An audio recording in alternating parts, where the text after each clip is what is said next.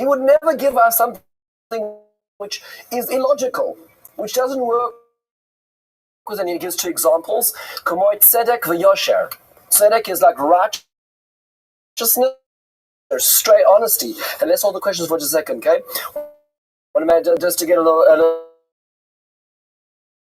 bit of inertia over here. He says that we have to understand, we have to read the Torah in the system of logic. Now, this is an unbelievable point. An unbelievable point, he says, but it's tempered by a second system. And the second system is Hashniya, the second system over here, he says it is how the rabbis had, and he goes on to say, how to perform those commandments. Help us get there.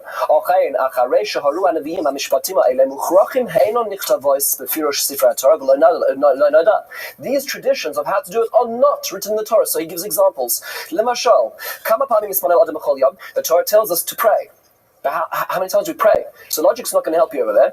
So how do we know that? I mean, the Torah is telling us to do something, it's not giving us instructions of how to do it. Why? Because that part wasn't written down. That part was transmitted via tradition.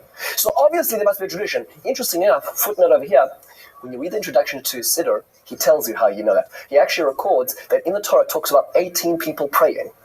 And he says, of course, that's the format of the 18 brachos. Right? It's fascinating. It's one of his 5 reasons, because he has 5 paragraphs of reasons why there's 18 brachos in Rosh, and that's one of them. Okay, so as an example. And he says, what does it mean? You give charity. So what type of charity? How much? From what? In cash? Whether it be in labor, in time, and energy? How does that work? What malacha is it not to do on Shabbos? You can't transgress Shabbos or it's a capital punishment. But what's malacha? So his point is that you have a system which precedes and a system which follows, and these two systems are the guiding themes of all understanding all Torah. And of course, over here, embedded over here is of course his response to the Karaites. You only have one system, and that is logic and Torah. You don't have the other system, which is tradition. And that's you see over here something which the ability to balance that Greek philosophy, the logic, pure reason, at the same time as tradition, and that's where he stands. Let's take a very quick example of what his Pirush HaKatzar looks like. He has an example of what the Pirush HaKatzar will look like. It's a short paragraph just to be found on the bottom of page 2. On the screens over here, he will essentially quote a pasuk, and he will give a little explanation of it. So let's take an example. This is after the Bris Ben Abasarim, the covenant that Hashem has with Abraham in Bereshis Perek Yud Zayin. This is Vayachal ledaber itoy vayal Elokim el Avraham. God finishes speaking to Abraham and he ascends. So now here is Rav Saadia Gaon. Vakasher kila medaber itoy hisromeim or Elokim el Avraham. As God finished speaking, the light of God ascends. What is Saadia Gaon added to the pasuk over here? What has he helped us with? What is he trying to transmit to us extra? And his explanation, very, very terse, very simple. Well, so what he said over here is, but what specific word over here is the additional word that he's adding to this pasuk, and that is or, light. Why is he saying that the light of God ascended to heaven? Couldn't we understand that God, in whichever vehicle God decided to ascend to heaven, God ascended to heaven? Why is he adding in the word or? Because what he's doing is he is now, based on tradition, we know that God, this is what's called an anthropomorphism, where God is being described as doing a human action to ascend. So he is moving away from that ascent, like Onkelos will do in a week's time.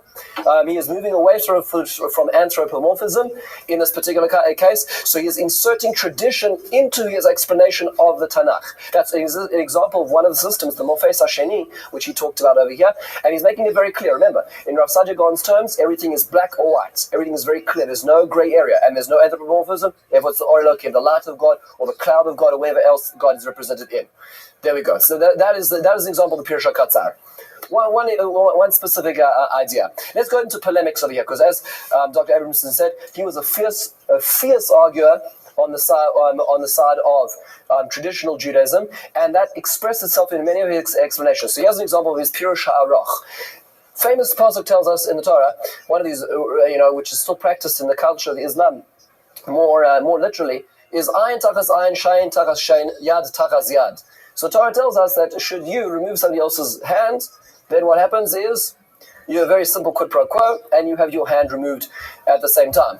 And if you remove their eye, their eye is removed. Now, interestingly enough, is this in practice in Judaism, traditional Judaism from time immemorial? Is this something we practiced? Never, right? This is the Gemara tells us. The Gemara actually tells us that this means money, the monetary loss that a person experiences by losing a body limb through your interaction is what you pay them back. Okay, as the Gemara tells us. So in his Pirush over here, this is a quotation of Rav Sajigo, and he says the following. Let's take a quick look at over here. He says the following.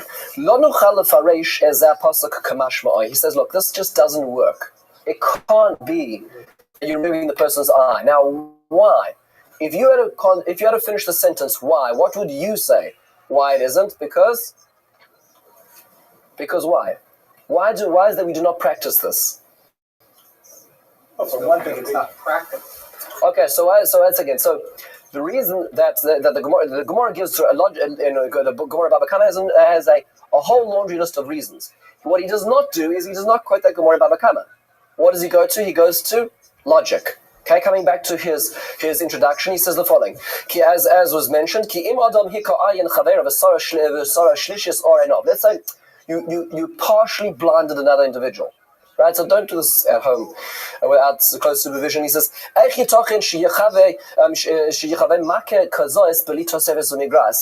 you going to get the exact precision? How are you going to blind them to a third of their vision? To give it back to them. He says, what happens if you excessively blind the person? Right? What happens if you talk about burns or beatings, So how exactly do you approximate that kind of thing? He just says it's an impractical measure to be able to impose. So what's he using to prove that this cannot be logical? This cannot be as its pshat would indicate? Logic, right? So he's not going to tradition because the people he's interacting with don't believe in that second system, so he has to deal with logic. Let's take it, he goes further, and then he says the following. He says, Amali ben Zuta Hatzidoki. And he now records a conversation he has with an individual called Ben Zuta. Ben Zuta was a Sadducee, which Sadducee in the times of the Gemara were the people who adhered only to the written text. And in his generation, as Dr. Emerson mentioned, that are the Karaites. And he says, so the Sadducee said, well, there's another passage said that which it seems to indicate if you inflict a wound on another person, you will get it back. Sounds like the Torah itself is very much for might is right. Let's apply that. And the Rav Sajigon responded, Kiyesh on the base tachas al, a very specific linguistic note that he says, Keninos and Alav Onesh, Ben Zita Atzidoki Heshiv, another Sadducee, Ben Zita respond to him, Ben Zita, the same one, Kasher, also Kenya Asaloi. And he goes on for a linguistic argument, and finally he closes it up by saying, Shimshon Amar Kasher Asuli Ken Elohem. Later on in Tanakh, you believe in Tanakh, right? Yes, you agree with that? Absolutely, because you're a Karaite. So now, later on in Tanakh, Shimshon was wrong. People did terrible things to him, right? When he married his first wife, and this is before Delilah. He married his first Philistine wife, and they tricked him, and they did terrible things. They took away his wife, and then they killed her family, a whole bunch of terrible things. And he says, I'm going to do to them as they did to me. He didn't take away their wives. He didn't burn down their houses. What it means to say is I'm going to exact justice from them. And then the conversation goes on, and the Sadducee says, the Karaite says, is it worse to be a poor person? And what happens if the person is poor and you're trying to exact money and you can't get money out of the person? And Rav Sajigon says, poverty is something which changes, blindness doesn't. And what's fascinating about this entire discussion, which is between Rav Sajigon and this particular Karaite, is it's all within the confines of logic, not tradition. Because again, the conversation he's having is with a person who disregards tradition. So therefore you'll see times in his Pirush where it'll be more inducing the tradition or more inducing logic depending on who he's recording. He has a specific case in his writings of this Ben Zutta individual, which is it has risen to a degree where he felt that he needed to reach out in terms of polemics. That's one specific example which the Karaites have.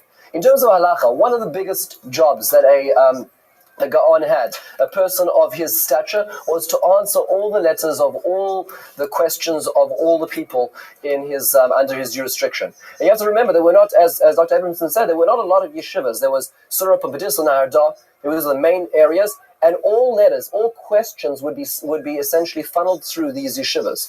So although his job, where he did lots of things, a lot of it was tending for the flocks abroad. And here's an example of one of his books, which he has. This is the top is actually, if I'm not mistaken, in Arabic, and the translation is Sifrei Rabbeinu Sadia Gaon Ben Yosef HaPiyumi, and it is with an additions of Naftali Yosef Dirensberg, who is now who's now publishing this. So this is an example of some of his responses. So let's just take one example of a response that he has. This gives you a sense of what's going on in culture today. Here's a fascinating question he was asked. This is a short one. He says, "Shalt, and you asked me, Bar Yisrael de Yahav berivsa Lagoy, Shari Oy Asar, a Jew who's giving to a non-Jew, can they loan to a non-Jew with interest or not? Is it mutar or asar? Is it permitted or prohibited? Is rishus the shamute or no? Or no? Do you have the permission to excommunicate such a Jew? Meaning, not only is it good or bad, but the question's leaning towards it's really bad. Is it bad enough to excommunicate such a Jew? This question is fascinating on numerous levels. First of all, what language is it asked in? Aramaic, because he's living in Babylon at this point in time. Okay, so this is why it is very important to. This is the lingua franca right over here. But more than that, I apologize. There's Arabic, but it is asked, which I would assume is still in some form of usage at this point in time of Arabic. Number two is the interesting thing is that it tells you a bit of an interesting relationship of the Jews and the non-Jews. This question is already leaning in the direction of assuming not good, right? Do you have the permission to excommunicate such a Jew? This would never be a question asked in England at this point in time. Okay? Actually, in fact, at this point in time, I'm trying to remember when the Jews arrived in England. I don't think the Jews were in England, but let's say a century or two later when the Jews were allowed into England, the only way the Jews were able to survive was as moneylenders. That was the only trade that they were allowed, and because of the only trade they were allowed, therefore they were all slandered as these terrible money launderers and these wealthy people who are gaining on behalf of society. Under Islam, it's a very completely different picture at this point in time, which is a fascinating point to ponder. So here's his answer. He says the following. He says, "Hechin chazina deribis degoy kilo." Hechin chazina. This is what I would suggest. Said Sadia Gaon. 1 second. Yes, okay, I'm just getting into it in the actual text in front of me. It's a little easier to see this one. Here we go. He says, "Teribis degoy kila veleka leshamute derachmona lo aser ba'iraisa limiton beribis legoy." Look, the Torah didn't explicitly outlaw it, so you can't put a person in excommunication status for that. It says don't use interest against your brother, and there is an ability you can, if need be, to take usury, to take interest from a non-Jewish loan. By the way, this is not seen in terms of where you put the default. Does that mean to say that we're allowed to take advantage of other people, or or in the Jewish system they've got to take it out? I mean, what's the default? Default loans are that loans have interest. That's how you earn money. Money and time are worth money, are worth something. So the Jews are given a dispensation out. Does not seem doesn't mean to say that you shall go take advantage of non-Jews. It means to say that the normal system of the world is in place when in relationship to a non-Jewish loan. He says, and he goes on to quote a Gemara, and he says, "Mi'uman de medaktek b'milei loy loizif." A person who's careful about their matters should not loan to a non-Jew with interest. That's what he suggests. He goes on to say, based on the Gemara, which he quotes about Mitzvah, that the Gemara concludes by saying, "Matani Rabbi Shimon bar Yochai Omer, kol sheyesh loy ma'os u'malvi osam b'loy berivis, shaloi berivis, olav ha'kasav Omer, kaspoy lanosan b'neshech." A pasuk in Tehillim describing a very special or pious individual is a person who never uses interest, and he goes on to say, he's not even giving usury to a guy, to a non-Jewish person. This is very fascinating because this is indicative, first of all, of the types of questions he gets, contract questions, death and inheritance questions. This is embedded among them, and the question he's answering over here is also indicative of the type of times that he's dealing with as well. Very fascinating, an aspect of Rav Sadia Gaon which is not usually actually focused on at this point in time. If we go further, let's take an interesting look over here. Happens to be that ROTHSCHILD GUINNESS is one of the earlier people who actually produces a text of the Siddur that we have today. So this is one of the earlier origins of a Siddur, although we know that the prayer service, the structure has been there, but actually to have a book itself, we don't see that until really these times, the late part of the first millennium. And here's an example of what his introduction to it is. So let's just take a quick look at what he's talking about over here. And you'll notice on the right-hand side, it is written in... That's Arabic. That's Arabic. Arabic in Hebrew script, because that's what the populace are reading right now. And the translation is on the left, meaning to say the original was on the right, and the translation is on the left. That's the Hebrew. So those of us in the room who are proficient in Arabic, or feel free to try the right side and tell me if I'm mistranslating. But in the meantime, there is the reason why he decided that it's important to write a siddur. It's a very lengthy introduction. This is a more practical part. He says the following: Pasach mechibura ba'amar yisparach yisdishtabach Hashem Elokim Elokei Yisrael Lamala Mikol Tior. Hashem is above all description. Kevin Shenusach Tfilos Bnei Yisrael Birkoseya Na Hashem Yisparach Eno Kosav B'Mikra. Sit itself, and the actual words we say on a daily basis thrice. He says, therefore, Kamosh Rabbi Medina Mishpatim HaMitzvahs Lo Nisparu Boy, as many aspects of the Torah not written in it. Coming back to the notion that the Torah is tradition and written, right? This is an example of tradition. Okay? Therefore, it's necessary to have this as part of the tradition. לפי משמעו אינו יכול לשמש תפילה מפני שהוא מעורב עם ציווי ואזהרה והבטחה ועיון בכל פרק ופרק. And the tefillos that we do find in the Torah are so entrenched in the particular situation that we can't really extract them just wholesale and use them, skipping 2 lines. And in both of these things, kolomar, b'tefillah uvebrachos, when it comes to both tefillah and the blessings we say, somchu al ma shekiblu ha'anashim b'mesara miliviyah Hashem. There were 2 sets of traditions about tefillah. What were they? Echad lizman hamlucha ve'echad lizman hagalus. There were 2 traditions of prayer, one during the time that we lived as a sovereign nation in the land of Israel, one in the times of Galus. He gives an example actually earlier on in his introduction, where he says, for instance, with a bracha which we say Takaba Shofar Gadol Lecherusenu, what we call Kibbutz Galios, that everybody should be brought back to the land of Israel. He indicates that was only a tefillah which was said, of course, in exile, but it was in fact the prayer which supplanted that at the times of sovereignty was that have succeeded our wars. Fascinating, right? 2 sets of tefillos he indicates. Therefore, it's important to bring these all together, to congregate them, and to write them down. Why is it so necessary now? Why out of all centuries do I need to do it now? 3 things are happening as I watch it, says ROTHSCHILD GUINNESS. Ha'aznacha, abandoning the prayer. V'ha'osafa, additions to the prayer. V'hashmata, and leaving out sections of prayer. And I'm concerned that there's going to be abrogation of the tefillah, so I'm going to now create the canon of what it's going to look like based on the original tradition. And he goes on to talk about when he moved around and the hashmatot and the omissions which he was seeing in society at this point in time, which therefore catalyzed his need to write the siddur. And today we can thank ArtScroll and Koren and all the other printing companies who are doing such a great job with the siddurim, can thank 1,200 years ago, essentially, ROTHSCHILD GUINNESS for starting the process of canonizing the siddur as we have it. Another very important aspect of his work.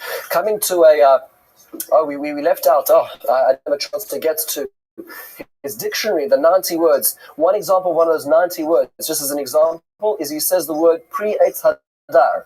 Remember, the Torah tells us that on the Sukkot, one of the things that the commandment is to shake or to lift on Sukkot is pre-Eitz Hadar, this beautiful fruit. Now, how are we supposed to know what that is?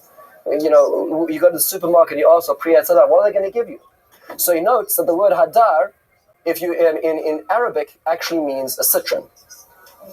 Okay, so he says, how do we understand it? Is we go to the Arabic, which is a beautiful example of the logic system also superimposing itself on the Torah system, as he mentions in introduction. This is an example of how he uses the culture around him to have access to the Torah itself. One last idea, and this is in philosophy. Of course, his magnum opus is Emunat V'Dayot, his book which talks about belief and opinions, which is an exceptionally dense and hard to access book. But here's one example of something which has transformed the way we look at philosophy and is in fact still our belief system today.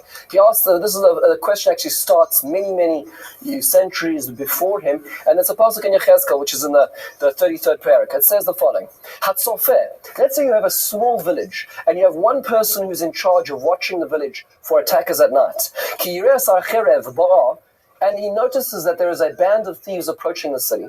V'lo taka b'shofar, and nobody blew, and he didn't sound the alarm. He didn't press the button. He didn't blow the horn. V'ha'am lo nizar, the people weren't aware of the approaching enemy. V'tovoi ha'cherev v'tikach mehem nefesh, and there was a fatality owing to his not performing his duties.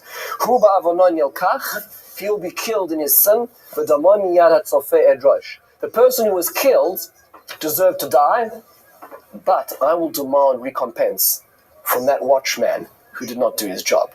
Now that is what we call is a dialectic which has been at the heart of many philosophical discussions. Here you have a person who's killed because the watchman never sounded the alarm. So did the watchman kill him? What would have happened if the watchman had sounded the alarm? Would that person have died otherwise? Was that person deserving of death? How do you look at God's plan and your involvement in it? What happens if he'd woken up, he'd had a coffee that night, and he blew the horn, and then the person had been saved? So would the person have died otherwise? That's the question which has been plaguing us for centuries. Here's the simple explanation. Rav Sadia Gaon says in Emunat V'Deos himself, in the fourth Ma'amar, in the fifth paragraph. He says the following: V'shalim, people ask me, Im hoisa mesiras ha'adam la'ariga acher am echad b'maseh haboreh. So let's say a particular individual has a spiritual X on their head. Rachmana litzlan. They've done something which has now crossed a red line. So in God's books, that person is walking dead. Or they deserve some sort of form of challenge from God. So what happens when you have a particularly evil individual comes along and does the job for God, right? They perform a mahadran operation of God in this particular thing, like Jezebel actually kills all these prophets. Zego, how are you? Yo, can you hear me? Zego. What's good? No one wanted to talk to you anyway.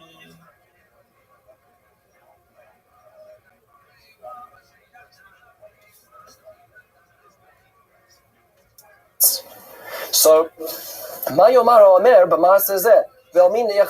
so who do we attribute it to? We say, look, in the end of the day, the person must deserve death because they died. But in the end of the day, she pulled the trigger. Right, so what do you do? Where do you lay blame? And these are the words of Rav Sadia Gaon, which essentially have become entrenched in our philosophical opinions, which are disputed by some commentaries like the Orach Chaim later on. But this is really mainstream Jewish tradition. That is, Ono Omrim, we say, says Sadia Gaon, Ki ha'maves nach ma'aseh haresha, but murder is human's department. That's a fascinating dialectic. Death is God's department, and murder is the human department. He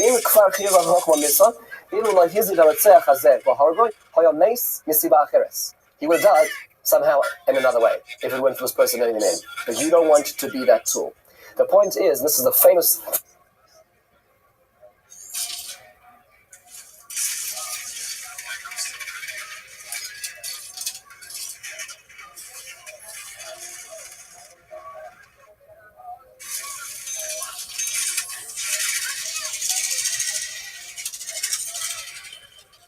philosophical debate, and the way that he passes it out is, God has got a plan for everybody he needs to take. You need to make very sure that you're not going to be the vehicle of that. Because if you choose to, you're culpable Welcome. for making the choice What up, to murder. Jago?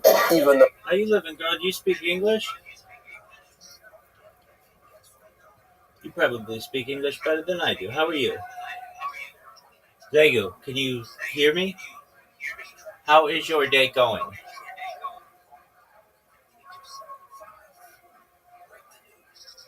Jago, how are you?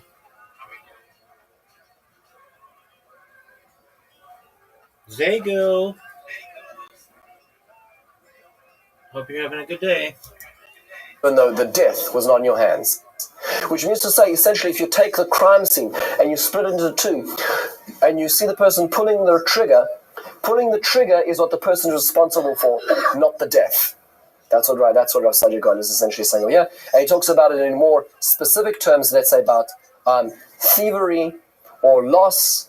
And this and the reflection of this on a responsible daily basis is that when something happens to us, I was driving down the road a few days ago and a stone hit my windshield and a small crack which every day grows bigger.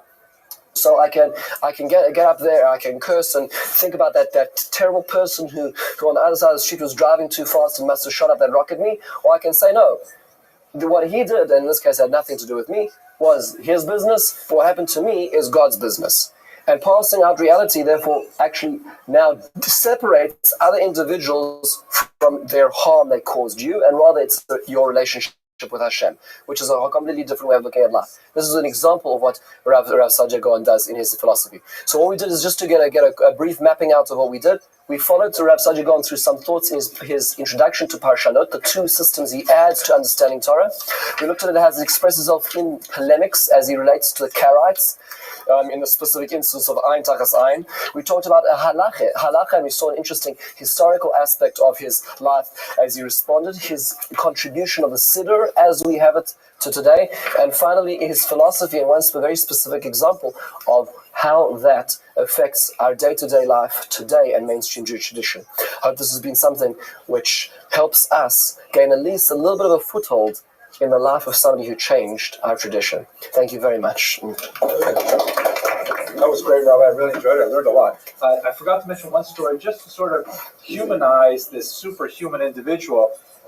You'll recall that he was fired by the president of the academy, right, the Exilarch, David Ben Zakkai.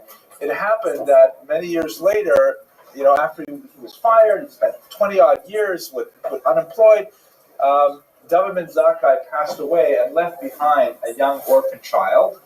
And Rav Saadia Gaon took the child into his own home as his adopted son. And so even though he could have had tremendous bitterness against David Ben Zakkai, he nevertheless showed tremendous kindness to his son, who grew up being very devoted to Saadia Gaon. That's beautiful, and that really is sort of...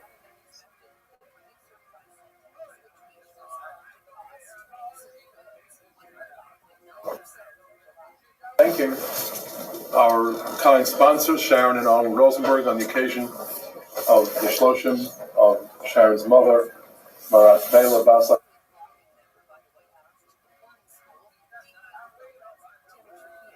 Yitzchak, Belavur Aleha Shalom, Nishmasa Eidan, thank you for the great support of Torah. And again, thank you very much, everyone, for coming.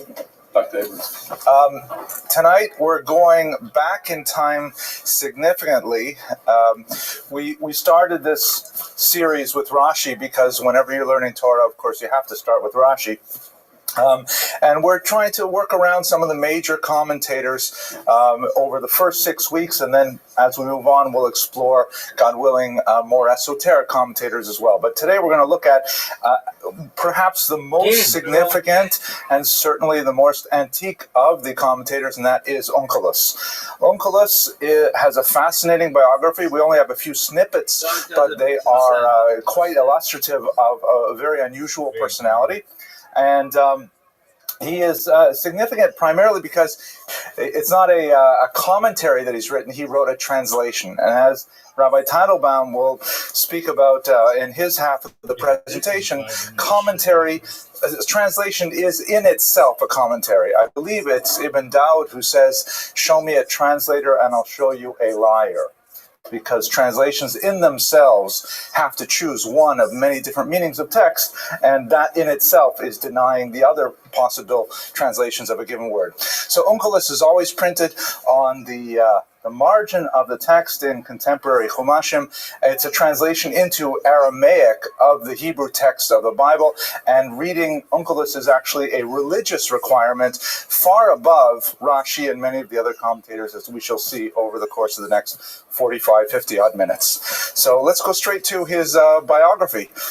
The first thing I have to tell you, and this is, I have to say, a little bit of an anticlimactic statement. We're not sure who onkelos is. There are two candidates for the title onkelos. There is a figure who we know popularly as onkelos, and there's also a figure known as Aquila.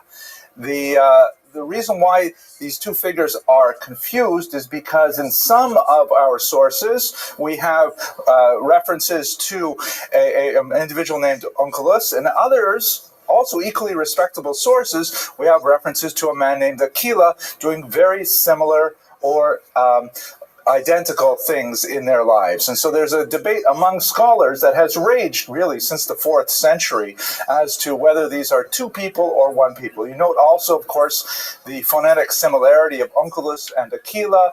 It's possible that as the stories traveled to Babylon, the Latin term Aquila became sort of Babylonianized. That's a real word. I just made it up. They became Babylonians to onkelos. But what do we know about them? And as we shall see, there are ways to solve this dispute as well. They're both 2nd century Roman converts to Judaism. They both come from highly influential families, the story surrounding both of these figures and such.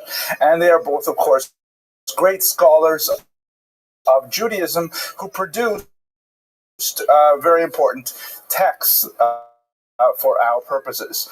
The Babylonian Talmud and the Tosefta, which is an ancient collection of documents similar to the Mishnah. Babylonian Talmud, as I'm sure many of you are aware, has much more primacy in the Jewish canon than the Jerusalem Talmud, and generally it's studied much more actively, and so the term onkelos tends to have much more currency as a result. But in the Jerusalem Talmud and in Midrashim that can be dated specifically to Israel, the name used there is Aquila. So there's a lot of questions about exactly who are we talking about. The 4th century church father, and it's strange that we have a church father who was involved in this. His name is Epiphanius of Salamis. He was very famous for making processed meat in sort of cylindrical shapes. That has, thank you. I'm glad some people are paying attention. No, I just made that up on the spot. You can tell, spontaneous humor. But Epiphanius of Salamis was a church father who was involved very much in Jewish ecclesiastical history, and he argued that it's the same person. Onkelos and Aquila are the same person. Their names were just pronounced differently, and they're confused. It's still a little bit of a question because there are key biographical details that vary, perhaps in type rather than in or perhaps in detail rather than in type, as we shall see shortly. But let's place them in historical context. Both of them lived, or let's just say it's onkelos, let's say it's one person. We'll follow Epiphanius of Salamis because we all enjoy good deli. Onkelos lived sometime around the turn of the 2nd century, a period of tremendous conflict and upheaval in Israel. Just to recap some of the major events, you have in approximately the year 70, you have a disastrous war with the Romans that ends in the destruction of the temple. You have the remnants of a zealot-inspired revolt that has its last stand on the fortress of Masada. You have in the year 135, more or less, another upheaval, another Roman Jewish war, this time led by Bar Kokhba, that also failed and resulted in phenomenal reprisals from the Roman government under the Emperor Hadrian.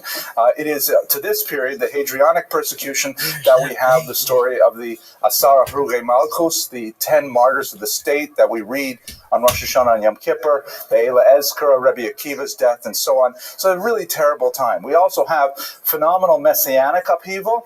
The most significant in the Jewish tradition is, of course, Bar Kokhba himself, who was Bar Kokhba was widely regarded as actually a Mashiach, the Mashiach Yisrael. Rabbi Akiva himself felt that Bar Kokhba was definitely the Mashiach. His colleague said to him, Akiva, your grass will grow from your cheekbones before Bar Kokhba is the Messiah.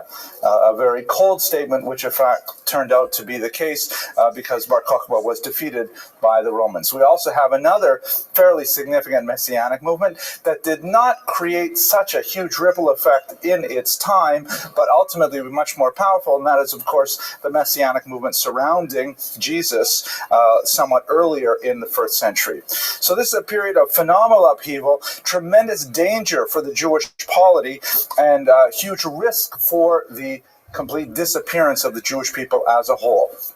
So, turning to Onkelos himself, according to one version of the story, he was the nephew of Titus, or Titus, shown here. Of course, he is the general who destroyed the temple itself. In this coin, you see how he was a Roman soldier standing over a Jewish soldier who was forced to kneel. This coin is from the year 79.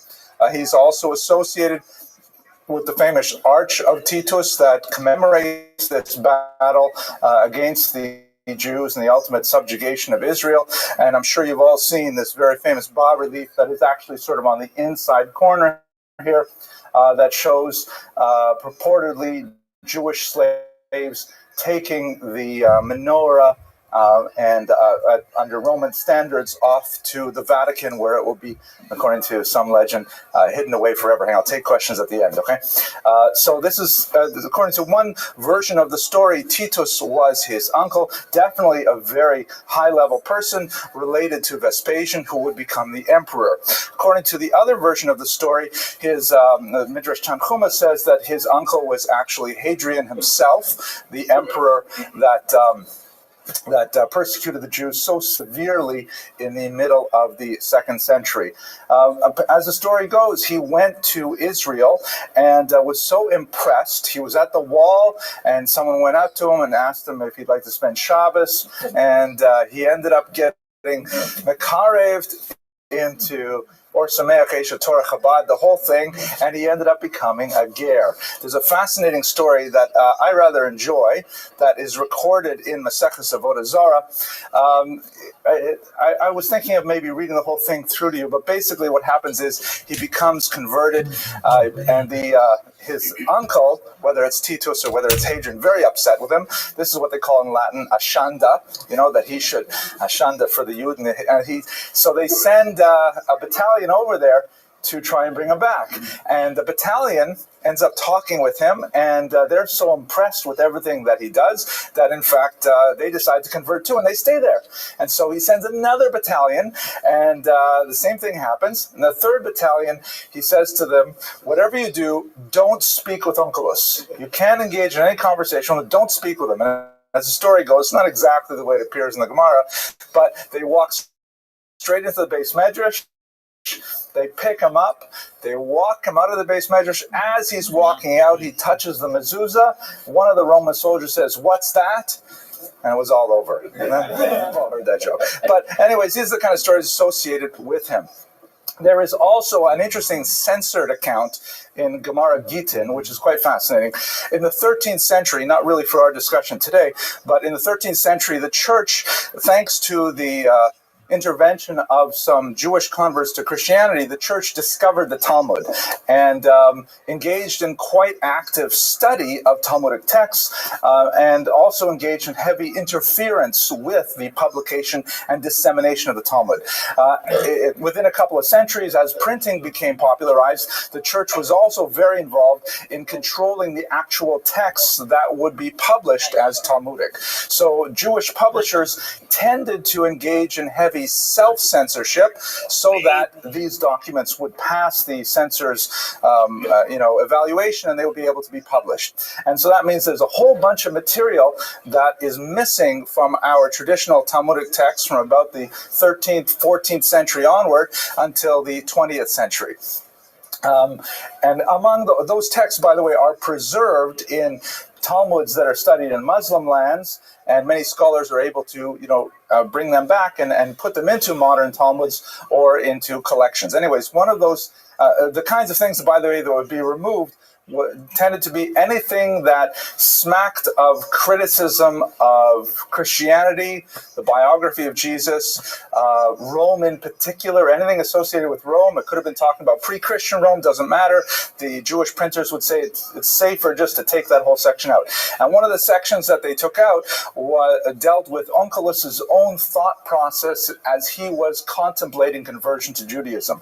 According to the version that was removed from Gittin, he had kind of a seance and communed with the dead spirits of Bilam and with Jesus and one other famous figure who I can't recall. And he asked them, what's going to happen if I convert to Judaism? And they all said, "Svet gut, it'll be fine if you become Jewish. The Jews are on the right track," and so on. And after communicating with them, he decides to, in fact, become Jewish. Fascinating, and you can see why the Jewish printers will remove that section from the Bible. Titus, the third one. Thank you, Titus. See, this is a very high, Boaz, you're paying attention here? This is like a really high-level class. It's scary for me. The Roman Empire, we also have to place the context of the tremendous pressure that Onkelos must have felt by joining this strange people under these conditions. I just want to take a minute to give you the contextualization of anti-Semitism. I really would like to speak a lot more about this, perhaps maybe Tisha B'Av or something like that. We're going to have a longer discussion. But scholars have basically identified 4 distinct ideological periods of anti-Semitism. They're all really quite different. I'm going to give you all 4 right now, but we'll speak a little bit longer about the Roman period in particular. The first period of anti-Semitism is generally known as classical xenophobia. The word xenos in Greek means stranger. Xenophobia means fear of the stranger, fear of the different. And the Jews were clearly a highly distinctive and unique people in the ancient world, and as a result, a lot of hatred was directed to them. We'll unpack that after we go through the next 3 very quickly. The second period is early Christian anti-Judaism, and this really evolves in the early 2nd century till about the turn of the millennium. This is essentially a dispute between religious movements. It is born out of the unique mother-daughter relationship of Judaism and Christianity.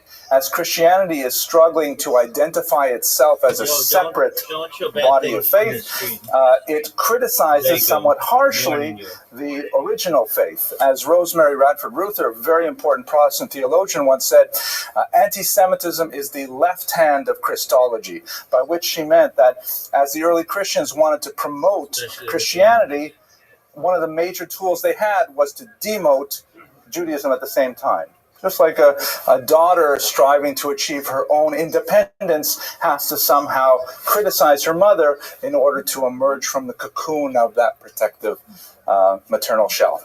But at this point, early Christian anti-Judaism is largely nonviolent.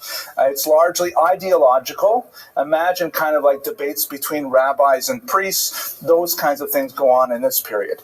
The third period is when anti-Semitism kind of goes off the rails, and that's medieval Jew hatred.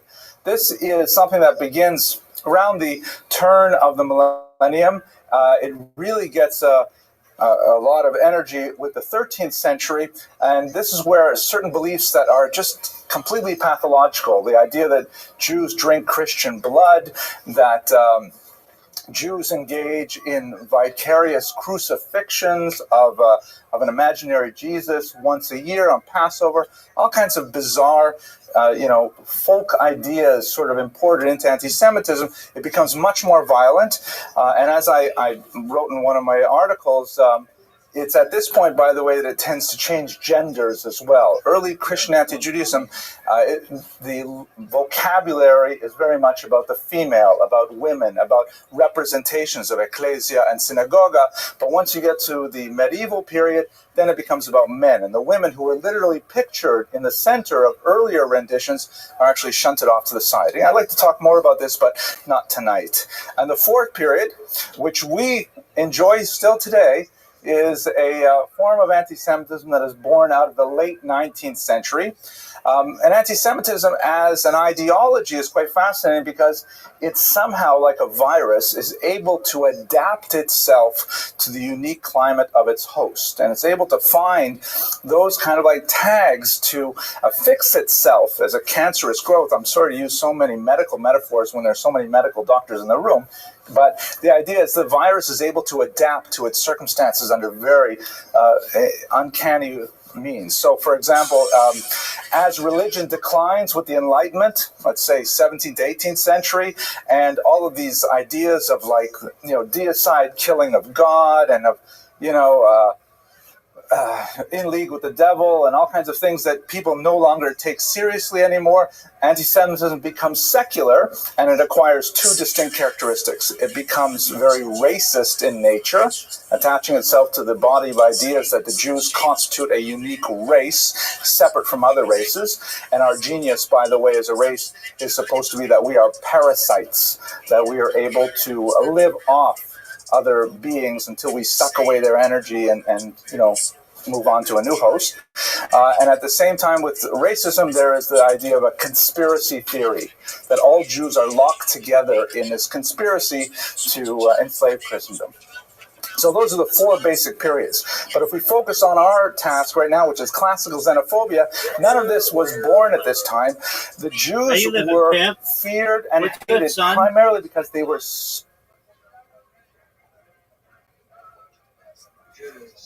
Drew Tolman, how'd you find out about me?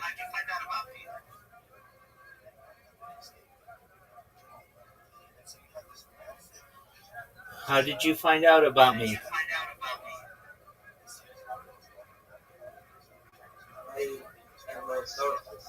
Okay, very cool. How are you? Excellent. We're just watching Jewish history lectures. Feel free to enjoy, my friend. You're welcome. So different from the Romans. And let's place this in the context of Onkelos' conversion.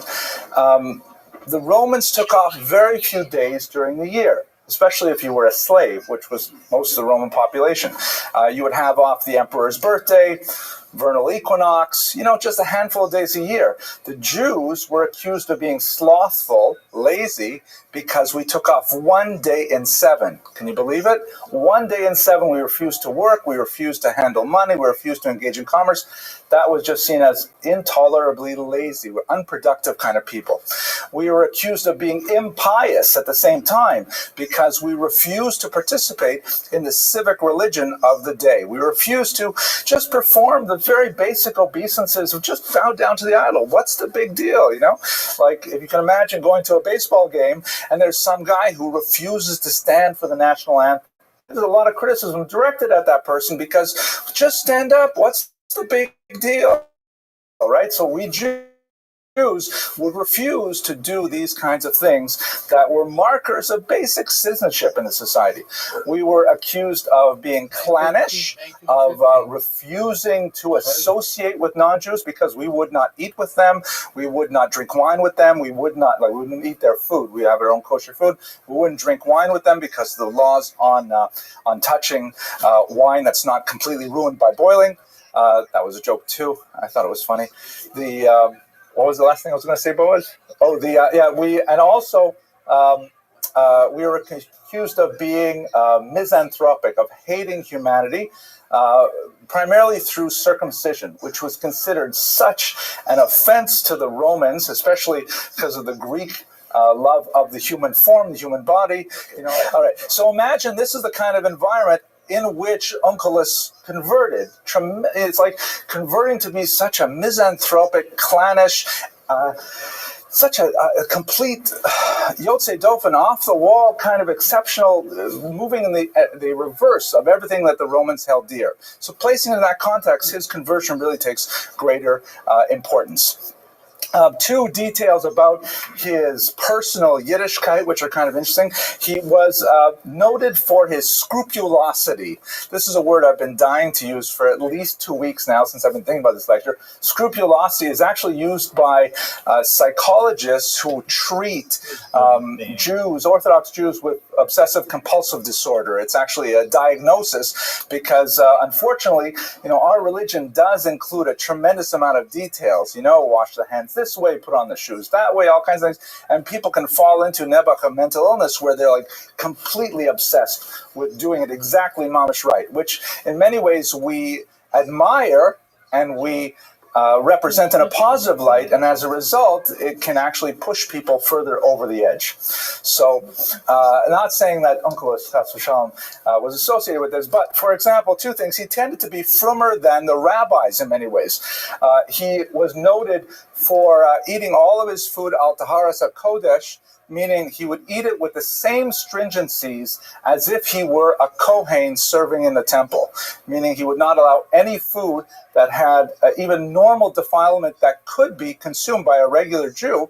He would refuse to touch any of it. He would only eat it as if he were a Kohen, even though he was not. He himself, of course, was a convert. And secondly, he had a dispute with Rabban Gamliel, of all people, who wanted to go to the mikveh in Ashkelon, which is a territory that was traditionally associated with the Philistines and not necessarily part of Israel proper. Onkelos felt that a mikveh on non-Israeli land was not good enough, because it was not, by traditional biblical definition, part of the land of Israel. Even though it was a mikveh there, it would not purify, and he preferred to go into the ocean. He says, Rabban Gamliel, you can use this mikveh, but I'm going to use the ocean. I don't know if you've ever met converts like that who tend to be more religious than the rabbis, but it is a known phenomenon. So Onkelos, as an individual, you see he's definitely very contrarian, definitely very principled, but he dedicated his life to the Jewish people, and as a result, he has left a phenomenal legacy in his translation of the Chumash. And at this point, I want to thank you very much for your attention. I'm going to turn the microphone over to Rabbi Teitelbaum. Thank you, Dr. Abramson. Good evening again, everyone. We're going to begin with a question. Who wants, with God's help, to live a long life? Good. Almost at 100%. Those with whom we're not, we'll discuss it later. My office hours. So everybody would like to have arichas yamim v'shanim, and this idea of a targum, fascinatingly enough, holds with the promise for just that. We are introduced to the idea of reviewing the targum. Now, it doesn't say which targum, but we'll see in a moment. The Gemara will tell us which targum it is.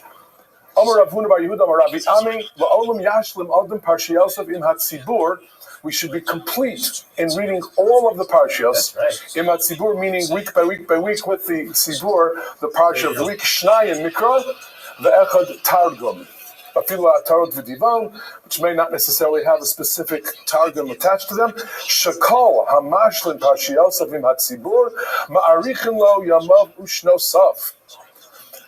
It's going to grant us long life. It's seemingly a part of Talmud Torah to such an extent that it's included in the promise of L'man yirbu yimechem v'mei v'nechem.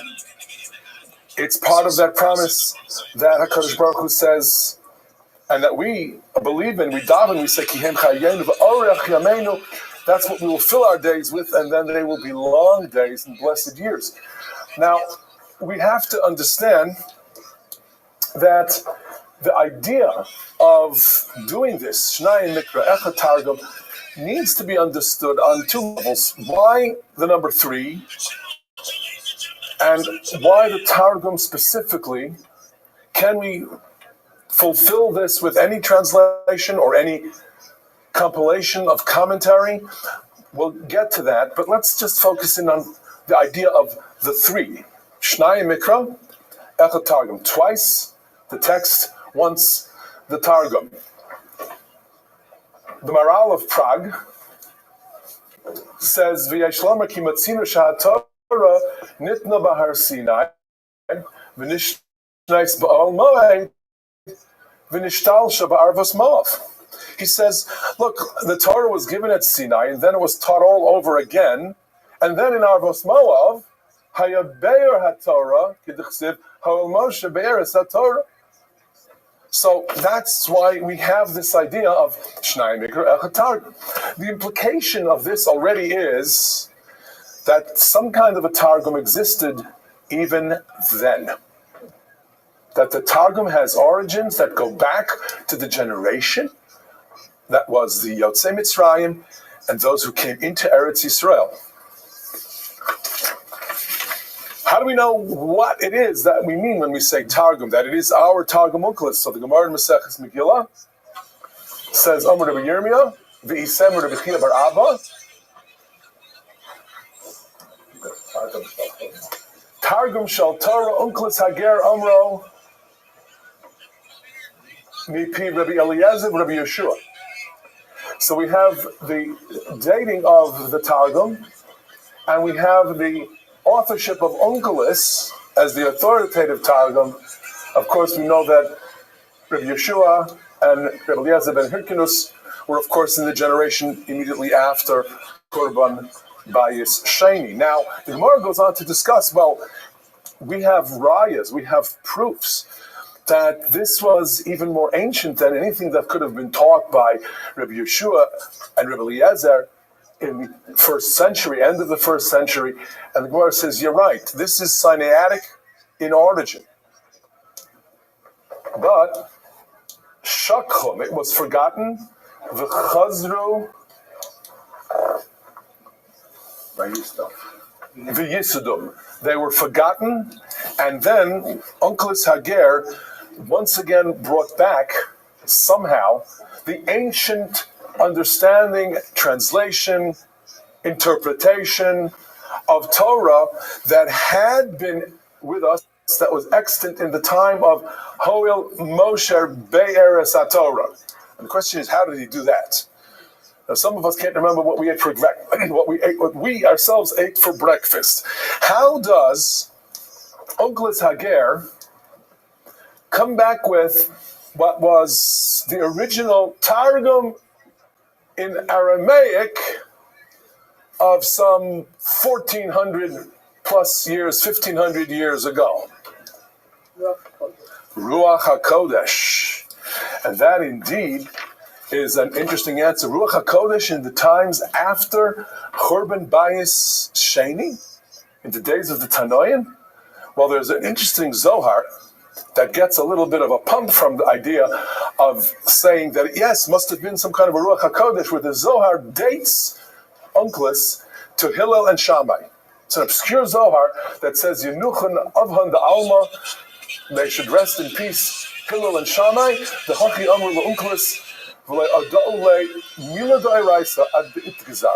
they basically refused to teach him any Torah until he had bris milah.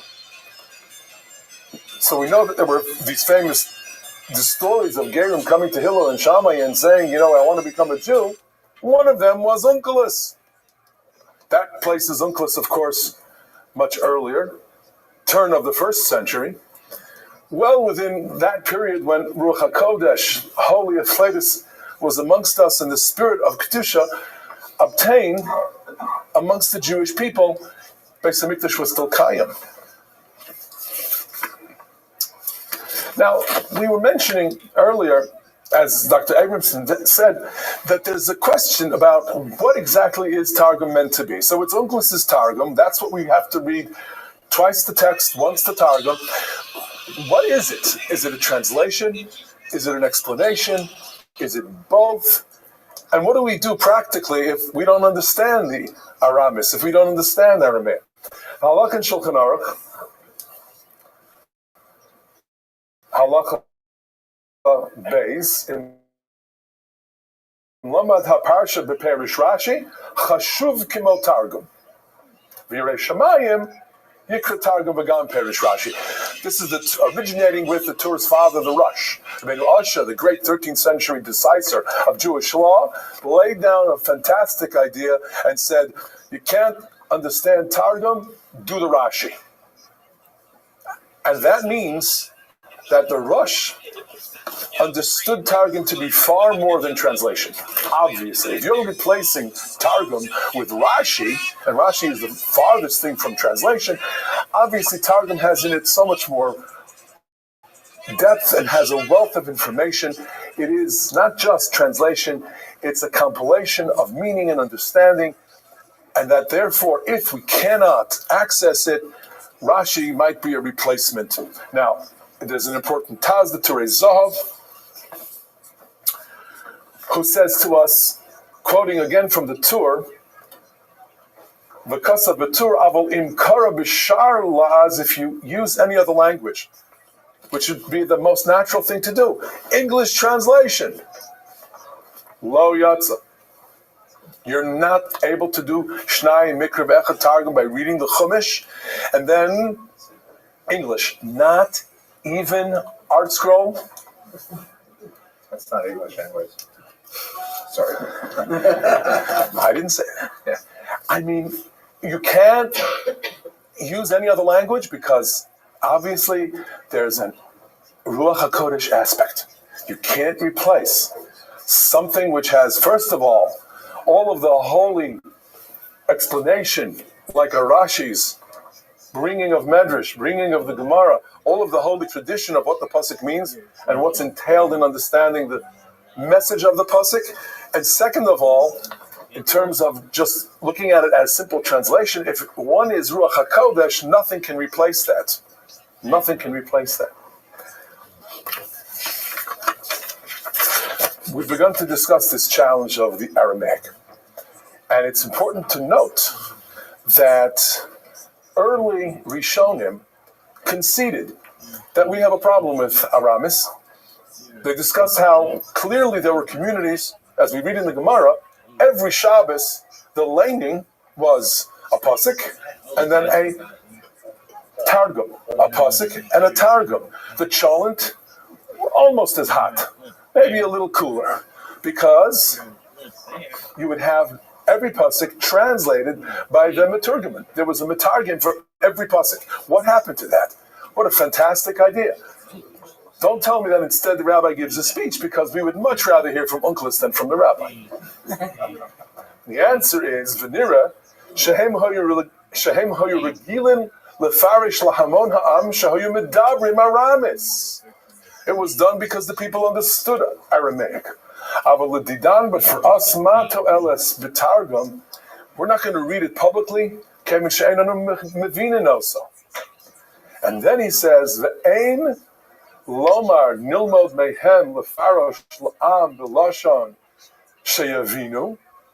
Do not suggest, well then let's read the pasuk publicly out loud from the Torah, and then have someone explain it in whatever language we understand. Again, the Yesh Lomer Targum Shani Shenitkan Beruach HaKodesh. So you have here the Rishon, the Tur, saying to us, look, that's what the Gemara ultimately means. We understand the Gemara Megillah, which we saw earlier, Chazru v'Yasdum, that Targum Unclus is that which is based upon the original Sinaitic Be'er HaTorah of the Midbar of the Yotzei Mitzrayim.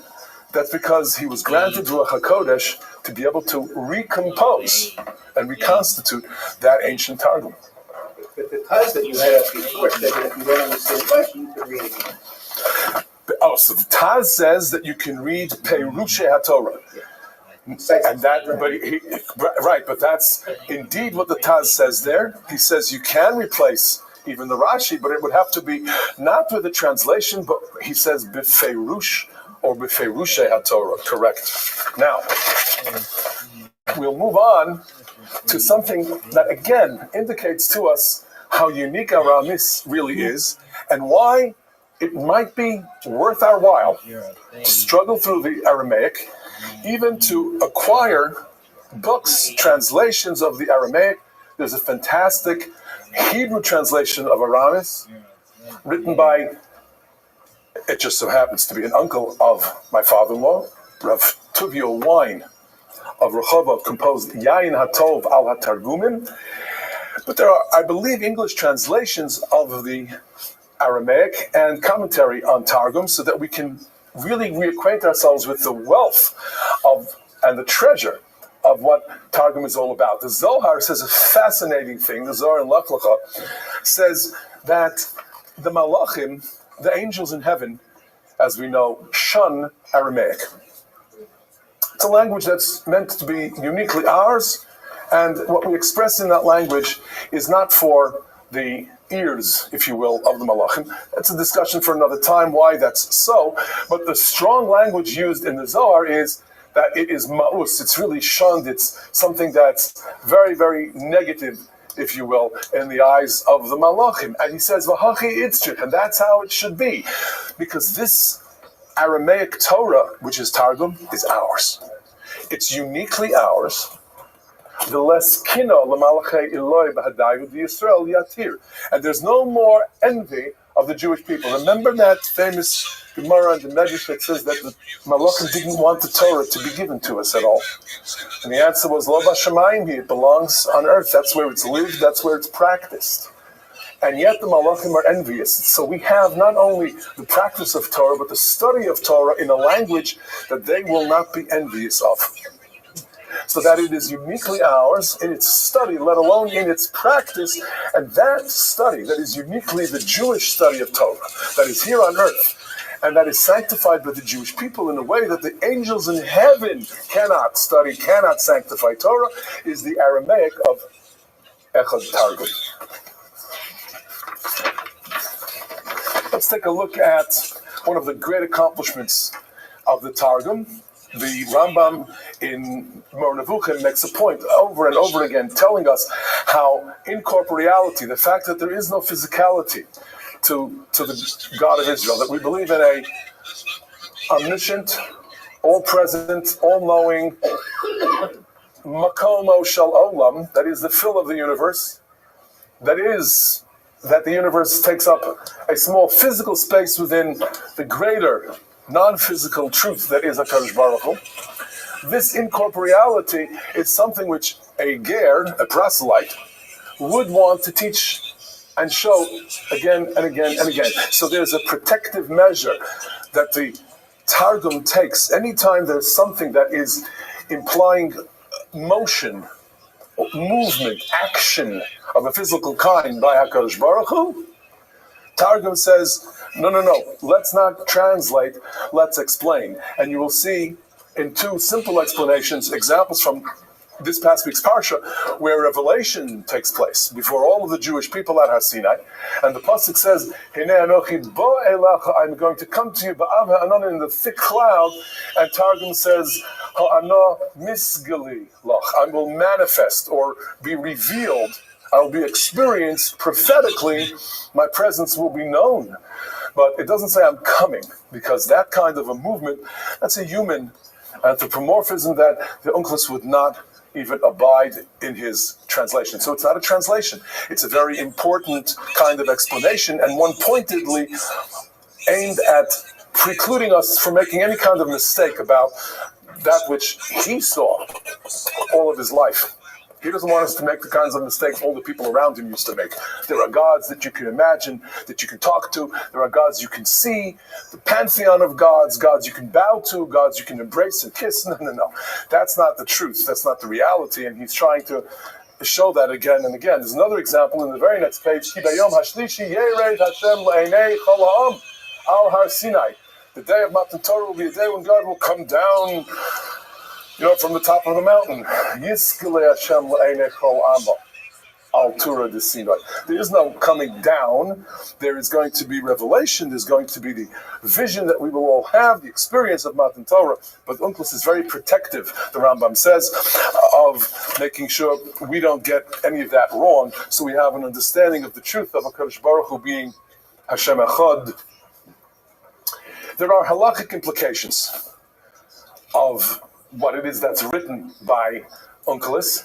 And we have here just two out of hundreds and hundreds of instances in Shalos and Shuvas and other Sfarim where people derive from Unclus's commentary something very practical. The first one by the Chassam Sofer, the great scholar, really the most important, singularly important Jewish scholar of Central Europe of the first half of the 19th century. I mean, his Talmidim and their yeshivos have impacted the Jewish world so greatly. The Chassam Sofer writes in a Shuva where he's discussing the latter part of Mila, after the foreskin has been removed, the small, thin membrane that also has to be pulled back. He says, well, if that wasn't done, would you make a bracha? Because since the Mila hasn't been completed, so you've cut off the foreskin, but you haven't done that priya. And he's discussing this technical issue, and he brings a proof from the Targum on the pasuk Umol Hashem es levavcha ve'es levav zarecha. Ya'adi, I will remove, not cut. Ya'adi tipshus libcha. Removal, he says, is a bona fide understanding of what Mila means. So Mila, Umol Hashem es levavcha, doesn't have to mean gzar, cutting. It means revealing that which is otherwise enclosed or hidden. And therefore, for priya, while the cutting has been done, but that revealing of what lies underneath yet is going to be done, you would make a bracha on that. And he's bringing proof text and support from an unclis. Now, it's fascinating that his Rabbi, Rav Nosson Adler, similarly once said something fascinating about the Aseres HaDibros. Everybody knows that in the Aseres HaDibros, lo tignov means kidnapping. Yet the Torah doesn't say specifically kidnapping. We have a Rashi in Parshas Shvatim that implies that it includes all kinds of theft. And it would be nice to see in the Ten Commandments that God is saying not only kidnapping, but thievery of any kind is so forbidden and so abhorrent it even has a place in the Ten Commandments. Sure enough, in Divrei Yatziv of the Klosenberger Rebbe, he quotes the Sefer Nesina Leger, fascinating name. Nesina Leger, meaning something given or gift to the ger. The ger is unclis. Nesina is Nosson Adler. That was his name. The great scholar Nosson Adler wrote this Targum to Targum. He wrote a commentary on Targum Unclis. And he calls it Nesina Leger. And the Klosenberger Rebbe quotes him as saying that, look, when it comes to lo sirtzach, it says lo tiktol nefash. But when it comes to lo tignov, it just says lo tignuv. And that implies that according to Onkelos, Efsher de be'emes over Onkelos de koi gam agnevas mama. V'lachein nokat b'stama without nefash, without saying a person. He doesn't say theft of a person. He just left it at theft. When it comes to lo tirtzach, homicide, he added nefash, the murder of a person. So we are being medayik in unclis, where he did add a word versus where he did not add a word, and we're saying, therefore, unclis seems to say to us, lo tignov is not just technically kidnapping, but any kind of theft is also included in the Aseres HaDibros. So we see that the tremendous amount of study that great scholars engage in when looking at the texts of Unclis give rise to halachic implications to this very day, and have done so really through the ages. Let's conclude with looking at some of the examples of where his translation / compilation of commentary explanation have really enriched Jewish life, where his meaning to the words have such great ethical and moral implication. We'll have them in order as they appear in the Torah. This is probably the most famous of them all, where in the creation of man, the Torah says, Vayihi ha'adam l'nefesh chaya, and man was this living being, but no, that which the Unclis says is so much more important and so much more broad and gives us such insight into the greatness and potential within man. V'haves ba'adam l'ruach mimalula. That is that God's breath manifests, v'haves, God's breath manifests in man. It's given expression through that which man speaks, through the spirit in man, as that spirit comes to expression when a human being verbalizes his thoughts, his aspirations, his hopes, his fears.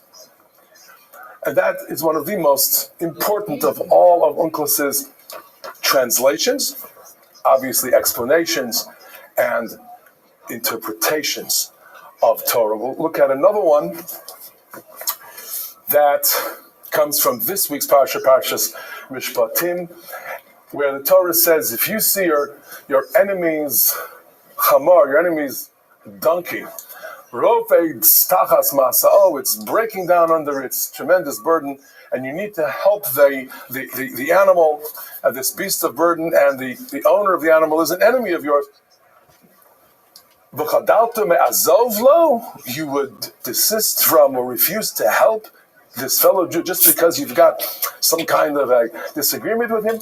Azov ta'azov imo, help and help again, make sure that the person and the person's animal can be reloaded and safely on their way. Says the Targum something fantastic. You know, in modern Hebrew, if you have some kind of a complaint, and you keep airing the complaint, and you're complaining, mitlonenim, when somebody wants to tell you stop, what will they tell you?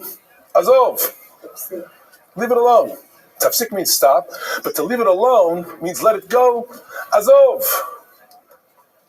So here you have the source for that. You see, because Azov, according to Targum, in this pasuk means Mishvak tishbok, leave alone mad v'liboch Alohi.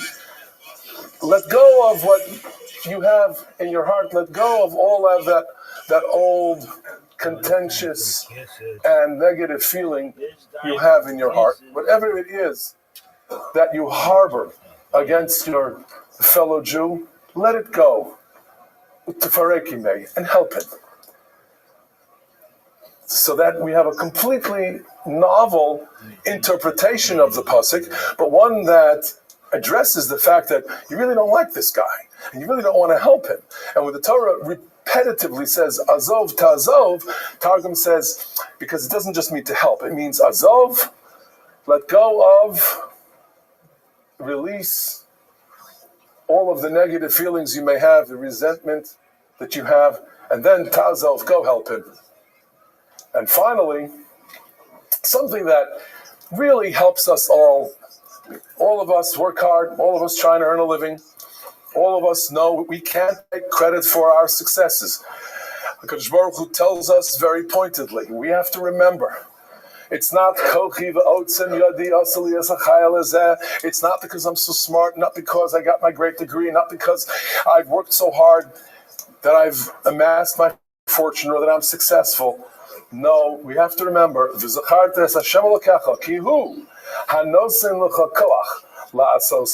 because he is the one who gives you the ability, the energy to succeed, to valiantly succeed. Now, you might not be able to read readily into this and say, well, how about somebody who's in business and applies his great mind and his business acumen and manages therefore to succeed, or practices his or her profession with proficiency, and where in the pasuk does Kihu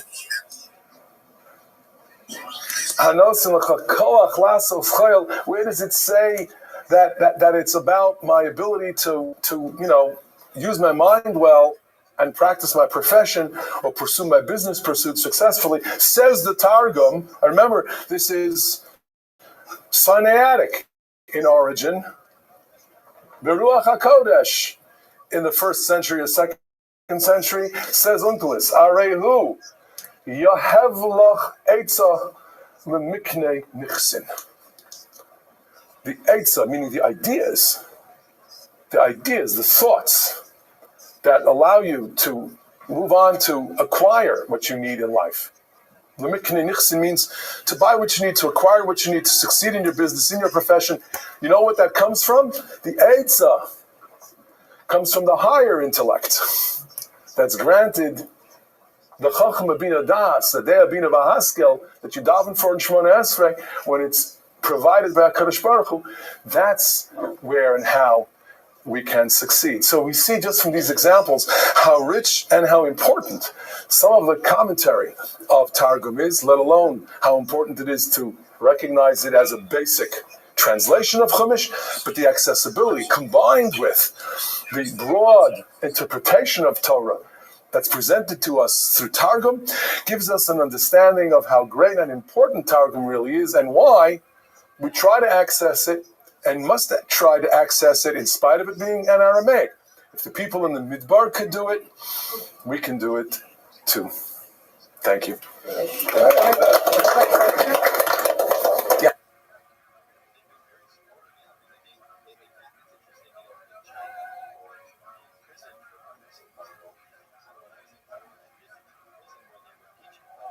It's a great honor to be here for the fifth installment, the penultimate installment of the Letters Flying Free. Oh my gosh, the Rebbitzin is here. Did I see the Rebbitzin over there? I just scanned it. Oh, now I'm in trouble. She is going to tell her father about this. I'm really nervous now. We'll start all over again. Okay, we're in the penultimate meeting of the Letters Flying Free. I sent out an email. You're on my constant contact list to get a survey of what people thought of this series and the series we gave in Brooklyn to get a sense of how we can improve, because God willing, we will move forward with this. There seems to be a certain groundswell of enthusiasm for these subjects, but we want to do it wisely and in a way that meets the needs of our viewing audience, both live and on the internet. Rabbi Teitelbaum has prepared an absolutely fantastic shiur for the second half of this hour. So I'm going to speak really quickly to give him maximum time, because he's really going to take us deep into the ideas of the Ibn Ezra in text, and I think it's going to be quite fascinating. I'm actually recycling a class that I gave about 2 years ago, which was sponsored by the Hermes, and I believe they're members of this shul, so it's ironic that we get to reuse their original sponsorship when I was in Bell Harbor. Our topic for today is the incomparable Abraham ibn Ezra, who was a phenomenal individual with tremendously complex life, a life of great sadness and tribulation, and a life of genius and exceptional achievement in Torah scholarship in particular. I think one of the most fascinating things that I take away from his life is the fact that the Ibn Ezra that we primarily know as Jews, and we are the people who study him most of all the various fields of inquiry that he inspired, from poetry to astronomy to mathematics to linguistics, he really only began his career as a Torah scholar, as a publishing Torah scholar, when he was about my age, when he was in his 50s and he was exiled from the Iberian Peninsula. At that point, he had to change careers quite late in life, and it was only then that he really explored his genius. As we discussed a few weeks ago when we were looking at Sadia Gaon, he had to get fired from his job as the Gaon of Surah in order to start writing, and ultimately it was his writing that made the greatest contribution in life. I'm reminded as well of a role model in my own life, Rabbi Dr. Lander Zatzal, who only started Touro College when he was 54 years old, and it's become such a massive enterprise, and it's affected the lives of so many tens of thousands of people. There are these people like that, Ibn Ezra's, who are able to change their lives midstream when other people are started looking down towards moving down to Boca or something like that. They're thinking about, what else can I achieve? And Ibn Ezra is such a person. He lived a life of tremendous penury, and he complained about it with some eloquence. So I'll share with you, for example, one poem that he wrote. These are translated from the original Judeo-Arabic. Unfortunately, I forgot the name of the translator, and the other, I'll write it when I put this on the web, the exact translator. But he writes a poem called My Stars. On the day I was born, the unalterable stars altered. If I decided to sell lamps, it wouldn't get dark till the day I died. Some stars, whatever I do, I'm a failure before I begin. If I suddenly decided to sell shrouds, people would suddenly stop dying. Right? So he definitely had a very kind of pessimistic, dark view of the universe that seems to pervade much of his writings, although not universally. We'll see how that is. Now, what was he doing for a living? What was so difficult about his life? He was what we would call in Yiddish, in many ways, a Luftmensch, a man who lived on air. And this is a term that really is better applied to 19th century Eastern Europe, and it refers to people who somehow eke out a living without any clear sense of what their revenue stream really is.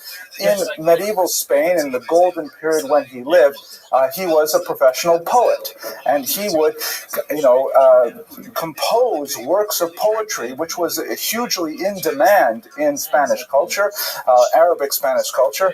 He would compose, what they would call a boast poetry, in which people would compose, these poems that celebrated their business acumen or their military strengths or, various achievements in their life. He would have composed curse poetry that was used as an imprecation against people you didn't like. And this was like a business. This was kind of like graphic designers for the internet today. He was a poet for hire who do these things. But it's a difficult job to have, because once you write the poem, it's over. You get paid once, and then you've got to write another poem. You can't use the same poem again because they were in circulation. It was part of the culture to repeat poetry. We happen to live, it's sad, in America in the early 21st century. We live in a very poetry-debased society. We have very little poetry in circulation. I spent some time with Boaz, my son, who was not here, by the way. I'll really have to give it to him. He and I just spent some time studying The Second Coming by Yeats, and it was fascinating to actually walk a young mind through the meaning of that poem. But we are bereft of these things. I'm sorry for going on like that. Anyways, he eked out a career as a professional poet, and he was essentially going from wealthy person to try and flog his wares, and he would make a sale every now and then. Here's one of his poems in which he describes what it's like. This is called The Patron, which is referring, of course, to his supporters. When I come to the patron's house early in the morning, they say, he has already ridden away. When I come in the evening, they say, he has already gone to sleep. He either climbs into his carriage or climbs into his bed. Woe to the poor man, woe to misfortune. Right? So you get the sense that for most of his early adulthood and his middle age, he was a person who just managed to live on the sidelines. Definitely a huge Talmud Chacham, definitely someone who was very conversant with Torah scholarship, but not publishing. He didn't have the personality really to be a community rabbi. He was kind of irascible and difficult and sometimes a little bit pugilistic. These are not characteristics that we admire in community rabbis in general. We want them to, find ways to make pshara and shalom, and he was not that kind of a person. And so this was his life. For reasons that are not entirely clear, he ended up fleeing the Iberian Peninsula when he was about 50, perhaps exiled. He was very well connected. In fact, he was married into the family of Yehuda Halevi, but his son Isaac apparently moved out to the Middle East and converted to Islam, which was a huge shock for him. There's some debate over exactly what happened. It's possible that Ibn Ezra even sat Shiva for his son, although the dates and the documents that support this are still under dispute. At any rate, possibly the reason why he left, we don't exactly know, was the expansion of the Almohads. It's a very extreme form of Islam that chose to move away from the traditional tolerance of dhimmi, of Jews and Christians as people of the book, towards a more intolerant and demanding form of Islam that would not brook the presence of non-believers in their midst. Maimonides, of course, would also flee the Almohads and make his way across the coast of North Africa to Egypt. In the case of the Ibn Ezra, he would actually make quite a tour of the Mediterranean basin, all across the coast of North Africa, into the Italian peninsula, and well into continental Europe, trying to put together a livelihood living in great straits. During this time, it became clear, this is his period of wandering and also his period of greatest creativity. He found that he could no longer make a living as a Judeo-Arabic poet in Christian Europe. Surprising, right? They're not speaking Arabic, and the culture of Christian Europe does not have the same respect and admiration for poetry that the Muslims did, and so he had to switch careers. He could not be a pulpit rabbi. He could not be much of a teacher. He didn't have that kind of patience in his personality, so he took to scholarship, and he would sell his writings quite often he was so broke he actually had to sell his original manuscripts. That's why we actually have multiple copies of many of his works, because he would sell it, the original. He had no more money even to buy more writing instruments, and then he would have to write it again from memory. And so the second version usually tended to be quite a bit bigger and quite a bit more expansive. But this is the kind of living on the edge that he enjoyed during the periods of his greatest creativity. And this is when he really came into his own as a Hebrew scholar, as he wrote his greatest works on astronomy, on grammar, and of course in Torah scholarship, which Rabbi Teitelbaum is going to speak of in quite a bit more detail. I'm not going to go into it in much discussion here at all, but I will say that the Ibn Ezra's commentary on the Torah is uniquely fascinating, and it provides tremendous grounds for future exploration by scholars like Spinoza and eventually the 19th century biblical critic Wellhausen, who saw in his rationalist approach to the Torah the possibility of much larger ideas that were definitely contrarian to the Orthodox point of view. In fact, the Ibn Ezra's point of view is pretty much the maximum extreme you can go and still remain b'toch hamachane, inside the camp ideologically, as we shall see in the second half of this hour. He has a big problem with Midrash. He tries very hard not to rely on Midrash as a source for biblical commentary. This puts him at tremendous odds with figures like Rashi, of course, figures like the Ramban, who we spoke about early in the series, and it's a unique approach to Torah that is really unparalleled by anyone in his generation. Halacha, nevertheless, let us not mistake the fact that he remained very much an observant Jew, very much adherent to halacha, and was often engaged in heavy polemics with anyone who would impugn the value of halacha. He had significant arguments with the Karaites, a movement that started a few centuries earlier that argued that the oral Torah was a human rabbinic invention and it was not actually divine in origin. But his approach against the Karaites and his rationalist arguments proved to be extremely useful to Ramban later, when he had the dispute that we discussed earlier in this class, because these rationalist arguments could communicate across cultures and could be used in a disputation with the church. So to try and wrap up and give you a sense of his life as a whole, and also to give plenty of room for the in-depth text that we will be studying shortly, we should understand him as essentially a poet who had to make a major transition from that way of life to becoming a scholar.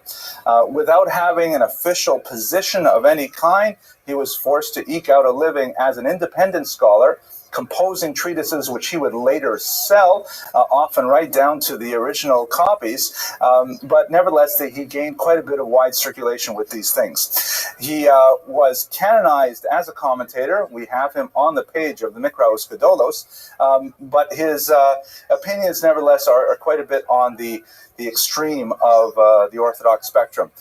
His extremist opinions had a tremendous impact on later thinkers.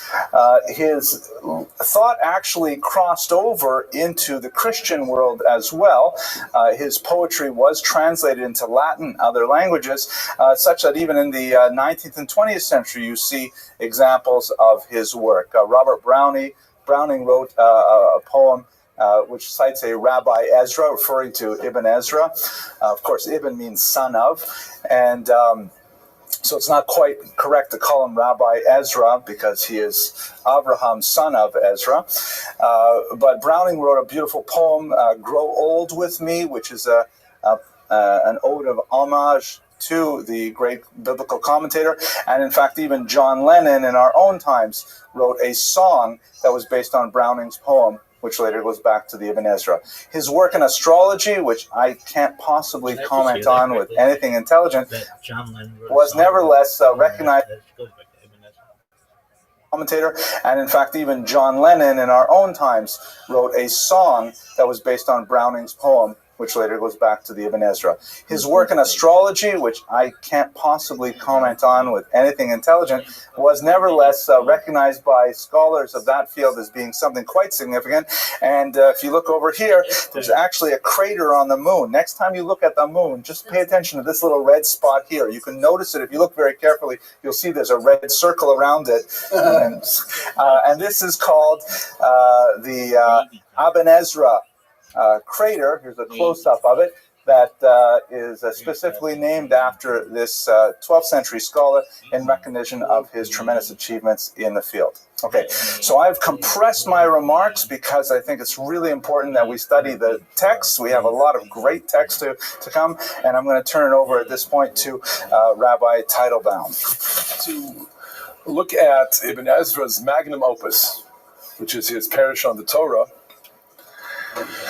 which is known as the Sefer HaYashar. We call it, of course, more commonly the Ibn Ezra.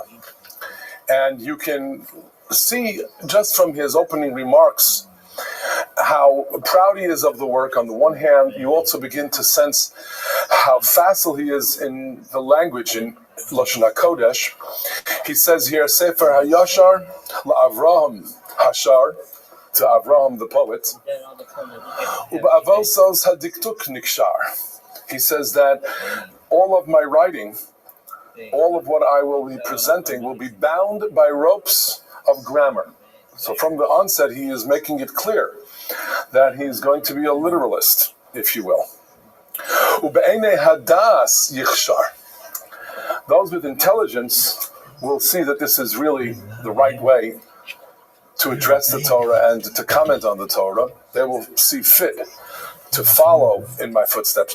V'chol tomcho ma'ushar, those who take this, and maybe he is saying those who support this kind of work, he always was lacking in the kind of support he would have liked, they will be very, very fortunate. We are going to continue to look at his Hakdama. What he does is introduce his parish by first describing so many of the other paths that he says are incorrect, describing the paths that he will eschew, that he says these are not the ways of proper parish on the Torah. And the first that he says is not quite what we should be following is the path of, let us call it, lengthy exposition. By the way, all of his Akdama is written in poetic rhyme. Beautiful, beautiful Ivrit, or Lashon HaKodesh. He says that it is very long and long-winded, and most people can appreciate it and gain from it. He says, if truth and what we're trying to arrive at is that bullseye, that point at the very center,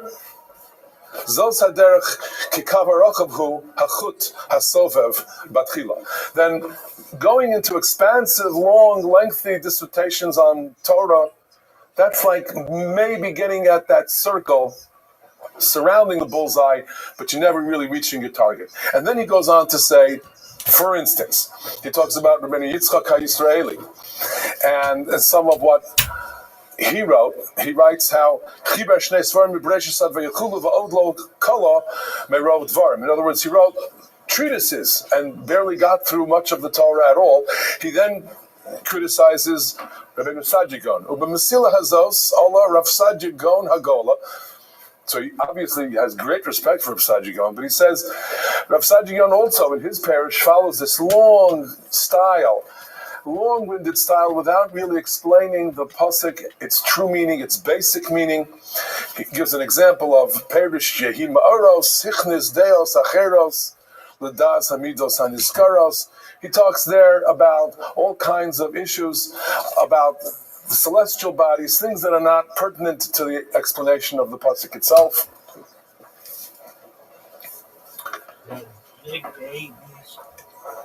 Here, from Bereshis, Beis, pasuk Yud Aleph, where the Torah describes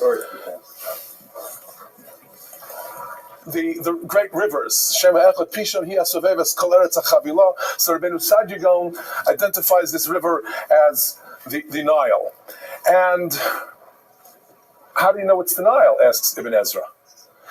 He suggests, Ulai Bachalom Ra'am. Perhaps Ibn Sadigon saw it in a dream. Ukvarta b'miktsasam ka'asher afaresh b'mukamo. There are all kinds of mistakes that have been made. Im kain lo nishan al chalomosav. We will not rely on things that he dreamt up, but he does defend Rabbeinu Sadigon and says, look, he had to say something. Ulai asakain l'chvod Hashem ba'avur shatir yimator b'loshen Yishmael. It's being translated, after all, by Rabbeinu Sadigon into Arabic and with their alphabets. Therefore, he needed to say something, and he needed to give some explanation, so that otherwise people are going to say, what's he hiding? Or is this not a really true reflection of what is in the Bible? The fact is that Ibn Ezra, importantly, is the first great Spanish commentator on Torah, where there had been none in Hebrew. What had preceded his work all had been indeed in Arabic in that part of the world. Another example, however, of his beautiful writing, his scientific ability to mix astronomy, astrology, and Torah. It's long-winded, though. He was allowed, I guess, he permitted himself that. And that is that in Parshas Yisro, he actually shows how each of the Aseres HaDibros connects to a specific constellation. And as you get closer and closer to the more basic and human kinds of issues of Lo Sirtzach, Lo Sinaf, and finally Lo Sachmod, they are the lowest constellations, and he explains this all very beautifully. But of course, it's a philosophical approach, and it's more of the long-winded approach than the literalist approach. Then again, he wrote a Be'er HaKotzer. He had a shortened version originally, and only wrote the more expanded version of his parish. The one we have is on Shmos. Most of the rest of it has been lost. Now, the next path that he says we should not follow, the second of the four paths that he negates, the path of the Karoim. As we heard before, the Karaites deny that there is a Torah Sheba'al Peh. It's a rabbinic controversy. He calls it Derech Psal Tolim. Haderech HaSheniyah, the second path. Bachrua Psal Tolim, those crooked people. Imhem Yisraelim, if Jews take that path, if they think they're getting to the truth, they don't even know where to look. And then he talks about Anon, the founder of the Karaites, Binyamin ben Mashiach, Yeshua. They don't believe in the works of the great Chachamim. They don't believe in Torah Sheba'al Peh. So therefore they end up erring to the left, to the right. Everybody says whatever they'd like about how to understand the pasuk.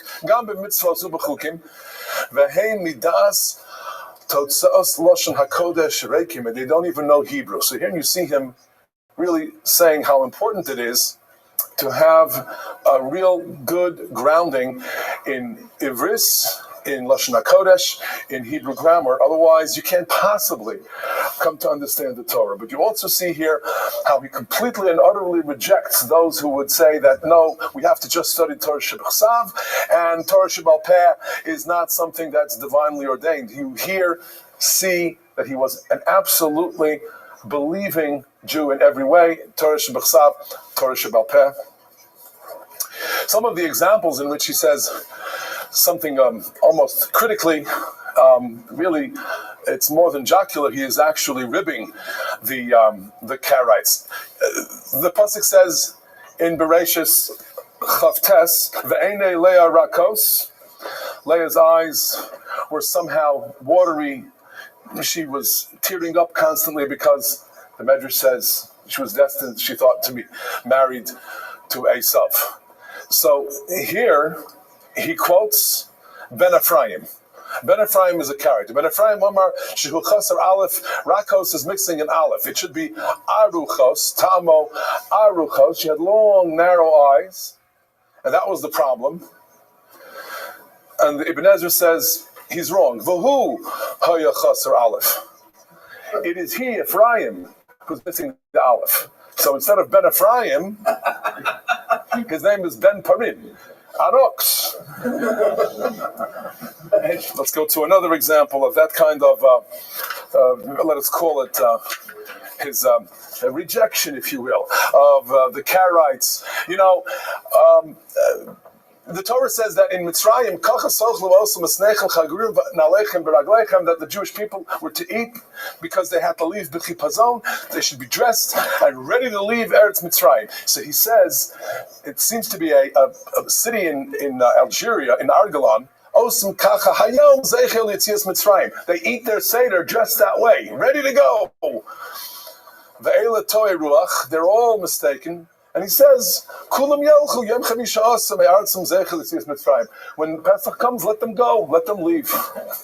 Let them go into exile. And finally, another example, where in Parashas Mishpatim, you have the famous psukim of Ki Yigov Shar Ish Es Shar Re'ehu. And it's about one ox goring another ox. The ox of one Jew gores the ox of a second Jew. And he says, Ben Zuta actually interpreted or misinterpreted this to mean that the ox gores its fellow ox, when actually, correctly, it means that the ox of one Jew gored the ox of a fellow Jew. So he says, Amr ben Zuta ki re'ehu tohar l'shar. He didn't realize kishar ish samachu, it's the shar of a man, and so to shar re'ehu, the ox of his fellow man, ve'ela shar re'ah ben zuta levado. You know, oxen have no good friends except for Ben Zuta. He's okay. So we have another path, a path of mysticism and a path of, let us call it obscurity, where that which we don't understand in Torah is hidden and meant to be hidden. And most of Torah, therefore, is allegory. And he says, no, that's not our job. HaKadosh Baruch Hu gave us the Torah. God gave us the Torah to understand, to live by. And you can only live by it if we first understand it correctly. By and by, however, in this piece, when he talks about this derech choshech va'afela, he said it's entirely mechutz l'kav hagula. It's outside that circle entirely, let alone you're not getting to the bullseye. You're outside the circle entirely, he says, Hem habodim libam l'chol advarim sodos v'munosim ki ataros v'hamishpatim chidos. They think it's all, some kind of a riddle and some kind of a parable or allegory. V'lo arich l'hashiv aleichem. I'm not even going to go into much length as to rebut any of what they claim, but what he does say, importantly, is Bilti b'davar echad tzadku. There is one thing that they are right about. Asher kol davar mitzvah ktana ogdola. Every mitzvah, every precept of the Torah, b'kaf ma'oznei halev tiyeh shkula. We have to apply our hearts and minds. Ki yesh b'lev deya mechachmas yoshev kedem netua. Or yes, Natua, that it is in our hearts with God's wisdom implanted in us that we are to study the Torah. It's a fascinating concept. We are able to come to the truth of Torah because we are Hashem's people, and He has planted within us the ability to understand the Torah. Therefore, since He has given us that God-given gift, let's use it. Let's study. Let's mine the treasures that are contained within the Torah. And if we come upon psukim that we can't understand, he says, then maybe we have to say, well, it's mystical. Oz yivakesh sod. But otherwise, he says before that, Vim hadas lo tisbol hadavar. If we can't logically understand it, then we have to reject that which is illogical or that which is implausible. And then there are some obviously famous cases in which Ibn Ezra says that we have to make sure to read the Torah literally, understand what happened, for instance, at the Akedah, and not necessarily accept every opinion midrashically offered. And we'll get into why and how we can look away from some of the midrashim according to Ibn Ezra. But before we get into that, let's just look at this example. We have Yitzchak at the Akedah. How old is Yitzchak at the Akedah? Chachamenu tell us, he quotes, Yitzchak at the Akedah was ben 37 shanim. He was 37 years old. He says, look, im divrei kabbalah nikabel. I readily accept it if that is a tradition from Sinai, generation after generation, fine. But he says, miderach svara ein ze nachon. Because if he's 37 years old, shehaya rovi shetia tzitkas Yitzchak galuya, then the whole celebration of the courage and the devotion of Avraham Avinu should be actually the courage and celebration of what Yitzchak was ready to do at the Akedah. It should be all about Yitzchak and Yitzchak's courage, and not Avraham Avinu's courage.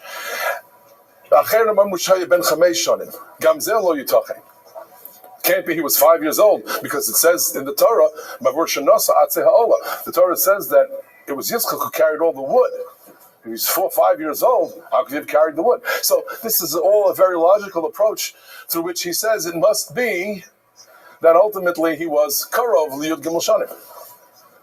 That's a heck of a way to prepare for your bar mitzvah, to go to the Akedah. But he was young enough and innocent enough to therefore follow, strong enough to carry the wood, but not old enough to be given all of the credit for that kind of self-sacrifice. Another example,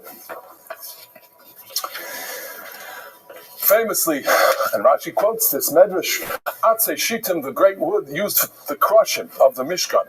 Yaakov Avinu planted them in Mitzrayim, Chachamenu tell us, and told us, when you leave Mitzrayim, you'll need these for the construction of the Mishkan. Take them with you.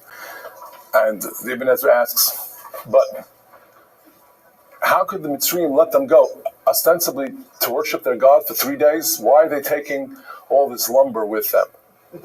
As an example of how rationally, the Ibn Ezra says, it just doesn't really make sense. He says perhaps there was some kind of a ya'ar, some forest, some area near Har Sinai, where when they arrived, they were able to cut these trees, and that's how they had the Karashim, the great wood beams that comprised the walls of the Mishkan.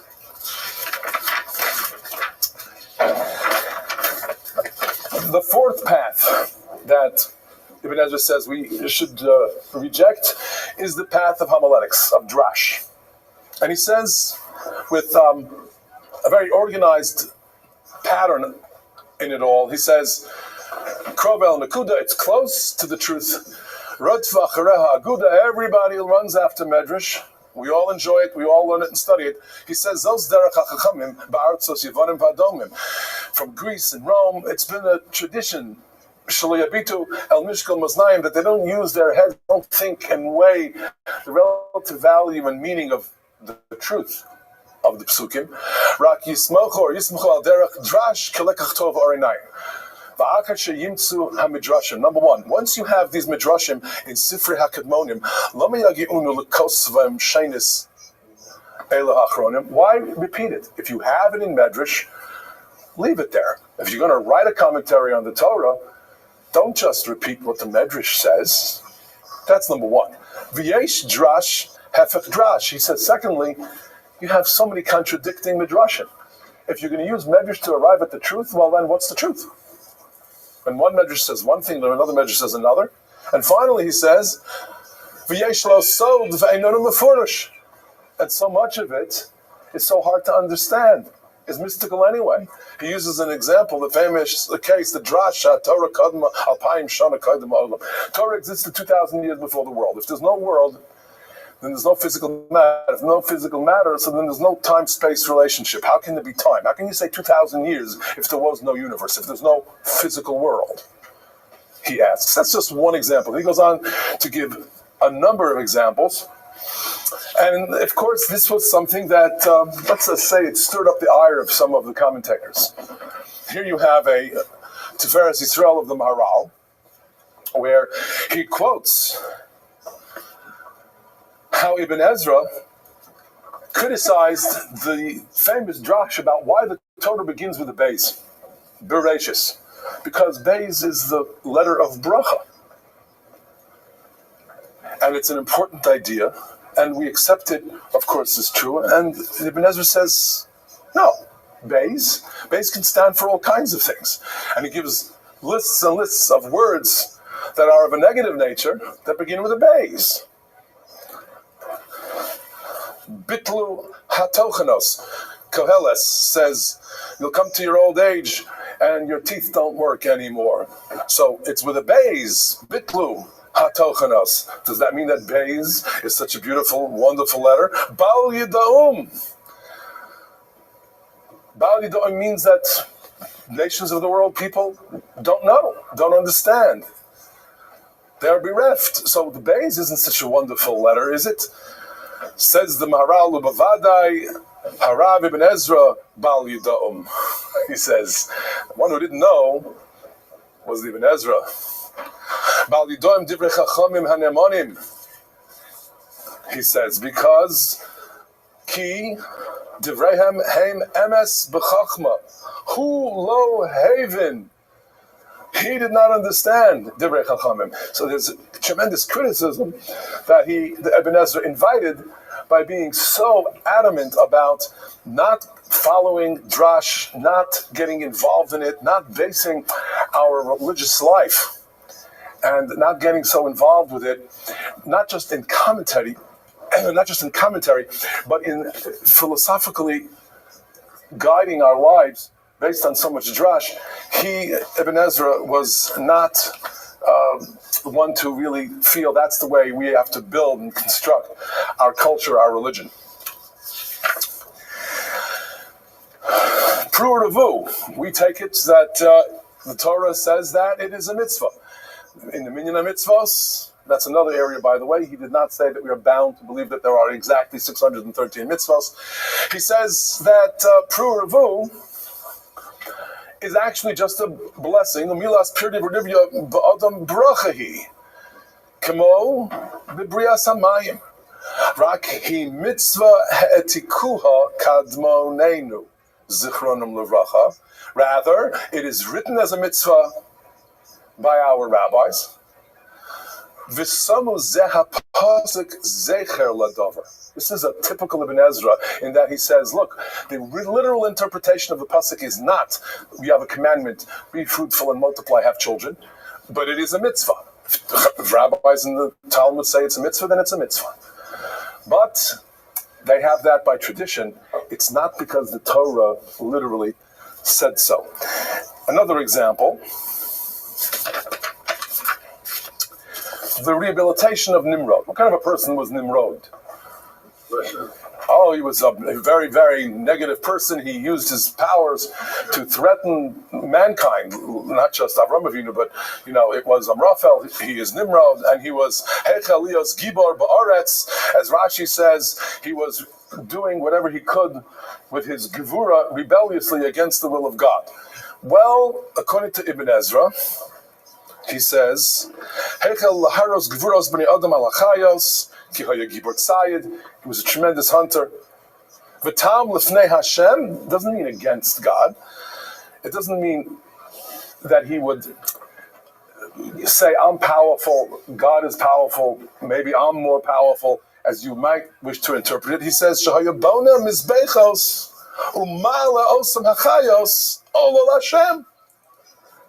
Nimrod captured animals and brought them on the Mizbeach. He offered them up to God. V'zeh derech hapshat. That's the truth of what the Torah is saying to us about Nimrod. V'hadrash derech hacheres. The drash, that's a different path altogether. So that's a bit startling. Most of us are familiar with these interpretations as taught to us by Rashi. There's a very important mention of Rashi in Ibn Ezra's Sofa Berura, which is really a grammatical work, where he says, Ein mikra yotze midei pshuto v'hadrash hu tosefes tam.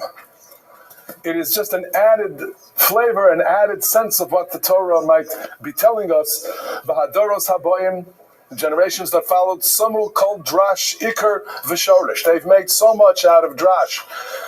Kirib Shlomo Zal, like Rashi. Shapiresh Tanach Al Derech Drash. He, Rashi, comments on all of the Torah and V'im Ksuvim homiletically, and he says, V'hu Choshev. He thinks, Kihu Al Derech Pshat. He thinks he's writing Pshat. And then he says, Ve'ein B'svarav Pshat Rak Echad Mine Aleph. Really? Pshat in Rashi? It's all Drash. 1 in 1,000. That's a bit of an exaggeration, but he's really clearly adamant about what kind of parish we should or shouldn't use as we study Torah. He says Pshat in Rashi is 1 in 1,000. So what he does say is the right path, is the path of the Haderach HaChamishis, Musad Perushi Aleha Ashis. I'm basing and founding my commentary, V'hi HaYeshara Be'enai. It's what I think is proper. Nochach Pnei Hashem, Asher Mimenu Levado Ira. I only fear God. V'lo es aponim b'Torah. V'achapes hetev diktuk kol mila b'chol ma'odi. I will look for the meaning, the true meaning of each and every word in the Torah. I will then explain it as best I can. He says, wherever you find the word for the first time in Tanakh, that's its anchor. That's its basis. You shall extrapolate from there what it means and how it's applied elsewhere in Tanakh. So here we see in these first few lines how much he wants to tell us to emphasize study, literalism, studying the language, appreciating Hebrew, diktuk. He says, as far as other interpretations, he talks about, where you have a word that's male, a word that's chaser, it's with a vav, it's without a vav. He says, rak litinokos ta'amehem tovim heim. For young children, that's the kind of Torah that you may want to teach. But as adults, really, we have to know the truth of Torah. We have to study it very carefully and with a great deal of emphasis on what he would say is literal understanding. Let's see where his literalism sometimes, however, led him. Goat's meat and milk. It says it 3 times in the Torah. Rashi explains how gedi means a young animal, be it a goat or otherwise. Says the Ibn Ezra, no, a gedi is a goat, period.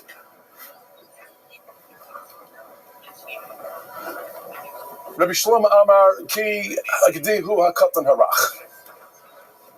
But Ibn Ezra says no. Gedi gadol migdiizim. That's why sometimes it's called gedi, sometimes it's called gediizim. Not that there's another kind of gedi. A gedi always means a goat. He explains, therefore, that the Torah actually never talks about meat and milk if it's not goat meat. But Chachamim kiblu, there's a tradition from the time Torah was given. Torah Shebal Peh, Shelo Yochal Yisrael Basar B'Chalav. But it's not something found verbatim in the Torah. Here he really says something that halachically is difficult to answer. It's basically unfounded, where he says that chelef, the parts of the fat of an animal that's otherwise kosher, that there are cuts of chelef that we are not allowed to eat. He says that's only if it's a korban. If that animal was a korban, then the chelef is not allowed to be eaten. And here we have a real difficulty. We know that Chachamenu said chelev is prohibited, period. But he says, and here are his words, Haraya, the proof is Raya Gemura. Shamra b'sefer ele hadvarim b'basar taiva shehu chol, where it's not a carbon, sheyochlenu kulo. It seems to say in Devarim you can eat all of it. V'lo hotzi rak as damo levado b'shlosha mekamos. Only the blood may not be eaten, but the chelev seems to be permissible. It is this kind of commentary that the Yamshel Shlomo, the great Rav Shlomo Luria of 16th century Lublin, says you just have to reject the Ibn Ezra and cannot live Jewish life based on what the Ibn Ezra says. We certainly will not follow his halachic guidelines. He says that although the Rambam, in a letter which might be attributed to the Rambam, seems to tell his son to study Ibn Ezra, Rav Shlomo Luria says, Ashalohoya Bal Talmud, again, Rabbi Avram Ibn Ezra, Asher, Lohoya Bal Talmud, V'rov Binyano, Uperusho, Al Derech Hatchuna, V'hativim. It's all about astronomy, physics, science, V'kabolas, Chitzoni Yusa. Tris, B'kama Makomos, Kenega Divrei, Chachmei HaTorah V'hatalmud. Therefore, there are things that are midaraisa, which Ibn Ezra mistakenly says are rabbinic.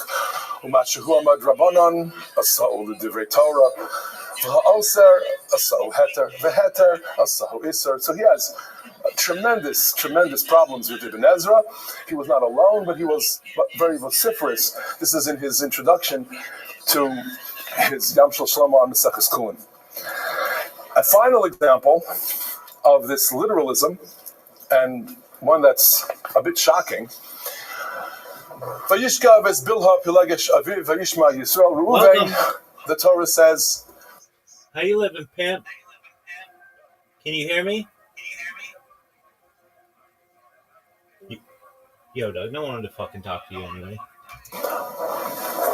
Literally slept with Bilhah, one of his father's wives. And of course, we understand it to have been as heinous a crime as that, but it was that he had moved the bed of Yaakov out from where he had gone to Bilhah, Rachel's Pilegesh. He wanted, jealously, Reuven, that his mother, Leah, should now be the preferred, loved wife of Yaakov. In his commentary, Ibn Ezra says as follows.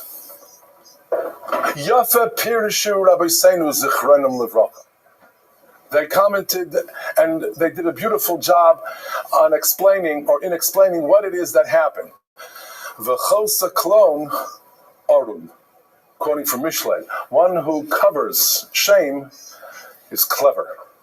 Meaning that what happened actually was quite shameful, and Chachamenu are covering that shame. In his Yesod Mora, where in his philosophical work, Yesod Mora, which is a very important work and deserves shiurim unto itself, here, when describing the greatness of Yaakov Avinu, he says, Ki kasher ba'el beisel, Omar hasiru esalehe anechar, he'd left his flocks, his boded lavod Hashem. He became the holiest that Yaakov ever became upon his return to Eretz Yisrael. V'lo shachav in Isha, he no longer had any more children, lived with no one of his wives, Kirachel Mesa, V'chulala Bilhah. And Bilhah had been violated. Ubavur therefore, the Torah says, Al Ken Ksiv, in the next pasuk, Vayihiyu b'nei Yaakov shneim asa l'hodia shle'shachav im isha acher kach al Ken lo hoylid oid. The Torah's point is that he really had been with Bilhah. After that, Yaakov said, I will not be with Leah's concubine, not with Leah either, not with Bilhah because she has been violated. And so he has 12 sons and no more. That's Ibn Ezra's literalist approach to those psukim. Ibn Ezra's legacy, as we heard earlier, includes how some have tried to, if you will, adopt Ibn Ezra to their cause. Most infamously, Baruch Spinoza, the great 17th century rationalist, claimed that the Torah was not of divine origin and claimed that Ibn Ezra had said as much. Shmuel David Lutzato, Shadal, defends Ibn Ezra, does a beautiful job pointing out that it is not true. Chilo Moshe Kasav Sefer HaTorah. Hine emes ki Rabbi Avraham ben Ezra Ramaz derech sod. He mentions in a very oblique way, Ki yesh b'Torah k'tzas mikraos nosafim achrei mos Moshe. Yes, he says that perhaps certain psukim, Haknani az ba'aretz, the describing of the bed that Og Melech HaBashan had and where it can still be seen on display. Perhaps there were psukim added, perhaps, the Ibn Ezra said. But otherwise, the fact that he adds to the last 8 psukim of the Torah, where Rabbi Yehuda or Rabbi Nechemiah say that was written by Yoshua, Ibn Ezra says it's 12 psukim instead of 8 psukim. Says Shadal, this is all not in any way to say that the Torah is not of divine origin. He says, "Im hayabaliba shesefer haTorah lo Moshe kasno lo chaser takbulos haya Ibn Ezra lirmos machshavto kimoshehi."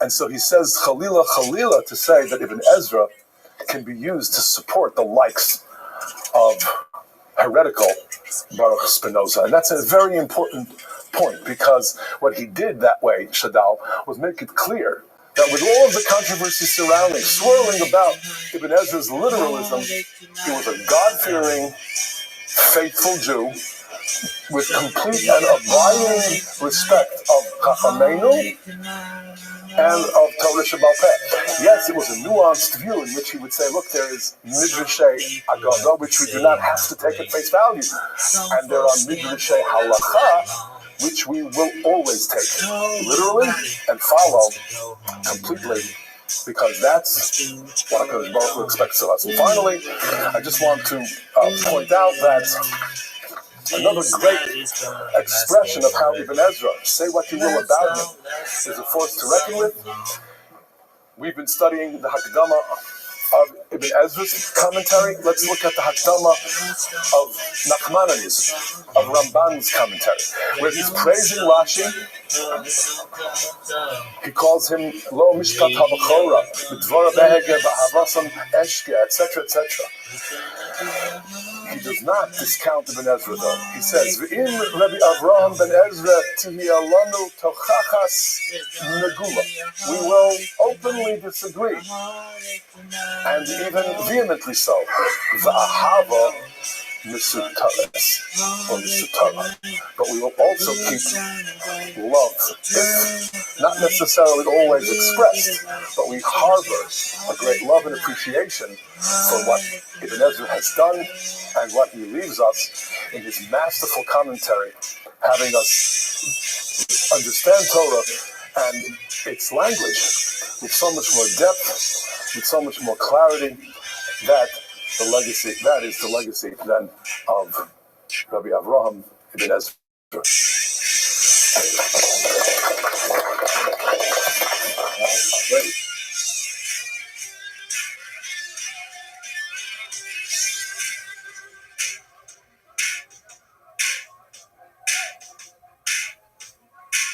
Okay, ladies and gentlemen, sorry we're starting 1 minute late. I will speak faster to compensate for the time we lost.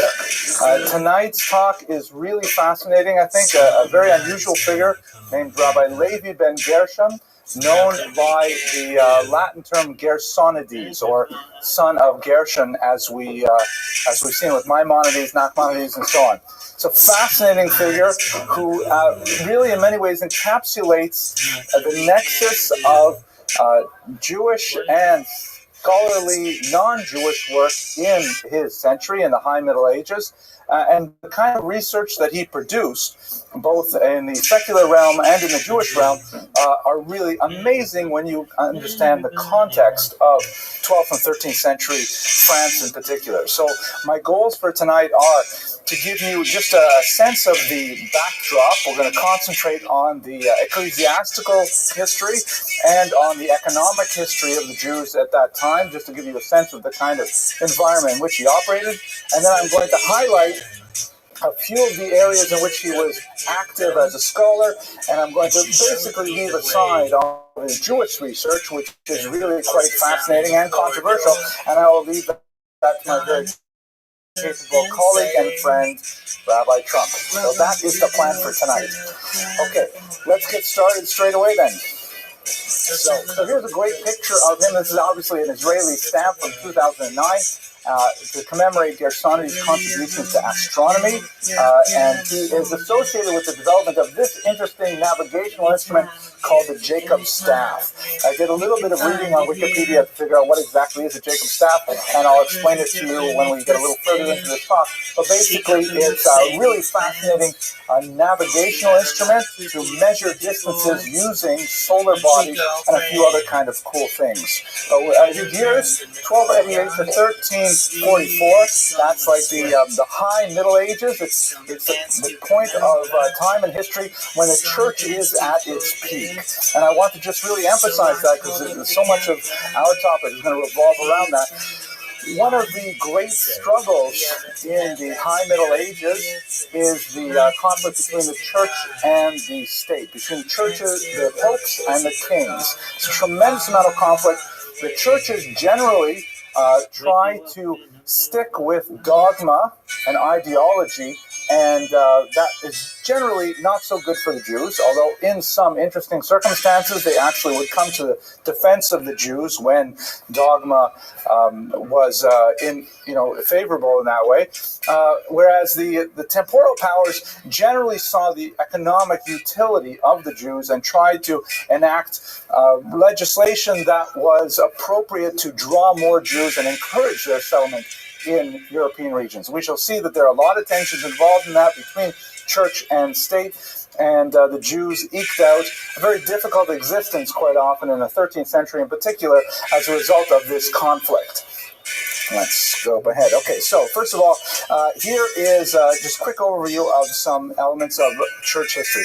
The high point of the church's power in the 13th century is, without a doubt, the work of this man, Innocent III. It's a very ironic kind of title for a pope because he is widely recognized as one of the most anti-Semitic popes of history.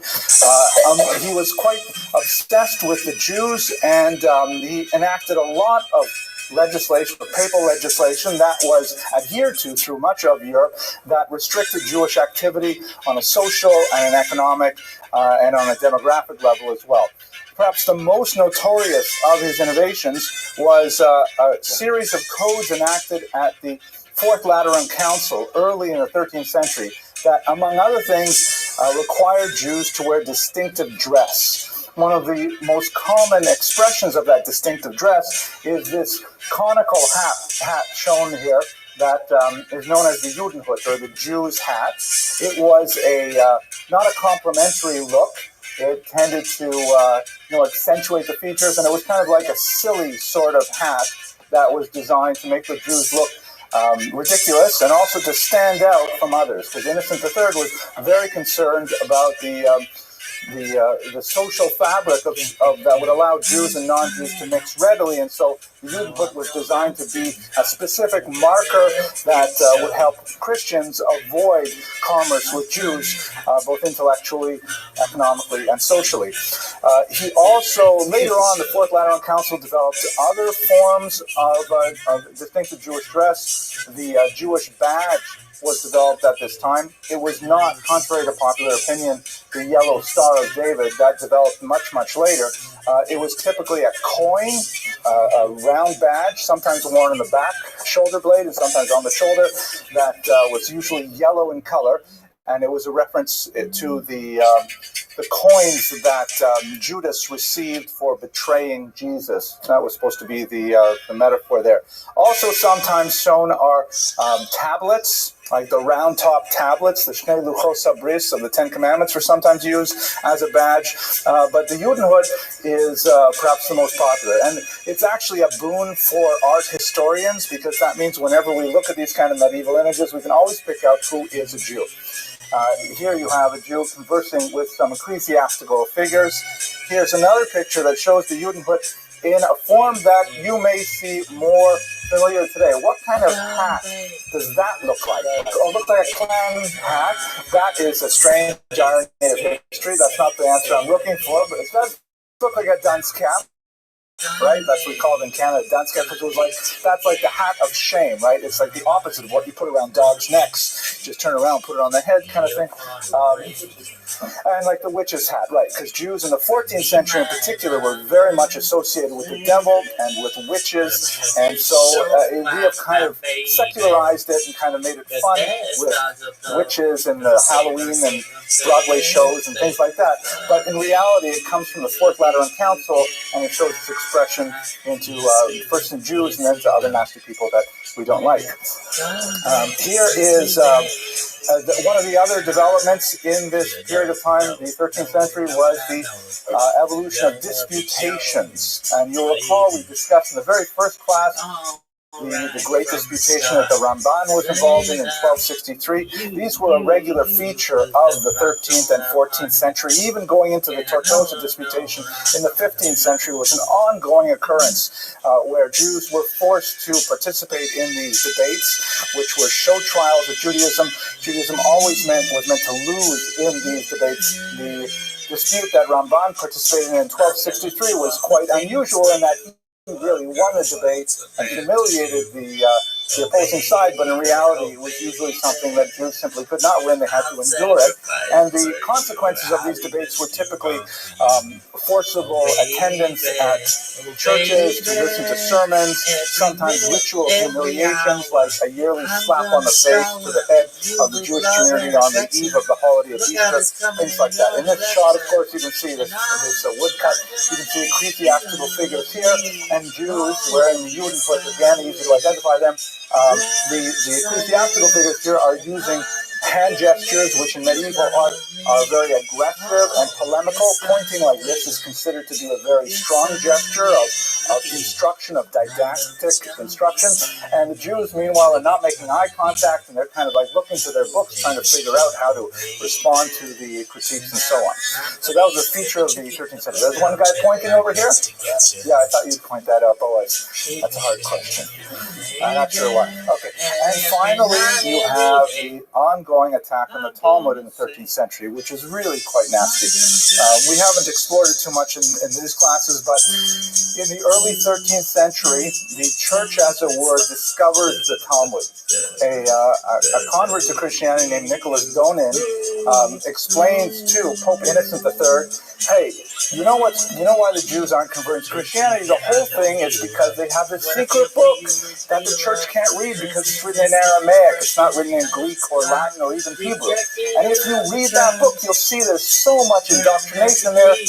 It's convincing the Jews to remain Jewish, to deny Christianity. It says all kinds of libelous and slanderous things about the founder of the church and so on.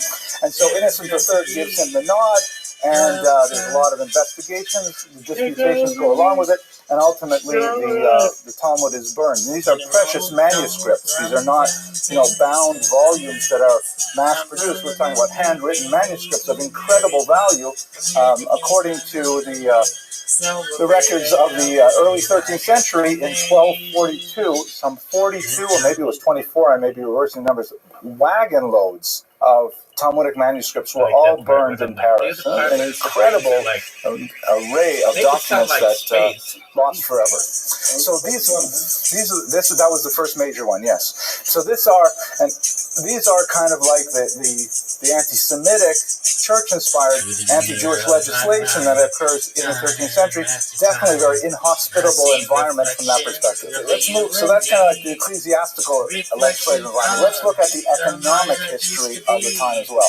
Very important thing that actually reverberates throughout Jewish history is this piece of church legislation called the Decretium Gratiani, or the Law of Gratian, who was a major church thinker in the 12th century, shown here, who codified a law that had incredible economic implications for Jews.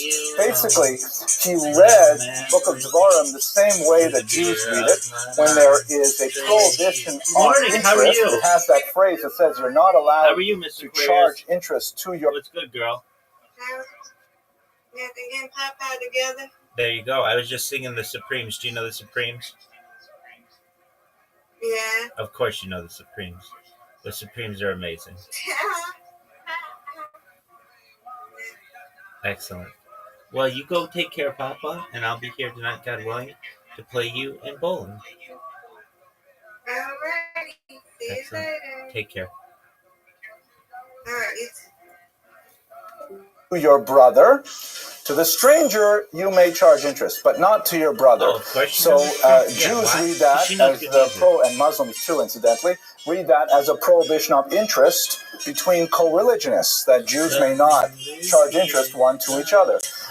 So he said, fine, but they may charge interest to Christians because they are not your brother, they're from another tribe, as it were. So Gratian said, fine, that makes sense for Christians too. Christians may now not charge interest on any loans to other Christians, but they may loan money to non-Christians and charge interest, and more significantly, they may borrow money from non-Christians and pay interest. Now, you got to realize, of course, that the only minority of any size in Christian Europe are the Jews. Everyone else is Christian. There are various varieties of Christians, and as you move further to the east, you have more pagans, really. But in continental Christian Europe, it's basically Christians and Jews, and there's nobody else. So the only people who are going to be able to engage in this kind of commerce are Jews. So while on the one hand, it sounds a little bit discriminatory in the sense that, you know, the Jews were singled out for this one particular economic niche. On the other hand, it was suddenly handing the Jews a monopoly in an incredibly important aspect of the developing economy. Remember that in an agrarian economy that is just emerging from a barter-style economy to a cash-based economy, when you have the income, you put all of your assets into the ground during planting season, and kind of you have to make a chasana or something in the middle, and you don't have any income coming in, you've got to borrow some money. Or in the case, well, there's many more examples of this, but at any rate, he handed to the Jews in the 12th century a monopoly on any kind of interest-bearing activity, which was huge. Jews took to it with alacrity. Let us recall, by the way, there seems to be a widespread belief that Jews were money lenders because they could not own land. It's simply not true. Jews could own land in many parts of Europe. There were only limited areas where they had any meaningful restrictions. The truth is, Jews did not want to own land. It was much more practical to be in commerce. Commerce is portable. You can do it anywhere. And that's very good because if you're subject to an expulsion, you can take your cash and take it with you. You can't do that if you have, a massive farm and you're expelled from the country. You lose everything. It allows time for Talmudic study because you can maintain banker's hours. And it's very profitable. And we're talking about interest rates that go from 30 to 50% in the medieval period. It's an extremely great way to make a living. It's intellectual work. It's not, physical labor. It appealed to Jews heavily. It also, people, we like to live in close proximity to one another. We have to live within walking distance of a synagogue, of a mikveh, of a Chinese restaurant. All these things have to be really close by. Now I have to say I joke with sushi. But, this kind of work was extremely helpful for Jews because it gave them that kind of lifestyle. I'm a little bit worried about time. Let me just skip ahead because I want to make sure that Rabbi Trump has those. Here's another great picture. You can see the Judenhood here. an interesting kind of take on it. But in some of the medieval artwork, you can also see the distorted physiognomy of the Jews here. The pronounced nose actually dates back easily to the 11th century. And here they are counting coins. This is a Jew and a customer. Here's another customer dealing with the Jew, a big bag of money, or perhaps that's a pledge, I'm not sure. And here's one of my other favorites. This is a woodcut dating a little bit later. You can see here that the nobleman is coming to borrow some money. He's got his hand out extended. Anyways, here's the Jew over here. The artist obviously didn't know Hebrew because he kind of put at the hem here the sort of imitation of what he thought Hebrew looked like. The Jew is seated and relaxed. He has a big bag of money here. Anyone recognize what this thing is here? An abacus, that's right. When I teach undergraduates, 18 years old, they're totally clueless. Boaz, I bet you had no idea what that was, right? I knew the name, I didn't know the name. Oh, right. Okay, very good, sure. So that's the abacus. And he uses that to calculate, right? He's talking about, it's clean work, it's the intellectual work, it allows time for Talmudic study, it's a great way to make a living. However, it provokes a certain degree of animosity because everybody likes to borrow money, nobody likes to pay money, and absolutely nobody likes to pay interest. This is especially the case when people with power borrow money from the Jews, which happened frequently. Even kings and nobility would enter into these economic relationships with Jews, and what would happen is the debt ratio was raised a little bit too high, and so it became much more expedient for the rulers to simply expel the Jews. Then, of course, they would realize, wait a second, now we have no credit whatsoever in our society because of laws of Gratian. We better invite the Jews back. And as you can see, just from this list, and this is France alone, I haven't even bothered with the other countries, when legal historians look at the history of legislation, they see the same law is passed over and over and over again, it means that people are ignoring the law. If you see so many signs, do not jaywalk, do not cross against the light, you know that people are crossing against the light all the time. And so France alone, you can see between the 12th and the 14th century, there's 5 expulsions just in France. Because as Jews become wealthy through their money lending and the debt ratio is high, the nobles simply say, get out, that's it. You also have the risk of peasant revolts from below because Jews, especially as you move past the 14th century, when the Italian banking houses find ways around the law of Gratia, then Jewish money lending tends to get much smaller. It's still quite pervasive, but Jews are selling and buying generally, small implements and small amounts of money to peasants. Then you occasionally have huge peasant revolts, like the Khmelnytsky rebellion in the 17th century, for example, that are also quite devastating and also extremely violent as a result. Here's a map just to give you a flavor of what continental Europe was like vis-a-vis expulsions, and you can see they're happening all over the place. Smaller regional expulsions, temporary expulsions. This map also does not indicate the number of states that imposed restrictions where Jews could stay in place and it would say, okay, money lending is good, let's do it again, and then the debt ratio would go high. It was a very tenuous and difficult time for Jews. And this is the period in which we have Gersonides active. The Ralbag is an acronym for his name, Rabbi Levi ben Gershon, but he's also known by the title Magister Leo de Banyol or Leo Hebraeus. Banyol is a place, I'm not exactly sure where it is. Anyone know what Banyol is? I think it's in Spain, maybe, but Italy, maybe, Provence, maybe Provence, that sounds reasonable. The Magister is an interesting title. It indicates a level of learning that is recognized by other masters. This is still a period when university studies as a whole were really quite primitive, and we're just beginning to emerge from the ecclesiastical circles to become secular institutions. He was recognized as a genius by his peers in secular realms of study.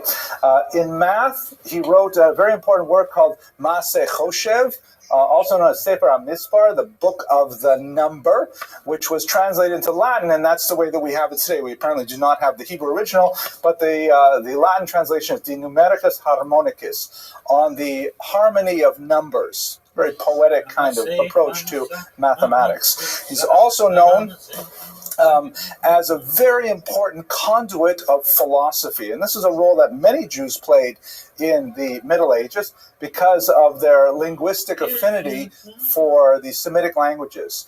Aristotle was perhaps one of the most significant philosophers studied in the Middle Ages. The Rambam, of course, relied on him very heavily, referred to him as ha-philosoph. Rabbeinu Yonah said that Aristotle was one level short of Ruach HaKodesh, of divine inspiration, but Aristotle was often a closed book to Christian readers until we have St. Aquinas in particular who brings him out. But many aspects of his work were not really widely studied at all, even in church circles. And Gersonides was an individual who borrowed them heavily and translated them to languages that people could read in Europe. He also relied heavily on the sort of crib notes versions of Aristotle that come from Ibn Rushd, also known as Averroes, who was a very important Islamic philosopher that translated a lot of Aristotle into Arabic that Gersonides could then access and discuss in Latin and other European languages. Finally, he was also extremely well known as an astronomer. Here we get to this great Jacob staff thing. He invented this instrument, which looks deceptively simple. I'm not exactly precisely sure how it works, but it's a way, it's got this kind of crossbar here with measurements on this rod, and by eyeballing a fixed point on the ground and a fixed solar object, and lining up this crossbar to make sure that you can see both of them at the same time with no gaps in the line of sight, you can then make calculations as to how far apart these things are. And if you are in a moving ship across the ocean or something like that, you can use it to determine how far you have traveled vis-a-vis the relationship. Check this out here. These are cool drawings. The resolution isn't that great on this projector, but you can see here's someone who is actually figuring out with the Jacob staff the distance between the moon and a star. Here's some people using it to calculate the height of buildings. Really interesting applications of this very simple instrument that Gersonides invented. And by the way, modern surveyors use this technique even today. They're still working with this thing invented by the Rabbi some 700 years ago. This is a more modern version of it. You can see that it's a little bit more refined because it has several levels, but the markings are all on the staff. The same basic instrument that has tremendous usage. Now, what I'm not going to go into today because we have Rabbi Trump to speak in much greater detail about it, but he was also a huge polymath. And again, this is in a period of time where the division between the sciences was not altogether fixed. I mean, a person who was really smart was expected to be smart kind of across the spectrum. We didn't have such high levels of specialization of the sciences and the literatures and so on. And so he was an incredible Talmid Chacham, viewed with considerable controversy in many circles. His most famous work, however, was this book, Milchamot Hashem, title that's used by many authors, The Wars of God, and it deals with a whole range of questions in Jewish theology, borrowing heavily from Aristotle and Averroes in particular, as we discussed. Okay, Rabbi Trump, you ready? Okay, so thank you very much for your attention. Let's turn it over to the real talented Rabbi Trump. Okay, good evening, everybody. Welcome back to the second half of Letters Flying Free. And Dr. Abramson just walked out the room, so we didn't have a chance to get to wish him and Ilana and Mazel Tov and just their daughter's the engagement just a week and a half ago. Very, very beautiful to be able to celebrate the Simcha for people who do so much to enhance our community. And we wish you and Hillel continued Mazel and Nachas from your children. I'll leave the compliments towards the end then. Let's start at the beginning over here. So what we see about the Ralbag, as Dr. Abramson had said, is the most remarkably varied individual. I mean, think about somebody who has the patent on an instrument which is still in use today, and is somebody who is on the bookshelf of almost every base medrash. You just have to think about the diversity of this individual. And what I'd like to do is explore a little bit of his thoughts in the next few minutes over here, just to appreciate how unusual an individual he was. So many times in our thinking and our thought process in Judaism, the Ralbag will provide a very important anchor for us on the rationalistic side of Judaism. And this is very important. I've had many conversations with many individuals over time, and I've found that there's a lot of people who are so some Jews are very big philosophers, some Jews are big pragmatists, some Jews are big Kabbalists, some Jews are rationalists. And the Ralbag, along with the Rambam before him, provide a very important foundation of what Judaism is and means to a very important group of people and to what are called parts of every person's character. We're going to explore some of those together. I'd like to add one interesting thing I just came across in our readings today, actually, just last minute, about the Ralbag, to add to what Dr. Abramson had said. And that is that, interestingly enough, in one of his books on trigonometry, in fact, he actually, it was called De Sinibus Cordis et Arcubus. And talking about a lot of the geometry of shapes. And he, in 1342, and he actually published it in honor of Pope Clement VI, which is very fascinating because after Pope Innocent and that terrible era, he actually had a very close relationship with the Pope Clement, and this particular Pope, as it happened 6 years later, was an individual who went out there and tried to defend the Jews against the latest craze in history, which was not the craze that were a little later than that, the bubonic plague. So why did the bubonic plague affect the Jews, the Black Death? Because the Jews weren't as heavily affected for whatever reason. Be it Tilas Yodayim, that we washed our hands, whatever it was in history, the Jews were blamed for Black Death among everything else. And Pope Clement was in fact one of the ardent defenders of the Jews, and before that defense he had a close relationship with the Ralbag. His brother was actually his physician, which is just a very fascinating historical wrinkle in terms of how much he contributed, just in terms of, as Dr. Abramson said, his personality and his gravitas in society.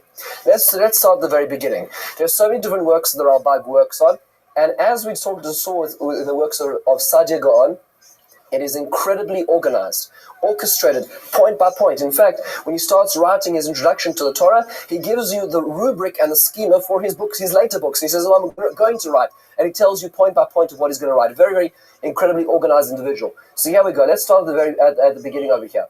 So the first thing we're going to start off over here is just an interesting aspect of psychology. Usually when you have an academic of such proportion, certainly with the mathematical side of the brain, it doesn't often lend itself necessarily to the finesse or the soft understanding of the intricacy of emotions. However, I'd like to give you one example of just how profound an insight he has into the human psyche. Here's where it starts. This is actually in his introduction to his Pirush on the Torah. What we've been doing over the last few weeks is been focusing on the Ralbag's introductions, because they are the introductions of these great thinkers, because it gives us a window into what they're trying to achieve. And he says an interesting thing in the middle of his very, very long introduction.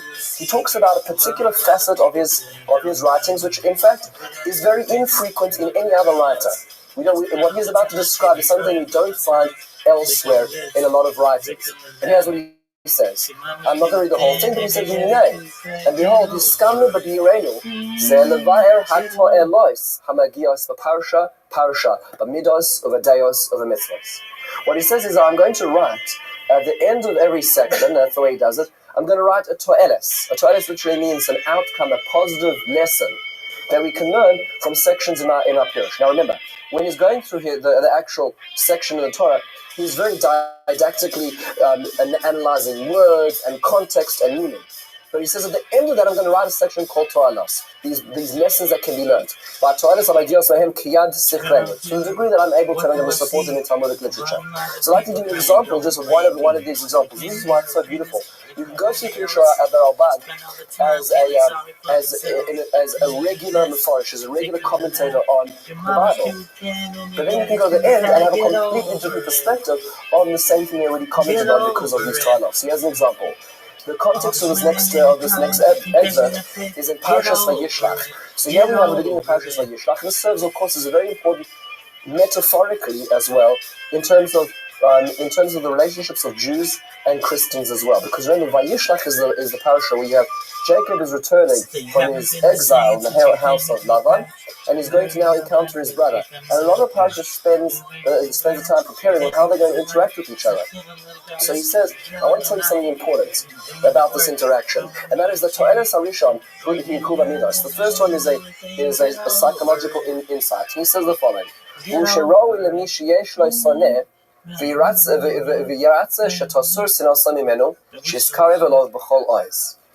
you have somebody who's you really have a relationship of angst, there's a lot of pain, there's a lot of baggage in that relationship. He says, you know what the approach to that relationship should be? Is openness, submission. And you tell that person what's going on, the things, your fears, your humility. He says, when you stick out your hand, as painful as it is, as vulnerable as you make yourself, he says that's the greatest key in to breaking a relationship of power and anger of yours. Isn't that a fascinating idea? How do we see this? And he describes how we learn this directly from the interaction of Yaakov. Yaakov has now had 22 years of estrangement from his brother, and his brother feels, in his own realm, very rightfully wronged by Yaakov. And now his brother's coming back. What does Yaakov do? He extends himself. He makes himself vulnerable. He talks about his family. He sends him gifts. He opens himself up in what perhaps would be a counterintuitive move. And says the Rabbi, we can learn from this.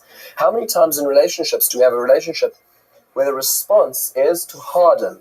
Because that's perhaps the only way we can dig in our defenses. And what ultimately we're learning from this is in a healthy human being relationship, that ultimately does not resolve it. What resolves it is this. This is an example where the Rabbi will look into, and beyond his grandiose and his perspective and as academia, he just says, on a humanistic level, when dealing with other people, and you can think in the backdrop of his mind, Christians and Jews, right? You can think of what he's dealing with on a day-to-day basis is be vulnerable.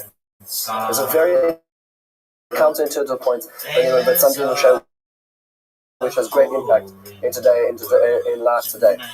Here's we want to an interesting part of his life, which means to say that any new kind of aspects of Judaism are going to be downplayed by the example.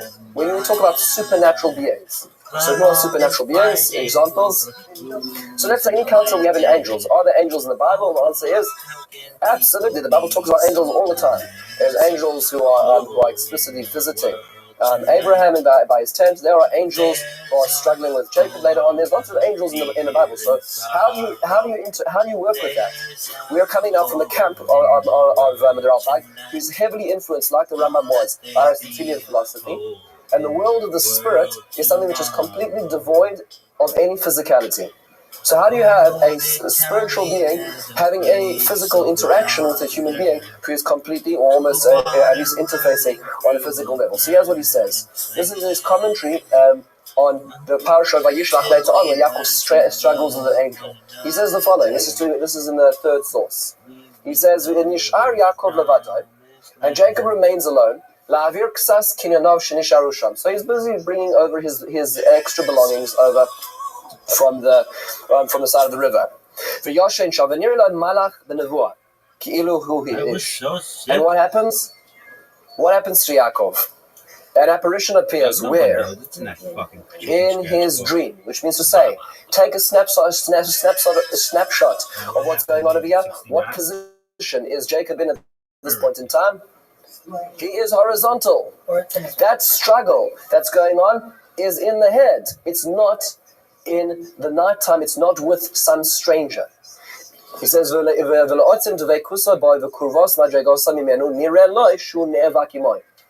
the battle that he has with the spectre in his mind is so powerful, it is a struggle of the mind, a cerebral battleground.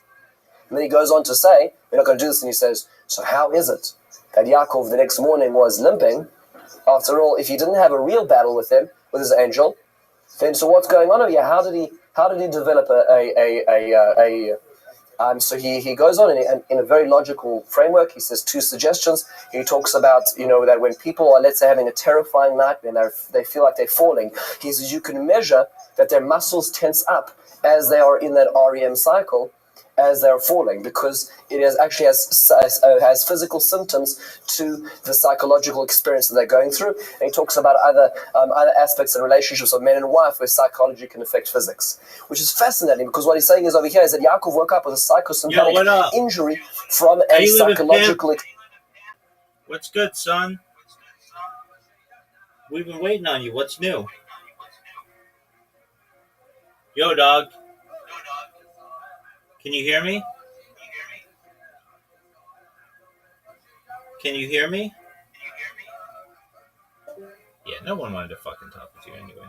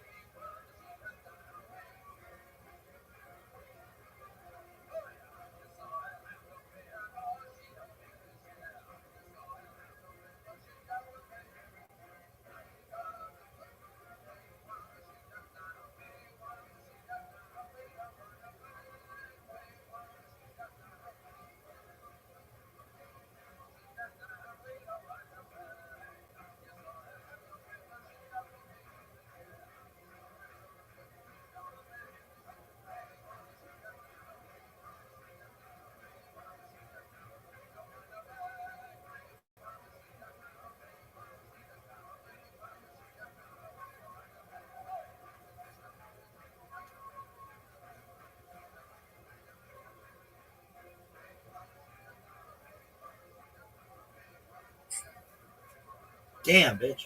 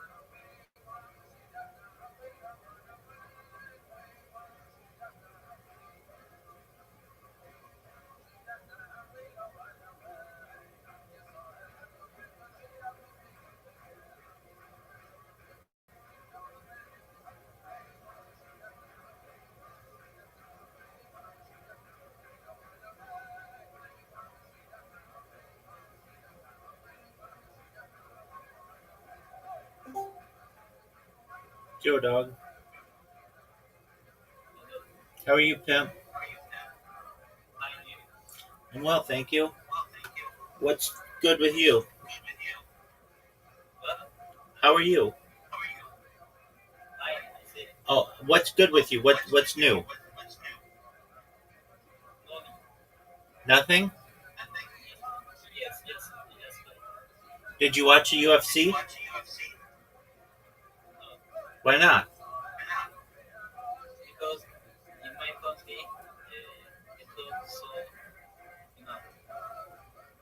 The clips are enough?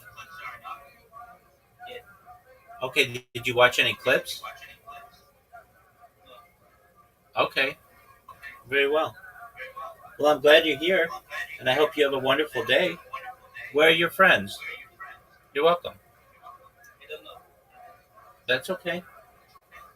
All right, well, we're just watching Jewish history lectures. Feel free to enjoy, my friend.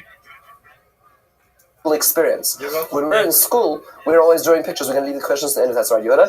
When we go through school, well, what do we have? We always have the pictures, and there's this angel, and there's dust, and there's a struggle, and there's wrestling from the Torah. Where do we know it? From Yaakov. But according to the Rabbi over here, the picture of Yaakov was just sleeping in his bed like any other night, probably on the ground in a sleeping bag at this point in time. He was on a journey, but it's not as we imagined it. The Rabbi over here is avoiding the interaction of a physical being and a spiritual being, and has reframed the entire situation, as the Rambam would do in this particular situation. Can you hold it for a second? Hang on to the question. I'd love to hear. I just wanted to get a little ground. As another example, so not only dealing with, let's say, supernatural beings, what about supernatural events? So meaning to say, so how do you view that? Now the Rabbi over here, having written books on trigonometry, on algebra, he is creating instruments to measure elliptical orbits. He is a man of the cold and hard. He is a man who understands logic, who deals with the here and now, and what you can measure, what you can understand, and what you can and what can be calibrated. So how do you understand the world of miracles? So he has a very unique approach, which often serves as the foil to most of the later Mefarshim, including the Malbim, Rav Leibush, to the Barbanel. Many of the people use the Ralbag as their foil, and he says that he has a very interesting approach. Here is the example we're going to take. This is his writing in Sefer Yoshua, in the book of Joshua. Why would you expect it to find in the book of Joshua? What miracle of note occurs? Okay, so there's a few things we can note. There's a few miracles. One of the first major miracle that occurs is that the Jordan River dries up. There's an occurrence that the Jordan River dries up, and it stands as a pillar, and the whole of Israel crosses the Jordan River. And this is where the Ralbag jumps in, and by the way, he jumps in by Exodus as well, because it's the parallel thing. And he says a very fascinating and salient point. He says the following. He says, Shekfar Hishrishu on the top line. Our sages invested into us the understanding that there's no new item in any equation which God sort of pulls out of the bag a rabbit out of sure, nowhere. ask me anything you want.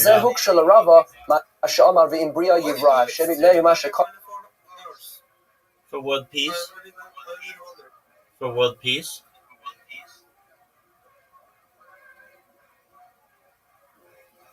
For world peace. For peace, right? 100%. I am Bulgarian, by the way. Are you Jewish or something? I don't know. I am Jewish. Shout out to Bulgaria. Yeah. Bulgaria. Yeah. Sofia. Sofia, yeah, exactly. That's the capital. Yeah. How's your day going? I am wondering. Wait a second. I was wondering. What do you think about Trump's actions about putting politicians? Yeah, I don't get political, so not my place. Okay. What's on your agenda for today? Oh, my agenda's meal. No. No. What are you doing today? What are your plans? Oh, what are you doing today? Just chilling. Just chilling. Okay, very cool. Did you watch the UFC? No, I don't interest. Why don't you like the UFC? I don't know. There is not a.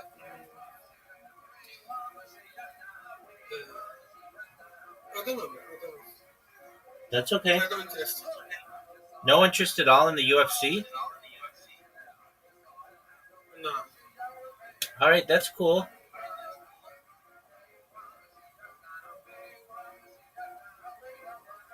Very well. Well, we're So just. I can see that you are very interested with UFC. I'm a what? You are very interested with UFC. Oh yeah, Not much. UFC's tight. I'm just getting into it. But yeah, people didn't think last night's fights were very exciting, but I did. I thought they were cool. What's your favorite fighter, by the way? I don't really have one. Probably John Jones though. He's like he was like heavyweight champion forever. Arguably should have been undefeated. He's like 36-1. The only reason why he lost was in Yeah, I heard him. He's a legend. yeah. The only reason why he quote unquote lost was because he used an illegal move, which is arguable that it's legal now, but it wasn't legal then. And I just think he's probably the best fighter of all time. I'd like to see him fight again. I saw his last fight. He won on I guess like a spin kick. I don't know how else to describe it. And just a big dude. So I hope he stays out of trouble. He's always just had an issue with getting into trouble, but if he can stay out of trouble, I think he has the legacy of being the best fighter of all time, pound for pound, just the best. So I like him. I like what is this guy's name? Something Lucas. Who else do I like? I like Morano. I don't even know who that is, but I like Khabib. I think he's from Dagestan, something like that. He might not. I have no idea where he's from, actually. I think he could be from anywhere. Anyway, who else do I like? Conor McGregor, I like his cockiness, but he gets his shit tossed, which I think is hilarious. And who else do I like?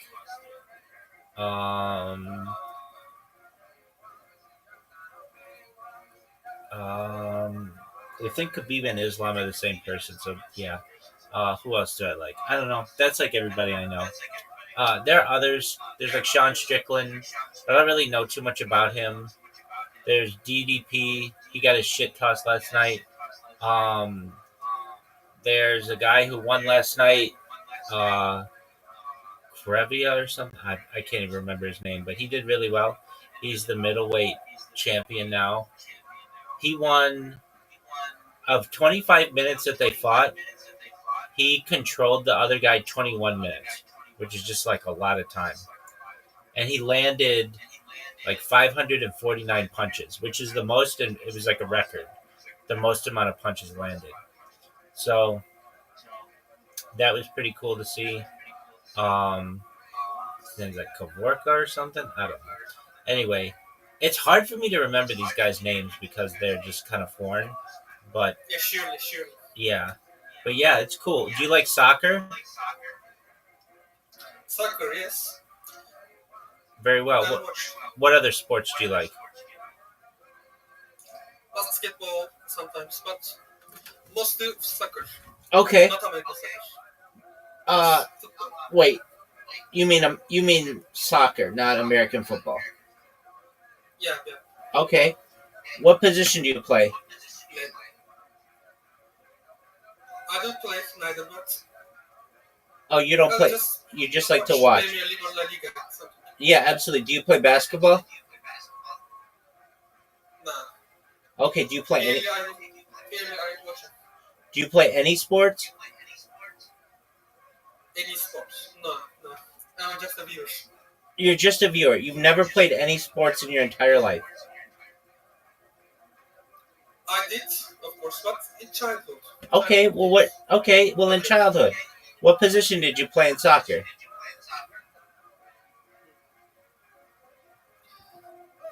Goalkeeper, actually. Oh, that's a tough one. Good for you.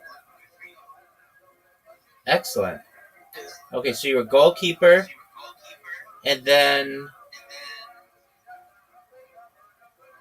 in basketball, what did you play? No, I never didn't play basketball in my Okay, life. Just a soccer. just soccer. Okay, very well. What are your interests? What are your hobbies? What do you like to do? What's your favorite stuff? Oh, my favorite stuff. Yeah. Video games or something like that. Okay, what video games do you Talking like? to friends like you. Sure. What video games do you like? Red Dead Redemption. Oh, CS2, tight. Red Dead Redemption 2? coming games. Yeah. Oh, excellent. Very cool. Do you like Grand Theft Auto? Yes, I like them too. Excellent. You know, it's... San Andreas. It's my childhood games. Oh, tight. Okay, cool. What's your favorite Grand Theft Auto? San Andreas, actually. I like them more. Yeah, a lot of people do. That's one of the best games of all time. There was so much to do in that game, and even though the map wasn't super big, there were 3 different cities, and there were gangs, and there was just a lot. There was San Andreas, San Fierro, and Los Venturas. Los Santos. Oh, yeah, it's apology. Los Santos too. Yeah, there's a lot. So, that's a good one. I really like that game where you control all the gang members. That was tight, and I thought it was really cool. Like they made it, they made the map seem really, really big, and there was so much to do. There were 3 different cities. There was like country area. There was a big mountain. Just a lot of really interesting stuff. Are you excited for Grand Theft Auto 6? Yeah, I'm excited. I'm waiting for a moment. Same here, man. It's like 250 days away. Yeah, yes. You know what day it launches? May 26th, 2026? It's something, yes. Yeah, Maybe. that's when it launches. So that'll be tight. And do you think they're going to do an island map or a peninsula map? I think Peninsula. Okay, so what happens when you get to the edge of the map? I don't think about that though. Yeah, I don't know. that's what makes a peninsula map difficult. So there are several strategies that they've talked about. They've made it so that if you're flying a plane, your plane will just break up. Or if you're driving a car, your car will just explode.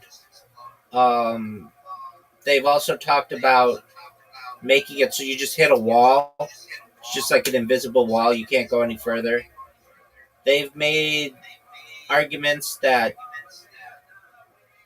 that's why they make them on islands, because you can just like keep adding water, and the player doesn't necessarily know that they're leaving the map or whatever.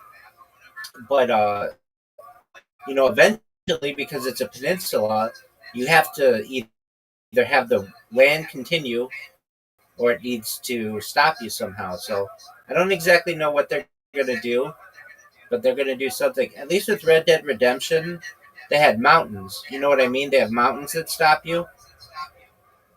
Yeah. But that doesn't work as much in Grand Theft Auto, because in Grand Theft Auto, you have planes. And so the planes would go over mountains and stuff, and you've got to work It doesn't up. matter actually. It's the matter of the story. I'm playing for the story in the game. Yeah, same here. No, I get that too. But sometimes you need the open world view option of it. So, all right. So from what I know, and I don't know this exactly, but I'm in the Grand Theft Auto 6 subreddit, so I don't know if it's all if all of this is true. But you're gonna have, it's gonna be Miami or Vice City, and then they're gonna have, I think, three other cities, or maybe more than that, and then they're gonna have a bunch of little towns.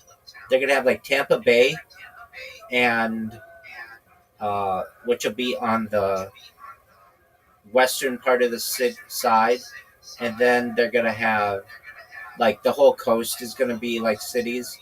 I think they might have like a suburban city, and then they have little towns, and then they're gonna have a lot of islands that are gonna kind of all have their own like uh, theme and stuff, and then there's gonna be like a part like almost like South America where you fly a lot of drug smuggling. So you're gonna be like a drug smuggling pilot, which could be cool, and like they don't leak a lot about the game until you see it launched, but there's going to be the main people are a man and a woman. This is the first game that's going to have a woman as one of the main characters, so that's cool. Her name is Luciana, I think, something like that. Yeah, you see.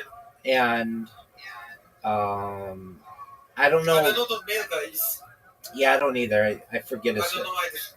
Yeah, I forget his name. Um, and the map's going to be bigger than Grand Theft Auto 5 was. And again, the whole argument is, are you going to put it on an island or is it going to be a peninsula? I personally think it'll probably be like a peninsula shaped island so that you can go all around it. But I don't know. Um, the city of Miami or Vice City is going to be bigger, and there's going to be a lot of like natural areas with alligators and crocodiles and the Everglades, which is like a national park, and a lot of water. So that'll be interesting, and I'll be interested. I think there's going to be a lot of flying planes. So I think that's going to be one of the main things that you do is like a drug runner. So you'll be flying to like a South America like place. I think they might have something like a Cuba, but maybe not like the whole thing, but like a Havana, which could be interesting.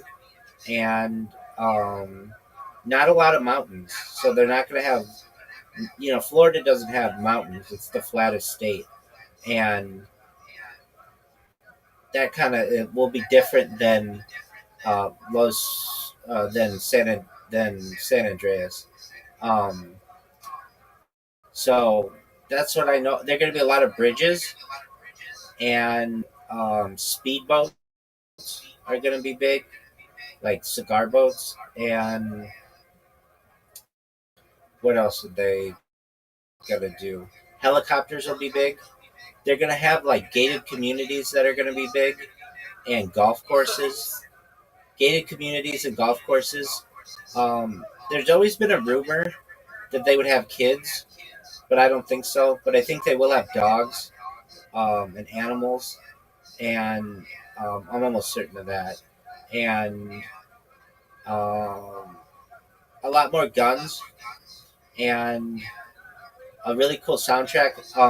So like, did you ever play Grand Theft Auto Vice City? Yeah, I play. Excellent. So that one took place in the 80s. This one is going to be Vice City, but it's going to be modern time. Yes, So that'll be cool. 100%. Yeah, so I'm excited for all that. And I'm going to be interested to know who's going to be like the radio stations and the music. Um, what you're going to be able to play. I do know this.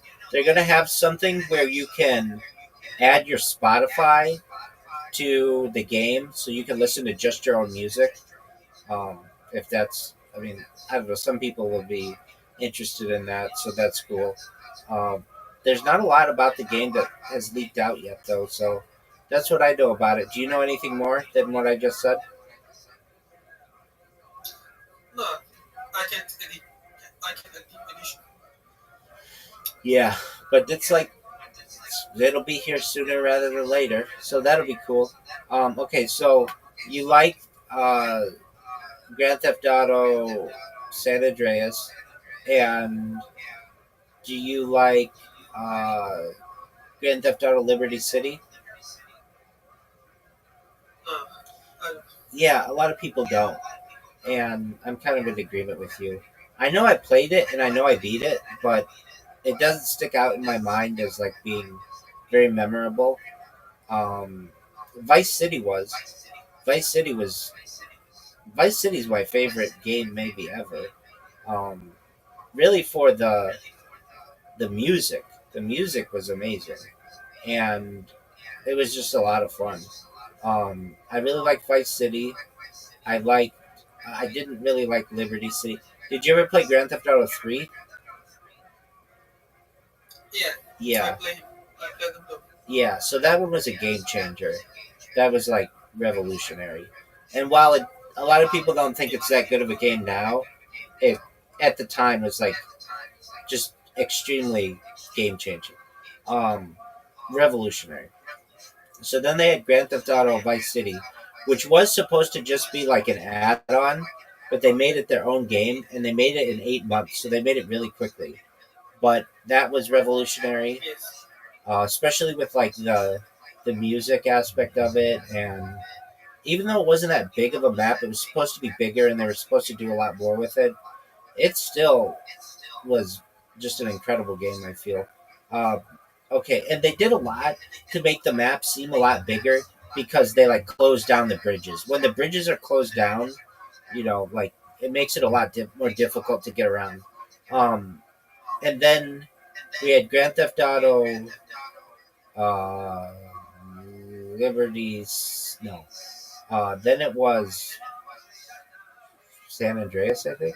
San Andreas maybe? Yeah, and then that one was the first one where you could swim, I think, and that made it all different because before when you'd have a car go in the water, you just your foot touched the water, you would drown basically, like you couldn't swim at all. But that changed things, and then you could like dive in the water, and then also that one was the first one I think with helicopters. Is that true? There might that was Yes. that was like a big change, yeah. And then um, they had they had gambling in that one, and that one was interesting because you had to live your life of the guy like a lot more. Like, um, if I recall, like he had to eat and he had to work out and he had to like work on his like how he could drive a car and fly a plane and ride a bicycle, and you could change a lot of his clothes, and like you could do a lot of custom stuff in that game, which was really cool, and I really liked that about it. And I loved the fact that you could run your own gang. That to me was the coolest part, and have guys come with you. Absolutely. Exactly. You could have guys come with you, and like you know, you had teammates basically, but they were just computer guys. That was cool. And then the soundtrack to that one was amazing. Um, then we had Grand Theft Auto Liberty City, which I guess was just to me not that memorable. I don't. I know I beat it. It was just not that great of a game. Um, then we had Grand Theft Auto 5, which was like 10 years ago, more than that. And that was a revolutionary game. It had a really big map, and you could play as three different people, and it had a lot of cool stuff to it. Abba Nagila.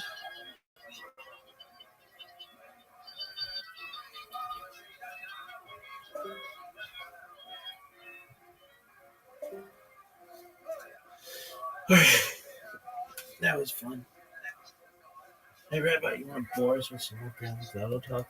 Because of Ein Kol Chadas Tachat Harash Hashemesh. And that's why in the Gemara, one of the sages, Rabbi, one of the central sages of the Talmudic time, was concerned how was it that God created this open earth where Korach falls down as it's described in Korach.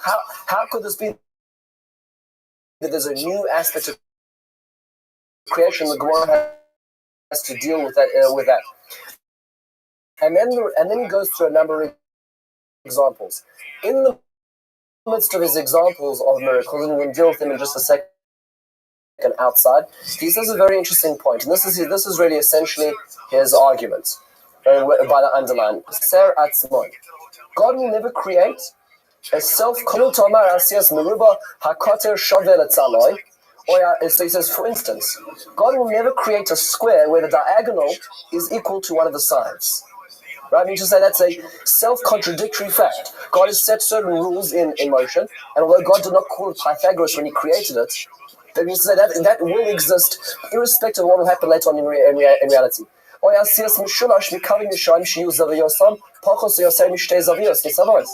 He says, or let's say you're triangle with more than 180 as a sum total of all of their angles. Or making cold fire. I mean to say there's certain rules that God is in the world and God has in the world, and God's never going to change those things.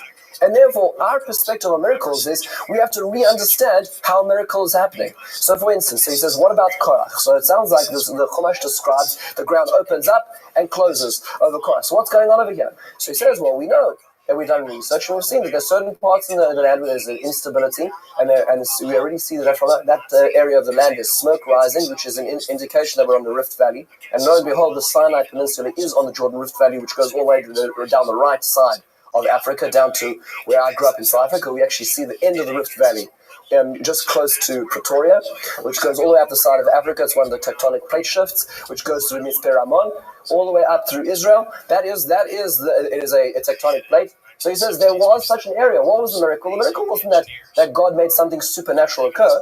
It was that God allowed the natural to occur at the right time. See, God wasn't pulling anything out of the hat. God was simply allowing what should happen to work. And another example, he says, how is it that we know that in Tanakh, Hananiah, Mishael, and Azariah were these three individuals who are given the option of submission to the Babylonian overlord or to jump into the fire? They jumped into the fire, and explicitly the Psukim say that the verses said they were not harmed. So what was going on over there? How did they miraculously survive? So he says, well, maybe the fire had cooled down to a point that it wasn't dangerous anymore.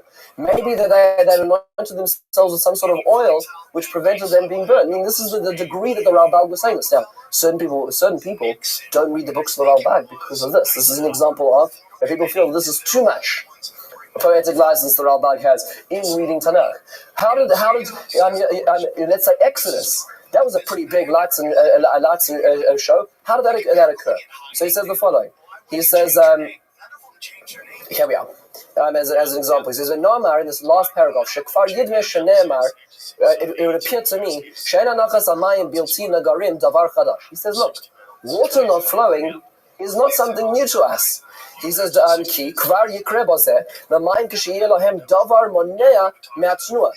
says, look, if water's not flowing down, it must mean there's something pushing it up.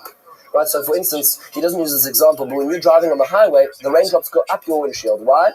Because the inertia and therefore the wind speed is pushing them up the windshield, even though they're not flowing downwards. So there must be something else there.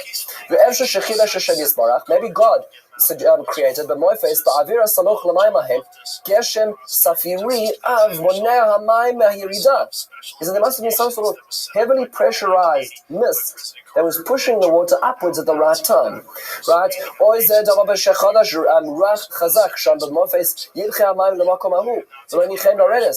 This is all, there might have been a wind at just the right angle, at just the right speed, which was pushing the water in such a way that the water rose on either in the exodus of Kriyas Yamsuf or by the Jordan River later on. By the way, Jordan River is a little easier. Jordan River is a little easier to understand because the Jordan River only had to have one side taken care of.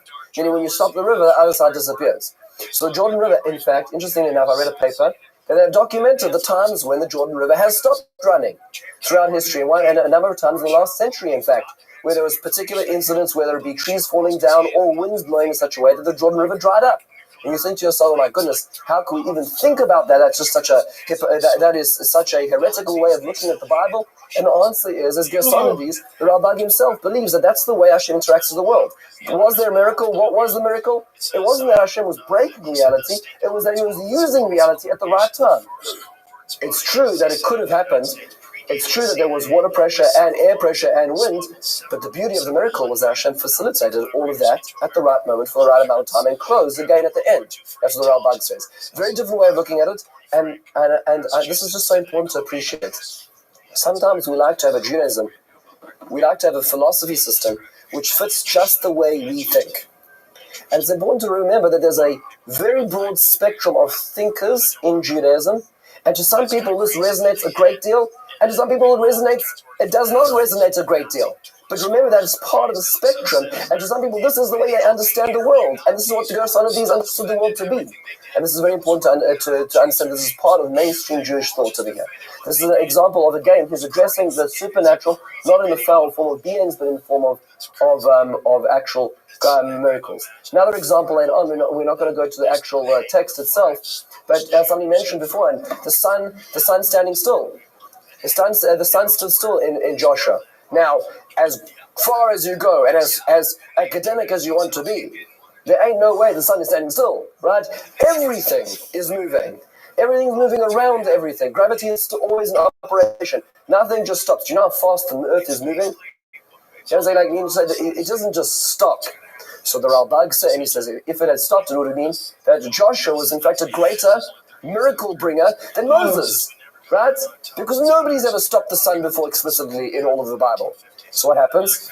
So the Rabbi says, no. What it means to say is, again, it's about perspective. They were chasing the enemies. The enemies were running towards the hills and the caves. What Hashem allowed them to do was Hashem allowed them to chase the enemies with such speed, with such alacrity, it almost felt like, those moments in life where time stood still and you're able to do so much in one day. He said the sun stood still subjectively for their actions, where time was no longer a factor as they achieved what God allowed them to achieve. Meaning to say, we're not talking about a physical reality, we're talking about a psychological reality in terms of understanding it over here. Once again, don't necessarily take it at the face value of what the texts were. On the same note, I just found a very interesting thing. This is a translation actually from Rabbi Natan Slufkin. It doesn't come out so well over here. In his book Milchamas Hashem, the book of Milchamas Hashem is one of his great works, which Dr. Abramson mentioned just beforehand, where it's meant to be, and if you read the most exquisite description of how much he wants to bring God's light into this world by this book. Essentially, it's about his philosophy system and his system of God's providence and how Hashem interacts with this world. We're going to see a little bit more of this at the very end.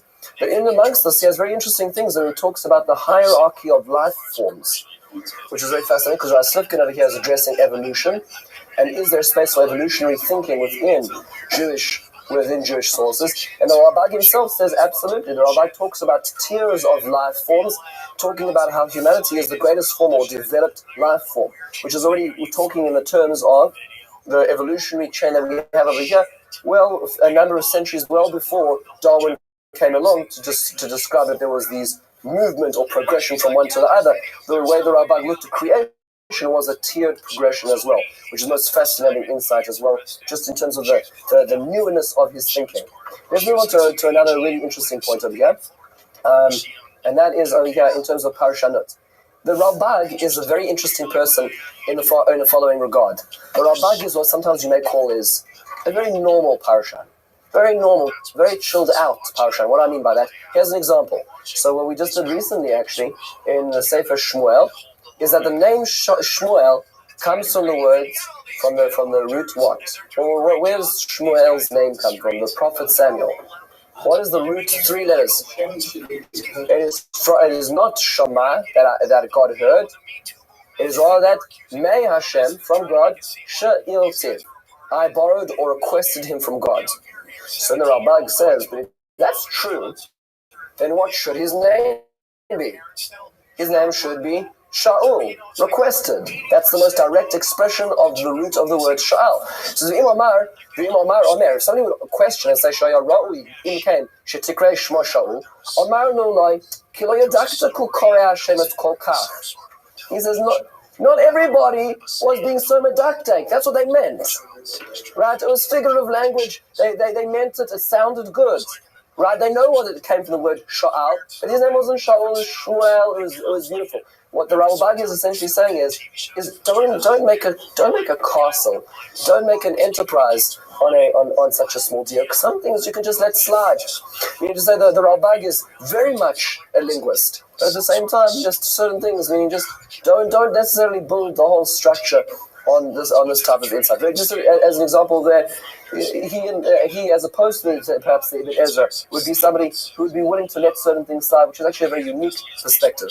Ethics and war, two more very fascinating points over here. As we get towards the end of this, and that is ethics and war. Happens to be that one of the very difficult for any we'll call a modern reader of the Bible has a lot of trouble when it comes to reading the descriptions of Israel going to war in the land of Canaan. Then in Canaan they come in and they're told to obliterate man, woman, child of these 7 nations, without exception seemingly, which is really it's hard for we'll call it the Western ear to hear. The Rabbi says something which is really just a very fascinating insight into this. And when reading through the verses, we're not going to do them now, but these are the verses in Sefer Devarim, in Perek Chaf, in the 20th Perek, where it talks about the description of going to war. And it seems that the Psukim actually have 2 divisions. There's regular nations. If you go to fight against a regular nation, let's say for land, then you offer them peace. When you fight against the 7 nations of the land of Canaan, then it's obliteration. The Rabbi goes out on a limb, and like the Rabbi Benel later on after him, says the most fascinating, interesting insight, and he says that no, the Torah means that every war that is fought has to have a peace offer at the beginning. Meaning to say, there is never a carte blanche for Jews to walk into the land of Israel and to totally decimate another nation. No nation ever was destroyed without the offer of peace and subjugation before, which is a very fascinating, which is a revolutionary perspective, moving away from the perspectives of, let's say, predecessors like Rashi, Ramban, who say that there's a division of labor over here, the Ralbag, and later they're followed by later Meforshim, give us more of a humanistic perspective to war. And you can imagine, as Dr. Abramson said, he's not living in a very harmonious Europe.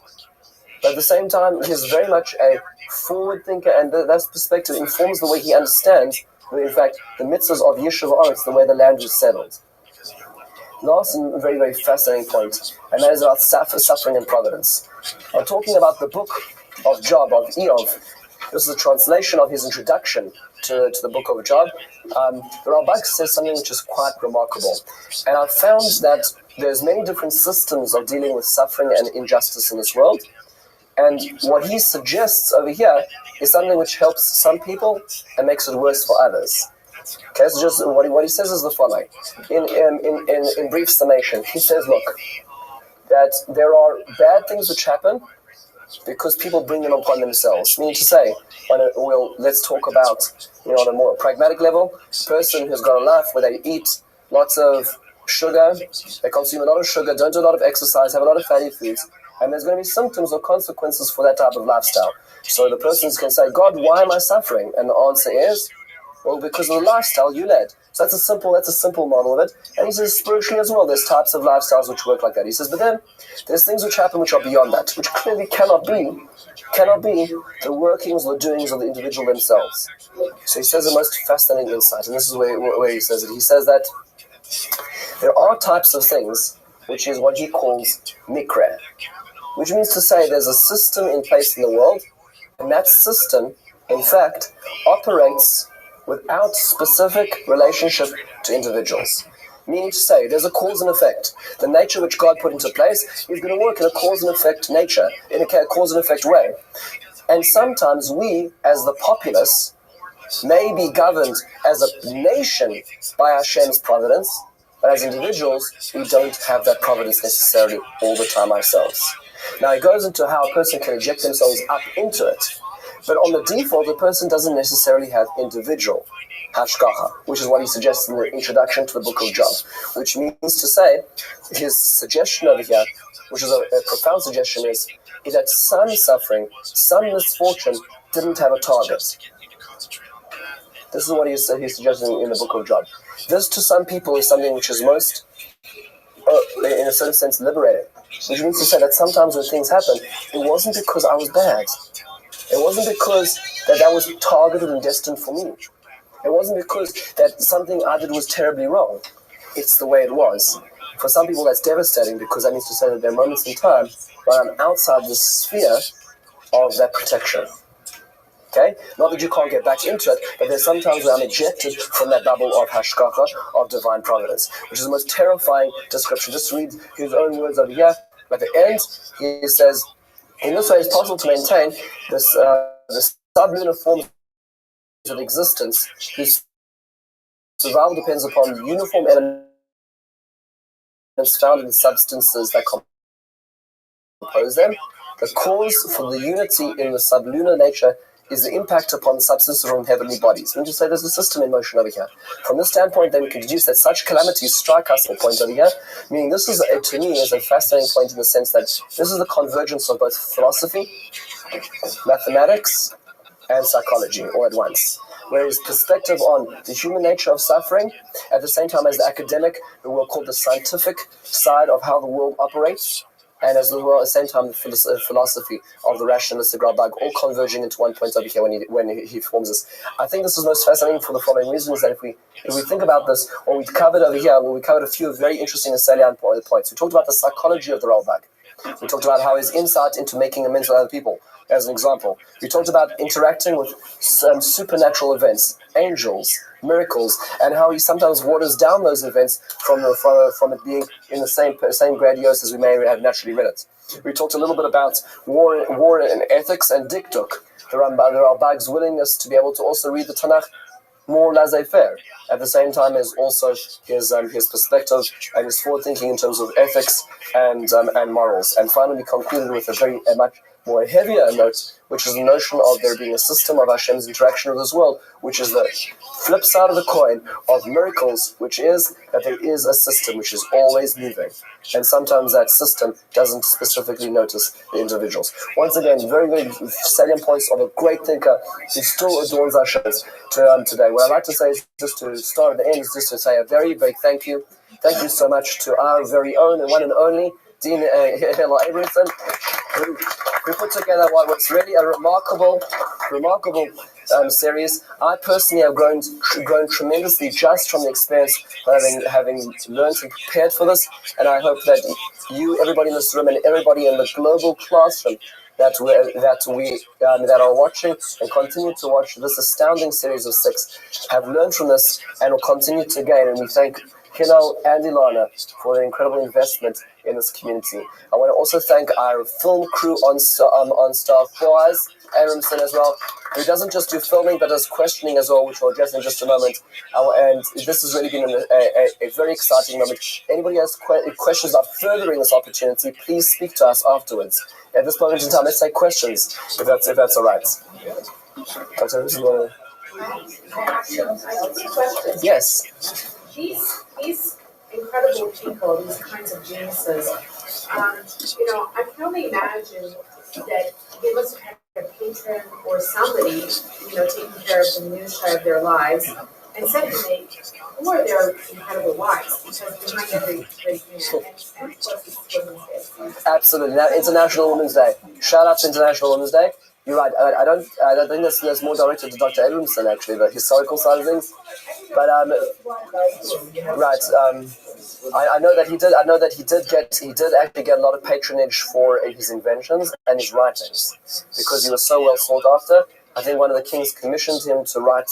I don't remember which book it was, but more than that, I don't know fully. Right, Dr. Abramson, can you speak to that? No, I don't think I have anything to add. That's it. You heard it, yes. Just a couple of questions. Yes. One, when going back to Yaakov and the struggle with the Malach, I've heard people say, or it would be an idea to say that, I think it would be an idea to say, or I've heard people say that the whole idea of him wrestling with angels is a psychological Yes, well, that's what Rabbi Not is the saying. fact that he was sleeping, that he could be hallucinating potentially. Okay, potentially as well, but the point is he wasn't in a lucid state. Yeah, That's exactly what the Rabbi is saying. Also, when it comes to the miracles, the Galapagos were suggesting mist or other stuff. I thought it could just be geysers. It could be a double geyser. Possibly. It's just that there ain't geysers in the Sinai Peninsula. There could have been one. That's the only hitch of the thing. Price. So you said that, correct me if I'm wrong, if I recall from my third grade Parsha class, what happened was they crossed the river and then they left something behind, so Yaakov went back to get it, and that's where he fought the angel. So he goes across the river, then he comes back, and then he decides to take a nap. That's what it seems to be. Yeah, you know, it's interesting. He actually glides over that point when he describes it. Why would you go to sleep randomly?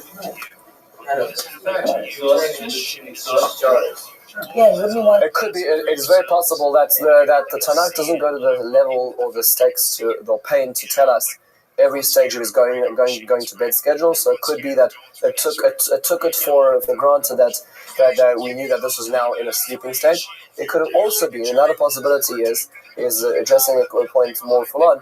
Is a lot of times when God interacts with human beings, the way the Rambam describes it, and we remember very much in the Rambam camp over here, is it's almost like a experience. It's almost like a fit, an epileptic fit, where the senses are almost destroyed from the experience of the magnitude of the divine.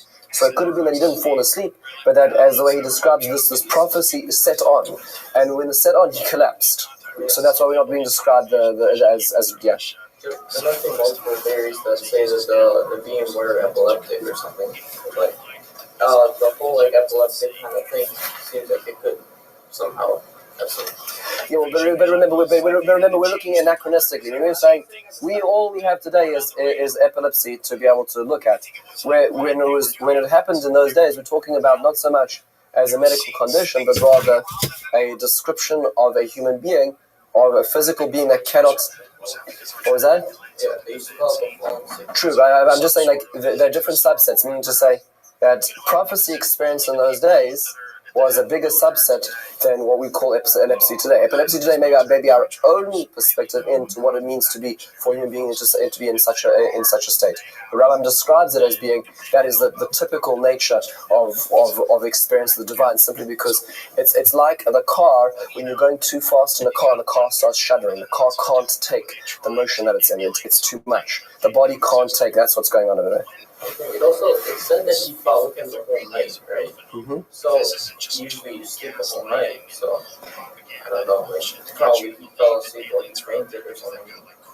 Possibly, it's very definitely true. Could be the whole night as well. Could it be the fact, as the Adam Fortune said? But one thing which interests me is that it's coming back to Yehuda's point, is that if it's a psychological struggle, meaning it's not just a bad dream, it means to say that in his dream he is struggling against something. That struggle was so hard it took him until the morning to break out. That's what seems to be going on here. That's how hard this experience was. Even people nowadays, when they wake up from intense dreams, they're sweating, they're out of breath. Yes. Correct. So that goes to that for sure, and that goes to his psychosomatic experience that he describes in the Torah notes at the end of the section, exactly like you said, where he says how could it be physical symptoms of a psychological experience. Anyways, maybe we'll take questions afterwards. Thank you, everybody. I don't want to keep everybody. Thank you so much for coming. Looking forward to seeing us at the next opportunity. People keep their mouth shut. And they also know that they have to keep their mouth shut because if you don't, you can get in real trouble. If you have top secret clearance and you go blabbing, they're listening to everything you say. They're checking your emails. They know. 100%.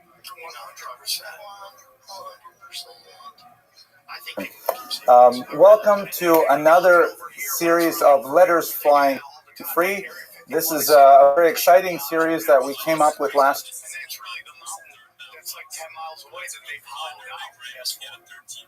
year, and it's based on a Talmudic passage in which Rabbi Hananiah ben Teradion is martyred at the hands of the Romans in the Hadrianic persecution.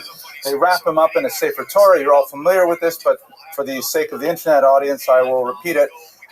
They set him on fire. They put him on top of a pyre, and the students ask him, what he sees, and he says, well, the scroll is burning, but the letters are flying free. A very poetic statement, which is expressed graphically in the beautiful stained glass windows, which Rabbi Teitelbaum helped design outside. That's really the idea of this series, is that we're going to give a team teaching approach where I will give a little bit of historical data to place the figure in his, or in some cases her, historical context, and then Rabbi Teitelbaum or Rabbi Trump will follow with a much more detailed textual analysis to give us a sense of the way in which this particular individual shaped the Jewish tradition in literary form. That's the plan for the evening, so I'll have more or less the first 25 minutes or so, and then I'll hand off to Rabbi Teitelbaum to talk about the Rif tonight. I am currently struggling with a personal challenge. When I used to give lectures publicly in Florida and put them on the internet, I used to always begin with a joke, and I enjoyed it tremendously. But then I slowly got a whole bunch of comments on the internet, stop with the jokes, go straight to the material, and I don't really understand New York. So when I came to New York, I said, that's it, no more opening jokes. And so for the past 2 years, I have not told any opening jokes. Now, maybe it's because New York is warming up to my style a little bit. I'm getting more and more people asking me, please, why don't you start with a joke? We heard your lectures in Florida. What's going on? So I will start with a joke tonight. Please laugh. It will. Thank you. That will make me feel much better. But the idea is that a joke is a good thing. In fact, there are various rabbis in the Talmud who always began the shir with a joke because it sort of opens up the mind, kind of like sniffing chlorine. It wakes you up, to get ready to learn. So the joke goes like this. It has nothing to do with the subject. A man's been seeing a psychiatrist for many years, and he's had tremendous progress in his therapy. So the psychiatrist says to him, listen, Milton, you've been with me for a long time. I think we should cut back the number of visits per week because you're doing so well. And, it's a big expense, and I think that really you're ready to, strike out on your own. And he says, but doctor, it's been so many years, and I'm so attached to you. What will I do if this is part of my week? I don't know what to say. And he says, listen, we'll do it like this. Let's not meet next week. And if you have any moment at any time, day or night, that you need to reach me, here's my personal cell phone number. I leave it on 24/6. Just give me a call, and I'll pick up right away. Doesn't matter what time or night. And so he feels relieved with that, and in fact, that's what he does. The next morning, he wakes up in a panic. Milton wakes up in a panic, and he calls his doctor at 6:30 a.m. He says, doctor, I hope I'm not disturbing you. He says, no problem, Milton, what's the problem? He says, I had this terrifying dream. I had this horrible dream. He says, what was the dream? He says, I had this horrible dream that you were my mother, and that you were so overbearing, and you were forcing me to make all these decisions and not letting me have independence. And I know it's the opposite of everything we said, but doctor, I felt so terrible. He says, oh, that's awful. What did you do next? He said, well, then I went into the kitchen, I turned on all the lights, and I tried to calm down. He said, what did you do next? He said, well, I ate a piece of dry toast and some weak tea to try and settle my nerves. And he says, what did you do next? He said, well, then I called you. So the doctor thinks about it for a minute. He says, a piece of toast and weak tea, that you call breakfast? Okay. All right. I don't know. Maybe it's better off with no jokes. Tonight we're going to talk about the Rif. The Rif is one of the several acronyms that are used to describe Rabbi Yitzchak Alfasi. His years are 1013 to 1103. One of the most important and creative thinkers in the halachic tradition.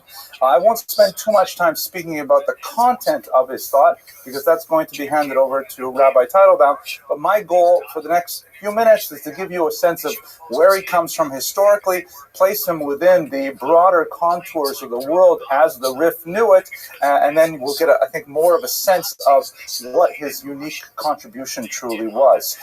He's also known as Alfasi, from the city of Fez in North Africa, because he spent most of his career there. He was not actually born there, but he spent about 35, 40 years studying in Fez. And as normally when a person has a place name for a surname, it means they originated there and they ended up somewhere else. So in fact, he ended up in Spain, in the Cordoba region, where he was the Rosh Yeshiva of one of the most important yeshivas in Spain at that time, in the glory days of the golden era of Spain. He mentored many students, including the Rimi Gash, Rabbi Yehuda Halevi, and thousands of others for the next millennium, because it is impossible to study the Talmud effectively today without consulting the Rif. He's one of the most important commentators of all time. I know in my first edition of the Talmud, when I went to buy one, it said on the cover, Talmud Bavli im HaRif, with the Rif, as if to say that everything else is a cheap imitation. That gives you a sense of how important the Rif is within our tradition. So let's put him within the context of the golden age of Sephardic Jewry, which is a topic that I find deeply fascinating. I'd like to just give you a very short introduction to it. This map didn't come out so well in reproduction, I'm sure, sorry, but it gives you a sense, sort of the dispersion of Jews after the Spanish expulsion of 1492 and the Portuguese incident of 1497. The arrows are going the wrong way if you look at the 8th century.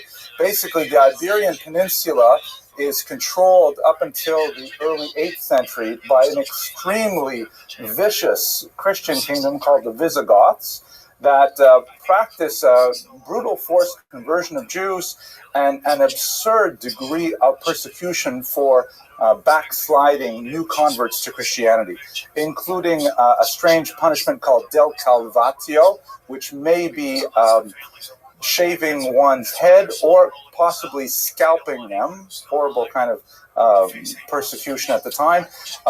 And in the case of mixed marriages, the Visigoths prescribed amputations for women who married Jews, Christian women who converted to Judaism and married Jews. They had their nose amputated. Men Jewish men who married Christian women or who had converted had another essential organ amputated.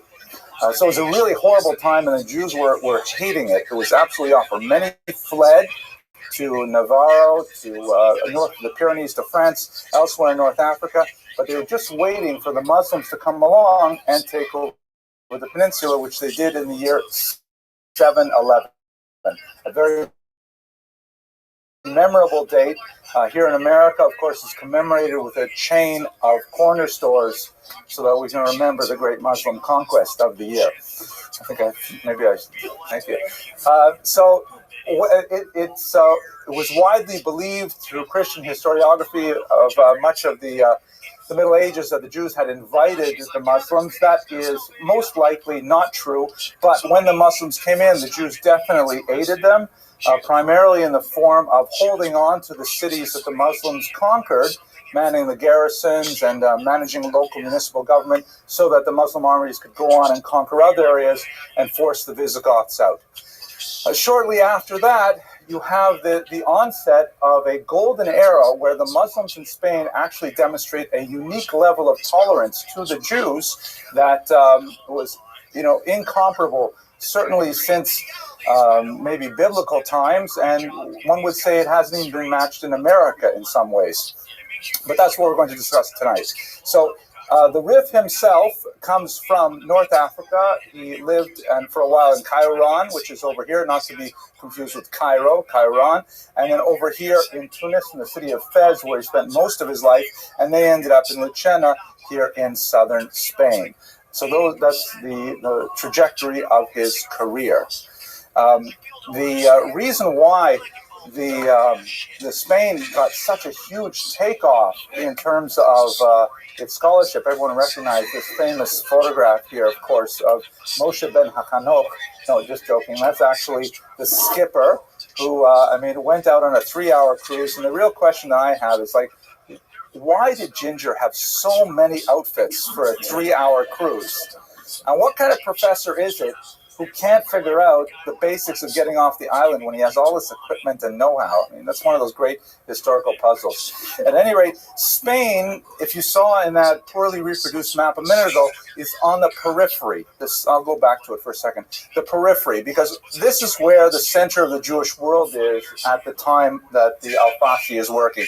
It's in the confluence of the Tigris and the Euphrates rivers down here in what will be southern Iraq or Kuwait. You have the great Talmudic centers of Sura, Pumbedita, Nehardar. They're all mentioned in the Talmud. And everyone living out here is in a vastly different orbit from Sura and Pumbedita. Anytime they had a question, the Jews living out here in Spain, if they had any kind of question about the calendar, about kashrut, about observance, they were very troubled. Should we be eating rice on Pesach or not eating rice on Pesach? The Sephardim just simply didn't know what to do. That was a joke too. Not Sephardim, Spain, but it's almost over. So they would have to write a question that would be delivered by hand, essentially, across the Mediterranean basin, all the way out here to Sur and Pumbedita. It would take months, and then they would send money with it, so there was an economic relationship. And then Sur and Pumbedita would send back a letter that would again take months. It would be a cause for huge celebration.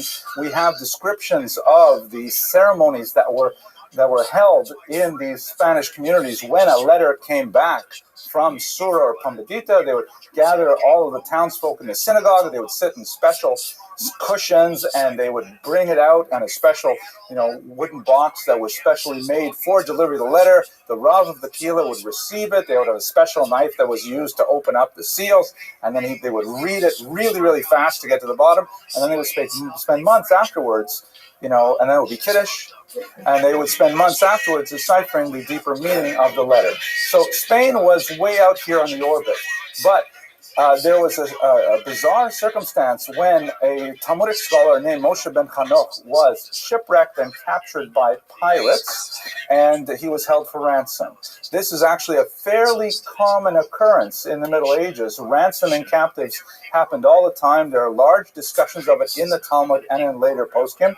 And the great Sephardic leader, Chasdai ibn Shaprut, spent a tremendous amount of money to rescue Moshe ben Hanoch. And then he said, listen, why do you want to schlep all the way back to, the equivalent of Brooklyn when you can live here in Boca Raton? It's beautiful in Spain, our climate and so on.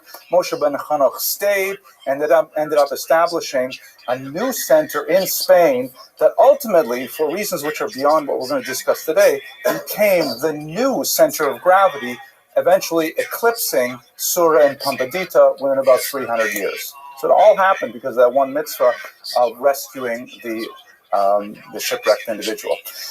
To give you a sense of the culture of the time, this is a period of phenomenal creativity.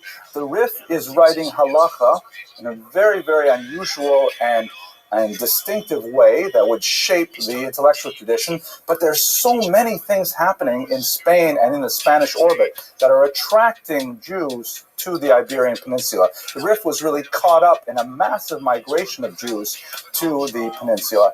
This is, for example, one of the things that are happening is the rise of secular Hebrew poetry, which is mind-blowing. And some of it, I think about it on the train. It fascinates me so much. This is a short poem by none other than Yehuda Halevi.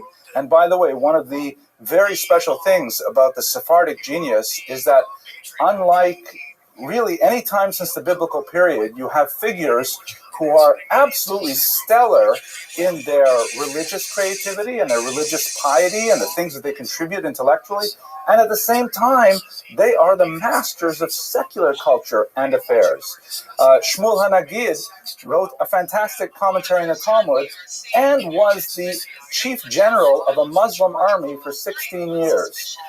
How does that happen? Certainly nobody in Lakewood is serving as a chief of staff to run an army, a Muslim army nonetheless. And we can point out one after another figure. The Rambam is perhaps one of the best examples in the field of medicine. Yehuda Halevi also a very talented physician and a poet. So this is one of his, what are called the Shirei Chol, the secular songs or secular poems. It's called Ofra, and I think this actually should be Oprah. But Afra means a doe, and much of this poetry is love poetry. One could interpret it allegorically, and in fact, Yehosef, the son of Shmuel Hanagid, said that that's how people should read his love poetry. It was all allegorical, like Shir HaShirim style, but some of it's really quite evocative, like Shir HaShirim, and I think it's hard to do that interpretation. Anyways, let's read it because it's so beautiful. Afra תכבד את בגדיה בני דמעי, ותשחט לשמש וזהרה. לא שאלה מי העיינות עם שתי עיניי, ולא שמש ליופי שערה. Ta'ara, sorry, I slipped in an Ashkenazic stuff there. So this is a translation by the brilliant Hillel Halkin, who wants to preserve the rhyme a little. It says, Oprah does her laundry in my tears and dries it in the sunshine she gives off. She doesn't have to take it to the trough or wait to hang it till the weather clears. That's a really beautiful translation. The idea is that Oprah is, and this is, by the way, a trope that you see often in the secular poetry, the rejected lover who feels terrible about and they wallow in that rejection, and it's so beautiful, it's so extended, it's really something exceptional. But if you look carefully at the meter, you see that this is the standard Hebrew monorhyme with the words dim'i and enai falling into the next stanza. It creates in the Hebrew a unique type of anticipation where you're reading along and then all of a sudden you fall down a step, like when you lose your balance on the stairs or something like that. And it's a beautiful kind of falling feeling that emulates falling in love as well. Losing control. I'm losing control of this shir because I'm having fun with it, but let's go further. A lot of this environment was created so because of Abd al-Rahman I and his grandson the third, who was a Muslim refugee from a terrible massacre. His entire family was killed in Baghdad in a coup, taking over the Muslim caliphate. And so he fled as a refugee in secret with just a few of his servants, and he made his way all the way across North Africa. As he was traveling through, in many places, he found succor and shelter from Jewish individuals, and his attitude towards Jews turned to be very positive, and he held them in high regard. So when he came to Spain, although he was a very brutal ruler in many ways and would not suffer any kind of dissension, to the wise and loyal servants, quote unquote, Jew, he would often extend himself. And this was sort of like a trend that you see developing in Spanish culture, where particular Jews who are able to wisely administer the affairs of state are left to their own devices and are able to accumulate tremendous power. So you have this environment. This is the Mosque of Granada with its very distinctive architecture with the red and white blocks, and seems to create a kind of a mirror effect that goes on and on for to infinity. You have this beautiful culture developing in Spain in which Jews are given unprecedented rights under Muslims, allowing them to be extremely creative in their religious affairs. This changes dramatically with the Berber invasions, and with this we're going to transition to the Rif's life, because his primary creative activity was during the period when there was a dramatic downturn of Jewish conditions. He was in many ways at the very tail end of this period of coexistence and tolerance, and he lived in a period when there was increasing intolerance, when Jews were fleeing Spain, beginning to make their way to European shores, in the case of Yehuda Halevi, to Israel, in the case of the Rambam, moving across to the course of North Africa to less repressive Muslim regimes. But we should recall that the period of coexistence that existed in Spain was due to a large-scale affinity between Jews and Muslims in terms of their cultural vocabulary. More than this we cannot say at this time because I don't want to go over. But it created this. Here, this is, for example, a view of the Alhambra, which is associated with, in a very important way, with one of the important Jewish leaders, Joseph, son of Shmuel Hanagid. Okay, who are the Berbers? So the Berbers were North African Muslims. They were not Arabs. We should distinguish that there are many different kinds of Muslims. Islam is, of course, a religious designation. Words like Arab, Spaniard, Berber, those are ethnic designations. The Berbers were fearsome warriors. They were known for covering their face when they went into battle, which is probably where you get the kind of Lawrence of Arabia sort of thing with the the turban and things like this. They also painted their faces, and they were fearsome warriors, but they were also not sophisticated thinkers when it came to Muslim theology. And whereas in Spain, the relationship with Jews was actually extremely relaxed, and in many ways contrary to Muslim law. For example, Muslims regularly held symposia, traditional Greek symposia, meaning drinking parties, with Jewish attendees. And of course, alcohol is forbidden in Islam. Allowing Jews to rise to positions of power above Muslims is also contrary to traditional Muslim doctrine. And yet this was happening in Spain because Abd al-Rahman III and others would recognize talent and would promote it to positions of authority. The Berbers, when they invaded Spain and they took over from the much more cosmopolitan Umayyads, they were not having any of this shtick. And they insisted on a much more orthodox and doctrinaire interpretation of Islam, which frightened a lot of Jews and ultimately drove them to depart. So with the Berber invasions that we begin to see in the 12th century in particular, a change for the worse. And this is when the Rif is primarily active. The Almohads are one of the most important of the Berber tribes that make it up into Spain. They drive out the Umayyad Caliphate, and they take over the entire southern region of the Iberian Peninsula and impose this new vision in which Jews really had to maintain their place. And it might be worth meditating on what is it about the downturn of a society that you can get a flourishing of creativity. Another great example would be, just to mention it by way of passing, Ibn Ezra, who was a very celebrated poet in Spain, making a very good living as someone who wrote Arabic verse for hire. But under the Almohads, he also had to flee. He went to Europe, to Italy, and then later to France, and eventually to England. And the Jews there wouldn't pay him a penny for Arabic verse because they didn't read Arabic. So he ended up writing in Hebrew and writing in Latin, and he had tremendous success because he was forced out of Spain. And he complained about it a lot, but it was specifically the downturn that ended up being the moment of his greatest opportunity.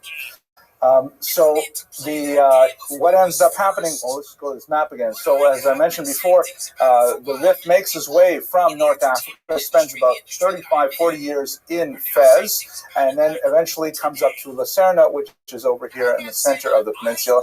Here's a picture from the Cordoba region. It gives you a sense of the majesty of the architecture at the time.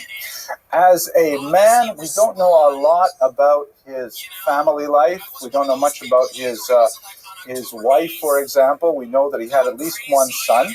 We get a sense of his character in that he valued his primary student, the Rabbi Yosef Migash, as a superior student, and therefore he actually promoted the student over his own son to be the head of this important yeshiva. We know that he had a tremendous controversy. He was a strong-willed individual. He had tremendous controversy with other Jews in the various towns that he lived. In Fez, he was actually denounced to the authorities, quite probably by fellow Jews, that caused him tremendous anguish and in fact occasioned his flight to Spain. And despite the fact that one of his rivals, and possibly one that was involved with the denunciation, was a man named Yitzhak ben Baruch al-Balia, when this individual passed away and left a young son behind, the Rif adopted the son of his rival and enemy to be his own, and he took care of him. He raised him in his own home. He is an example of a North African kind of severity, but transplanted into an environment in which the cosmopolitanism is beginning to fade. Many of the scholars of rabbinic history have looked at the life of the Rif and put it within the context of Talmudic thought, and I've regarded him as the last of the Gaonim. In other words, the Gaonim, that's a term that was used for leaders of the yeshivas in Sura and Pumbedita, as they were beginning to fade, and as scholarship was rising in Spain, the Rif is kind of a transitional figure that cements the Iberian Peninsula as the new center of gravity, the new sun around which all things orbit, and Sura and Pumbedita fade in the background.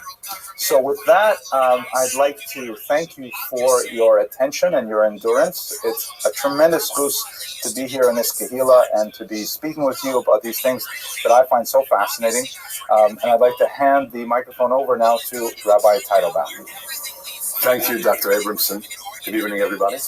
Interestingly enough, we're going to begin with commentary on the Rif and his importance, his life's work, the Sefer Halachos as it is referred to.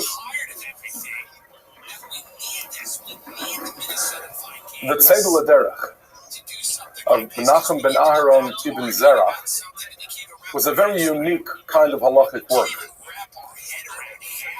Ibn Zerach in the 14th century found that there were many high-level government and business officials involved intricately and maybe too intimately with the Spanish population and with Spanish culture. And he wrote a description of halacha with a lot of explanation, with a lot of the moral sense of why we should or shouldn't do as we live, and wrote it specifically for those many people who were very involved in worldly affairs and very involved with the Spanish population. In his introduction, in his Hakdama, Ibn Zerach describes some of the great sources of halacha of his time, and they are, of course, still the great sources of halacha of our time. And if you could follow along, we'll see how he describes the Rif, discussing how he moved to Lesina, v'yashav sham Rabbeinu Yitzchak, v'chiber halachos b'kotzer, he composed a halachic work, b'kotzer, with summarization, plus the Siddarei, 3 orders, Nashim, Nezikin, and Moed, 3 of the main orders of tractates of Mishnayos. Mishnayos are the 6 divisions. 3 of them were fully commentated upon and discussed by the Rif. V'dome l'Gemara Ze'era. And it's similar to what you might call a small Gemara, meaning a reduced or an extraction of the Gemara, so that it is brought down to a point where all of the discussion and all of the give and take that ultimately leads to a particular conclusion is not included. And what the Rif does is he'll discuss the introductory remarks, the basic idea being we are talking about this issue and that issue, the opinions about the issue are, and then a conclusion.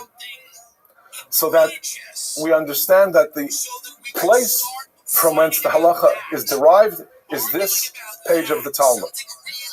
But exactly how the conclusion is arrived at is not necessarily as important as the conclusion itself.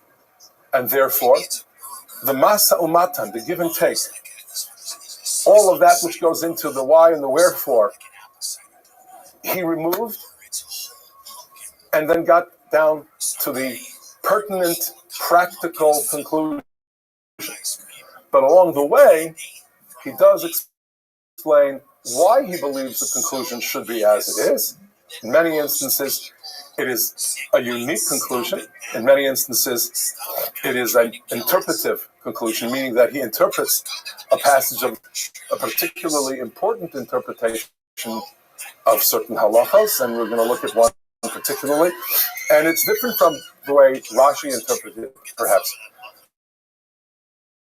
that line of the Gemara, and he explains how he interprets it and what consequences there are halachically. And what Ibn Zerach here says is that the great Tosafos, the Amar Alav Rabbeinu Yitzchak Bal HaTosafos, Sheisi Sheshchina Haisa Shora Alav. No one would be able to write this kind of work. No one could write the Sefer Halachos, as he called it, taking the Gemara, studying it, extrapolating from it the essence of what we would need to know, doing so with so much erudition, coming to the correct conclusion, and then guiding our lives based on the Gemara, but not in this coldly halachic way, well, do this, don't do this, do this, don't do that. It's got a little bit of the Gemara flavor to it. It shows you exactly where he is coming from and why, yet it's very practical and does set forth the halachic guidance that we need to live Jewish life. So it's very much Talmud-like, but yet it's somehow more definitive and more concise, far more concise. Now, another reason that I'm using this Hagdama is because he mentions here something that, importantly, Dr. Abramson referenced. Notice here he says, Miyamos Rabbeinu Hai, from the time of the Gaon Rav Hai, Lo Kam Kamohu, we have not had a halachic decisor and a rabbinic thinker and leader of such importance, and his work has been disseminated far and wide. He goes on then to say that he lived 90 years, passed away in the year Tuf Tuf Pei Gimel, 4,883. Vehemid Talmidim Harbe. By the way, I believe that is that might be a mistake. I believe it was Tuf. That's 1140. Samach Gimel. Correct. That should be Samach Gimel. Vehemid Talmidim Harbe. Umigdale Talmidav Harav Rabbeinu Yosef ben Menashe. He means Migash. Yosef ben Meir. So what he is mentioning here is essentially what Dr. Abramson said, that he was the greatest man since Rav Hai Gaon, and then had all of these students, such as the Rimigash. Now, let's understand, the Rimigash was the master teacher of the father of Maimonides. So the importance of the Rif now is that he is that bridge, if you will, from the time of the Gaonim and from the accomplishments and achievements in the style of the Gaonim, on the one hand, to the period of the Rishonim, to the likes of the Rimigash, and therefore the likes of the Rambam. And the difference between the Gaonim and their style and that of the Rishonim is that whereas the Gaonim would do far less in the way of commenting and explaining the rationale of a piece of Gemara, they would have tshuvas. They would answer questions about what practically people should do and why. But to comment on the Gemara and explain the reason behind the lines, behind the questions and answers of the Gemara, that was something that was rarely done. It was done by some of the Gaonim, but not one tractate after another, not one Masechta after the other. And here you have someone sitting down and saying, let's study Shas and let's understand it line by line and let's explain it line by line. And then in that vein, others follow. But not only was it that he would comment on the Talmud line by line, Masechta by Masechta, but he would also gather the halachic ramifications by Masechta. It wasn't random questions and answers on various topics as in the Shuvas HaGaonim. It wasn't as in the case of the Halachas Gedolos, there are 613 mitzvahs, let's discuss them mitzvah by mitzvah. Here, it's a halachic work, and the pattern and organization is based upon the Talmud. So what he does, in essence, is return the Talmud to a position and to a place of importance where as a foundation for Jewish life, it can be known and appreciated and studied. The Gaonim were answering questions and discussing Jewish life. He is returning us and bringing us back to the place where it all begins, and that's at the Talmud. So that's how he bridges the era of the Gaonim and introduces us and sets the stage for the very important period of the Rishonim.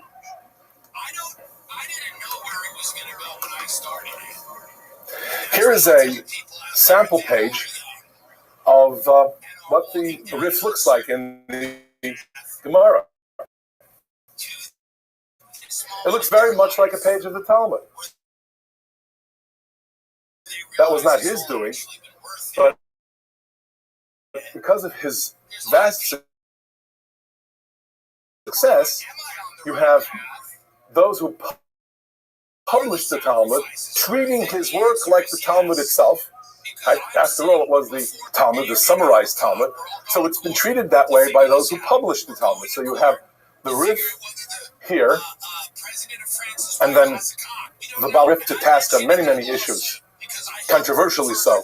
Here, the Ramban, Nachmanides, defending the work of the Rif here in the Milchamos Hashem, and then later, Rabbi Nisim ben Reuven, one of the last of the great Spanish Talmudists, and the famous commentary of the Ran here in the Shulchan Gibolim here. And you'll see Rashi here. Rashi did not write a commentary on the Rif, obviously. Rashi and the Rif were actually contemporaries. However, those who published the Rif said, well, wouldn't it be great if when you open up your Gemara and you want to look at the Rif, you'll at the same time be able to see what Rashi has to say about the same issues. So they took some of the Rashis off the page and published them here, right next to the Rif itself. Now, a little bit about the Baal HaMa'or. He wrote two works, the Ma'or HaKatan and the Ma'or HaGadol, and began his work at the ripe old age of 18 or 19, and was really very, very hounded by people in his own hometown. How dare you criticize the work of the great Rabbi Yitzchak Alfasi? And he stuck to his guns, as we say, and said, no, that's what we have to do. And interestingly enough, the Baal HaMa'or ben Uzvaki ben Yitzchak Halevi, when he published the Ma'or, made a point of saying that he does respect, verily, Rabbi Yitzchak Alfasi. And he says, well, just because we respect and revere the man doesn't mean we cannot say we learned from him and now we learned so much we even know how to question him. He says, look at the great Jewish thinkers and writers, grammarians, Ibn Yanach and Rabbi Yehuda, not Rabbi Yehuda Halevi. This is a great grammarian of the 10th century. And they had a back and forth about very important issues. The student said to his master, my wisdom is your wisdom. And therefore, it's fine and correct for me, with great reverence and respect, to question you and to question the wisdom that you have imparted to me, and to use my good wisdom to hone and sharpen our wisdom. And here, Rabbi Nizrachia ben Yitzchak Halevi of Luniel, who wrote the Ma'or HaGadol and Ma'or HaKatan, says, with such words of reverence and respect, and even more so. Kol sheyesh lahosef ani hatza'ir, whatever I could add and say, Al Rabbeinu Harav HaGadol HaMuvhak Rabbi Yitzchak Rabbi Yaakov Baal HaHalachos HaMechuna Ibn Alfasi, I say as much as that and even more in respect and in reverence of his work. I need not go on and talk at length about his greatness. Everybody can see it. Everybody can look at his work and appreciate how well he put together this masterful work called the Sefer Halachos. He is kishemesh b'chatzi hashamayim, like the sun at high noon. The Kanfetz is Kosav, Bechibur Hilchosav, Prusos al Dorosav, and the far-spreading wings of his righteousness are spread and will continue down through the generations. V'al kol hadoros haboyim acharav. Ki lo nase chibur yafa kemahu b'talmud me'acharei sisimo. There's not been a work as important and as really as beautiful and as correct as his since the time of the conclusion of the Talmud. We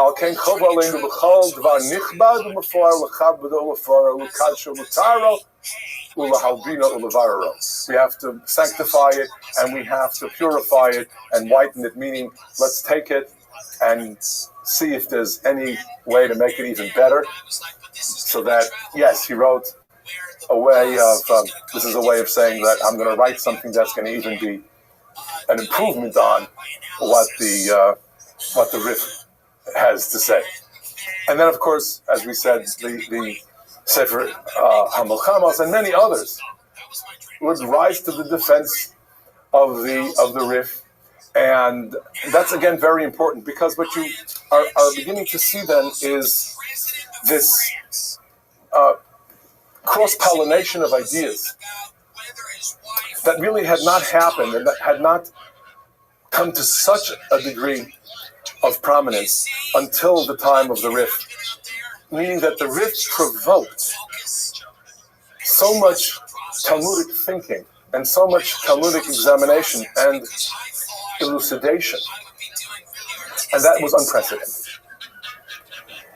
As we looked at that page of Rif, he says, well, this is what the Gemara means, and then it begins. The Baal HaMaor says yes, no, and then the Milchamos defends him, and then the Shulchan Aruch says in the Rans. This entire manner of discussing and of arguing and of then honing in on exactly what we might be able to say about a particular piece of Gemara, what it means and what its consequences should be, and what the halakha should be. This all began to happen thanks to the Rif. So that he is so important in that, what we would call the evolution of the study of the Talmud, even as he is so important in the evolution of halakha. To be so important and so significant in two great areas of Jewish life and in Talmud study causes the Rif really to have a place unique in the annals of our history and of our Gedolei Torah and Chachamim. Here you have again another important Rishon, as we call them, the Ravid, the Benu Avraham ben David of Peskiel. Yo, dog. Now, that's how you how living, it's pronounced. He was from. What's good? Can you hear me? Yo. Yo. Barufalo. Yo, can you hear me? Yo, can you get some bitches in this fucking server? It's fucking sausage.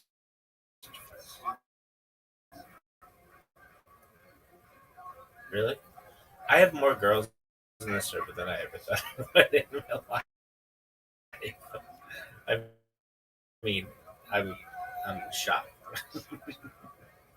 Really? Yeah, I thought it was just basic. Anyway, are you done? Hey, YMCA, are you done? Syphilis. Go fuck yourself.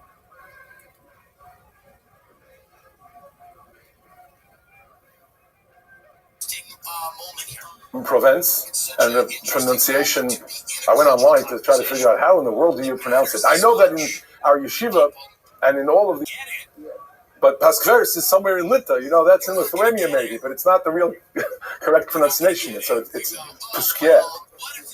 And that great town, now it's not even known by that name anymore. That's where the Ravid was from. And the Ravid is describing again how he will take the Rif to task, he will criticize the Rif and disagree with him at times, But look at the way he phrases it.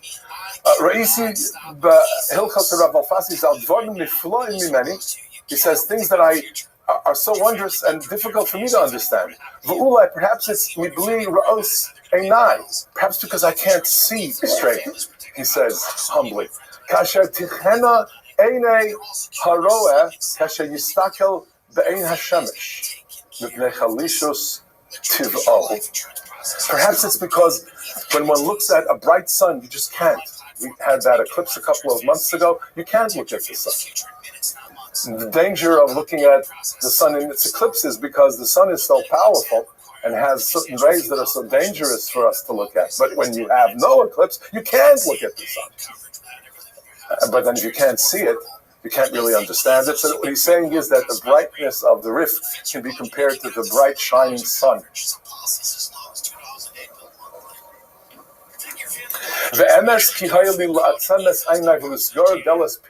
Truth is, there's a side to me that says I should have just looked away and accepted whatever the rift says, kept my mouth shut, he says.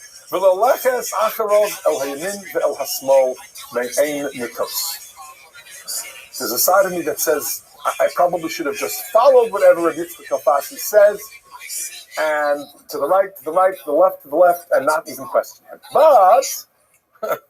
But after all, we have to study, and Aval ki hamloch shemaim hamloch gdolav ein batachlis l'basav v'dam aval ha'osik ba mekabel scharo bein mutar bein shogeg al kein lo nimneiti l'chapes acharov kasher tasig yadi pam l'stor pam l'chazek. Therefore, I do not stand aside and allow everything to just go by and be said by the Rif in any which way he wishes.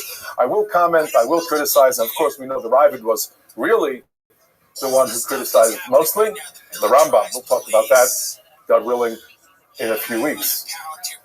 However, this very same Ravid, again, very importantly, composed the work Tamim Deim, less known than his commentary on the Talmud. These are longer pieces of explanation with halachic consequence, tshuvas of the Ravid.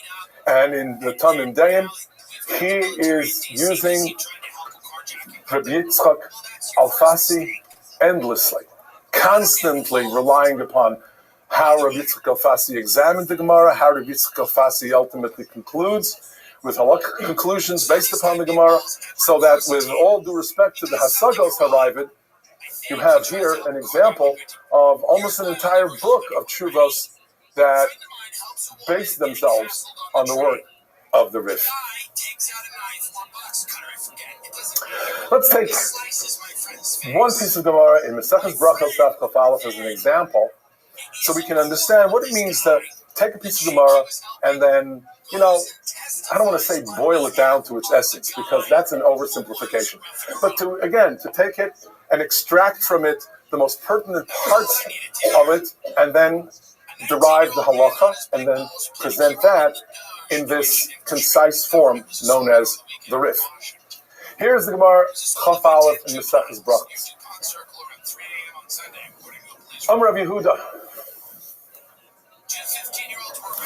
Safek kara kriyas shma, safek lo kara. Someone is uncertain as to whether he already cited the Shema or not. That happens. You have one of those mornings, and you wake up somewhere with your tefillin on, and you're in Emes V'Yatziv, or maybe you're already in Shmor Esrei, and you go like, oh, where am I? How did I get here?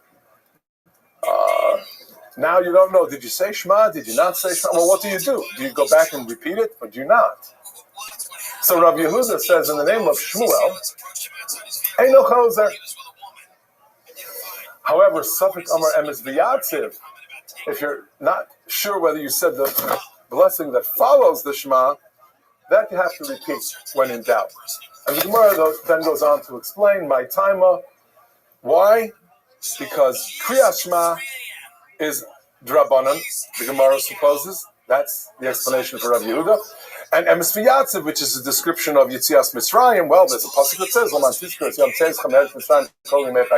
that's something you must say every day. That's Min HaTorah. The Gemara then goes on, however, to discuss this at length. Amar Abaye, Divrei Torah Ksiv. Tnan Balkari Mahar Belibov Einam Mavarech. A whole discussion about this idea. Well, is Kriya Shema min Torah? Is it not? Here, the Gemara then goes to quote another opinion other than that of Rabbi Yehuda and says, Rabbi Elazar Amar Safek Kara Kriya Shema Safek Lo Kara Chozer V'Koreh. You have to repeat the Shema if you're not sure whether you've said it or not. And in a similar type of situation, Safek Hispalel, Safek Lo Hispalel, Eino Chozer U'Mispalel. You're not sure whether you davened or not. Well, tefillah, certainly tefillah 3 times a day is midrabanan. Min haTorah, at most, you would have to daven only once. The Rambam says it is min haTorah, but only once a day. So therefore, if you have a suffix whether you've davened or not, you're not sure if you davened Shemona Esrei or not. So then you do not have to, you do not repeat the Shemona Esrei. This Gemara is condensed, if you will, into these few lines by the Rif. But Yehuda Amar Shmuel, Safek Kara Kriya Shema, Safek Lo Kara, Eino Chozer V'Koreh. Safek Amar Emes V'Yatzav, Safek Lo Amar, Chozer V'Omer. Alma Kasavar Kriya Shema Drabana, Emes V'Yatzav D'Oraisa. He skips all of the discussion of that issue. Is it that Kriya Shema is min haTorah? Is it midrabanan? He goes straight to Rabbi Elazar Amar Safek Kara Kriya Shema, Safek Lo Kara, Chozer V'Koreh. Safek Hispalel, Safek Lo Hispalel, Eino Chozer U'Mispalel. And then he says, V'les Hilchas HaKishmuel, the Amar Kriya Shema Drabanan, the Kaimalon Kriya Shema D'Oraisa. We shall follow the path of Rabbi Elazar. Kriya Shema is a must min haTorah. It's a biblically ordained mitzvah. When in doubt, you will have to repeat the Shema. Maybe it's not a repetition. It might be the first time you're saying it. So therefore say it. Now, all of the discussion about how and why and where and that question and answer of Abaye left out. Because what he did was say, this is how we discussed it in the Talmud. There were 2 opinions. But in essence, we follow the opinion of Rabbi Yochanan, the opinion of Rabbi Elazar. And so the concise discussion of what to do when you have a question about whether I did or didn't say Shema is here brought in 5-6 lines instead of what is otherwise a half a page of the Talmud on Brachos Chapa. That's just one example.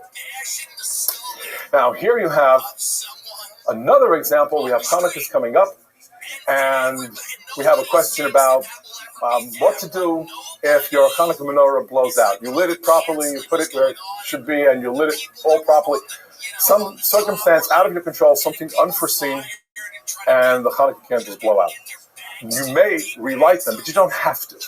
And that's the statement here of the Gemara. V'chavsa ein zakuk la. But this is actually here asked as a question. V'chavsa ein zakuk la. You don't have to relight it. V'reminhu mitzvasa mishiteshaka hachama ad shetichla regel min hashuk. We have this brisa. We have a Tanoic statement telling us that you are to have your Hanukkah menorah lit from the time that the sun sets until people are no longer walking in the street. My lav de ikavsa hadar madlikla. Isn't it the case that what that statement, isn't it the case that that statement is basically telling us that you have to have it lit from the point of time where the sun has set till the people are no longer in the street, and that the menorah has to be lit the whole time? What do you mean you don't have to relight it? Gemara says, no, you do not have to relight it.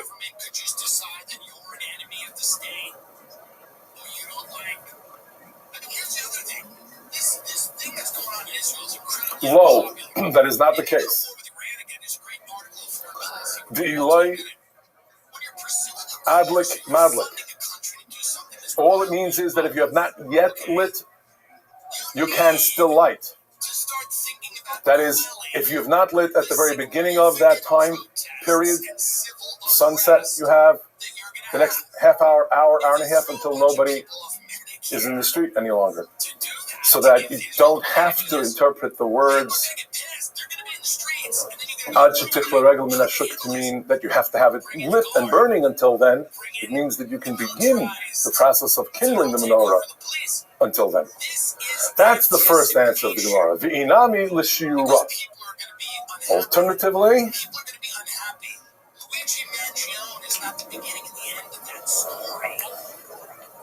the Brisa intends to tell us how much oil. The reference is for the required measure of oil. That is, ROTHSCHILD explains, each lamp should contain enough oil to burn for that prescribed period. From the time you light, sometime soon after sunset, let it burn all the way until people are no longer in the street.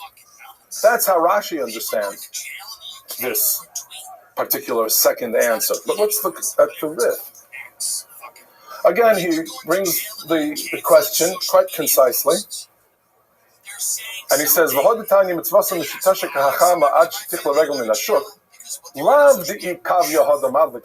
does not mean that if it went out, you have to relight it. If you haven't lit yet, you still can, because there are still people in the street. Inami lishira. What does that mean? If it continued to burn up to and until there's no longer anybody in the street, so you've done the mitzvah already. And now you wish to extinguish your menorah, or to start using it for light, which without electric lights in those days would be a great asset. Fantastic idea. This second answer of the Gemara, l'shirei, didn't mean that's how much oil you have to put in. Shirei means that's how long it has to burn. After that, it need no longer be burning for the sake of mitzvah. And that therefore, for us, practically speaking, if you're going away, you want to travel that night, and your menorah is going to burn for another hour, and you're worried about the fire hazard, you can put it out. Now, Achronim say you should have in mind that you're going to do that, so you sanctified only so much oil as you would need in order to fulfill the mitzvah. Anything beyond that, you've not sanctified, but you can put it out. And that's all based on this interpretation of that Talmudic discussion and the final answer of Inami l'shiurei, with a unique interpretation of the Rif. Shiurei doesn't mean how much oil you put in, it means how long does it have to burn. Once it's burned that long, you've done the mitzvah. You want to use the light now for yourself personally? Go ahead. You want to put it out? Go ahead. So we have seen just how important and how vital the work of the Rif really is, and how it really was this work that bridged the teachings of the Gaonim and the style of halachic consequence of Talmud on the one hand, discussion and elucidation of the give and take of the Talmud on the other. He, the Rif, does both and introduces that period of Rishonim so remarkably. The Rambam, in his introduction to his commentary on the Mishnah, and by the way, the Rambam in the Hagdama to the Mishnah is a masterwork in and of itself. The Rambam here says that halachos asher asa harav hagadol Rabbeinu Yitzchak Zal hispiku ba'ad kol hachiburim hahem. All of the works that preceded it, all of the works of the Gaonim and of Sifrei Halacha, like the Bal Halachos Gedolos, Halachos Ketanos, they all, so to speak, have been supplanted by, he doesn't say it that strongly, but he says that his work suffices in place of all of those compositions.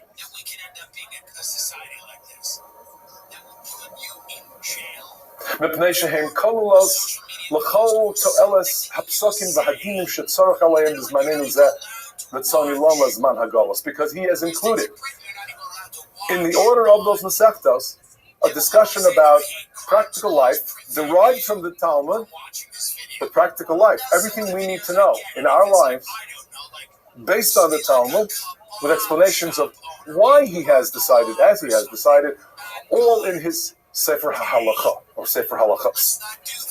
And he says, Ubier Sham Kala Te'uyos Asher Nimtzu Asher Hoyu Lefanav, B'Tzakov. He has explained others and the errors that he included in his discussion of the Gemaras. Ve'ein Tfisa Alav, you can't really catch him. You know, that expression in Yiddish, you catch somebody in a mistake. So that's the way we say it. As a matter of fact, in English, we say, caught them doing something. We caught them in a mistake. We would say in Yiddish, we chapped them in an error, right? So the Rambam uses the same idea, but in Hebrew. Ve'ein tfisa alav. You can't grab hold of him and say, oh, caught him in a mistake. Ein tfisa alav behem elu b'halachos mu'atos lo yagiu ad eser b'shum panim. That's an astounding thing. He says, if you look at the works of the Rif and try to catch him in an era where the Rambam, would say, I would learn that Gemara differently and I would come up with a different conclusion, you don't find 10. You can't count, not even on two hands. You don't even have 10 instances in which I would disagree with the Rif and say he's got it wrong. That's coming from the Rambam. That's astounding. And that's how important the Rif was and how formative he was, therefore, to the remarkable work of the Rishonim who came after him, as we said, beginning with his prize student, the Rimagash, and Rimagash's student, the father of Rambam, then the Rambam, and other Rishonim, and as we said, so many who looked at the Rif, debated and discussed the Rif, causing this tremendous flowering of and propagating of work of Talmudic study in depth that we all enjoy and that we all toil in to this very day. So much of the toil of the Talmud, so much of the Amelus in Torah, as we know it, began with the work of Rabbi Yitzchak Alfasi. Thanks very much, everyone.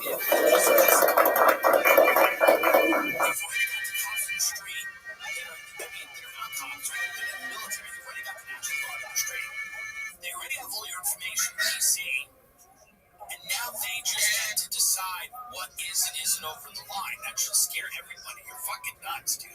If this doesn't scare you, you're nuts. All these things that Alex Jones, and I got Alex on like, Alex, all these things that Alex Jones was like worried about when I listened to this. These 2000s are coming to fruition. And, I don't know where he is on all of that stuff, but like, I know he's a big fan of Trump, but like, this is the Alex Jones that we talked about. Military industry, the tech company that monitors everything, the surveillance is Good evening, everyone. Once again, our introduction to the commentary on the Mishnah is what we call Hakdama, the Perish HaMishnayos. That's how it's commonly known. So this is simply the translation of how that introduction to his Perish HaMishnah is known. Perish HaMishnah was written well before Mishnah Torah, well before the halachic work, the Yarach HaZakah. But already in his introduction to the Mishnah and his Perish, he clearly states what his larger goals are all about. And the Rambam says, even in his Hakdama to the Perish of Mishnah, Hatoelis Hashenis, Heim Hapsok.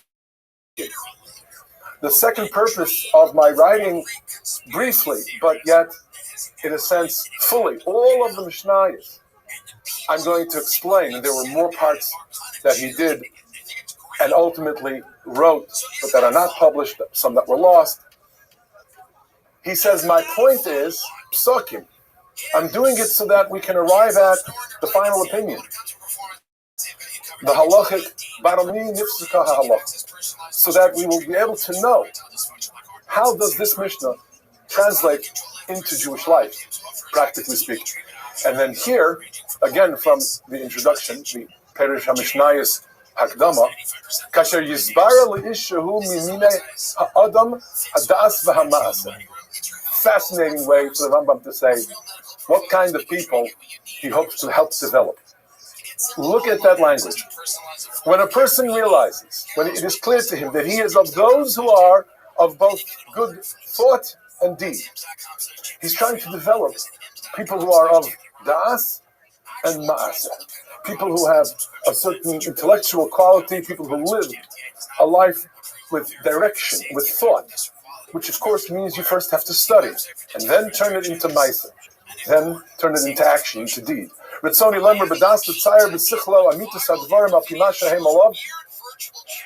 a person is thinking about the realities of life and what it is that he must do and what he must accomplish. The hama'aseh, to live, practically speaking, a purposeful life, hu tikun v'yosher hadvarim hativi'im. That means that I'm going to find the correct and upstanding path, and he calls them dvarim hativi'im.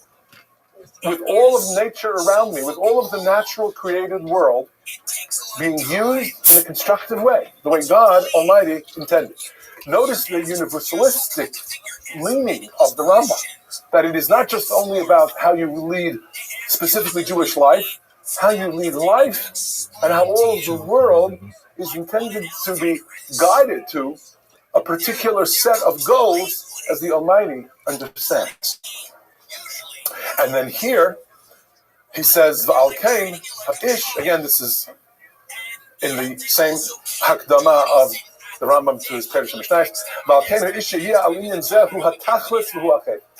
That kind of a person is the ultimate man. That's the desirable man. That's the kind of human being that HaKadosh Baruch Hu wants. This is not just a matter of something that prophets have told us. This isn't prophecy. This is not just exclusively Jewish.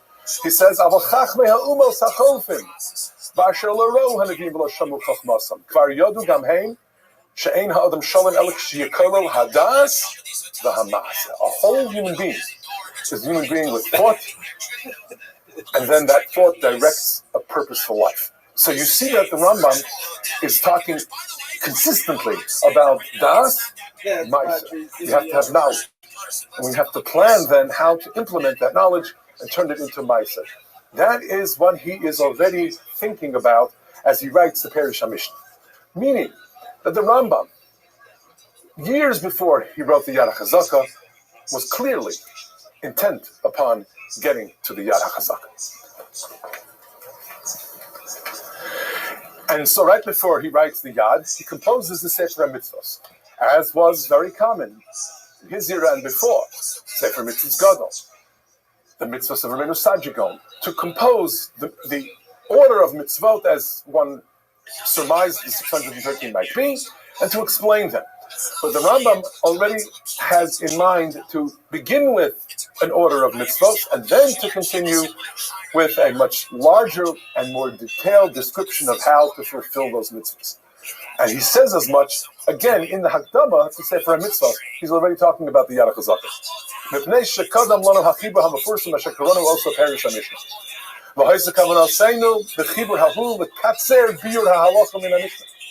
We wanted to, in brief, describe halacha as it comes, as it is derived from the Mishnah.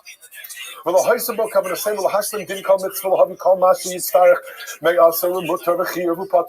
didn't want to tell everything that's mutter, tell everything that's asur. We can't do that. It wouldn't be just. You wouldn't be doing justice to the Mishnah to turn it into a halachic work. We wanted to describe what the Mishnah is saying and what the ultimate bottom line of each Mishnah might be. But to expand upon that, that's going to mean a whole other work. Reisi gam kein she'achaber chibur yichlol kol dinei haTorah u'mishpateha. I'm going to compose yet another work. It will include all of the laws of Torah. All of the laws of Torah. Ad shelo yeh davar chaser mimenu. Nothing missing. V'she'aseh bo davar shehu minhagi l'asal. So I'm going to do it as is my want. La'azov zichron ha'machlokas v'hamamorim hamidochim. I'm not going to go into detail. We're not going to describe the various opinions. We're going to get to the bottom line. V'shelo avibo ki im halacha psuka. I'm going to describe the halacha psuka. And we're going to do it, he says, in a particular order, in a particular style. And there,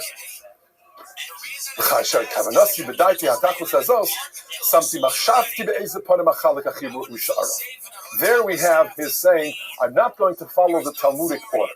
This is where the Rambam has shown both his genius, his originality, and the great purpose, ultimately, that I said before, he had in mind way before, years earlier, to give the Jewish people guidance in the most practical way, and to do so in an order and in a fashion that would take all of the Talmud, but yet organize it in a completely novel organization with novel structures.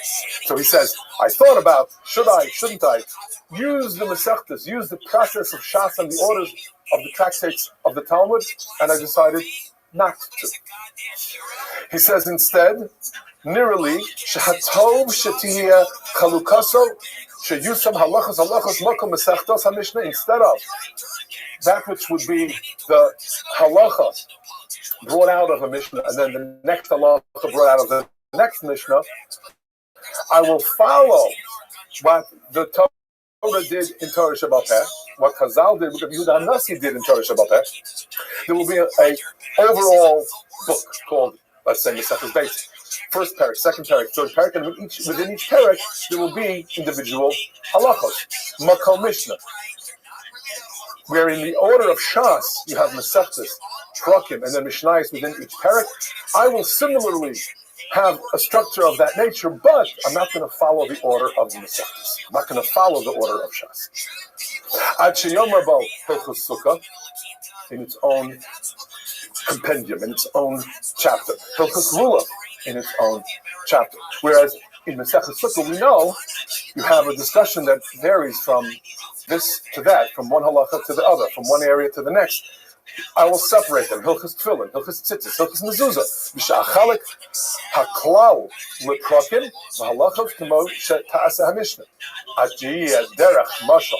Hilchos Tefillin, there will be Perek Rishon, Perek Sheni, Perek Shlishi, and then of course subdivisions, individual halachos within Perek Rishon. Another set of halachos within Perek Sheni. Another set of halachos within Perek Shlishi. This was a completely novel idea. We take it for granted, and then of course after that the Baal HaTurim, similarly created a structure with chapters and then subdivisions in those chapters, but the first to do that in any form or fashion was the Rambam, where until then it was, let's do the mitzvahs. We'll do mitzvah 1, mitzvah 2, number 3, 1 through 613. Or, as we discussed 2 weeks ago, the Rif said, let's look at the Gemara and let's do extraction of halacha and summarization of the Gemara to the point where we understand what the halacha is at the end of the Gemara. But for someone to take that all together and say, okay, now we're going to organize it, all of it.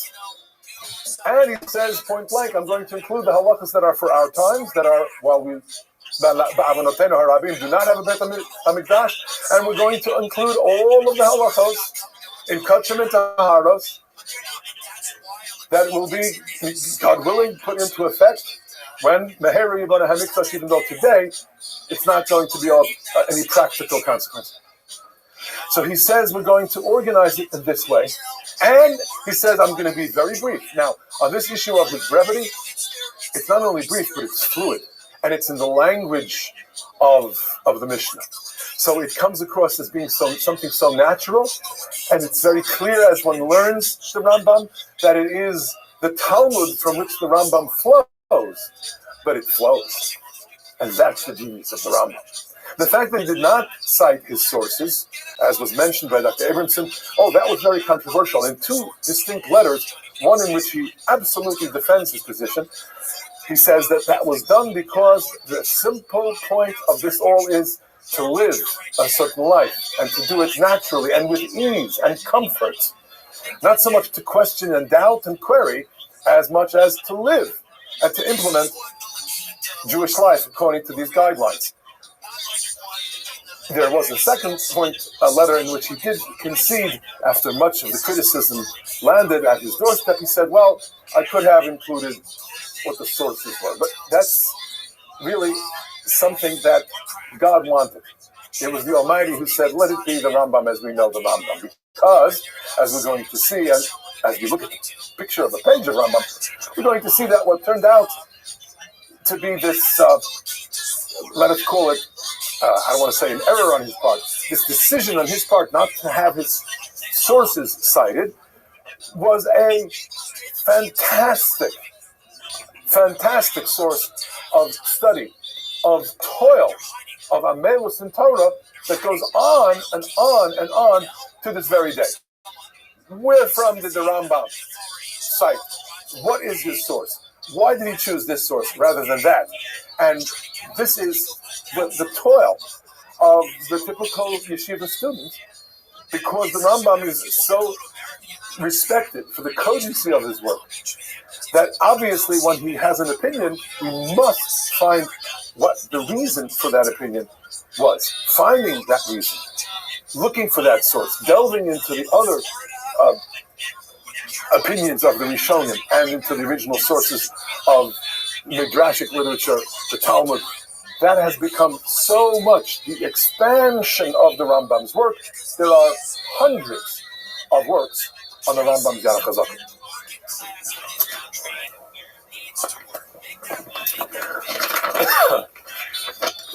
The third page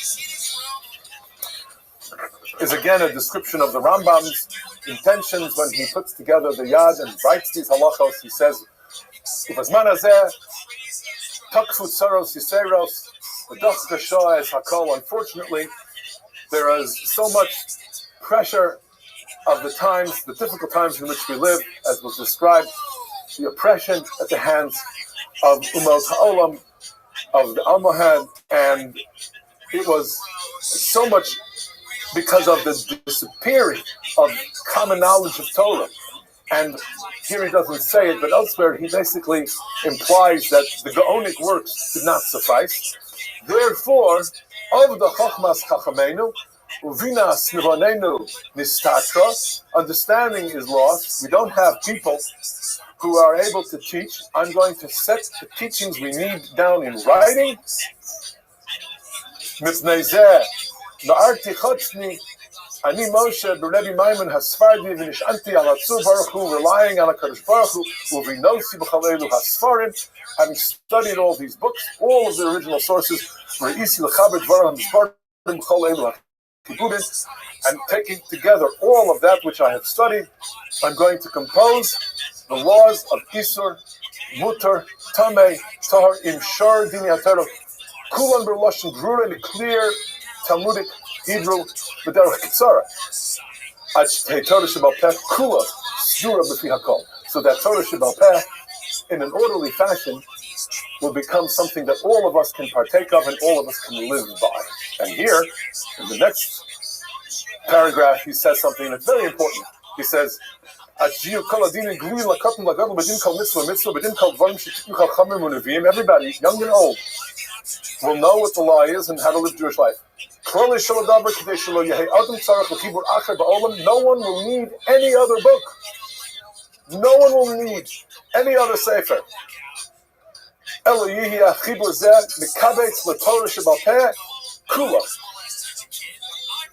He says we will have a book that you will be able to turn to. It will be the complete and somewhat concise Kol HaTorah Kula.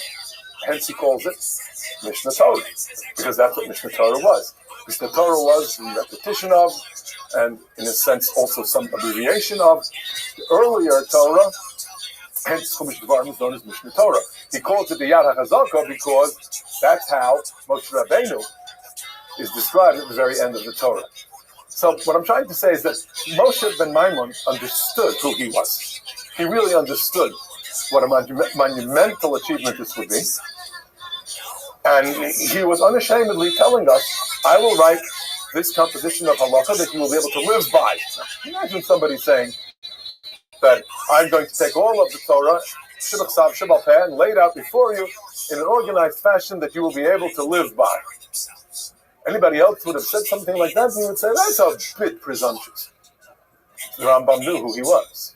See, a great person without haughtiness can say, this is what I'm capable of doing, and this is what these times need. And that was the kind of person the Rambam was. So Moshe Rabbeinu is the one who had the Yad HaChazaka, that great strong hand with which he led the Jewish people and provided us with the Torah. Moshe ben Maimon says of himself, I have that Yad HaChazaka as well. And I'm providing the Torah the way Moshe Rabbeinu provided the Torah. That's the hint in his language. And here we have, just briefly, a description of the 14 sections of the Sefer Mishneh Torah, subtitled Yad HaChazaka. In the first, Echol Bo HaMitzvos Shehem Ikar Das Moshe Rabbeinu, the essentially religious foundations of Am Yisrael's existence, belief in God, fear of God, love of God, the prohibitions that there not be any other deity, that there not be Avodah Zarah. Karasi Shem Sefer Zeh, Sefer Hamada, the book of knowledge. The second book, mitzvahs that are of a constant nature, loving HaKadosh Baruch Hu, saying Kriyat Shema, prayer, tefillin, reciting brachos, mitzvahs milah. The third, he writes here about Zmanim Yeduim, particular times of the year, Shabbos, Moadim, including with Chanukah and Purim. The fourth book, about marriage, Kedushin, Gerushin, Yibum, Chalitza. The fifth book, about matters of Isur, prohibited relationships, prohibited foods. The sixth book, Mitzvot Yischayev Adam Vehen Misha Asar Atzma B'Dvarim Kigon Shvuos V'Nedarim. Those halachos of Shvuos Bishri, when someone takes upon himself an oath, and somebody says a neder. So these are very distinct areas, and all of the halachos that might be brought about any of these areas anywhere in Shas, drawn from various Masechtos, he compiles them and puts them all together, and in one space, and in one spot, and in a group of sequential chapters. Let's see what those chapters look like, and what the page of the Rambam looks like. This is the very first page of a very traditional copy of Rambam, and there are, of late, really of late, just the past 30, 40 years, new editions of Rambam. Joseph Kapich, a great scholar and an important scholar, has taken some of the Rambam's manuscripts, some of the Yemenite manuscripts. The Rambam took his own manuscripts and made corrections in life. He incorporated them all. This is the more and most traditional text, but it's not really as correct as some of the later editions. Then there was the Frankel edition, fantastic number of editions of Rambam. This is the very traditional Sharblat, if you will, opening page of the Rambam Sefer Hamada, Sefer Rishon of the 14 books. It has, he says, the following mitzvos. Aleph, Leida Sheyesh Shem Elokah, the concept of there being a God. Sh'layal v'machshav yesh Shem Acher, that there is no other God. Liyachado, and so on. La'ahava, to love him. As he described earlier, that's what the first book is all about. And here you have the very beginnings of some of the most important theological foundations of Judaism. It is argued by some that Mada was not really intended to be halacha. That is not true. The Rambam intends it to be halacha, every aspect of Mada.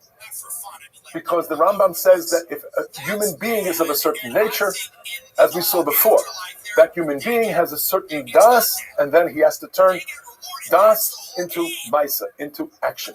So others argue that no, Rambam clearly meant that every part of Yad HaChazaka, including Mada, is a halachic work.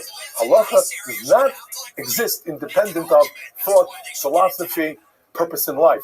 It's all unitary. It's all one. So he begins with the ideas of the theological basis of the Judaism. Now, just looking at a page of Rambam, here you have the Kesef Mishnah, which of course was not the first comment. The first commentary on Rambam was the Ravid, who's a contemporary, Avram ben David of Pispier.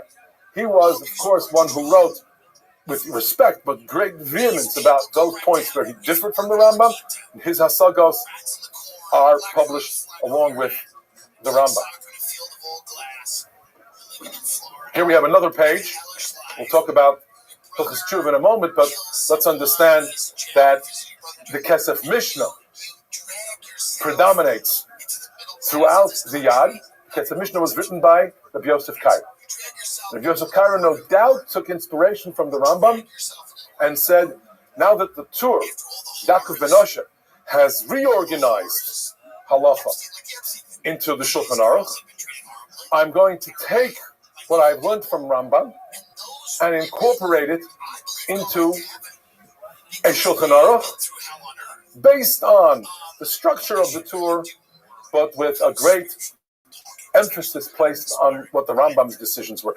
Kesef Mishnah wrote extensively on the Rambam, in defense of the Rambam, in explaining the Rambam, and that turned on later to become the basis of his halachos, where he says, if the Rambam paskins a certain way, the leaning of the Beis Yosef will be in that direction. Now, as far as having a whole segment of halacha called Hilchos Tshuva, that was a monumental accomplishment. It caused the idea of repentance to be taken seriously. Perek after perek, chapter after chapter, about how to return unto God. He admits at the very onset that it's one mitzvah. He describes it as mitzvah asay achas. Person should, to return to God and admit and confess his sin or her sin. But then to write chapter after chapter of the how of returning to God. It was of such impact because people began to understand that there is a time and a place and a process of improvement and of self-betterment. But it requires reading the Rambam and studying the Rambam, as many do it, particularly Elo, Sarasime Tshuva. But that was a very innovative move and very important and very consequential to write the Hilchos Tshuva. Now, here we have, again, a page of Rambam. This is the beginning of Hilchos Tefillah. We have some of the leading scholars who commented the Migdal Oz, who actually wrote in defense of the Rambam. Many of the Hasagos Arrived, this page does not have any of the Arrived on it. Migdal Oz was Shem Tov ben Avraham of the 13th century. He wrote in defense of the Rambam, as we mentioned before the Kesef Mishnah, and before the Kesef Mishnah, the Lechem Mishnah. Excuse me, Lechem Mishnah came. Can you hear me, big dog? Omnidog. Omnidog. Yo, hey, buddy. So you asked me a question yesterday, and I was a little terse. Let's get the answer to your question. You were having night tremors, right? Or night terrors? Yeah. Okay. So let's find out the answer. You just want to know what to do when you have sleep paralysis and night tremors? Night terrors? Yeah. What are the best strategies to use when someone has sleep paralysis and night terrors? All right, here we go. Sleep paralysis. Sleep paralysis happens when your brain wakes up during REM sleep. That's rapid eye movement. But the body is still paralyzed, a normal REM feature. People often feel trapped, unable to move or speak, sometimes with frightening hallucinations. Does that happen to you? Yeah, I get hallucinations. All right, so the strategies are to stay calm and ground yourself. Remind yourself this is temporary, it will pass. Focus on controlled breathing, slow inhales and exhales. Try wiggling small muscles first, fingers, toes, tongue, instead of fighting to move your whole body. Prevention. Sleep schedule consistency. Going to bed and waking up at the same time. Avoid sleeping on your back, since it can trigger paralysis for some. Reduce stimulants, caffeine, nicotine, alcohol before bed. Do you ever have caffeine, nicotine, or alcohol before bed? Not really. Okay, good. Prioritize sleep hygiene. Dark, cool, quiet room. Psychological reframing. Some people find that viewing the experience as my brain is half awake reduces fear. If hallucinations are common, gently remind yourself they're dream images, not real. Night terrors. Night terrors, parasomnias, are more common in children, but adults can experience them too. Unlike nightmares, they often happen during deep non-REM sleep, with intense fear, screaming, thrashing, and the person usually won't remember them afterward. Strategies. Don't try to wake the person up abruptly. Waking during a terror can worsen confusion. Waking during a terror can worsen confusion. Instead, ensure safety. Remove sharp objects to prevent falls. Speak calmly and reassuringly without physical restraint. Address underlying triggers. Sleep deprivation, stress, and certain medications can worsen terrors. Reduce stress with mindfulness, relaxation exercises, or therapy. Establish a predictable bedtime routine. Scheduled awakenings, especially helpful in children, but can work for adults. If terrors occur around the same time each night, gently wake the person 15 minutes before the expected episode. Keep them awake for 5 minutes and then let them go back to sleep. Share general strategies. Good sleep hygiene. Consistent schedule, cool, dark, quiet environment. Limit screens before bed. Stress management. Meditation, journaling, therapy, and exercise. Medical evaluation if frequent or severe. Sleep study or neurologist referral, since sleep paralysis and night terrors can be linked to disorders like narcolepsy, PTSD, or sleep apnea.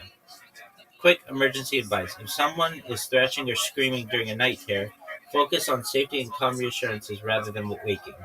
If someone is experiencing sleep paralysis, remind them it's harmless and help them focus on slow breathing until they come out of it. Have you ever had a sleep study? Yeah, And how did it go? they told me that I wake up 28 times in a night. Okay. Do you have sleep apnea? Yeah, Do you have a CPAP machine? yeah, Do you use it?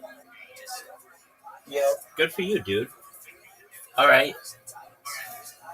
So I know that it didn't really have anything game changing, but when's the last time you had sleep paralysis? Was it in November? No, a few days ago. Okay. And what did you do during it?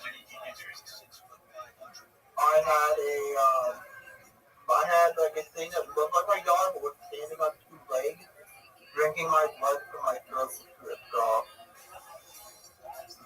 Okay. So isn't that more like a night terror? Yeah, that's one of my sleep paralysis. Okay. I don't know if this works, but do you have a nightlight? No, Why don't you try a nightlight? then I can't sleep. I need my room to be completely dark. Okay, I understand that. Um, let's see. Even just like a dim nightlight? No, I don't have money for a nightlight either. Okay, I I understand. usually just put my TV on. You sleep with the TV on? Yeah, Okay, well that's probably, like they said, you shouldn't sleep with screens on if you're having these kinds of issues. Now, I understand you want to listen to TV or whatever. Do you have a sleep mask? I don't have to be like running. I have like a TV on. Okay, do you have a sleep mask? Yeah, Do you use it? I have it like that's my CPAP. No, not sleep pack, not CPAP, sleep mask. No, Okay, well, I just it's there at the door. okay, well, can you get a sleep mask or can you make one? Probably. I would suggest doing that. It'll make it darker for your eyes, but also it may stop some of the blue light from filtering through your eyelids and causing you harm while you're sleeping. Basically, I would try to find a nice little recipe for myself. So, I would recognize that I had a sleep terror a few days ago, and I would say to myself, okay, I had the TV on or whatever, I had a screen on. That was an issue. I didn't have a sleep mask on. So I'm going to put a sleep mask on over my eyes and see if I still have them, and then just work it out. And then hopefully you'll be able to get the right suitable fit for yourself. So, Can I come from paranoid? yeah, I know that. That's not going to make your life easier. I get that, but hopefully this will allow you to avoid some of the things with your sleep issues. Okay. All right, Pimp. You should know that again. Apologies. I was a little terse with you yesterday, just because, frankly, because the UFC was on and I wanted to watch it, and I didn't want to answer a bunch of questions. But you should know that I'm here for you, and if you need help with anything else, we'll come up with a solution. Okay? Okay. Excellent. What are your plans today? So, finally fall asleep. Okay, so you've been up all night. Well, I understand that. Have you ever tried sleeping in here? Sleeping in where? In Discord? In Discord?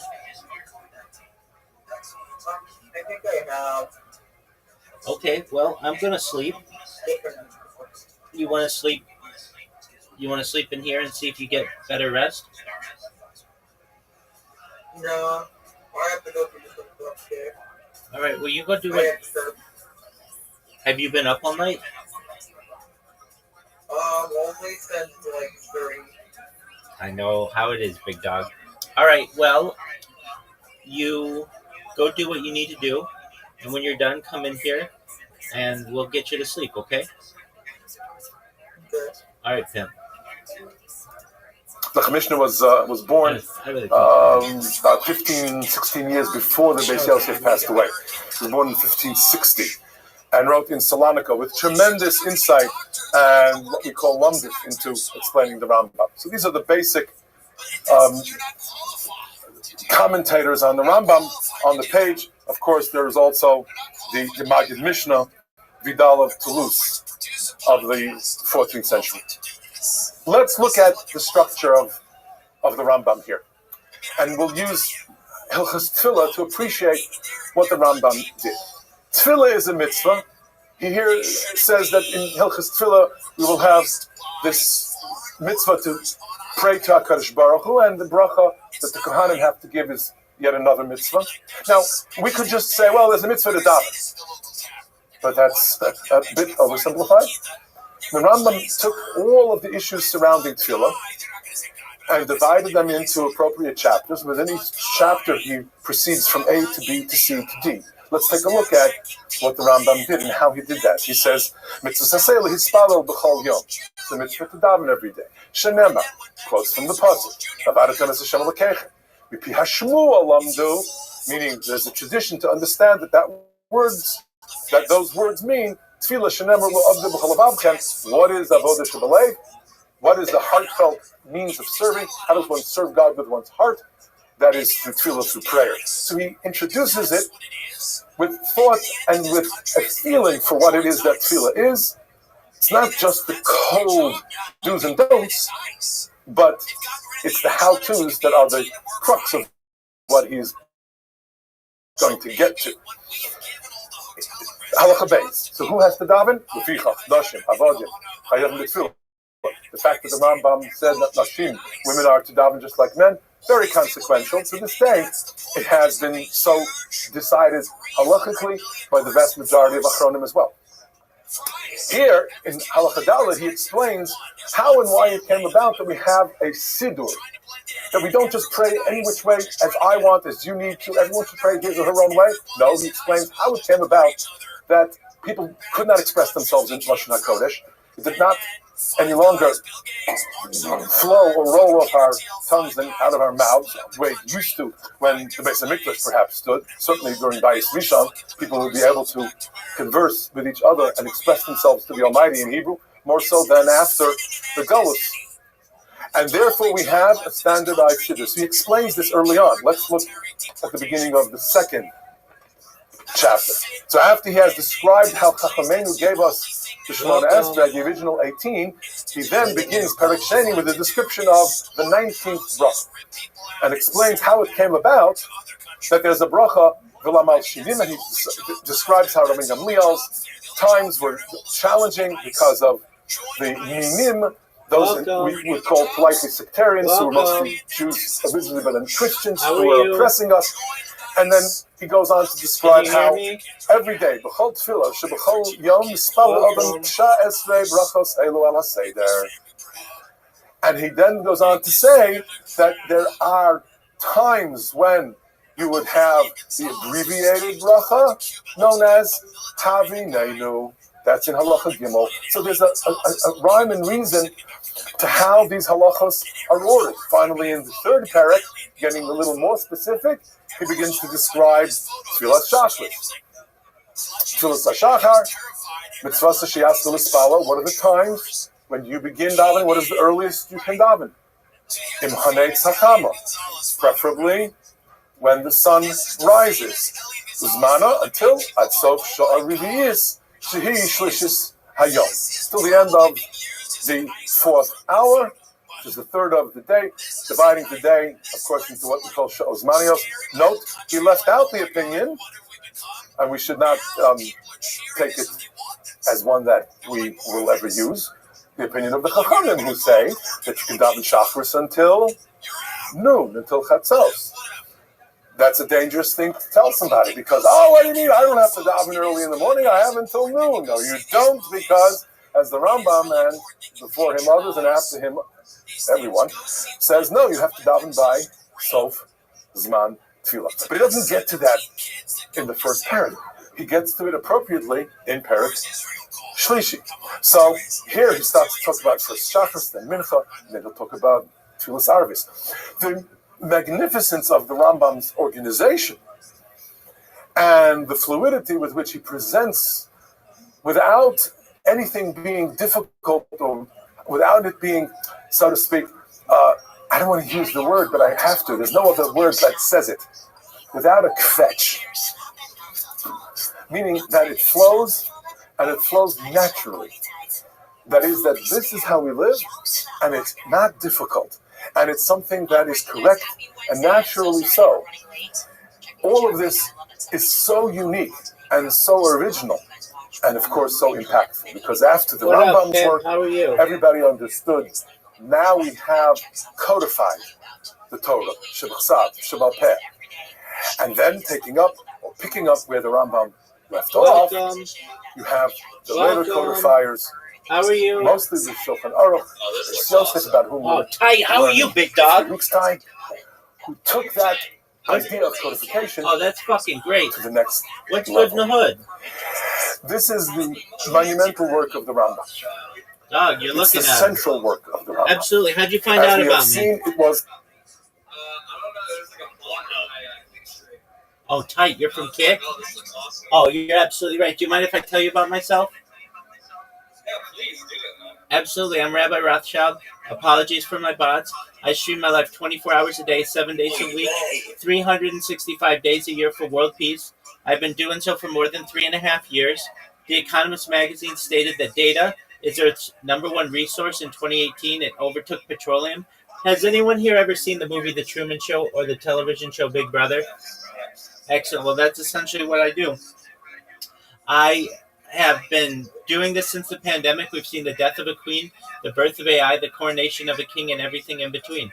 As I said, data is Earth's #1 resource, and when I go viral, it may make me a very influential person. If that happens, I'm going to make sure everyone in here has enough money to become financially independent, if you're not already, to create generational wealth, if you don't already have it, and to start charities and philanthropic organizations of your own. How does that sound?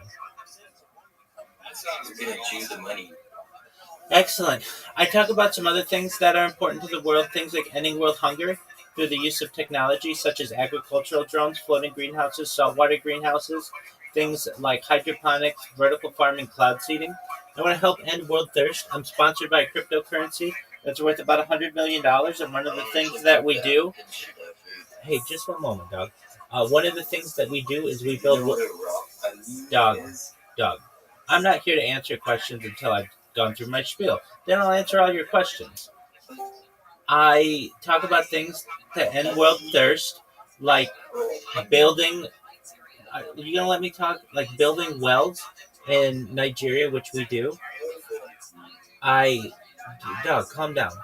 I am an advocate for the LifeShare program, and most importantly, desalination technology, where we pump seawater onto land to make it drinkable. I talk about a lot of things as well that are about futurology, things like anti-gravity, antimatter, faster than light travel, faster than light communication, things like artificial general intelligence, artificial superintelligence, Santa Claus machines, space tourism, things like space elevators, terraforming other planets, really advanced things. I talk about things like de-extinction. People don't know this, but the first successful de-extinction took place in the year 2003 with the Pyrenean ibex, which was a goat located in northern Spain, southern France. Fast forward to the year 2021, a company out of Dallas, Texas is founded, known as Colossal Bioscientific. They've made it their goal within the next 3 years, or by the year 2028, to reintroduce the woolly mammoth into the Arctic Circle, utilizing Asian elephant surrogates, which I just think is a really amazing goal. They want to reintroduce the Tasmanian tiger following the reintroduction of the woolly mammoth. Understand, bro, but can you just say, Rabbi? Okay, I don't know what you're getting to. Can you say Rabbi? Cool, man. All right, so I'm just watching Jewish history lectures, and shout out to you guys. Hey, I appreciate you coming. Thanks. It was with this work in mind that the Rambam began to write the Perush HaMishnah, the Sefer HaMitzvos. And it's with this centrality in mind with which he wrote the Moreh Nevuchim as well. Because he basically said, Das, knowledge and understanding, and mindfulness, and a direction in life, an understanding of the entire world and our place in that world, has at its center what we live, how we live, with some explanation as to why we live as we do. And so this magnum opus, Yad HaChazaka, remains today the single most important work, perhaps, of any of the Rishonim of the era. Thank you very much, everybody. Thank you.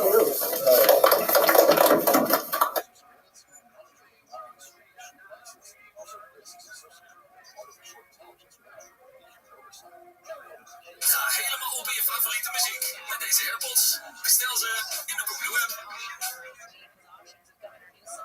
Ladies and gentlemen, welcome to the Tim Dillon episode of the podcast. I'm going on.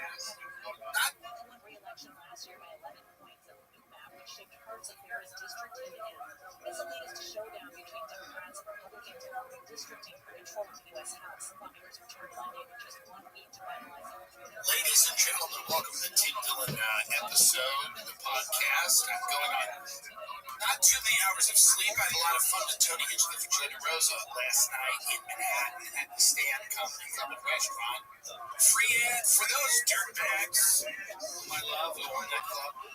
And we had a great time. Best comedy club in the world, by the way. If you haven't been to the Stand Comedy Club and Restaurant, owned by two criminals who are endeared to me, go, because it is excellent. Food is excellent. It is. And the comedy is happening. Food is excellent. The comedy is provably going on. It's proved. It's there. It is happening. And some of it is quite good. Okay, ladies and gentlemen, why don't we come to order? We've got a great evening for you tonight. I think we're going to conclude the fall series of lectures, a trilogy or a hat trick, as we would say in my native land, by focusing tonight on the Machaber, Rabbi Yosef Karo. And I have been experimenting with trying to reintroduce a little bit of humor into my lecture, so I'll begin with a small joke, which is appropriate, I think, for this audience in particular. The joke goes like this. It's a very famous one. Rabbi Teitelbaum, I'm sure you know this one, because this is really in your bailiwick. But the joke goes like this. There's this 19th century Rabbi who goes from town to town and gives people advice on their various problems, and they ask him shilas and things like that. And when he's wandering with his wagon driver between Minsk and Pinsk, the wagon driver looks kind of dejected. And so the Rebbe says to him, Chaim, what's bothering you? He says, Rebbe, I feel badly because, I'm sitting up here in the front of the wagon, and it's cold and it's rainy, and I take care of the horses, and I'm doing all this hard stuff. And when we get to the town, nobody offers me a cold drink. Nobody says Shalom Aleichem. They all run to you, and they give you so much covet. And I know you learn so much Torah, and it's fitting. But I feel like leftovers. So the Rebbe says, I see where you're coming from, Chaim. So how about this? Before we get into the next town, let's change clothes, and I'll sit up front and drive the wagon, and you be the Rebbe, and we'll come into town, and you'll get some of that Hachnas Zorkim. And he says, that would be great, Rabbi, I really appreciate it. So they do that, they switch clothes, and Chaim is now sitting in the back of the wagon, and he's stretched out on the chaise lounge, and he's relaxing, his shtreimel just popped over the front of his head like that, and they come into town, and of course, all the townspeople come crowding around the wagon, and they say, but they don't have the usual expressions of welcome. They say, oh, Rabbi, we're so glad you're here. We are very, very troubled. We have this huge halachic problem, and we don't know what to do. We're completely paralyzed. This is a problem that has stymied the greatest minds we have, and we don't know what to do. Please, Rabbi, you have to help us. So he says, sure, no problem. So the townspeople lay out the problem for him, and it truly is a brain teaser. And so the Chaim thinks to himself, and he says, you know what? This is actually a very simple shaila. Even my wagon driver could answer this one. So the reason for this joke and the segue to the lecture is, of course, because I feel a little bit like the Rebbe in this lecture. We're going to be speaking about the great Mechaber, an amazing individual, of course, charted the future of our orthopraxy as Jews to this day. And the real expert in this presentation is really going to be Rabbi Trump, who's going to be leading us through the textual elements of the contribution of the Mechaber. My goal in the first 25 minutes or so of this presentation is just to provide a little bit of a historical background to the life and times of the Mechaber and to set the stage, so to speak, so that all of the really difficult questions can go to the wagon driver, which will be in the second half. Anyone recognize the picture in the background here? Tzfat, very good. This is a highly educated audience. Please, nobody ask any hard questions. Tzfat is, of course, the place where the Mechaber made his claim to fame. Although he really only entered Tzfat when he was an older man, and he had in fact composed most of his greatest works long prior to his arrival. When he arrived in Tzfat, he was considered the elder statesman. He was the first among equals among a very remarkable group of rabbis who had gathered in this northern Israel town. But his life and work really stretched back much further to the Iberian Peninsula, so that's where we're going to begin today. Just a second, I've got to go back one more slide. Here we go. So this is the iconic representation of the Mechaber, which is most likely not at all what he looked like, but at some point someone in the early 20th century probably drew that, and we kind of got fixated on it as an image of him. We call him the Mechaber, literally the author, as a sign of respect. Sephardim tend to call him Maran, our master, or by the name of one of his many famous books, the Beit Yosef, the Shulchan Aruch, occasionally Kesef Mishnah, but not quite as much. We'll refer to him with either of these monikers, but his real name is Rabbi Yosef ben Ephraim Karo.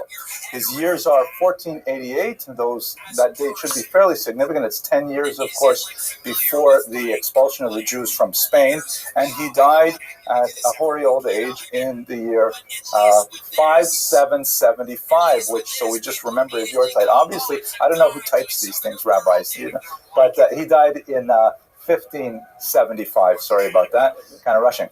His main contribution, for those of you who may not have been as familiar with what he did, is he is the author of some very important halachic commentaries on the pre-existing codes that were a major part of the Jewish intellectual enterprise for the prior half millennium. And he authored the one which would really become definitive for Jewish practice, the Shulchan Aruch, the set table. And so I'm going to leave most of the details of the discussion of his writings to the second half of this presentation. What is fascinating, however, and I will just give a little bit of an insight into this, is that although one might think that the author of legal texts would be perhaps set in the sort of Weltanschauung of Maimonides, an uber-rationalist with a distaste for the supernatural and a reliance on rational approaches to decision-making. This is actually not the case at all with the Mechaber, despite the fact that his work displays a tremendous rigor of thinking and deep commitment to the 13 hermeneutical principles that we read every morning in Shacharis. He actually claimed that his work was recited to him by a heavenly being called a Magid, that he had, as it were, a kind of a lahavdil, a Jewish muse, a supernatural emissary that was inspiring him to follow the halakha and to write it down exactly as we have it. Fascinating kind of combination of the deeply mystical, Kabbalistic approach to non-rational Judaism. I don't say anti-rational, but non-rational, and nevertheless finding its expression in a legal code that we follow to this very day. So let us place him in his Iberian origins to begin with. And as I mentioned, the times in which he grew to maturity were of exceptional moment in Jewish history, perhaps one of the most difficult periods that we had endured since the destruction of the temple in the 1st century. I've been doing actually a lot of reading on this topic lately because in Brooklyn my lecture series has been looking at Sephardic Jews, and I was struck today as I was sort of thinking about what I would speak tonight that there's a reflection in Raoul Hilberg's work. Raoul Hilberg is the founding father of modern Holocaust historiography. He wrote a massive book called The Destruction of European Jews back in the 1960s, 3 volumes that chronicled the mechanics of the Nazi bureaucracy. He was especially known and sometimes criticized for really delving deep into the Nazi archives and working heavily with German language sources to understand exactly what was the bureaucracy of murder.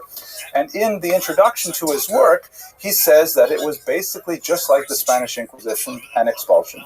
And I always felt, when I read that chapter, I always felt like, come on, isn't that stretching it?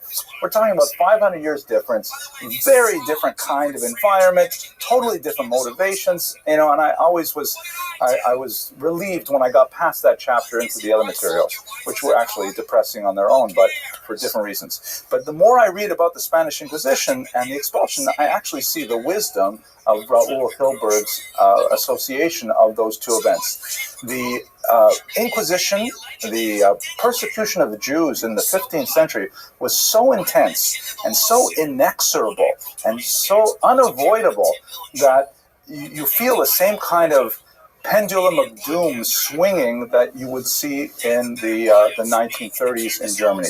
Also, a very similar element, which we can sense even ourselves to this day, is the post-Holocaust generation, for at least a century, was deeply affected, the post-expulsion century was deeply affected by that moment, just as we, as survivors in one form or another of the Holocaust, and I don't mean to diminish those people, the actual survivorship, but I mean those of us who are Sheres HaPleita, still Jewish after the Holocaust, we also regard the Holocaust as a tremendously unique scene in time where there is everything before the Holocaust and everything after the Holocaust. So this is the kind of intellectual environment in which he grew to maturity, that this tremendum had occurred and that the world was never going to be the same, and in fact, it was not. So let's just look at some of the historical elements.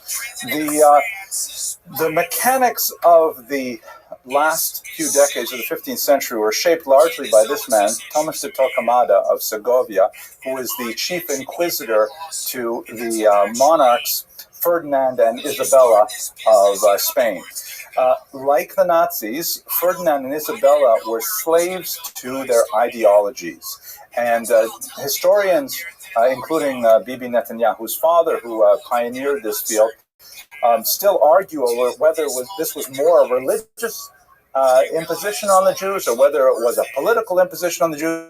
but there's no question that all historians agree that they were trapped in this way of thinking and they could not budge from it. What was this way of thinking? At the end of the 14th century, in 1391, there was a wave of forced conversions of Spanish Jews to Christianity. This was technically in violation of canon law. The church had repeatedly banned forced conversions of Jews, but once a Jew was converted to Christianity, there was no way back. The church did not have a legal mechanism to recognize someone who had become Christian moving back or reverting back to their religions, even if they were baptized against their will. This occurred once again at the Disputation of Tortosa in 1414, and so you had a population of people in the Iberian Peninsula who were literally anusim. They were converted to Christianity against their will. The way that the Spanish kings and queens, and at this point it was slowly coming into formation as a more unitary political entity, they chose different ways to try to deal with this, basically by resettling those forced converts into separate areas. They designated them, by the way, as new Christians, meaning they were not quite the same status as old Christians. They were Christian, but they had a secondary class, even though they had been baptized. So they were segregated, and eventually they were even expelled from certain regions. What's especially important here is also the fact that many of these so-called new Christians really wanted to be old Jews. They wanted to revert back to Judaism. They were not allowed to under any legal mechanisms, but they continually associated with the Jewish community. And so this created a conundrum for the Spanish leaders that they had to try and protect these so-called new Christians from their erstwhile co-religionists, separating them, segregating them, forbidding any contact with them. They imposed a whole pile of really incredibly cruel punishments on Jews who maintained associations with new Christians, and ultimately this found its expression in the Inquisition itself. The Inquisition was initially dedicated to those new Christians who were Judaizing, meaning they were forced to convert, but they really wanted to be Jewish. And so the Spanish monarchs launched a massive campaign, which piggybacked on a much older church campaign to try and prevent this heresy, but they pursued it with incredible vigor and energy. Torquemada himself was incredibly cruel. In many cities, they were hanging or burning Jews at the auto de fe, like 10 every week. In some cities, you actually have hundreds of Jews burned at the stake for associating with conversos or being conversos themselves and associating back with Jews. There was a whole series of tortures to try and coerce people to explain who they had received their kosher meat from, or were they in fact lighting Shabbos candles, and a ridiculous array of purge-like mechanisms were put in place. This is a famous painting by Goya that depicts conversos being ritually humiliated wearing something called the sambanito. It's like an absurd-looking sort of tunic that they would be forced to wear. In some cases, even when they confessed, if they were allowed to live, especially wealthy ones who were allowed to live on pain of penalty, they had to sometimes were forced to wear this for the rest of their life. This was their designating clothing. They also have this absurd hat, which is related to the Judenhut, the hat that the Fourth Lateran Council of 1215 mandated for Jews to wear. Of course, it later evolves into the dunce cap, which I don't remember from my own childhood, but my father, Olav Shalom, used to tell me that he often sported a dunce cap in the corner of his classroom, and it was an embarrassing, humiliating thing. At any rate, the Inquisition morphed from an attack on these conversos, these anusim who were forced to convert to Christianity, into an attack on the entire Jewish population, because they were assisting these Jews in their efforts to rejoin the community. And this culminated in the horrific expulsion of 1492, which occurred with quite a shock to the community. There's significant evidence to show that they really didn't come around to this until quite late. In 1492 itself, they gave the Jews only a few months' notice, and they essentially emptied the entire peninsula of Jews, Gesundheit, with the exception of Portugal, which would happen later. Now, this caused a massive diaspora of Sephardic Jews. A significant number of them went into Portugal over here, but their haven there was short-lived.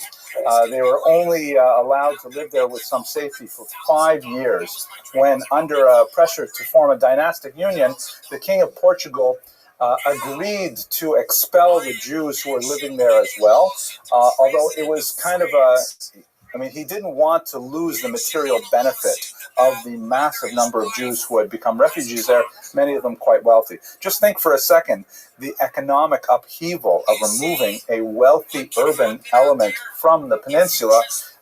It was devastating to the Spanish economy. The way that they tried to recoup it was by seizing all Jewish assets, and even seizing debts that Christians owned to Jews. The crown claimed them, and so Christians, even after the Jews were expelled, had to pay their debts back, but this time to the crown. And that slowed down the Spanish economy for a few years. It wasn't for about a decade until they began to recover again without the Jews. At any rate, in Portugal, the king said, all right, listen, all Jews have to leave. But I tell you what, you can stay if you convert to Christianity, and as a bonus, I will exempt you from any punishment from the Inquisition for 20 years.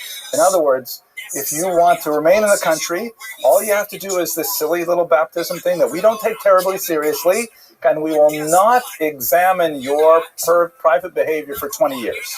The thinking being that after 2 decades, they would eventually, come around to becoming Christian, but they were not going to look too carefully if Jews decided to remain Jewish and go through a false conversion. But ultimately, in 1497, any Jews in Portugal either converted and were essentially lost to the Jewish people, or became crypto-Jews, which is a phenomenon we won't treat today, but is a fascinating one, or they fled. And so you have this massive diaspora, which included the 10-year-old Mechaber, who probably don't have a really good sense of his origins, but he probably did flee from Portugal, not from Spain, so his family originally made the move over here, and then out west. His father died shortly thereafter, and the Mechaber spent much of his time wandering throughout the Ottoman Empire, which was ironically far more friendly to Jews than any Christian environment. The leader of the Ottoman Empire said, in fact, that he laughed at the kings of Spain and Portugal because he was giving Istanbul such a boon in the form of these literate, economically advantaged and skilled populations. And so Jews flooded, in particular, the Peloponnesus region, Thessaloniki in particular, Istanbul here at the Bosporus into the Black Sea, and ultimately into Israel. 3 places which the Mechaber himself visited and stayed for some time. So as I mentioned, he was orphaned at an early age. We know some of the influences that affected him as he was wandering through Turkey in particular.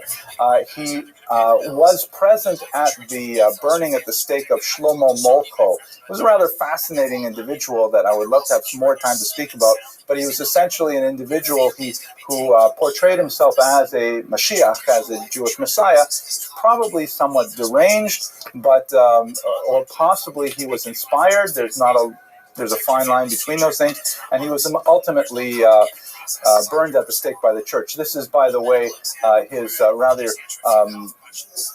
fancy signature, which proclaimed kind of like a royalty and a proclamation. But he was very moved by the martyrdom of Shlomo Malko.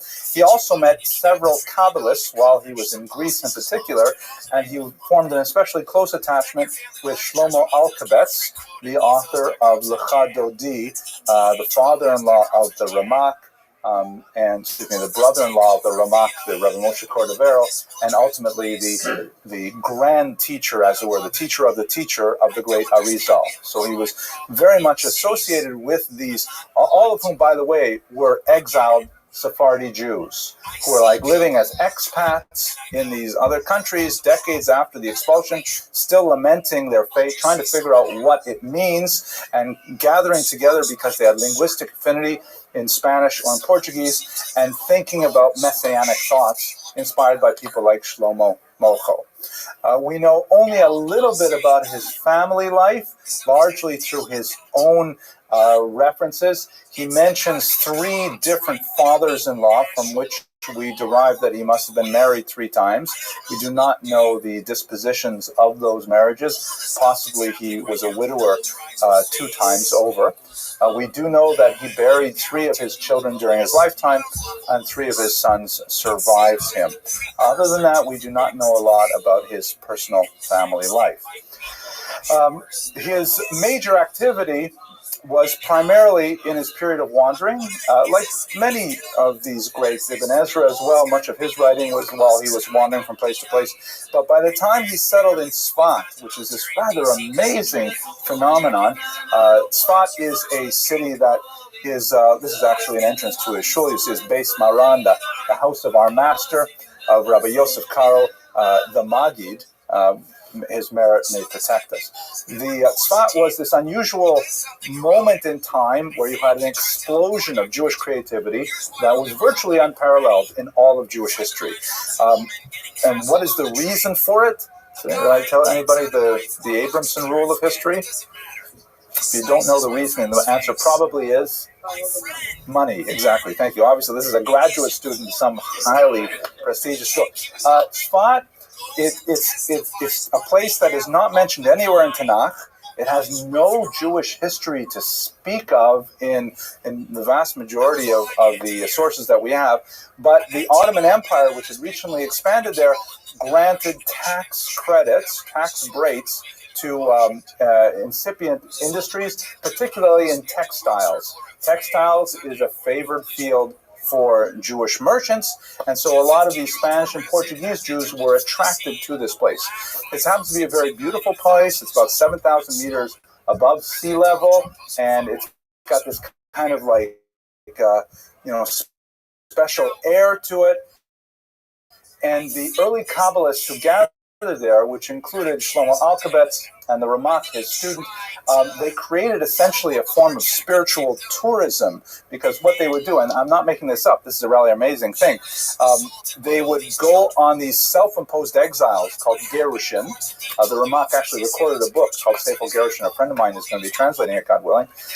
And they would just go wandering in the fields and valleys and dales around Tzfat, and they would like suddenly be moved to kind of like mystical inspiration, and they would describe those inspirations, saying they were moved to like recite a particular parak of Tehillim, or they would meditate there for several hours. They would receive these insights, and later they associated these places possibly with some historical antecedents, sometimes not, with grave sites of major figures from the Talmud.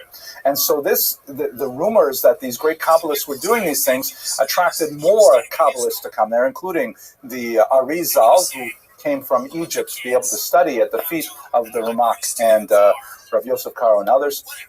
And it created a nucleus of Jewish spiritual activity that lasted just about 7 decades, and then it was all over. There was a series of earthquakes and plagues, and it just never regained the same kind of spiritual energy that it had in the 15th century. But this is ultimately where Rabbi Yosef Karo retired, and it was way more active than Boca Raton.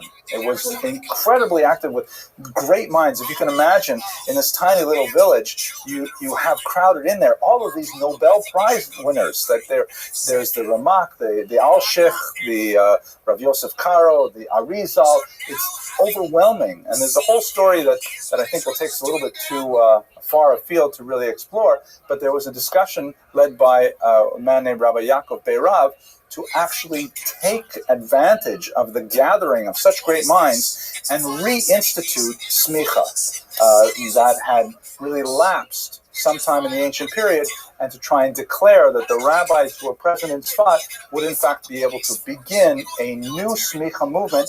Again, it'll take us far beyond our field to explore that particular experiment, which ultimately did not come to fruition. These are some of the graves of the great Kabbalists there. clothed in this blue, which is associated with a warding off of the evil eye. And here is the grave of the Mechaber himself with a tzedakah box on it for visitors. So this is just intended to give you a forspice to the real meal, which is going to be an exploration of what exactly did he write, why were his contributions so signal to Jewish culture and life. And for that, I'm going to turn it over to the wagon driver, Rabbi Trump. Thank you for your attention. So first of all, just Birshus Rabbi Talabam, who has really led this series with Dr. Averson to its beautiful conclusion right now. This is something which is as a chus that our shul has the opportunity to host, to be able to learn both the context and the content of what makes such a big difference in Jewish history. I'd like to really it's just so fascinating to be able to hear the historical point. Let's try to dive right into content itself. Now, we're at the end of a very fascinating series, because what we've done up till now is we've learned a little bit about the Rif and the Rambam, very, very much the development of halacha till the crowning glory of Rav Yosef Karo, the Mechaber, the author himself. What I want to do is really to explore a model, and then to look at that model in an example, to see what it was that he did and how beautifully he did it. What we're going to do is the following: we're going to do a development of halacha, a brief development, which touches on what we've been doing in the last few weeks, but just to see where Rav Yosef Karo fits into this bigger picture, and we will hopefully explore a specific example to see how his writings actually reflected this itself. Let's start at Sinai. Sinai, of course, the year 2448 from creation, was the year in which Hashem endowed humanity, us, small biological scraps of material, with meaning by giving us the Torah and saying, when you do things, this matters. But the interesting thing is that Hashem gave it to us in two forms. Hashem gave us both the Torah Shebechsav and the Torah Shebal Peh. At this crowning moment at Sinai, we were endowed with two aspects of Torah. The first one, of course, the Torah Shebechsav is the written Torah itself, initially in the form of the Luchos, and later on in the Torah Shebechsav, the written scrolls that we have.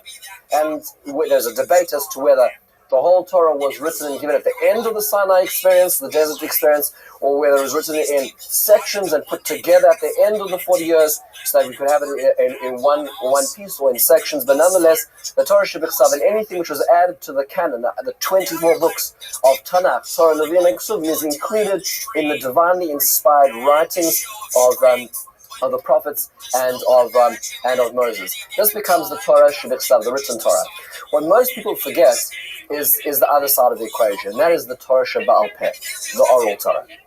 Now, this is a bit of a hazy area for most of us, because it's very hard. There's a lot in here. In fact, the way the Rambam divides it, he divides it in his introduction to the Mishnah and in Hilchos Mamrim into either 3 or 5 sections.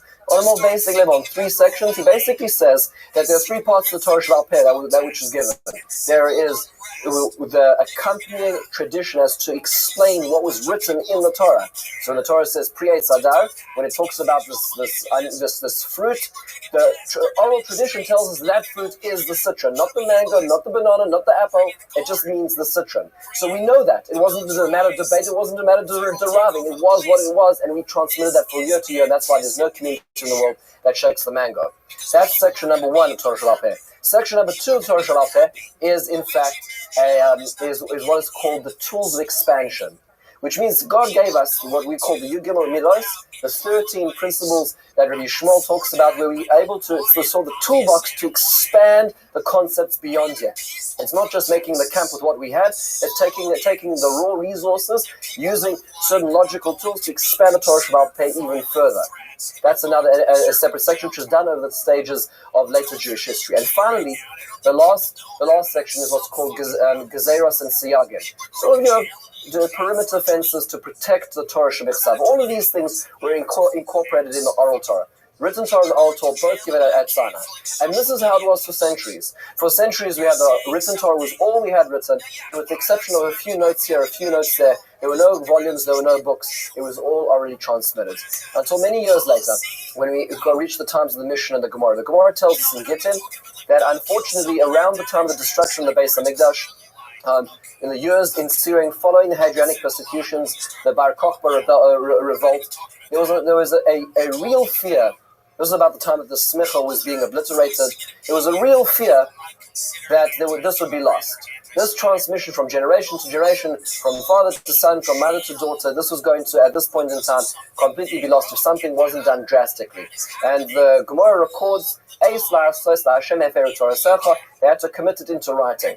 So they did so under the tutelage and the power of the man by the name of Yehuda Anasi, who had not only just the financial wherewithal, but also had the political wherewithal to be able to gather all the sages in Israel together to be able to write down Mishnah in the form of the 6 Sfarim, in the 6 sections, what is now known as Shas. Shisha Sadarim, the 6 sections, which are Zroim, about agriculture, Moed, which are about the festivals, Noshim, relationships, Nizikim, when it comes to damages, Kodshim, referring to Korbanos, and that which goes around that entire Tuma and Tyra laws. All of the Torah Shabbat Peh was essentially canonized into these 6 different sections. But it was constructed in a very fascinating way.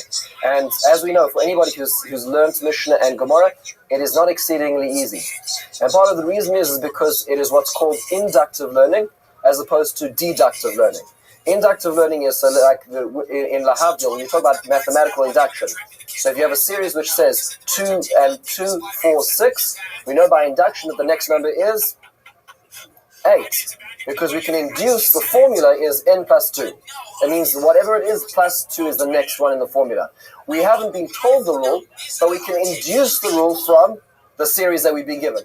The Mishnayos, in a certain sense, were constructed in a way that we weren't just getting information. We needed more. We needed to induce the rules. We needed a Rabbi. We needed the transmission still to be able to unlock that rule.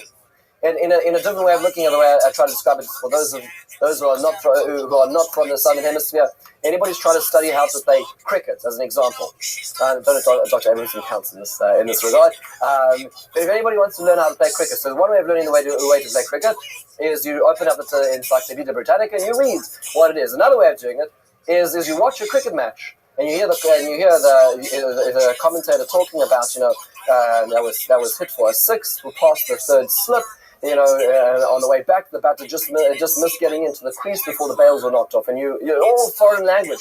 But slowly you piece together, when you see the conversation about the experience, you work out the rules for the experience of. So it was constructed in a way which is very much the conversation about it, which we have to work backwards to get back to what the rules are. That's because it's part of the educational way in which we get the rules. It's not just a textbook. This is very important because this is where the Mechaber, this is where the Rav Yosef Karo is going to be so instrumental in this in this work.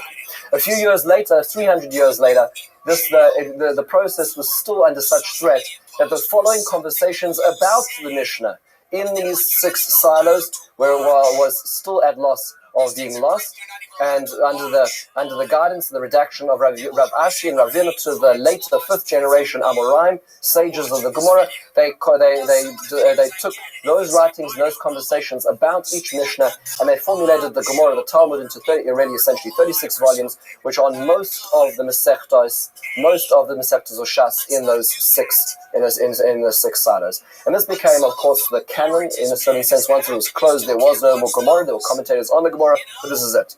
Now, the reason why this is important is, where does halacha go from here? We have the Torah Shebechsav, which is what's called in Chazal Kviyah V'Kaima. It's in one corner, it is not to be changed. And you have the Torah Shabbat Peh, which was oral, transmitted, and then transmitted in a more expanded, written way. Very hard to access, but that's part of the educational way that we maintain. And what happens afterwards?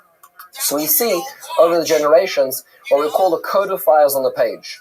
The people who are the halakhic experts who start taking this work and turning it into halakhic rulings, but on the page of the Gemara itself, in the same format as the Gemara, as was discussed just in this series. Rabbi Yitzchak, we'll start actually the other way around apparently. Let's do it this way. Rabbi Yitzchak Al-Fasi, which was discussed, we're not going to go back. Obviously, Dr. Abramson talked about this a couple time periods ago. Rav Yosef Alfasi, who wrote the halachic commentary at the back of the Gemara, essentially omitting anything which wasn't presently halachically relevant at this point in time. We also see later on the works of Rabbeinu Asher, a very fascinating personality, a person who bridged the Ashkenaz world and the Sepharad world. He was actually exiled from Germany upon persecution of his Rabbi, the Maharam of Rothenburg, who was imprisoned and ransomed, died in prison. In fact, when he saw the writing on the wall, they knew they were coming for him. He took a trip down, went through southern France, and ended up, in fact, if I'm not mistaken, in Toledo, which was still at a good time, still in the golden age of the Spanish Jewry at this point in time, and spent time with the Rashba, one of the greats of the Spanish Jewry, very fascinating person. And what he did is he did a similar thing. He wrote a commentary essentially on the Rif, Rav Yitzchak Alfazi, commentaries on the halachic commentators of Gemara, but he didn't change the format of the Gemara. He changed it was the same rubric, it was the same halacha, it was the same Gemara, he did not change, in a certain sense, the headings or the way it was formatted. He simply codified what was there in the way it was. So if you want to learn about Pesach, you'd have to go to the Gemara in Pesachim. You want to find out about the Seder, you have to go to the 10th chapter of Pesachim, Arvei Pesachim, work through all the sugyas over there, and then distill it into the halachic rulings at the end. And that became where we find halacha up till now. Of course, the revolution of halacha entered when we started to meet people who codified by topic rather than by page. And of course, the heading this revolution was none other than Rambam, who was discussed the last time. The Rambam's incredibly unique contribution was the Rambam took essentially all, and this is all just a repetition, he took 14 topics of all Jewish halakhic thought, and he basically started the process again. He said, I'm going to tell you halacha from square one all the way onwards into 14 categories, everything in halacha. And when you go to his kever, you can see the beautiful fountains which go through 14 marble pillars, each with the name of one of the books of halakhic categorization, which the Rambam has there on the right, or some of the four of those 14, into the books of the Rambam, what we call Mishnah Torah, which is the repetition of Torah. What was revolutionary about this, as was discussed, but now we're getting to the why it's meaty for us, is that he essentially was the first person to do this. Nobody else was moving away to create a new system, a new table of contents for halacha up till now. And he did it very logically. And there was subsections and subsections. Everything was clearly annotated and in place. This is what a typical page in the Rambam looks like, as we know. And what's going to be important for us is not so much the Rambam right now, but the right-hand corner. This is all the outside column, essentially. This is where the spine is, on the left-hand side here, is the works of the Kesef Mishnah, which is going to be Rav Yosef Karo. Because one of the first and most important works, as we see, of Rav Yosef Karo is going to be his commentary on the Rambam.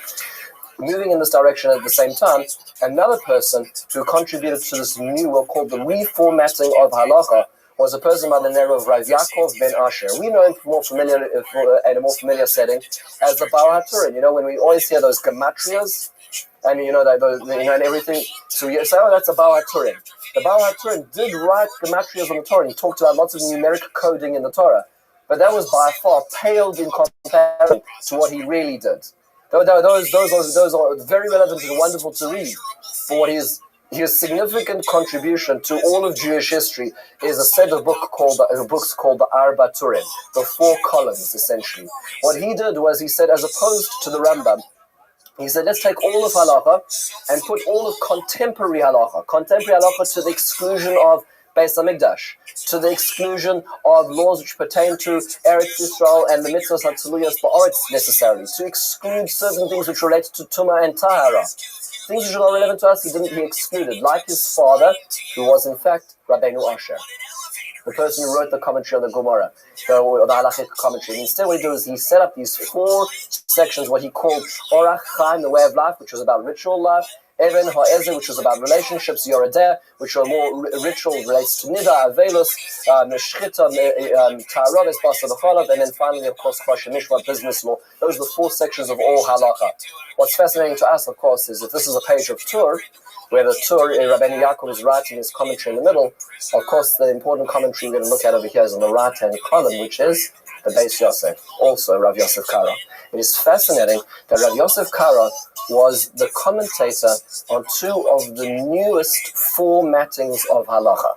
This lays the stage for where Rav Yosef Karo enters. Rav Yosef Karo started off by looking at the people who wrote halacha in the new format, in a certain sense, in their own reconstructed format, and linked it back to the page. Because there was a great rift that was happening, and in fact you see this in the writings. There was part of the burnings of the Rambam, there were many reasons for burning the Rambam, but was the newness of this. Is how do you have the right to leave out the sources and reform that halacha in a way which you've never seen beforehand?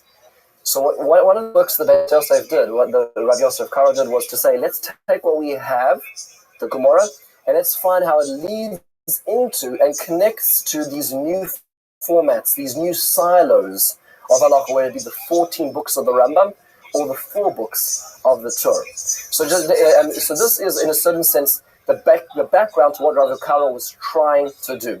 I want to take a simple example just to make this more real to us. As we see it played through. So an example, just a very simple example. Washing hands, netilas yadayim. Okay, as an example. Because all right, I apologize, I think I sent out all the sources and I could just grab one. That's all right, thank you. Thank you so much. What we're going to do is we're going to do exactly that movement. So 4 steps that we had up to now. We're going to move through the Torah Shabbal Peh as codified in the Gemara, through the Rambam and the commentary of Rabbi Yosef Karo on the Rambam, through the Tur and Rav Yosef Karo's commentary on the Tur, and moving into finally the grand crowning glory of his career is his writing of the Shulchan Aruch ultimately. Just see what he was really trying to do. So here we go. Very, very, very simple section. The Gemara says the following. This is the Gemara to be found in Talmud Bavli. In Brachos, it is in the source sheets as well. This is a very short line. The Gemara says the following. To Omar Rav Chia Bar Rashi, Omar Rav. Rav Chia Bar Rashi says in the name of Rav,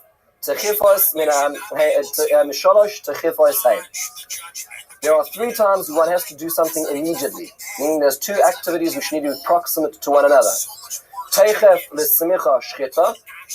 a person is about to shecht an animal, they need to do smicha, put their hands on top of it. That needs to precede the process of shchita immediately. Teichef legeula tefillah, something which we do every morning, is that we need to finish the last bracha of the Shmoneh of the Kriyas Shema, which ends with Baruch Hashem Go'al Yisrael, and immediately afterwards jump into the Shmoneh Esrei, even avoiding saying the word Amen. And finally, Teichef le'netilas yodayim bracha. And immediately after washing our hands, we need to do a bracha. These are the 3 techifos. These are the 3 things Jews need to do right away, besides for booking a hall and a date and a new email address, right? So this is what the Gemara tells us. Now, it happens to be interestingly enough that it's a little bit ambiguous over here, because what does that last statement mean? It says that we need to be very quick to go from washing hands into a bracha. Well, what does that mean? What exactly are we referring to over here? A little bit of a grey territory, because we have a few options as to what that can mean. So for this, we move straight into the first level of codification off the page. And that's the Rambam. The Rambam says very clearly over here, if we move into the way the Rambam codifies this halacha. So again, the Rambam is now extracting a halacha to be found in Maseches Brachos into his own category, which is Hilchos Tefillah. He says, I'm going to talk about Tefillah. There's going to be one book about prayer. In prayer, I'm going to tell you how you're going to wash your hands, how you're going to say a brachos, and how you're going to daven. Here's how he explains it. Sorich Adam, l'nageidas yadav, v'achakach yochal. A person needs to dry their hands after washing and then eat. However, v'chol ha'oichel v'lo nigul yadayim ka'oichel lechem taneh. A person should make sure to dry their hands off so they shouldn't be eating impurely. V'chol ha'notav yadav v'achon v'nagei v'achakach muvarech. When you wash your hands after the meal, what do we call the washing after the meal? We call it mayim acharonim, the later waters. There's the mayim rishonim, the first waters, and there's the mayim acharonim, the later waters. When you do those last waters, he says, the take of netilas yadayim birakas hamazon. When you do those that last netilah, that last washing of the mayim acharonim, the later waters, as the meal is finishing up, immediately after you do that, you need to make sure to whip out your bencha and start saying the birakas hamazon, the blessing of grace at the end of the meal. That's what the Rambam is saying. He is essentially interpreting that Gemara. He is saying when the Gemara talks about washing and bracha, what washing is it? It's the washing following the meal, and which bracha is it? The bracha following the meal. That's what the Rambam has done and has codified twice. He doesn't tell us where. Sorry. If we look through this Rambam, the Rambam doesn't tell us where he got this from. The Rambam doesn't tell us his sources. The Rambam is just telling us. Now, if we were well versed in all of Talmud, we would know that. But if you're reading the Rambam for the first time, this is the first time one will meet this. So in lieu of that, the commentary on the outer column of the Rambam is in fact the Kesef Mishnah, the first work of Rav Yosef Karo. He wrote it, the name of it, of course, the Kesef is the silver of the Mishnah. Why Mishnah? Because the name of the book of the Rambam is the Mishnah Torah, the repetition of the Torah. So this is the silver of the repetition. So it's sort of like the adornments of the Mishnah. What is he trying to achieve with this? So let's take an example. What's the first thing that the Rav Yosef Karo is doing in this event? He says, "V'teiketh v'ntilas yadayim." He says, "The perak keitz mevarchim meimer derochia bar ashi amarav." So the first thing that Rav Yosef Karo does is he gives the source which the Rambam omitted. The Rambam never footnoted his works. The Rambam never explained where he was getting it from. The Rambam, in his absolute brilliance, was distilling all of the oral Torah into these categories. The first thing that Rav Yosef Karo does for us is says, "See here, click." Right? The first thing he does is, this is the Gemara, where it comes from. That's step number one. He goes on. If we're going to skip a few lines after the source, he says, "Umashma midire Rabbeinu," the Rashi, based on our master's teaching, the Rambam's teaching and Rashi, "Telahafsik b'diru ben mayim achronim levrocha mutar." He points out that it seems like you're allowed to speak between the last waters and benching, rather v'atam shaloi shaloi pirish teikef v'netzilas yadayim bracha shaloi yafsik b'neihem.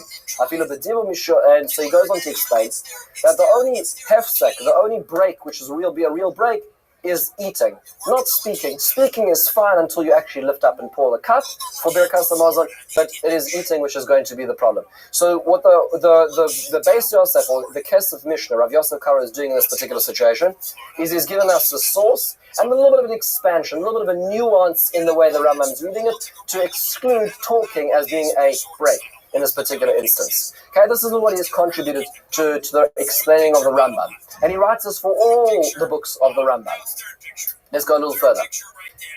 Now we move on to the next generation. A century later, the Tur, Rabbeinu Yaakov, is now codifying halacha. He is to be found in Hilchos B'tzias Apas, that's the halachas pertaining to the meal. Everything in Judaism is prescribed and regulated.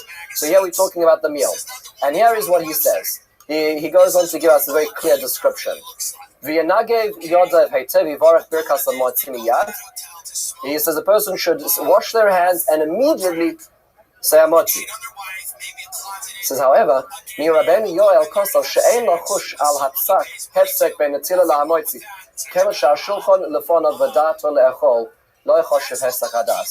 so somebody called Rabbeinu Yoel says, you don't have to worry too much if you wash your hands Netilas Yadayim at the beginning of the meal and then say something to somebody else and sit down and eat.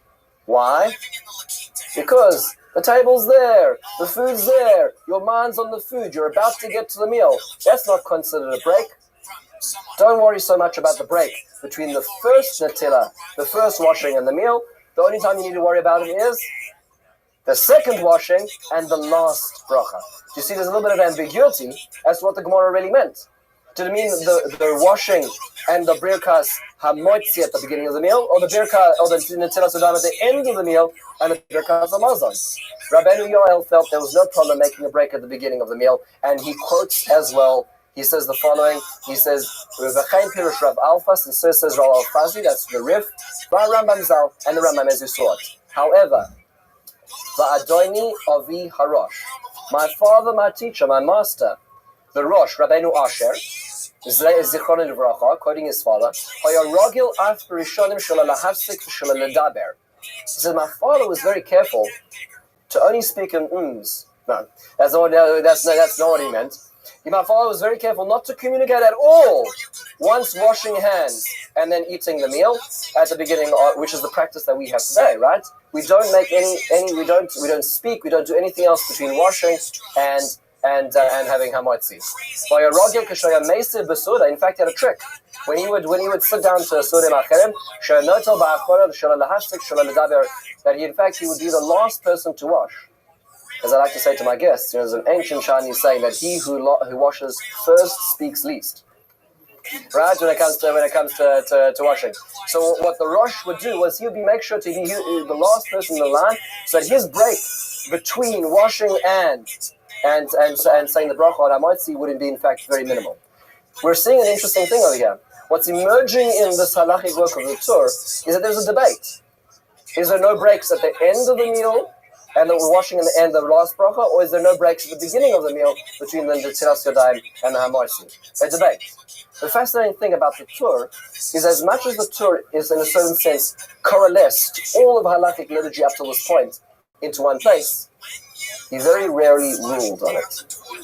He never tells us what to do. Isn't it interesting? He quotes the Rambam at the beginning. He quotes the contemporary, the Rosh, the later contemporary of the Rambam, the Rosh later on, and he leaves it. And the Tur does this very often. Sometimes he will rule and say what he believes and lean in on in the discussion. But very often, as over here, what happens is he leaves it hanging, which leaves space over here for those commenting on the Tur to say, well, what do we do? Bottom line, what do we do in this situation? I understand there's two opinions, there's an ambiguity in the Gemara, what do we do? Bottom line, Rabbi. So this is what happens. The Beis Yosef, who is now Rabbi Yosef Karo, not commenting on the Rambam, but commenting on the Tur, does a very similar thing. We're not going to read it all inside for the sake of time, but Rabbi Yosef Karo does exactly the same thing. He says, well, you want to know where he gets this from? It comes from that Gemara in Brachos. You want to know, those opinions that he talked about, the Rif and the Rambam and the Rosh, those are the people he was commenting on? Well, here's where they're found. This is what they say, and he quotes them in full extent. So the first thing he does is, like his commentary on the Rambam, he sources everything. Where does it come from? In a certain sense, he's the bridge between the page of Gemara and the new construction of halacha under the Tur. And then he does something which is very important. He goes on to describe other people who say this.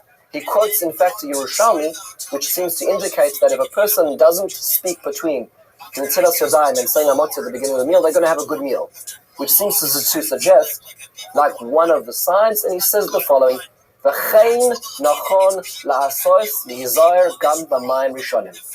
Beis Yosef, in his humble commentary on the Tur, says, I'm going to put my card on the table. And he says, I believe that it's true that you shouldn't make an interruption between the mayim achronim, the last waters, and the but you should also not be speaking at the beginning, like the Rosh says. So he is actually now weighing in on that particular machlokes and adds a few extra details at the end, which we're not going to cover about the Seder and our Netilos at the night of Pesach. Which now leads us to the last and final stage, which is the Shulchan Aruch.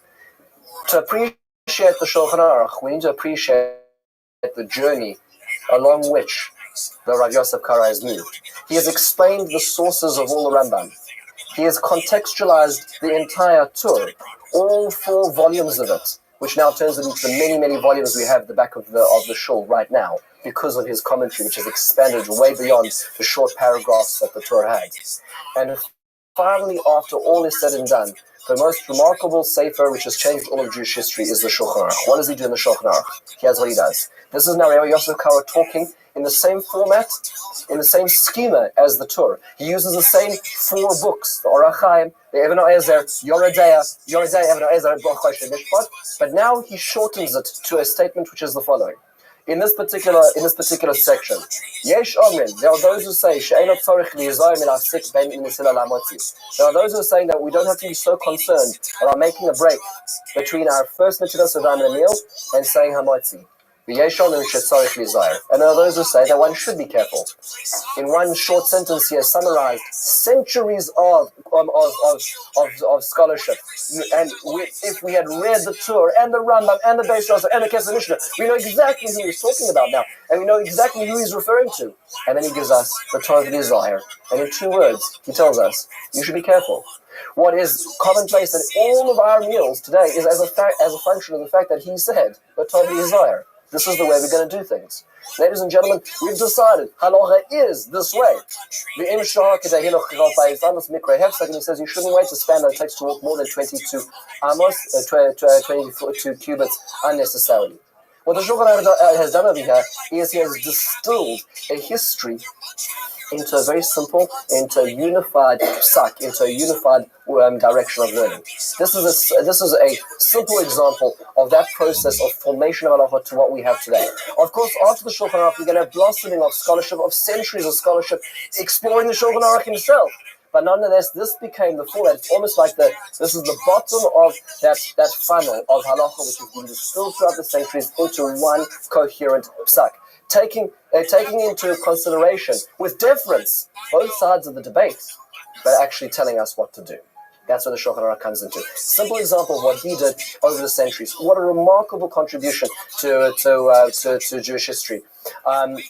We're not going to focus on all of it. I want to just focus on one thing that Dr. Abramson mentioned, and that is the Maggid. The Shulchan Aruch wrote other Sfarim as well, the numerous other Sfarim. One of them is what is called the Maggid Meisharim. Right? The Maggid literally means the teller. And he describes in this book, as Dr. Abramson had mentioned, that he had nightly encounters with some sort of specter, some sort of angel that he related to, which is again the unusualness for a person of such broad halachic scholarship, who doesn't mention that at all in his halachic work, has a completely different description when he talks about his nightly encounters. It's a very fascinating sefer. He writes it very personally. He talks about the personal wonderings that he has and the questions he broaches with this angel that he asks him on a nightly basis and the conversations they have. Very, very fascinating. It's actually written, it's formatted on 2 cycles of the Torah. So he talks about the Torah and various Sfarim in Tanakh by Rav Yosef Karo.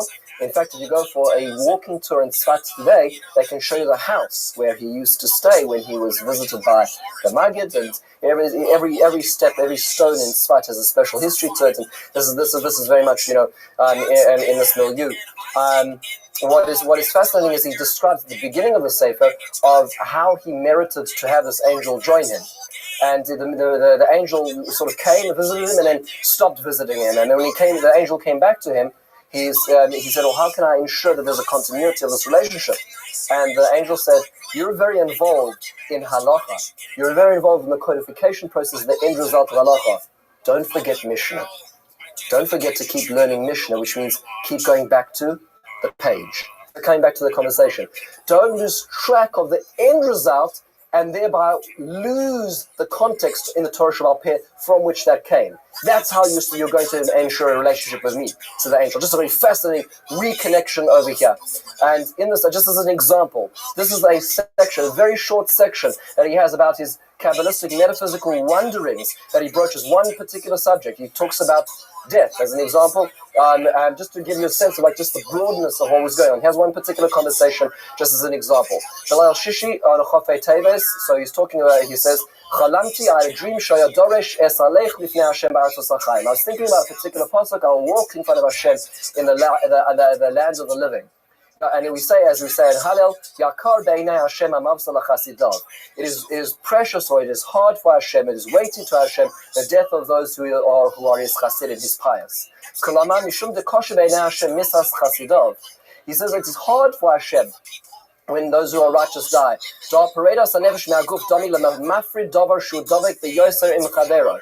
says death is so difficult, it is sort of stripping 2 interconnected pieces of one entity.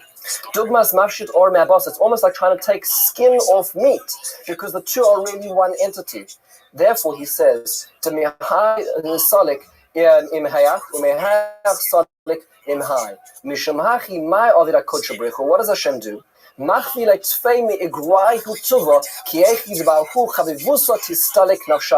sort of reveals even more of the schar that is going to be shown to them, that there's this automatic magnetic connection that the soul returns to HaKadosh Baruch Hu, and it automatically magnetically returns to its creator, and there's no pain in that experience because the neshama is returning to its source in this way. And that's how Moshe Rabbeinu and Aaron in fact died.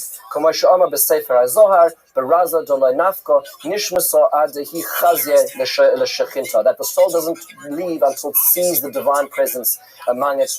Talking about people that have good lives and their families and whatever.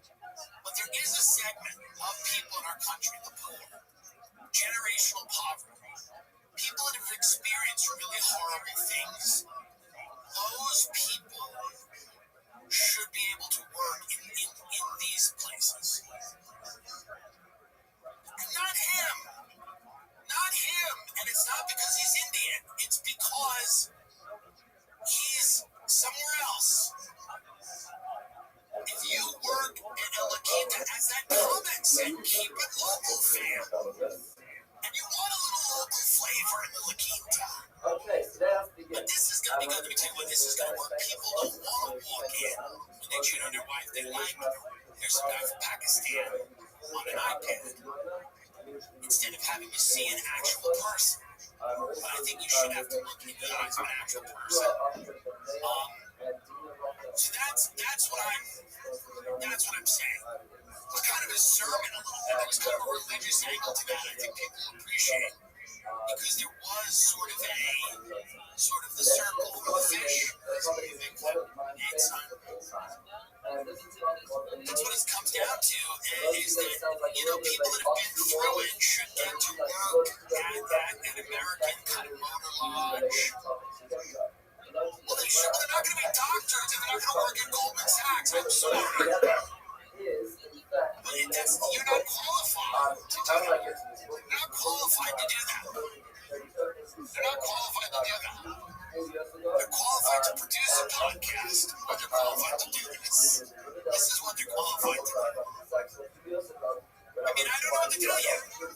No, they're good people, and they shouldn't be replaced by foreign workers on iPads. It's not right. You're going to be like, Becky's down bad. You're going to say this in the local town. Why is Becky down bad? She got fired at the Lakita. They replaced her with a guy. They're not going to say guy, but I'm not going to say what they really say. With a guy from India who's now checking people in. And Becky is now working at the Corals Jr. And then when Becky leaves the Corals Jr., here's the problem, man. If you fall from the kingdom, you fall to fast food. If you fall from fast food, it's tough. There's not a lot of options.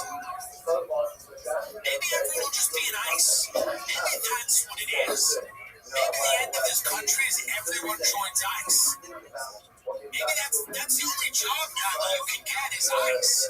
They've gotten rid of the age limits. You can be 18 and work for ICE. So maybe when we've given all the hotel and restaurant jobs to people on an iPad in Pakistan, everyone will just be an ICE. All these people will be an ICE. And maybe that's the point. We'll just have a huge 300 million person force for ICE.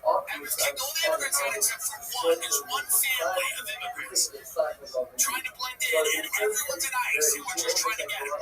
And maybe that's how America ends. Everyone is in ICE. We all just deport each other back to the countries we came from. And then five guys, Bill Gates, Mark Zuckerberg, fucking Peter Thiel, five guys split up the country 5 different ways, and we all just fucking deport ourselves back to where we came from. It's as fitting an end as any. That the only job left in this country is to join a paramilitary deportation force. That's a fit ending to this place. That's the only thing now you can do. The only thing that you're qualified to do is storm houses, rip people out, and send them back to other countries. I mean, that's the only job left. That's the only job fair. The only job fair at all the schools would be ICE. Join ICE. Are there any other jobs? I want to be a dentist, says one girl. Shut up. Join ICE. All these parents talking to their kids right now. Talking to their 13-year-old kids going, you should join ICE. Make this family proud. Make this family proud. I remember when Eliot Gonzalez, his kid was deported to Cuba, and there was like a guy with a gun that pointed at Eliot Gonzalez, this little Cuban kid, was sending it back to Cuba or something like that. And everyone was horrified by that photo. Get up the Eliot Gonzalez photo.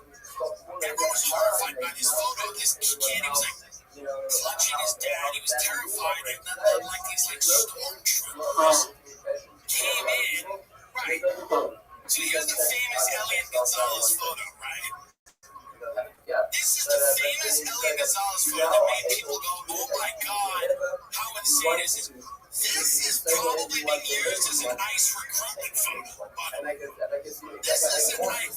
This went from like scaring the whole country to like, oh my God, what have we become?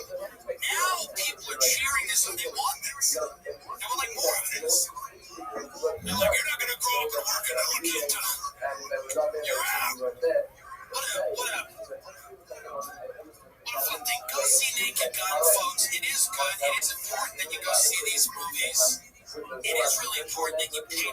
nice. These things, go see Weapons. Weapons is great. It's about 17 kids that go missing. Or as Israel calls it. Come on, it's too easy. It's actually too easy. Because think about what you're actually saying, essentially. Ladies and gentlemen, welcome to the Tim Dillon episode of the podcast. I'm going on not too many hours of sleep. I had a lot of fun with Tony Hinchcliffe and Gina Rosa last night in Manhattan at the Stand Comedy Club and Restaurant. Free ads for those dirtbags whom I love who own that club.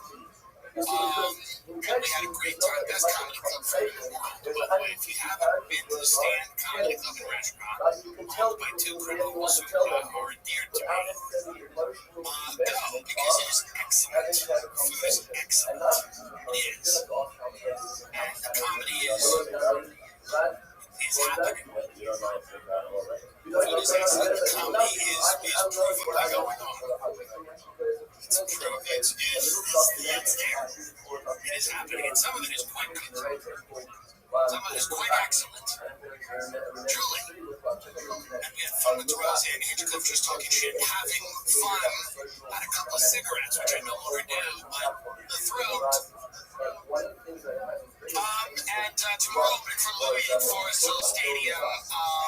Louis was very nice to ask me to open for him on his tour. He's on a crazy tour all over the world. With Big Eddie. And they are touring, and he asked me to open it up, and I will, and I am. So how about that? So it's a lot of fun. Turning our attention to no, I'm kidding. Every week, you know what this? Every week, I mean, it really is. I mean, the situation is worsening, and I don't want to talk about it every week, but then I feel bad if I don't talk about it. But who really cares? I mean, I do a show in front of an inflatable cactus. I mean, not now. I have summer backdrop. But you know what I mean? Like, what are we doing here? But also, you gotta say something about it because it's not good. But I've been saying things about it for a while. And it doesn't need to be that game. We don't need to play that game of who was first. But I have been saying things about it for a while. Many people in the entertainment industry, the industry that I'm in, are now saying things about it like today. And I'm not saying I was kind of like, right after October 7th was like, take a minute, obviously respond, you know? I wasn't one of those people either. I wasn't like on October 8th going crazy in the quad of Columbia campus with like a burqa on, screaming and yelling. I wasn't doing any of that.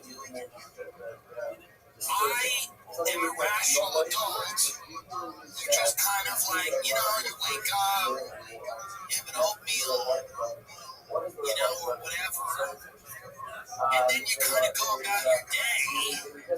But there's a lot of, you know, killing on the social media now. Sorry, there is. And I don't like that. So I say no. Cut it out. And people say to me, well, you don't understand. And I don't. And I actually don't. So that's the statement. We gotta go back to this country fighting about like the Minnesota Vikings hired a dude to be a cheerleader. Every fight in America now is existential. It's not about dumb crap. We always used to fight about dumb shit that didn't really matter. Like that fat bitch who's trying to get gay marriage overturned, Kim Davis, that court clerk they tried to make certify it, whatever. Look at this twig jumping around in Minnesota. Now, what, you think this is the biggest problem Minnesota has? Don't they have like lots of problems? But anyway, this is the stuff as a country we were like designed to fight about. We're really good at that. But now we're fighting about like, is the election valid? Is the CIA in a war with the president? Is the president federalizing the police? Like, are the states going to, the declare war against the federal government by not letting ICE do whatever. I'm just saying, the problems now are not fun. They used to be kind of fun. No, I mean, really. Obviously not for everyone. Well, we've gotten to a point now where everything we fight about and everything we're having an argument about is of the utmost importance. And, like, when everything's at an 11, nothing is. Really? So it's like everybody's so tired of everything that we need this. We need the Minnesota Vikings to do something like this because we need to go back to arguing about something that we can't even wrap our heads around. Can't even wrap our head around half of this. The Gabbard's out there, Tulsi Gabbard's out there with Russiagate, and that's a real thing, to be sure. But it's hard to wrap your head around that as a person that isn't like familiar with like whatever the layers of power. I mean, we do this every week, you know. I mean, but at least with this, people immediately go, "Oh, it's a guy doing something a girl did. I'm gonna like it." We're mad about it. Thank God we have this and more things like it. Please, more things like it. More like food items that we don't like or that are very contentious. People getting angry about like a food item. Like I remember years ago, the Burger King did a bacon sundae, and people were like, "This is over the line," you know. Things like that make cultural conversations and moments. Remember the bacon sundae at Burger King? People are like, "God damn it!" Every now and then, a fast food restaurant puts out something so grotesque. The KFC Double Down. There's a history of this. There's more a history of moments where fast food companies push it over the line, and it makes us all think about what's going on in our lives and what we've allowed to happen. I'm not saying Russiagate's not worthy of looking into. I'm just saying, for the regular person out there, it is easier to see the problem in a bacon sundae than it is Russiagate. They don't understand. They don't know who John Brennan is, or Clapper, or Hayden. Yes, maybe they could all start reading books, and they don't know about the Dulles brothers, but they know that bacon on a Sunday isn't good. Unless it's like a very weird thing in a fancy restaurant, everyone takes one bite of it and goes, "Ooh." But you shouldn't get it through a drive-thru. There's been a long history of these things, the Double Down, the Burger King bacon Sunday, egregious. Because I would like if a fast food restaurant were to do something egregious so that we could start fighting about that, arguing about that, something really like, it's the fall's coming up, so maybe something, maybe like, maybe it's on the cider donut, or something like an apple cider donut, or it's a whole pumpkin sundae, where the whole entire pumpkin is filled with ice cream and candy for Halloween. Something that is so heinous that most people say, "Wait, stop it now. Stop it now, you're trying to kill us." It was good that the Minnesota Vikings hired him out. They should do fat cheerleaders. That nun that was on Tucker, that woman, put her as a cheerleader. Get the photo of that woman. Put her as a cheerleader. Get people talking, is what I'm trying to say. By the way, these frogs over in France are mentioning me in the Candace Owens lawsuit. What did I do? What, is it my fault your wife has a dog? Who cares? What does Patrick Bet David, what did he say to Anthony Weiner? He's like, you're trying to get crucial. So what? Brigitte Macron, maybe allegedly as a ding-a-ling. So what? I mentioned in the lawsuit on April 26th, Owens appeared on the Tim Dillon show. And then they do my whole, he's a comedian, podcaster, actor. They have a better bio for me in the Candace Owens lawsuit than my agent does, by the way. The bio in the Candace Owens lawsuit is actually better than anything CAA has done for me. Tim Dillon started the show by telling Owens he was asked about the series while checking into a hotel and said it has blown up. Owens replied, everywhere. I mean, it's the most international thing I've ever done. So the Macrons are suing Candace, and her appearance on my show is in the lawsuit. I mean, it's just a moment of pride if you've been a fan of this show for a while. And a lot of you have. I meet people all the time that have been listening since 2016 or the beginning. A lot of people knew, but the thing about this, to be named in a lawsuit is a mark of pride. The president of France's wife is suing Candace Owens, who said she was a man, and I'm mentioned in that lawsuit. And that's actually, because you start this business, you don't know where it's going to go. I didn't know where it was going to go when I started it. And that's what I'll tell people out there that are young and are walking down an uncertain path to this moment in their life where they realize this will actually be worth it. There's a lot of people that are going, am I on the right path? Are the sacrifices worth it? And the answer is yes. Because I'm sitting before you today, named in a lawsuit. The president of France's wife may or may not have a cock. We're all going to court to figure this out. We're going to court to figure out whether the president of France's wife has a cock. We don't know. We don't know. No one knows. And I mentioned in that lawsuit because I helped further the conversation. And that to me is something special. Is it a big movie? Who can't know? But what? No, who's doing that? What we're doing is advancing an important conversation in this on this earth. Does the president of France's wife have a cock or not? That's what people are thinking about as your kids are laying in a hospital bed. They're not thinking about how much the bills cost. They're going, does she have a cock and what's it like? I mean, I'm just saying it's a proud moment as an American.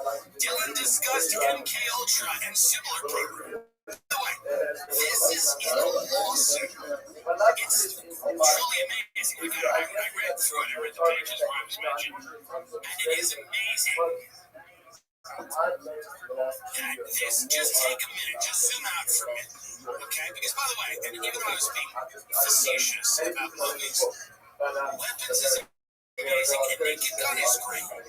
I saw Naked Gun, and that's great.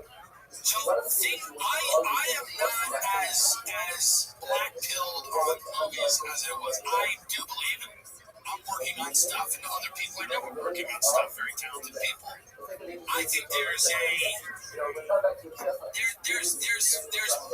to this than just, hey, there's people on the internet all the time, which is great. But there's also the ability to execute and do things well on other platforms. And I'm not giving up on movies. I don't think anyone should. Contrary to what I may have said last week.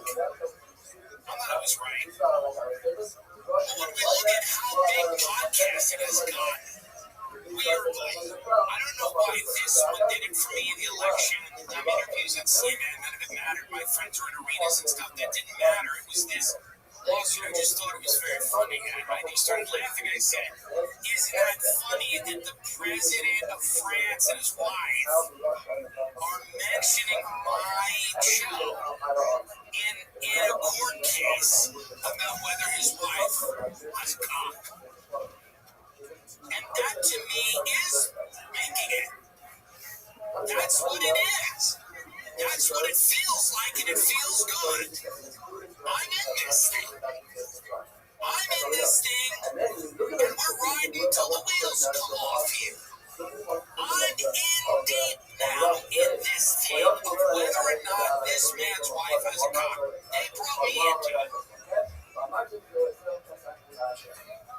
They brought me into it. You start a podcast because you think you can have a travelogue on Comedy Central. That's what I thought. I was going to get paid to travel around the world and eat things and then tell me jokes about them on television. Because that's what every comedian wanted. Between the years of 2010, I'll give you a little comedy history that no one cares about. Between the era of 2010 and 2015, most comedians were pursuing a travelogue. Everybody had been living in hellish apartments in Brooklyn or in Los Angeles, and everybody, their dream was to travel around the country because David Tellin called insomnia. And Bourdain, who wasn't a comedian, obviously had the most famous one called Parts Unknown. And we were like, what about a funny travel leisure show? What about that? And everybody went and to their agent manager and said, hey man, I really want to just travel. And I want to do a travelogue because I like food and I like places. No one had a rationale for why they were like, I like going places. I like traveling. And we're all trying to get travelogues. So I started a podcast my travelogue was on a tour bus because I was a tour bus guide at the time, making $15 an hour for a big bus. There were a lot of complaints. And then I was like, but this is going to be a travelogue where the bus is going to go to different places. I'm going to be on top of it doing my analysis. And it's going to be great. And I'm going to make like $100,000. That was my dream. I was like, I'll make $100,000. Now, I am mentioned in a lawsuit. The president of France mentioned me in a lawsuit about whether his wife has a cock. You see what can happen out there if you just focus and trust the process. Really, trust the process, because I thought I would be doing really artistic stuff. But you have to trust it. The world will find a place for you. Many people doubt this. The world is going to find it. You don't choose it. Everything's stable. We're choosing everything. It's this illusion of our society that you won't choose anything. Because you're choosing. Me and my friend just got coffee. You get to choose a little thing. You sweetener? No. You get to choose that. But you don't get to choose necessarily how the world sees you or where you fit into the world. You might walk around going, I'm Kevin Costner. But guess what? You're not. Number one, you're not. Number two, you just lost a lot of money on that dumb movie. Whatever it's called, Horizon. Okay? And number three, he'd love to be in this lawsuit. He'd love it. Kevin Costner would love to be in this lawsuit about whether the president of France's wife has a cock, or a pussy, or something in between, or nothing, like a doll. You don't know. I got in this going, I'll have a show, because I like to curb your enthusiasm. I got funny. Not funny. But you gotta trust the process. You end up where you belong, and this is such an interesting moment here. It's such an interesting moment to be in a cultural conversation that matters this much to people. And I know that people are gonna not get it. You're not gonna get it. You're not gonna get it. They go, oh well, what are you guys doing? What are you podcasters doing that's gonna stand the test of time? A lot of people are saying that. What are you putting? And my answer to that is fascism. That will, I'm pretty sure that'll last for a few years. But I can't. I love ethos. I mean, I cannot stop with ethos. I'm telling you right now, unless someone close to you, you can't help but think about the future. Would your family be prepared financially if anything were to happen to you? The last thing you want your family to worry about is how they're going to pay the bills. With your life insurance from ethos, your family's protected. I've talked to so many of my friends about doing this, and they've all done it. And they're all secure, and they're sleeping soundly because they know their family is going to be taken care of. The traditional life insurance process is complicated, but ethos makes it easy. It's an online platform that gets made getting life insurance fast and easy. Protect your family's future in minutes, not months. There's no complicated process. It's 100% online. No medical exam required. You can just answer a few health questions to get a quote in as little as 10 minutes. You can get same-day coverage without ever leaving your house. Life insurance is more affordable. And you think with ethos you can get free quote customized rate. It fits your budget. You can get up to $3 million in coverage. Some policies as low as $2 a day. Protect your family with life insurance from ethos. Get your free quote at ethos.com/GIM. That's ethos.com/GIM. I don't love this takeover of the this militarized police. I don't love it. I do understand we have a crime problem in cities. I'm not blind to it. I get it. I see people all the time, and I go, that's a problem, not an issue. I'll just see someone who sparks my concern. As someone who seems like they're on drugs or a shifty-looking character, and I'll say, somebody's got to deal with it. But it's gotta be the cops, right? We don't need national guard, or do we? I don't know that we do. All the stuff that's happening right now, the militarized police, volunteer building the list. I love all of this. It seems like the precursor to the next thing. And the next thing might be much worse than this one. Maybe not. But what is this statement? What is this? Big Balls got beat up. Elon Musk's guy got beat up. And then now we've got the military in D.C. because he tried to help a carjacking victim.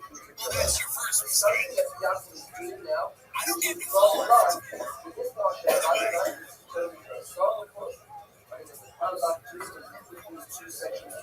So this guy, Big Balls, Edward Corsetti, he does something heroic. I think he tries to help a carjacking victim. Here's why I'll never help anyone. Ready? A friend of mine helps a woman getting hassled on the train. A guy takes out a knife or a box cutter, I forget. It doesn't matter.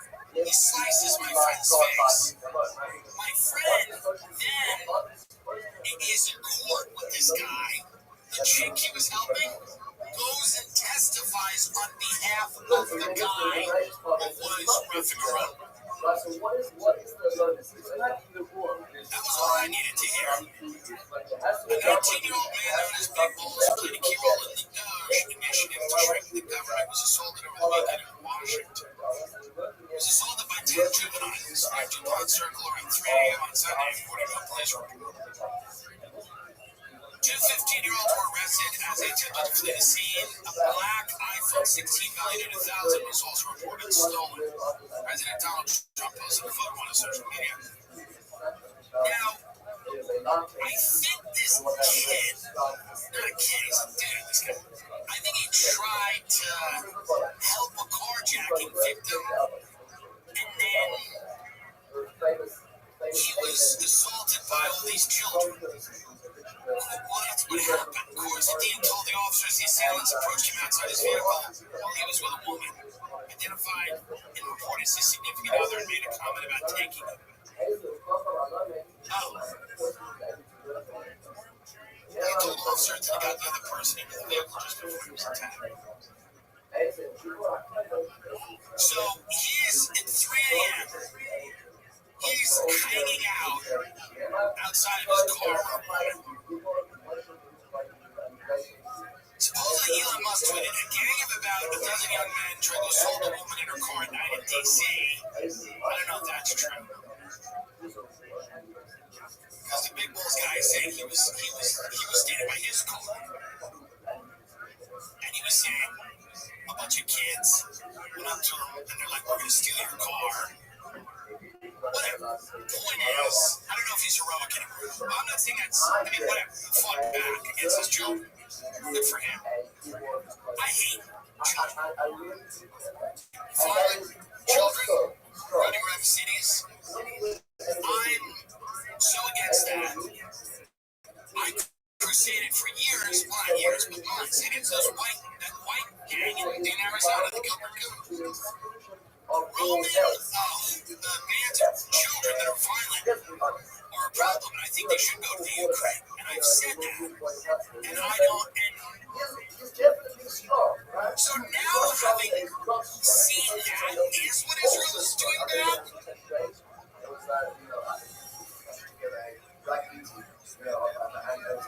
We're thinking caps on. My point is this. It's a violent city. These are violent cities. The cities are violent, folks. They're just violent. What are you going to do?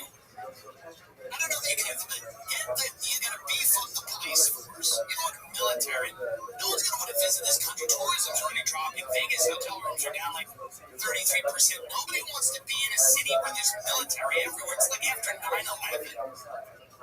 It wasn't like great when there was just people like National Guard walking around for years after 9/11. It gives you this eerie feeling. I don't think anybody wants to really visit a city where there's just going to be like National Guard everywhere. I mean, this is now, if you visit America, this is what you see, by the way. Make this louder. If you visit the United States of America on a summer trip, this is what you get.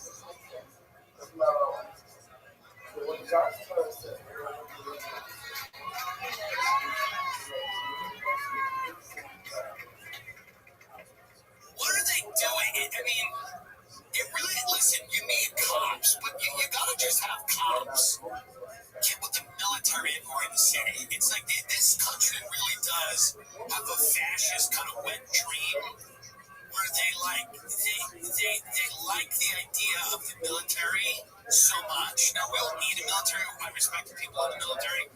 They've done things that are genuinely heroic. But no one in America fantasizes about the military like saving those girls from the Texas camp.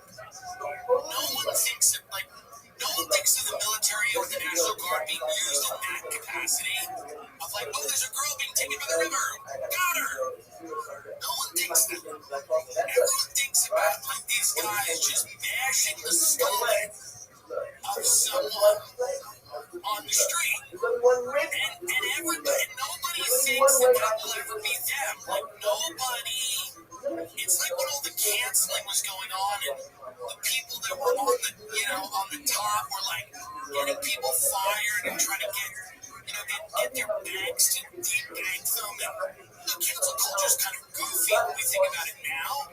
But in the height of it, there were people that were losing their livelihoods, their lives. You couldn't get a bank account. It was crazy. They were not able to earn any money. People wanted them to not be on Uber. And these weren't the craziest people. Most people that said something on Twitter somebody didn't like, wrote an article someone didn't like.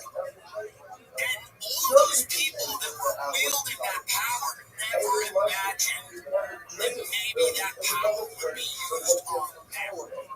They never thought that. They were never well, maybe if we get all these people fired, then one day they're going to find a way to take this weapon and turn it back on us and get us fired, which of course happened. And now you're there's people that are applauding the military in the street and the show of strength, but does no one imagine that at any given time the government could just decide that you're an enemy of the state? Or you don't here's the other thing. This thing that's going on in Israel is incredibly unpopular. They may go to war with Iran again. There's a great article on foreign policy we're going to go into in a minute. When you're pursuing a course or you're funding a country Okay? You need to start thinking about quelling the significant protests and civil unrest that you're going to have. If you throw a bunch of people off Medicare to do that, to give Israel the money to do this, people are going to get pissed. They're going to be in the streets. And then you're going to go, how do we handle this? Bring in the guard. Bring in the militarized federal takeover of the police. This is anticipation. Because people are going to be unhappy. People are going to be unhappy. Luigi Mangione is not the beginning and the end of that story. People are going to act out in violent ways. I'm not for that. I don't want it. Obviously, I don't want it. But even peaceful protests with slogans that people don't like are going to be considered violent threats, and you're going to be serving jail time. What's going on in the UK right now, and I don't think people know about it, it's so fucking nuts. People are going to jail in the UK for a tweet. It's not a tweet anymore, it's like whatever it's called, X, fucking. People are going to jail in the UK for like social media posts. They're saying something. Now, yes, would I like some members of my family to go to jail because of what they read on social media? Sure. But as a policy, no. You know, and I'm not talking about like, go kill someone at that address, like where it's clearly like, okay. I'll defend the law, but when you start going, you know, we're not even talking about that. We're talking about people that are voicing an opinion that people might consider anti-immigrant or anti-Semitic going to jail because of something they wrote. Get that up. That is happening all the time in the UK. And there are, unfortunately, a lot of new hate crime laws being debated here that could end up being that. Okay, here we go. Let's listen to this. 20 months. We're told to say that you did not want your money going to immigrants. 20 months, Facebook post, jail. Yes, priority. This offence is so serious that an immediate custodial sentence is unavoidable.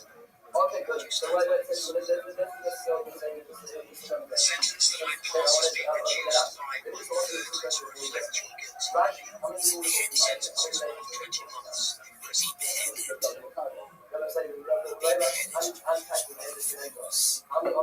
So 20 months. Now the guy said, I don't want immigrant raping the kids. Would I have said that? No. Is it the most articulate thing this white man said? Is that?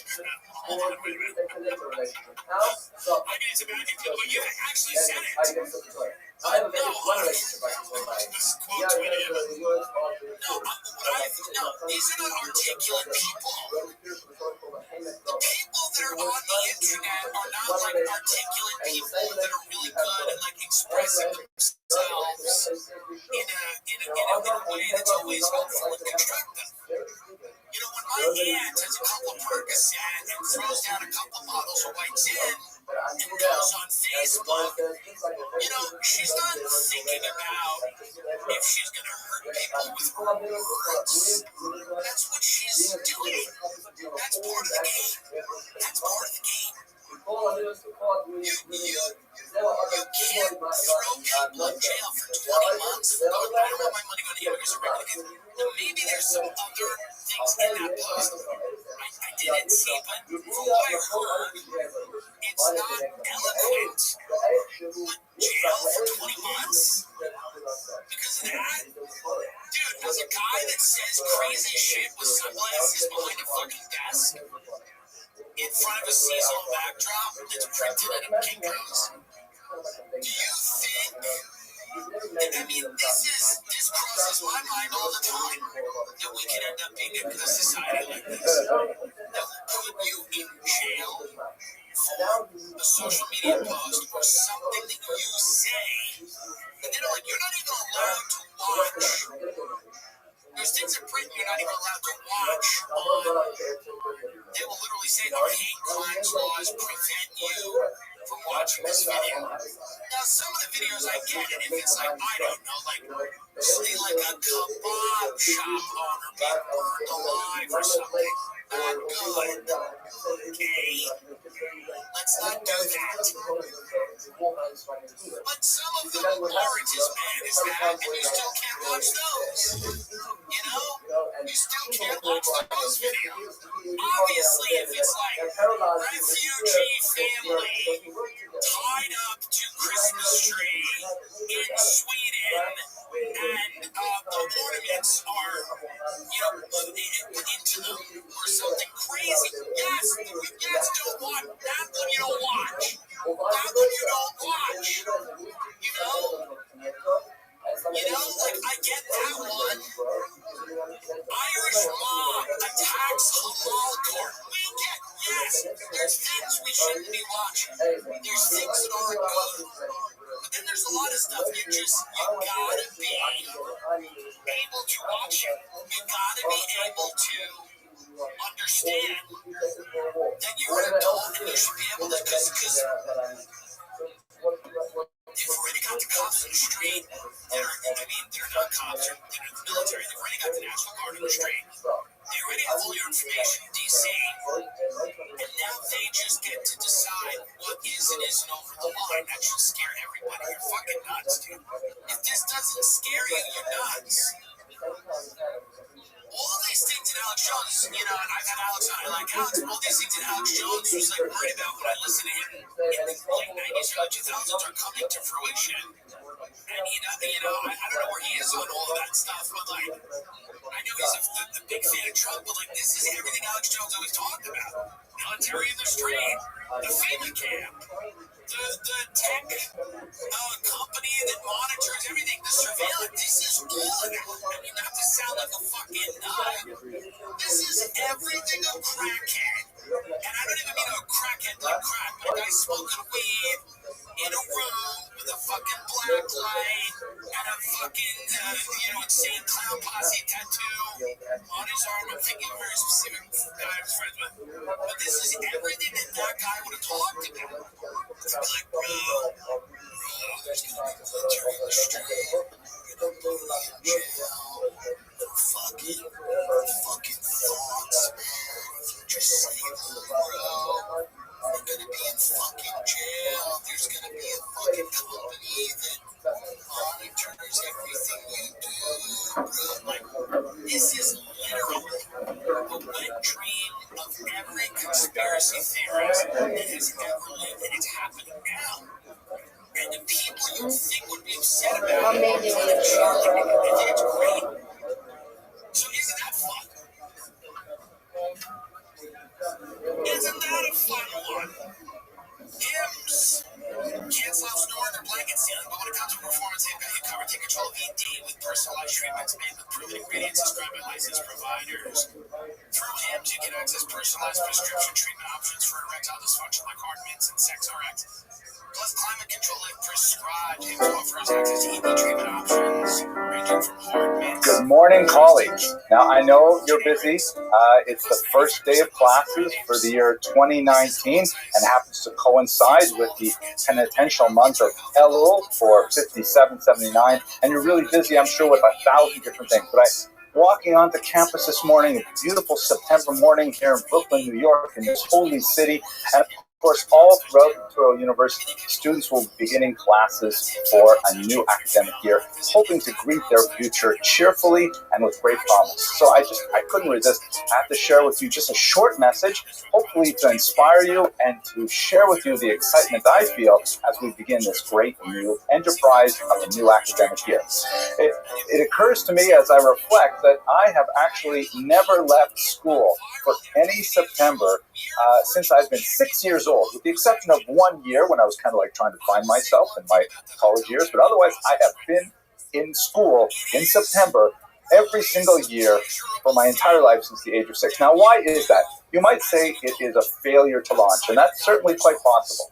But the fact is, I love school. It's so amazing how privileged we are to be able to spend time with young people who are interested in ideas, who are interested in exploring their futures, and interested in so many things that we are passionate about. We just have to give thanks to God for this possibility that we have to work with students in this manner. So in this regard, I just want to share two quick ideas, hopefully to give you your own jumpstart into this academic year. The first is something that I read in an interesting book on the scary topic of climate change. Here it is. It's in a book called Falter by Bill McGibbon. Quite an interesting read. I haven't finished it yet, but fascinated with one thing he says in the early chapter. He says, essentially, if we are in some kind of a game, if this is some kind of like a project that we're all engaged in trying to win something, trying to win, a livelihood, trying to win a spouse, trying to win a family, a future, who knows, all those things.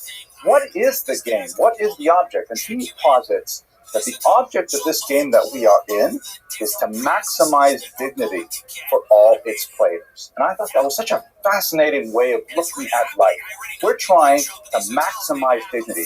And so that reflects on our role as instructors. We are trying to maximize the dignity of all of our students by giving them the tools they need to achieve their potential, to achieve a livelihood that will allow them to cover their needs and to provide for their families, God willing. What an amazing concept. So I think we should think of ourselves as basic dignity providers. That's what we want to do. We want to try and provide for their dignity. Secondly, what is our most valuable resource? What is the greatest tool that we have to affect this dignity in our students and in ourselves as well? It's not money, although that's a really valuable thing. It's not the beautiful physical location in which we teach. It's not the books. It's not the computers. It's not even our own health. It is our time. Time is the only resource which cannot be renewed. Once we lose it, it's gone. And I know because I'm a historian, right? I studied something which actually doesn't exist anymore. Don't tell my bosses I want to keep my job. But we have only time to give them. So therefore, let me suggest to you that if we want to do both of these things, if we want to maximize dignity for our students, and we want to use our resources most effectively, and perhaps the most important thing we can do is to start on time. Now, I'll tell you that this has great pedagogic value. When you start your class right on the dot, you may lose a few students who are walking in late, but if you start late to accommodate for those students, you will always start late, and all the students lose. On the other hand, if you start right on time, as it has been my practice for many, many decades now, it means that all the students realize, hey, this class starts right on time, and if I'm not there, I'm going to lose out. So you actually maximize the amount of time you have to teach, and you maximize dignity thereby. Listen, I hope this wasn't too preachy, but it's such a beautiful day here in Brooklyn. I wanted to say something nice to all of you. Thank you so much for being involved in this larger project of extending dignity to all of our students, our staff, and our faculty here at Torah College. I hope you have an absolutely transformative, fantastic, excellent academic year.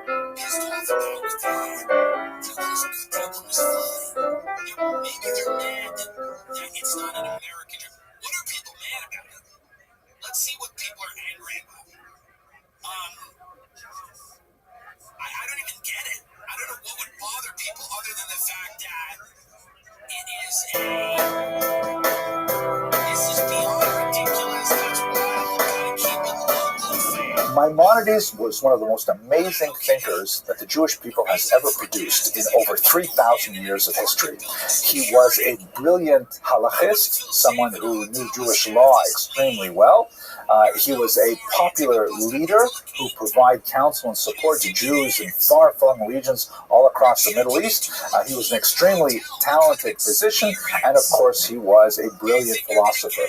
I'd like to take a couple of minutes and just talk a little bit about the course of his life and his literary works, and then we'll focus in on the book we will be studying in this short series, The Laws of Tshuva, or The Laws of Repentance, which is one section of his magnum opus, the Mishnah Torah.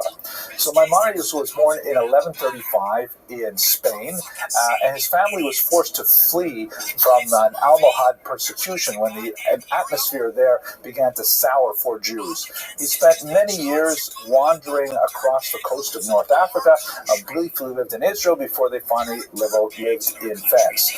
During the course of his wanderings, he picked up much training.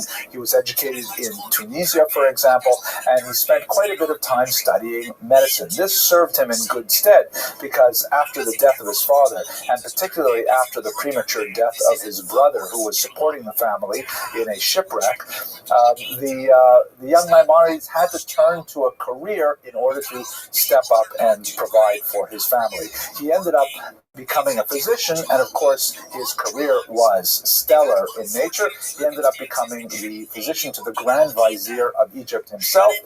According to some sources, he even served in Saladin's court and was sought after by Richard the Lionheart as a physician. He wrote very widely on medical topics, primarily in Arabic. Everything from mental depression to hemorrhoids were treated by Maimonides. Very big treatise on asthma, for example, and he was widely sought after as a master physician. Our context, however, is his Jewish work, and in that area we should consider two particular kinds of books, both of which really come together in the laws of tshuva. First of all, Maimonides is famous, perhaps in the non-Jewish, the broader non-Jewish world, as the author of great philosophical works. The premier among them is the Guide for the Perplexed, which is essentially a overview of Judaism and a defense of Judaism for those Jews who were especially attracted by Arabic philosophy, which was in its heyday in the 12th century and which borrowed freely from many earlier Greek models. And Maimonides aptly described the philosophical position for Judaism, which made it a highly competitive ideology with some of the other intellectual trends that were drawing away the young Jewish minds of his time. Another segment of his work, a very large segment, is his popular works, written in Hebrew quite often, which are very accessible, not written in highfalutin philosophical language for the most part, and the greatest of those is his Mishnah Torah. The Mishnah Torah is essentially a repetition of the Torah, and what he meant by that title was that he took all of the laws which were represented in the Bible, in the Mishnah, in the Midrash, and especially in the Talmud, laws which were spread out across a massive corpus of rabbinic literature, and he organized them into a logical Western fashion in this massive 14-volume work. It was heavily criticized for reasons that we will mention shortly, but it was unprecedented in his day and has still not been equaled. Specifically, what the Mishnah Torah does is it covers all of Jewish law from the beginning of time. That is, it discusses aspects of Jewish law which are not observed. For example, now that the temple is not standing, certain laws of sacrifices and so on are not observed. Nevertheless, he wrote a complete compendium of those laws. He also wrote about the distant future, or perhaps the near future, when the Messiah is here. Jews, of course, believe the Messiah has not yet arrived. And he writes about the future, what it will be like in the Messianic period. So this huge work of Jewish law describes a tremendous scope of Jewish activity, everything from how one ties one's shoes in the morning to literally how one must sleep. Phenomenal book. The laws of tshuva are one section of one volume of the Yad HaChazakah, the strong hand, which is another name for the Mishnah Torah. His book met with tremendous criticism in certain quarters, particularly in southern France, where it was felt that Maimonides was excessively influenced by non-Jewish philosophical models, Aristotle in particular. And in the Mishnah Torah, there was a feeling that his a very simple Hebrew text, deceptively simple, because scholars of Maimonides know that his phraseology is anything but random. He's very, very particular about the exact phrases he uses. But this very accessible text did not have a great amount of scholarly support to it, meaning he did not provide references to where he derived his conclusions. And many scholars felt that without providing these footnotes, so to speak, he was behaving in a haughty manner and not allowing the text to be analyzed by great scholars. Maimonides' approach, however, seems to have been that he was writing a popular manual of Jewish practice that was intentionally simplified without those footnotes. At any rate, sadly, in the 13th century, there were book burnings of Maimonides' works sponsored by Jews that were a tremendous shame for the Jewish people as a whole, as Maimonides' works were consigned to the flames in some quarters. Nevertheless, the great eagle, as he is known, outlived this controversy, and of course his works went on to universal acclaim. Now let's focus specifically on the book that we'll be discussing over the next few videos, the Laws of Tshuva. So basically, Tshuva is a Hebrew term meaning it's derived from the root lashuv, to return, to go back, to respond. It refers always to a reflexive kind of motion. As Rabbi Soloveitchik puts it in one of his essays, it refers always to a return back to center, back to home. Tshuva in English is probably best translated in this context as repentance, and in his characteristic style, Maimonides essentially takes what seems to be a very inward kind of act. Repentance seems to be something that is inside us and non-verbal and not easy to express, but he fleshes it out in 10 very explicit chapters. How exactly does one do tshuva? How exactly does one repent? How exactly does one get back to center in one's life? Fascinating psychological analysis, theological profundity, and a deeply moving work that I hope you will enjoy. So, because the laws of tshuva touch on so many other topics of a philosophical nature, this happens to be an especially important work for the discussion of Jewish philosophy as a whole, hence borrowing from many of the things that he will write about in books like The Guide for the Perplexed. For example, one of the strong motivating factors for tshuva is the world to come. One hopes that one will rectify one's wrongs in this world so that in the next world one may live, with lots of Chinese food, for example. And so this, the book, The Laws of Tshuva, also has to have a discussion of what is the world to come. What is paradise in Jewish philosophy? It's not at all so simple, and we will, God willing, discuss it as we move through this series. So the book, The Laws, of course, there's the other side. What is punishment in the next world and in this world? How does God mete out punishment? Perhaps the most difficult question in every monotheistic religion, Judaism included, is why do the righteous suffer? And that, of course, is addressed head-on in this book, The Laws of Tshuva, and it's a fascinating response from one of the greatest minds the Jewish people has ever produced. Now, quickly, just one fast word on the first chapter. Maimonides begins with the laws of confession. Ironically, he will push off a discussion of what teshuva is until the second chapter, but in the first chapter, he concentrates almost exclusively on the idea of vidui, or confession. And it's a fascinating question. Why start with confession? Why not, as he does in so many of his other works, talk about the general topic and then move into the specifics? Confession, one would think, is one of the specifics. And by the way, this confession, the Jewish confession, is a personal confession that is done privately. One will actually pronounce certain words that are often in a written text, usually written in the plural form, meaning we did this, we did that, and one is included in these long lists of transgressions. It is not done to another human being, with the exception of wrongs between human beings. There are wrongs bein adam lachavero, between two people, and bein adam lamakom, between a person and God. Between people, there is a question we will see later about how one confesses how one has wronged another person, but between a person and God, only God hears those confessions in the Jewish practice. At any rate, what's so big a deal about confession that we should start with that even before we talk about tshuva? So many of the commentaries focus on the idea that vidui, confession, is kind of like opening up the floodgates. It is the very first step in order to make tshuva possible. Unless a person is prepared to admit to him or herself that he or she has done wrong, then one really can't make any progress in tshuva.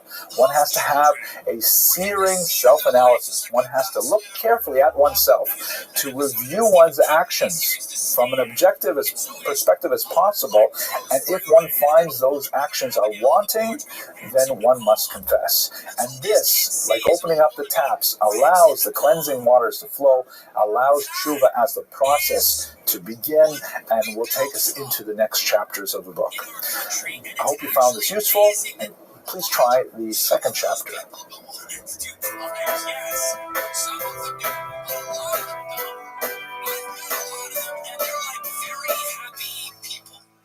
Much happier than the spoiled cunts I know.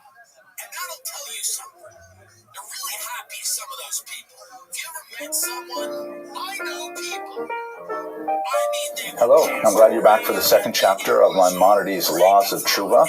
I'm going to depart from the organization that Maimonides places on these laws in this chapter, because it's very hard, I think, to understand the sophistication of his thought in these short videos. I encourage you to get a copy of the book, which is available both in print and as an electronic download, and before the holiday of Yom Kippur, I'm offering it as a free download.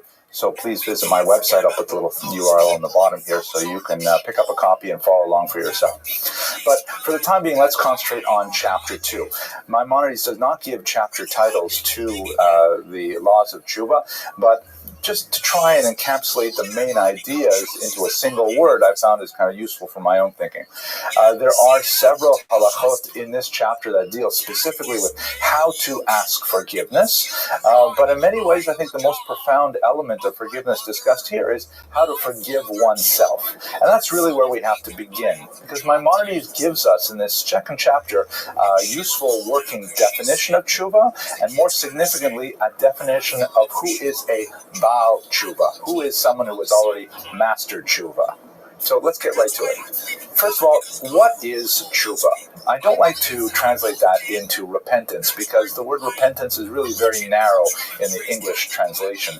In Hebrew, tshuva means returning to center, returning home, a response. It means coming back to who you really are and who you really think you want to be. It's an aspirational kind of statement to be a Baal Tshuva, someone who is a master of tshuva. So Maimonides gets at this in a roundabout way, but towards the middle of the chapter, you can see that there are really three classic elements to tshuva. The first is charata, or regret.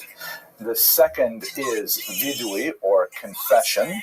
And the third is azivat hachet, the abandonment of sin. These three elements are basic to any of the approaches to tshuva that we will see among the Rishonim, those generations of scholars around Maimonides' time in Jewish thought.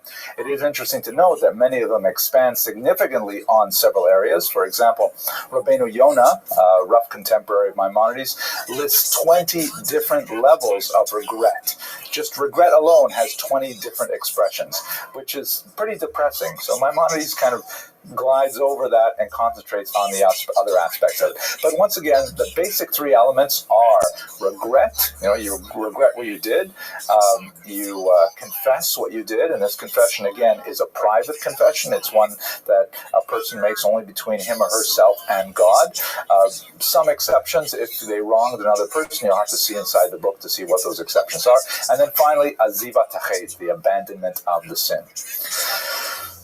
Maimonides begins the chapter, however, with some definitions, and he doesn't define teshuva right away. In fact, we're not really going to get to that until chapter 7. But what he does define is someone who has mastered teshuva, who is a Baal teshuva. And he uses two distinct terms. The first is the one I'm using loosely, Baal teshuva, the master of teshuva, and the other is the Baal teshuva gemura, the complete master of teshuva. What's the distinction between the two of them? A complete master of tshuva, and this is really the litmus test for tshuva, is if a person finds him or herself in exactly the same situation that they once did the wrong thing, and they nevertheless overcome the temptation, that is a Baal Teshuva Gemura. That is a complete Baal Teshuva. So let's say, for example, I'm walking by a non-kosher Chinese restaurant, and I am overwhelmed with a desire to have some mushu something or other, and I succumb. But then after reading, laws of tshuva and things like that, then I go back and I pass that same restaurant, and I am hungry to the same degree, and I have the same amount of money in my pocket, and I have the same amount of time available, and yet I decide to keep walking, and I get some kosher sushi instead. Then I am a Baal Teshuva Gemura, a complete Baal Teshuva. If only it were so easy. The problem is, and it's an existential problem really, is that you can never be exactly in the same kind of situation twice. Like the pre-Socratic said, you can never step in the same river twice. There's too many variables. Let's say I had a different kind of feeling that morning, or let's say, for example, I hadn't had mushu in a long, long time, and so I had an especially stronger desire for it. Or as the Sefer Hasidim, another rough contemporary of Maimonides, puts it, David was able to withstand the temptations of Abigail, but he was not able to withstand the situation with Bathsheba. You never know how things are going to be different. And so therefore, one is always kind of in a state of sort of dynamic suspense. Will I succeed to overcome the same temptation if the variables are however slightly altered? So, that's the second category. The Baal Teshuva Gemura, the complete Baal Teshuva, is the one who is in exactly the same situation and overcomes temptation. We never really know if we're going to be there, so the best we can hope for is to be a simple Baal Teshuva, and that's someone who has completely decided in one's heart that one will not succumb to temptation again in the same way. And Maimonides writes that only God, the knower of all secrets, really knows if a person has reached that level, but that's ultimately what we have to strive for, is to become a Baal Teshuva, at least to decide completely on our heart, to resolve in our heart, never to repeat that harmful behavior pattern again. Now, Maimonides offers some concrete definitions as to what do these Baalei Tshuva do? What does a Baal Tshuva do with his time? What are the strategies that he employs or she employs in order to get to that exalted state? And this will be fleshed out throughout the entire book. But there are 5 that he mentions up front here. There are 5 distinct kind of behavior patterns that a Baal Tshuva engages in. Now, let's just quickly go over them. The first one is the Baal Tshuva engages in prayer. The Yetzer Hara, the desire to do evil, about whom we will have much more to say in a later chapter, the Yetzer Hara is always finding new ways to tempt us. And the only way we can really succeed is with help from a supernatural source. And as a result, prayer is really an essential aspect of tshuva. Secondly, whereas prayer is all about, reaching upward for help, what kind of child are we if we're always asking for help for our parents, but when our siblings need help, we have nothing to say to them? So therefore, charity is the second thing that a Baal Teshuva engages in. A Baal Teshuva is always generous with his or her resources, whether they are time or money or even listening ability. That's what a Baal Teshuva does, is he or she is sensitive to those around him or her. The third element is an acute sense of avoidance of temptation. The Baal Teshuva knows how weak he or she is, and therefore he or she will seek to avoid those kind of scenarios in which he or she has been tempted in the past. So there's kind of caution about where one walks. Fourthly, the Baal Teshuva changes his or her name. And there's a lot of interesting discussion here. I've put some of it in the book. But changing one's name some people understand this quite literally. Changing the way people refer to you is a way of saying, I am not the same person who did those things. That's more complicated for these short videos. I suggest you look in the book for discussion there. And finally, changing one's place. Going to a place where people don't necessarily know you as well, because that engenders humility, where you can't rely on the same kind of like support network that you always had, and you have to look to yourself to try and bring yourself back from that initial downfall. So those are 5 basic behaviors of the Baal Tshuva that are discussed here. And notice that all of these are linked to the concept of forgiveness, once again. There's a lot of discussion here about how one goes about asking for forgiveness from another person, from God, of course, in prayer, and from oneself. That's the most significant element of forgiveness here. We have to understand that we are weak. We are going to make mistakes. There is no one on this planet who has ever not made a mistake. So says the sources all the way back to Moses and beyond, in fact. But nevertheless, we have to deal with our weaknesses and strive to overcome them. The last thing I want to say in this very quick video is a beautiful metaphor that Maimonides borrows from the Talmud that goes back to step 1, which we discussed in the first chapter, and that is confession. He borrows this beautiful metaphor. A person who confesses without actually intending to change, without actually intending to go through the next step, which is azivat hachet, the abandonment of sin, that is like someone who goes to purify him or herself in a ritual bath while holding a defiling creature like a dead lizard in his hand.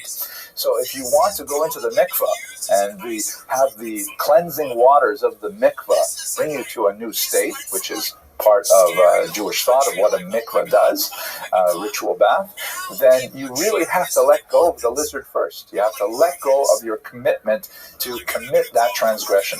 If you are still holding on to the desire for that mushu pork, you're just never going to get clean coming out of the mikvah. So that's about it for chapter 2 and a quick run through. I hope you found it useful, and please join me for chapter 3. These things go see weapons is great.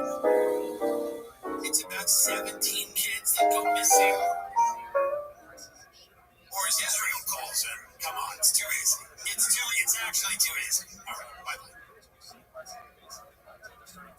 Ladies and gentlemen, welcome to Tim Dillon episode.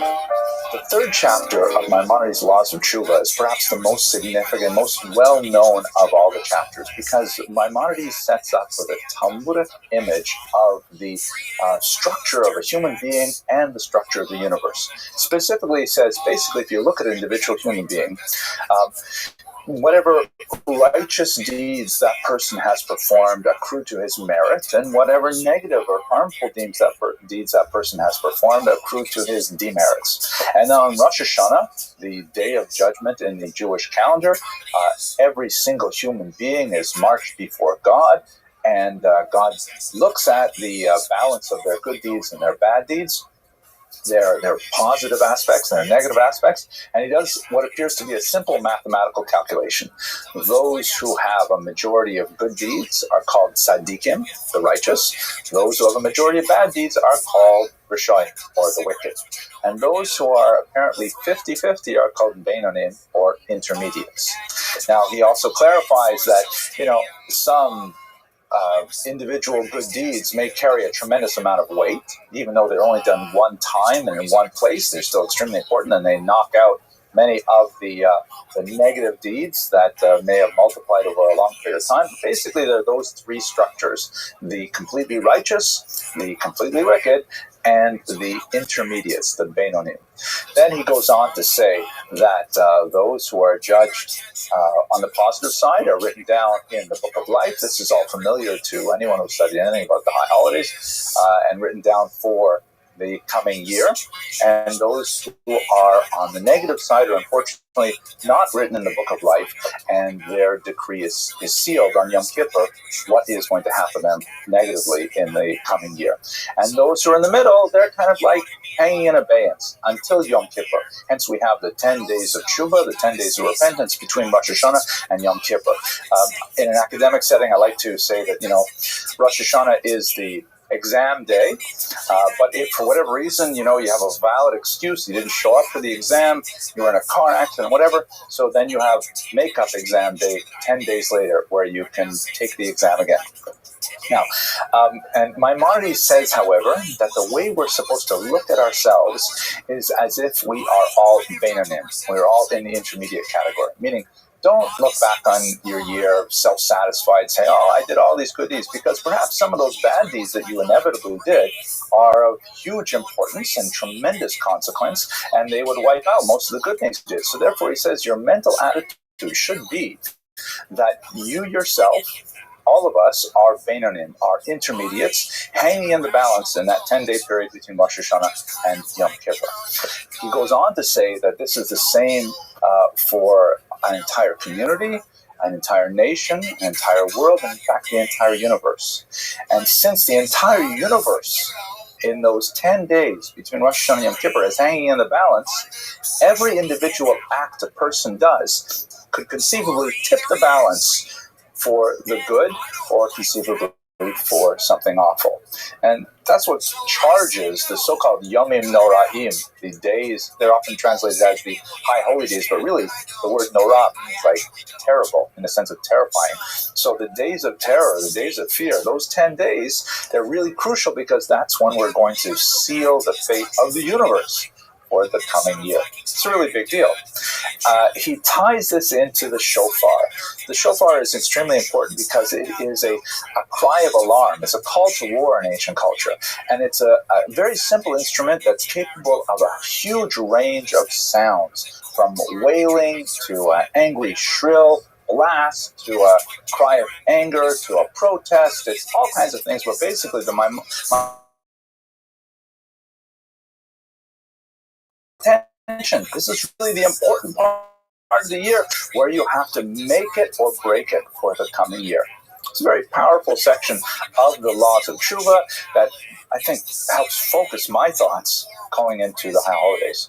Now, there's a lot more to say in this chapter, but I just want to point out one other detail that I think is personally worth the entire price of admission to these classes. He says one great thing that's very, very important for me. He says, if you ever do a positive deed and then it doesn't work out for you, let's say you do some favor for another person and then that person betrays you. It's happened to me, I'm sure it's happened to you, where, you do something nice and then you turn around and someone spits in your face. So, if you regret having done the good deed in the first place, according to Maimonides, you lose all the merit of that good deed.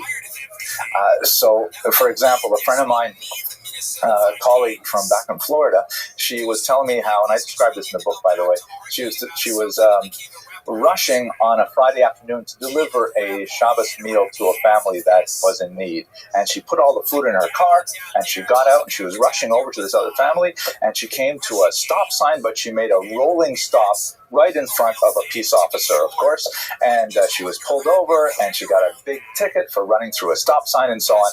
And afterwards she was saying, man, if only I hadn't been delivering that food to that family, then I would never have been in that situation. I would never have rolled through the stop sign. But the Maimonides would say, as I shared with her then, and she was grateful, that no, you can't have that attitude. You should only feel good about the fact that you are delivering food to a needy family. You should only feel good about the fact that you helped another family in need. You can feel badly about your driving. You can feel badly about, the policeman. You can feel badly about all kinds of things, but do not feel badly about a good deed. Because if you feel badly about it, you lose all the credit for those good deeds that conceivably could tip the balance of you and the world to the negative, God forbid. So therefore, it's important that when you do a good deed, even if it doesn't turn out, when you do a mitzvah, even if it turns out and slaps you in the face, still feel good about the fact that you did the right thing. That is an incredibly easy way to gain a lot of merit as we go into the high holiday season. Thank you for watching. Every now and then, a fast food restaurant puts out something so grotesque. The KFC Double Down, there's a history of these. There are a history of moments where fast food companies push it over the line, and it makes us all feel Chapter 4 of Maimonides' Laws of Tshuva is actually one of my favorites, because here in Chapter 4, the Rambam really gets down into some solid details of exactly how we should behave when we want to do Tshuva. Not about the value of Tshuva and the metaphysical implications of Tshuva, but actually, how does one do this? And there's a tremendous amount to discuss. I'm just going to focus on a couple of things that I find particularly meaningful.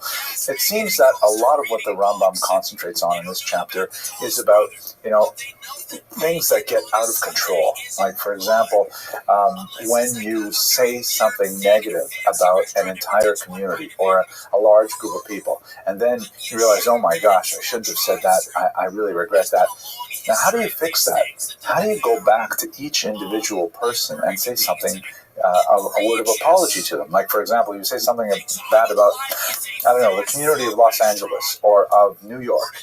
How are you possibly going to go to all the people who live in Los Angeles and New York and apologize to them? You could make one great, massive apology and hope that all of them hear it, but that's not very likely. Similarly, what if you are a judge and you judge incorrectly and someone is, incorrectly found guilty on a large scale, in a real court of law, or maybe even a simple scale in terms of human interrelationships?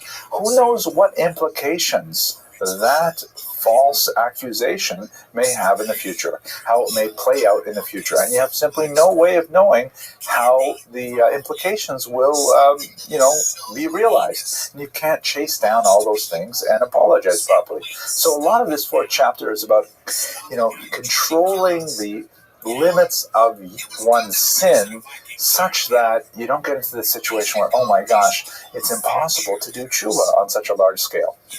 He also discusses the idea that, sometimes we get into this habit where we say, I will do an Avera, I will sin, and then I'll do tshuva later. I'll do an Avera, and then I'll do tshuva later. Like, it's okay. I don't feel bad about it now. I really want to do this thing, so I'll repent later. It'll be okay.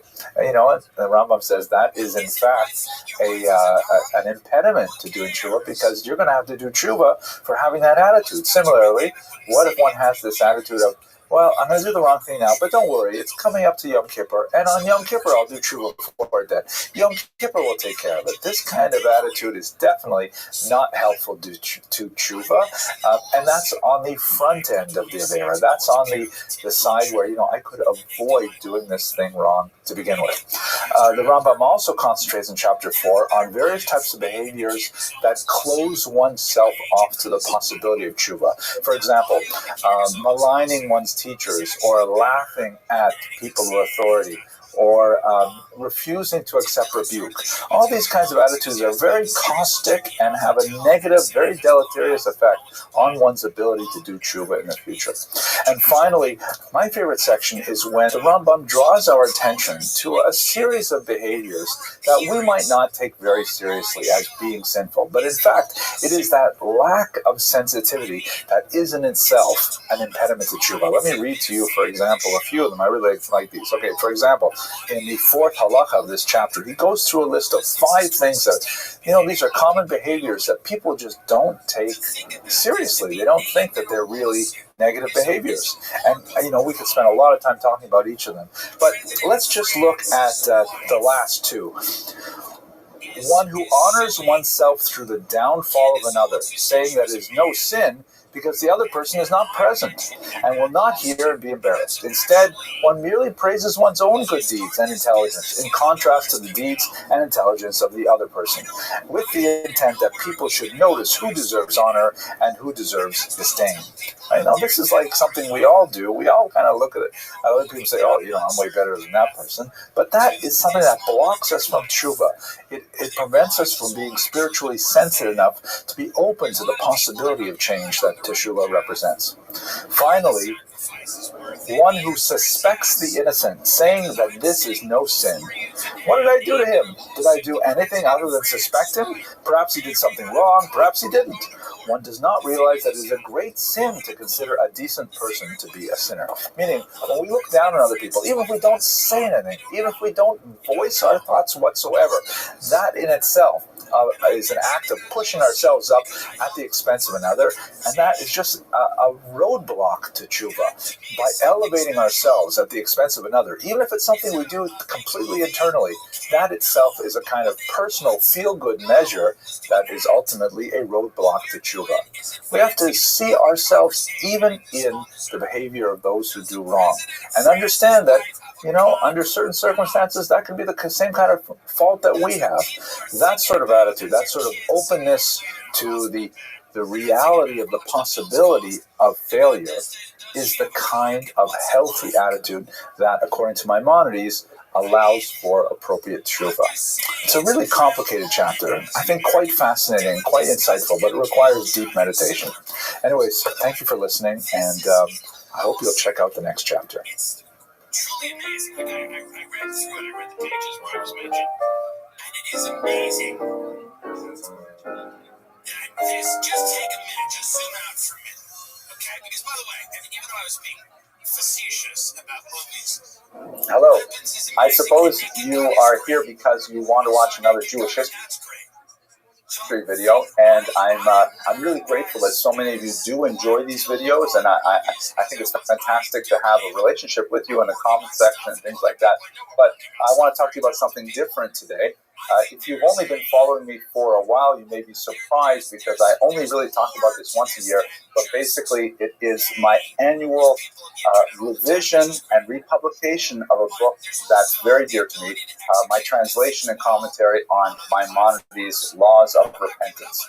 The story behind this book, I think, is kind of cool. About a dozen years ago, I started reading Maimonides' Laws of Repentance around this time of year in order to prepare myself for Rosh Hashanah and Yom Kippur, the high holidays. This is the season of, renewal and personal introspection and self-development, and I like using Maimonides' amazing text as a sort of springboard for my own sort of self-evaluation. What am I going to do with myself for the next year? That sort of grew into a translation project, which I put online. It turned out to be, kind of popular. I was sort of surprised. And then every year I come back to it. I reread Maimonides. I reread my translation and my notes. I significantly revise them. I say to myself something, well, I cannot believe I actually thought that a year ago.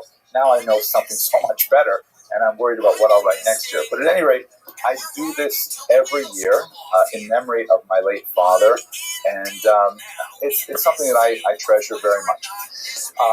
Last year, I created 40 small videos that go through the 40 days of repentance that begins with Rosh Chodesh Elul, which is the month before Rosh Hashanah, all the way through Yom Kippur.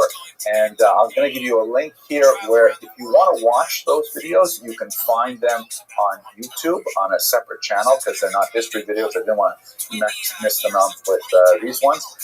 And I also have a Facebook page where I posted all of them there as well. The text is there, especially in the Facebook department. So, everything is free and open and available to everybody. If you want to get a copy of the book itself, I'll put some links in the little notes at the bottom where it can be found, of course, in regular online bookstores in particular. Anyways, that's it. I'm really excited about this project. I love doing it every year.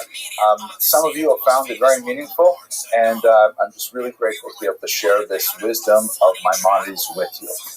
Thank you very much for watching, and we'll get back to the regular programming of history videos right now. To their agent manager and said, hey man, I really want to just travel, and I want to do a travel because I like food. I like places. No one had a rationale for why they were like, I like going places. I like traveling. And we're all trying to get travelogue, so I started a podcast. Hey, my travelogue was on a tour bus. Because I was a tour bus guide at the time, making $15 an hour for a big bus. A lot of complaints. And then I was like, well, this is going to be travelogue. Where the bus is going to go to different places. I'm going to be on top of it, doing my analysis. And my wife is going to be great. And I'm going to make like $100,000. That was my dream. I was like, I'll make $100,000 They also know. I mentioned in a lawsuit the president of France. Actually, in a lawsuit, my French wife has a cock. I say, you cannot if you just focus, trust the process. If you trust the process, because I thought I would be doing really artistic stuff. But you have to trust it. The world will find a place for you. Many people who doubt this, the world is going to find it. You don't choose it, baby. Everything's You know, the Hebrew month of Elul, which usually occurs in the late summer and early fall, is a special time for Jews all over the world. It's a time when there is kind of a national taking stock of one's own personality, of one's community, of one's family, trying to determine how we can better improve ourselves and the world around us. This is the period, of course, which leads up to the high holidays, and the word that encapsulates everything that's going on in the month of Elul is, in Hebrew, teshuvah, which means essentially repentance, but the root of the word really comes to a sense of returning, to come back, to return to center, to return to home, to try and determine what are our core priorities in life, and then look at our life around us and see how far we have strayed from those. So the month of Elul is really a great kind of spring cleansing of the soul. Of course, we do it in the fall, but we also have a spring cleansing before Passover too, so don't worry about that. And there's something really special associated with Elul that I'd like to talk to you about. Specifically, that's the work of Moses Maimonides. This is one of the great towering figures of medieval Jewish thought, and he casts a long shadow well into our own days today. And he wrote a very important book called The Laws of Repentance, Hilchot Teshuvah. It is a section in his magnum opus, the Mishnah Torah. I'll tell you a little bit more about that in a second. And this is a rather amazing and highly unusual book. It is literally a step-by-step guide to repentance. How does one repent? That's a really unusual kind of thing. And in my humble opinion, I'm pretty sure he wrote the first comprehensive legal guide, a pragmatic guide to repentance, ever in the history of any religious tradition. I could be wrong.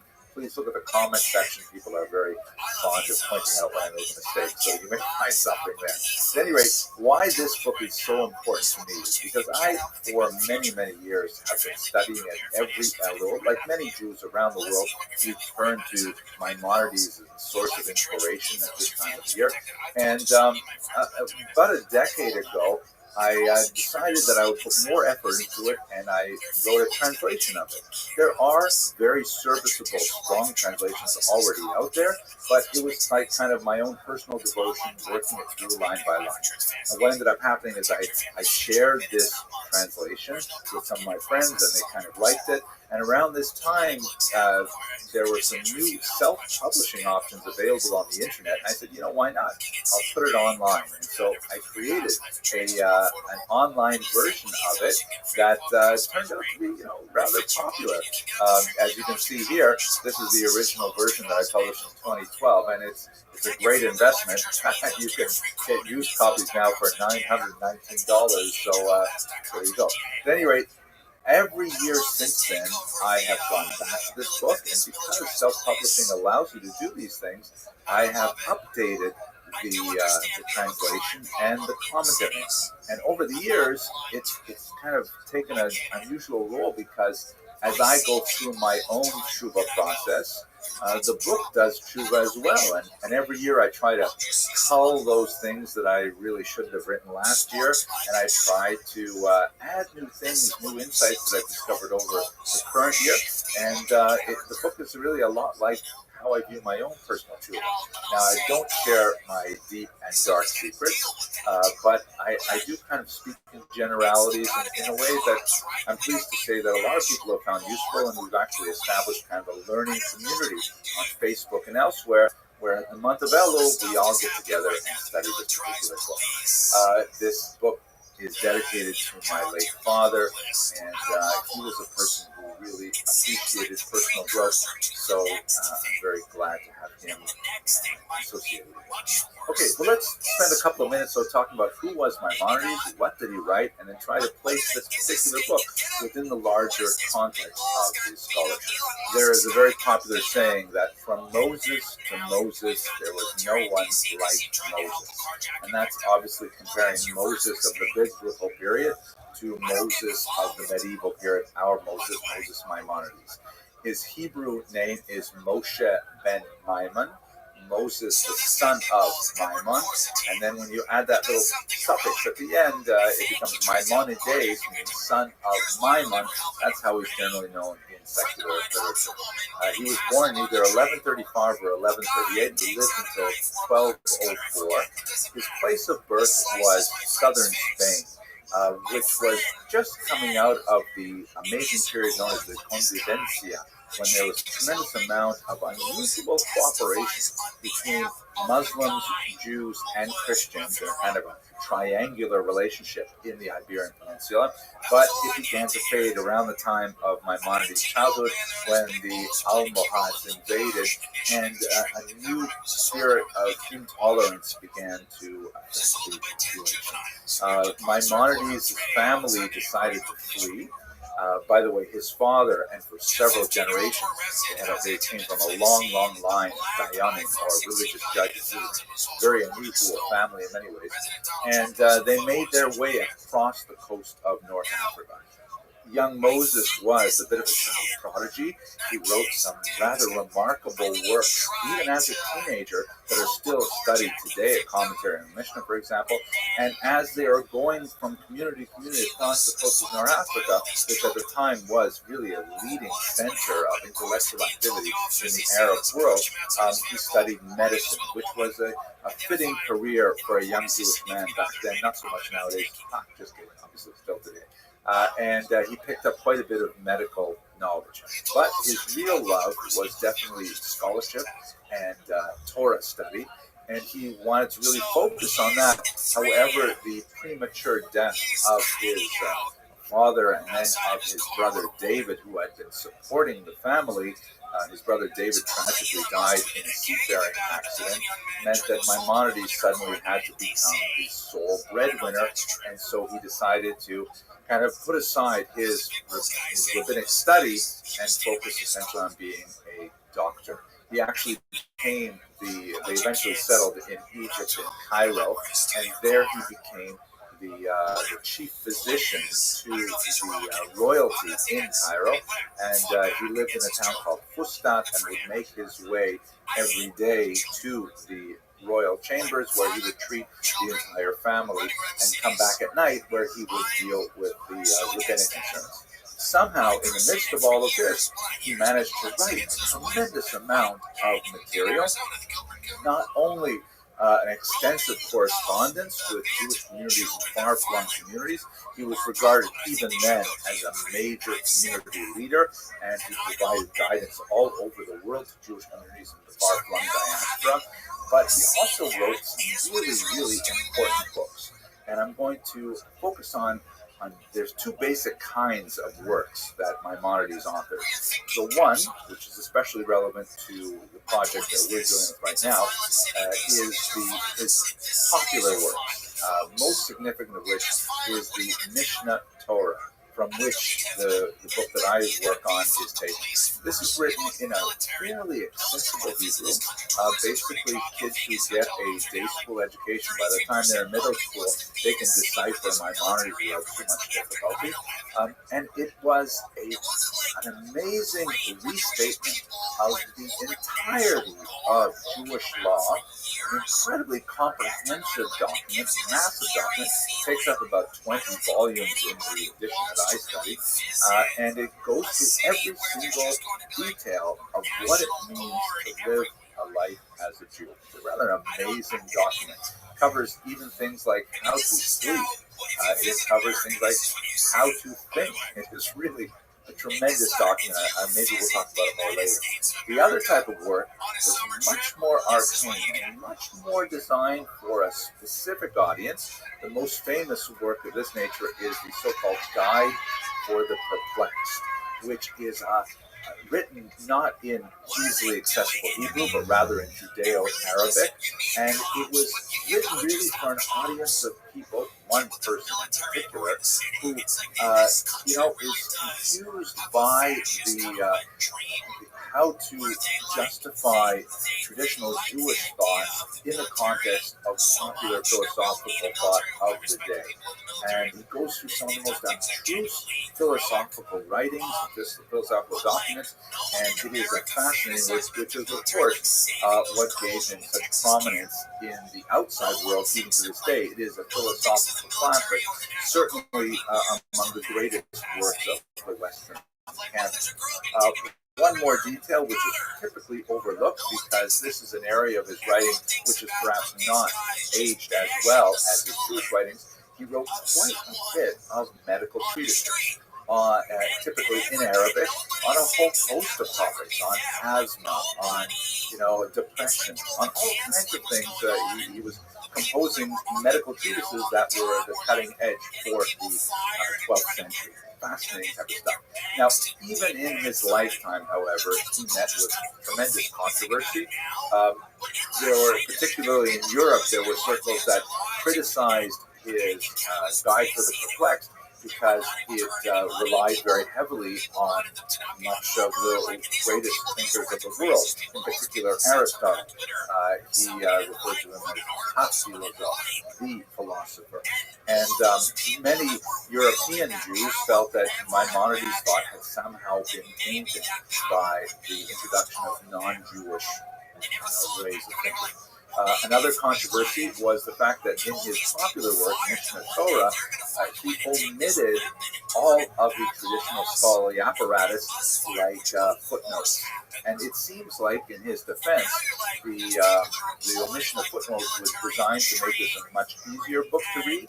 But given the Talmudic background of the Mishneh Torah, then he said, hey, wait a minute, why did you pick the opinion of this rabbi over that rabbi? How do we know your thinking? How do we know your logic? And so on. All of this is omitted from the Mishneh Torah. However, later commentators, including the great Rabbi Yosef Karo, the author of the Shulchan Aruch, the Code of Jewish Law, filled in that lacuna by writing commentaries themselves. And when one studies the Mishneh Torah, one sees a tremendous sophistication of thought, which is somehow boiled down into very spare and limited Hebrew, and that in itself is a work of understated genius that longtime students of Maimonides are very familiar with. So that's kind of like the scope of his great writings, most of which were completed while he was working full-time as a doctor. So this is all by way of introduction to the book that I'd like to spend more time talking about in this video and others, specifically Maimonides on Tshuva, which is this book that has gotten actually rather thick over the years. It was originally kind of like a pamphlet, but it got bigger and bigger as I had more stuff to say. But I took out all of the important notes. So anyways, this is a section in the first volume of his Mishneh Torah in which he addresses how does one repent? How does one look at one's own life? How does one identify those mistakes that one has made in life? And how does one rectify them? How does one apologize to those one has hurt? How does one change one's own character? How does one, how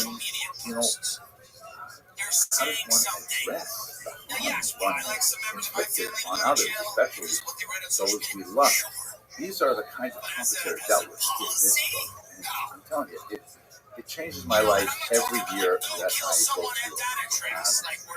The next video in this series will start actually into the nuts and bolts of how to repent. I will point out that this year is something that's special because since I review it usually around springtime, I this was, of course, in the context of the great coronavirus pandemic. So this year's commentary was deeply influenced by the unusual experience we're all having on a global level of dealing with the coronavirus pandemic and what it means for Tshuva. I've had kind of fun by adding in lots of sections with this little kind of coronavirus icon, which indicates that these are thoughts that came to me while we were going through the challenges of the coronavirus period. Let me just say two things that are really special about this book, and there are many, many special things. The first is that I believe, in my limited knowledge of Eastern and Western traditions, this is the first comprehensive treatment of repentance in any spiritual tradition. Specifically, this is part of a legal text, meaning how does one do this? How does one not do this? It's not kind of like an inspirational text, like, oh, think this thought and then you will repent. It's really, okay, go to this person, apologize. If they don't accept your apology, then you have to do this next step, then you have to do this third step, and so on. It's actually like a, as they say, where the rubber meets the road, this is actually how to repent, how to improve yourself. It is like maybe the first serious self-help book in the Western tradition, to be sure. I don't know. People will write in the comments about that. The other thing is that it's much more than just how to repent, how to do tshuva. Because if you want to really get into this properly, Maimonides does, you have to talk about a lot of ancillary issues. You have to talk about, like, for example, free will versus predeterminism. How does one repent if one's life is already fated? Does repentance even make sense? Maybe we're not fated. What is free will? What is choice? Things like that. When should we consider ourselves blameworthy for our actions and when not? Furthermore, what's the point of repentance? Besides the obvious kind of health benefits to feeling good about yourself, why not just get away with whatever you can? Obviously, to discuss that, you got to talk about reward and punishment, life after death, and the very idea of theodicy, the justice of God. Very deep philosophical concepts come out in this particular book. And I really hope that you'll join this learning community. And there are translations of the text available in free versions online. And of course, there's my translation for whatever it's worth. I look forward to producing a few more videos that talk about the content of this book as we prepare ourselves for the amazing month of Elul and the high holidays that have concluded. Thank you very much for watching. They will really say our hate crimes laws prevent you from watching this video. Now, some of the videos I get, and if it's like, I don't know, like a kebab shop owner being burned alive or something, not good. Okay? Let's not do that.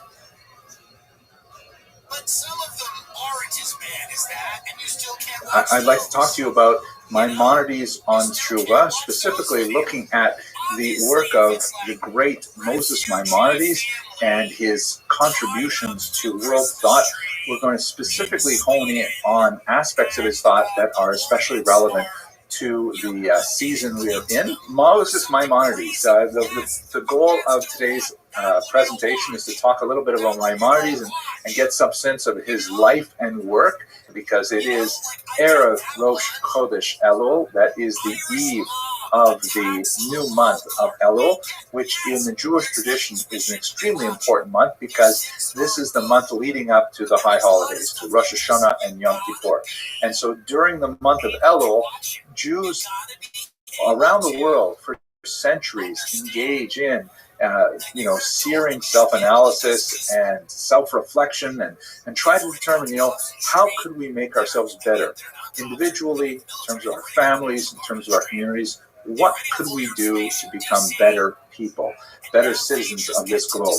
And especially in this particular time when we are coping with the tremendous challenges of the pandemic and the economic repercussions of the illness that is sweeping across the globe, this is a time when it is especially useful for us to reflect on on what Maimonides has to teach us.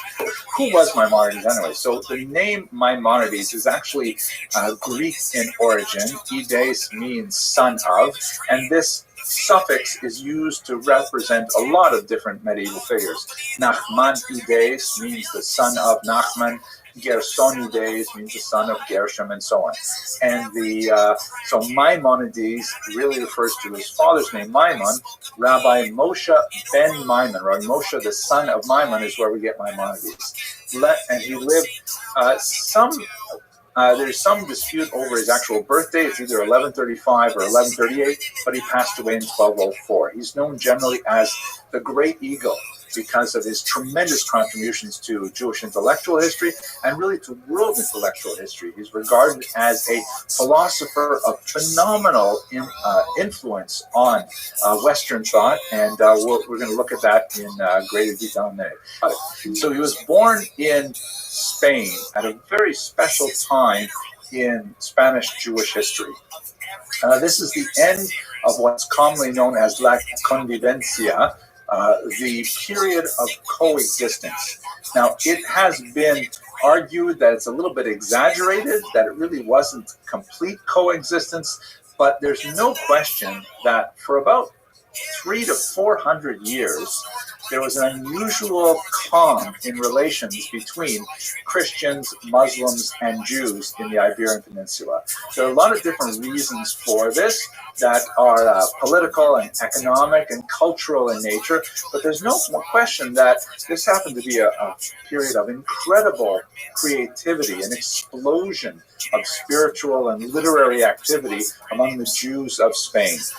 They were given unusual political powers, or they earned unusual political powers. You had, for example, the amazing Shmuel ibn Nagrela, a Talmudic scholar who also was a poet of considerable renown, and get this, he was the general of a Muslim army for 16 years. I mean, how is that possible that you can have someone who actually writes Talmudic commentaries and poetry and is a general for 16 years as a Jew, very proud Jew, leading Muslim soldiers?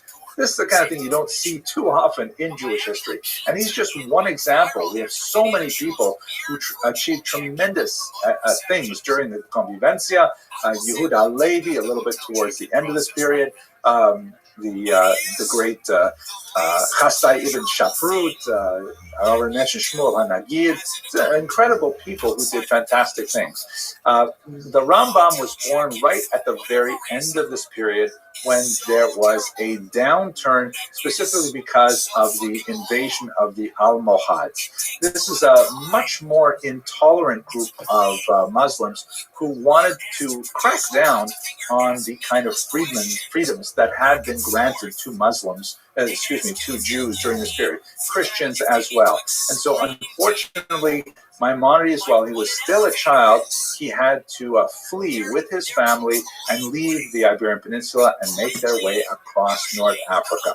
He essentially begins to study in Tunis in particular, and the trade that he picks up is medicine. It was even in his teens when he completed his first major work, which is still studied to this day, his commentary on the Mishnah, an incredible work of scholarship that is remarkably mature for really someone who was just a teenager when it was completed. So he moved on from there to Egypt. And in Egypt, he returned to full-time Torah study while still a very young man.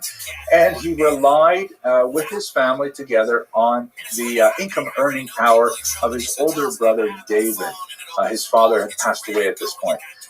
Unfortunately, while he was still a young man, David died in a tragic seafaring incident where his ship was lost at sea. Maimonides mourned the loss of his brother for the rest of his life, and he was very heavily dependent on him, not only financially, but also emotionally. He was very close with David. At any rate, this meant that the Maimonides family, were now in penury because they had lost their fortune at sea as well. And so Maimonides put out his shingle and he became a medical doctor. He ended up reaching really the heights of medical fame at that time, and he was actually hired by the vizier of Egypt, the highest ranking figure in the Egyptian government, to be his personal physician and that of his family.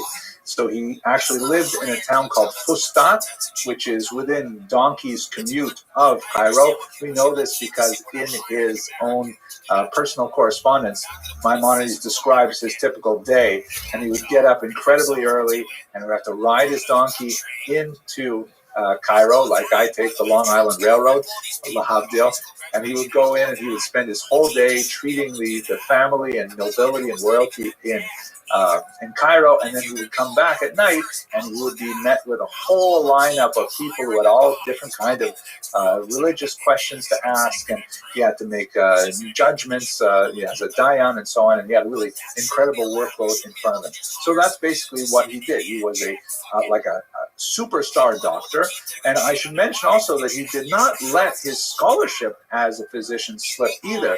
He actually published quite a few treatises on a whole range of topics, primarily in the Arabic language, dealing with things like asthma, with depression, with various medicines and herbs. That was one of the major tools of the trade of 12th century physicians, was knowing what concoctions should be prescribed for various conditions. And so he wrote quite a bit about pharmacology, 12th century level pharmacology, and those writings have been preserved because they had lasting value, and there have been many studies done of them.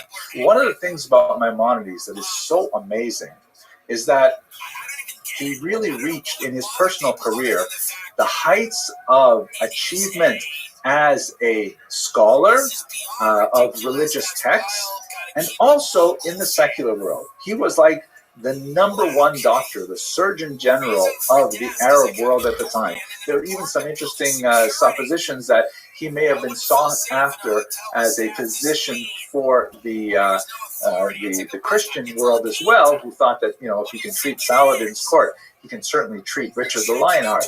So how is it possible that you have a person who is really world-class in both of these areas of activity? A lot like Shmuel ibn Agrela I mentioned earlier, who was like the head general of a Muslim army at the same time as he's writing Talmudic texts. So the question I'm going to ask you is, why don't we have any Maimonides-like figures in our world today? Why don't we have, the Rosh Yeshiva of major rabbinical seminaries in America and in Israel, and they're like phenomenal, gedolim, amazing. But they're not running the Joint Chiefs of Staff.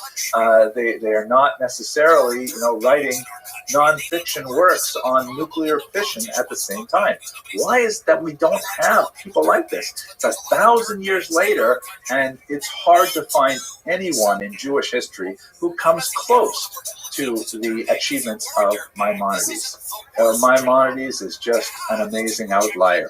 From Moses to Moses, there was no one like Moses. That's a statement that's applied to him. From Moses, the biblical Moses, to Moses Maimonides, there's no one like him. Let's continue our presentation with his work. So, setting aside his Arabic works, primarily in the realm of medicine, he wrote two major types of works that proceeded in very different vectors and affected very different audiences. The first area of his work is what I'd like to call popular. He was a deep believer in making information accessible to the widest possible range of readers. And to that end, he completed not only the commentary on the Mishnah, which I mentioned earlier, but a dramatic restatement of the entirety of Jewish law called the Mishnah Torah. This is actually a title page of one volume of that, a medieval print. The Mishnah Torah, as he describes in his preface, is an audacious project. He basically said, listen, the entirety of Jewish law, in particular, halakha, is scattered in so many different places. there is, of course, the core texts, which are like the Chumash, the 5 books of Moses. And then there is the oral Torah, which is normally expressed in the Mishnah and then later amplified and expanded and clarified in the Talmud.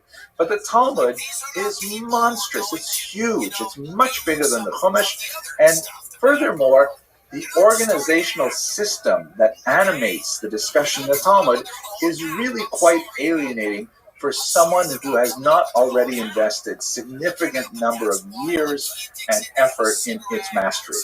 Because the Talmud is only loosely organized around topics. It's not at all like a typical Western book of thought, because it doesn't proceed, for example, from general topics to specific. It doesn't have clear paragraph breaks. It's really based more on a kind of a stream of consciousness argumentation that spans literally centuries and literally thousands of speakers.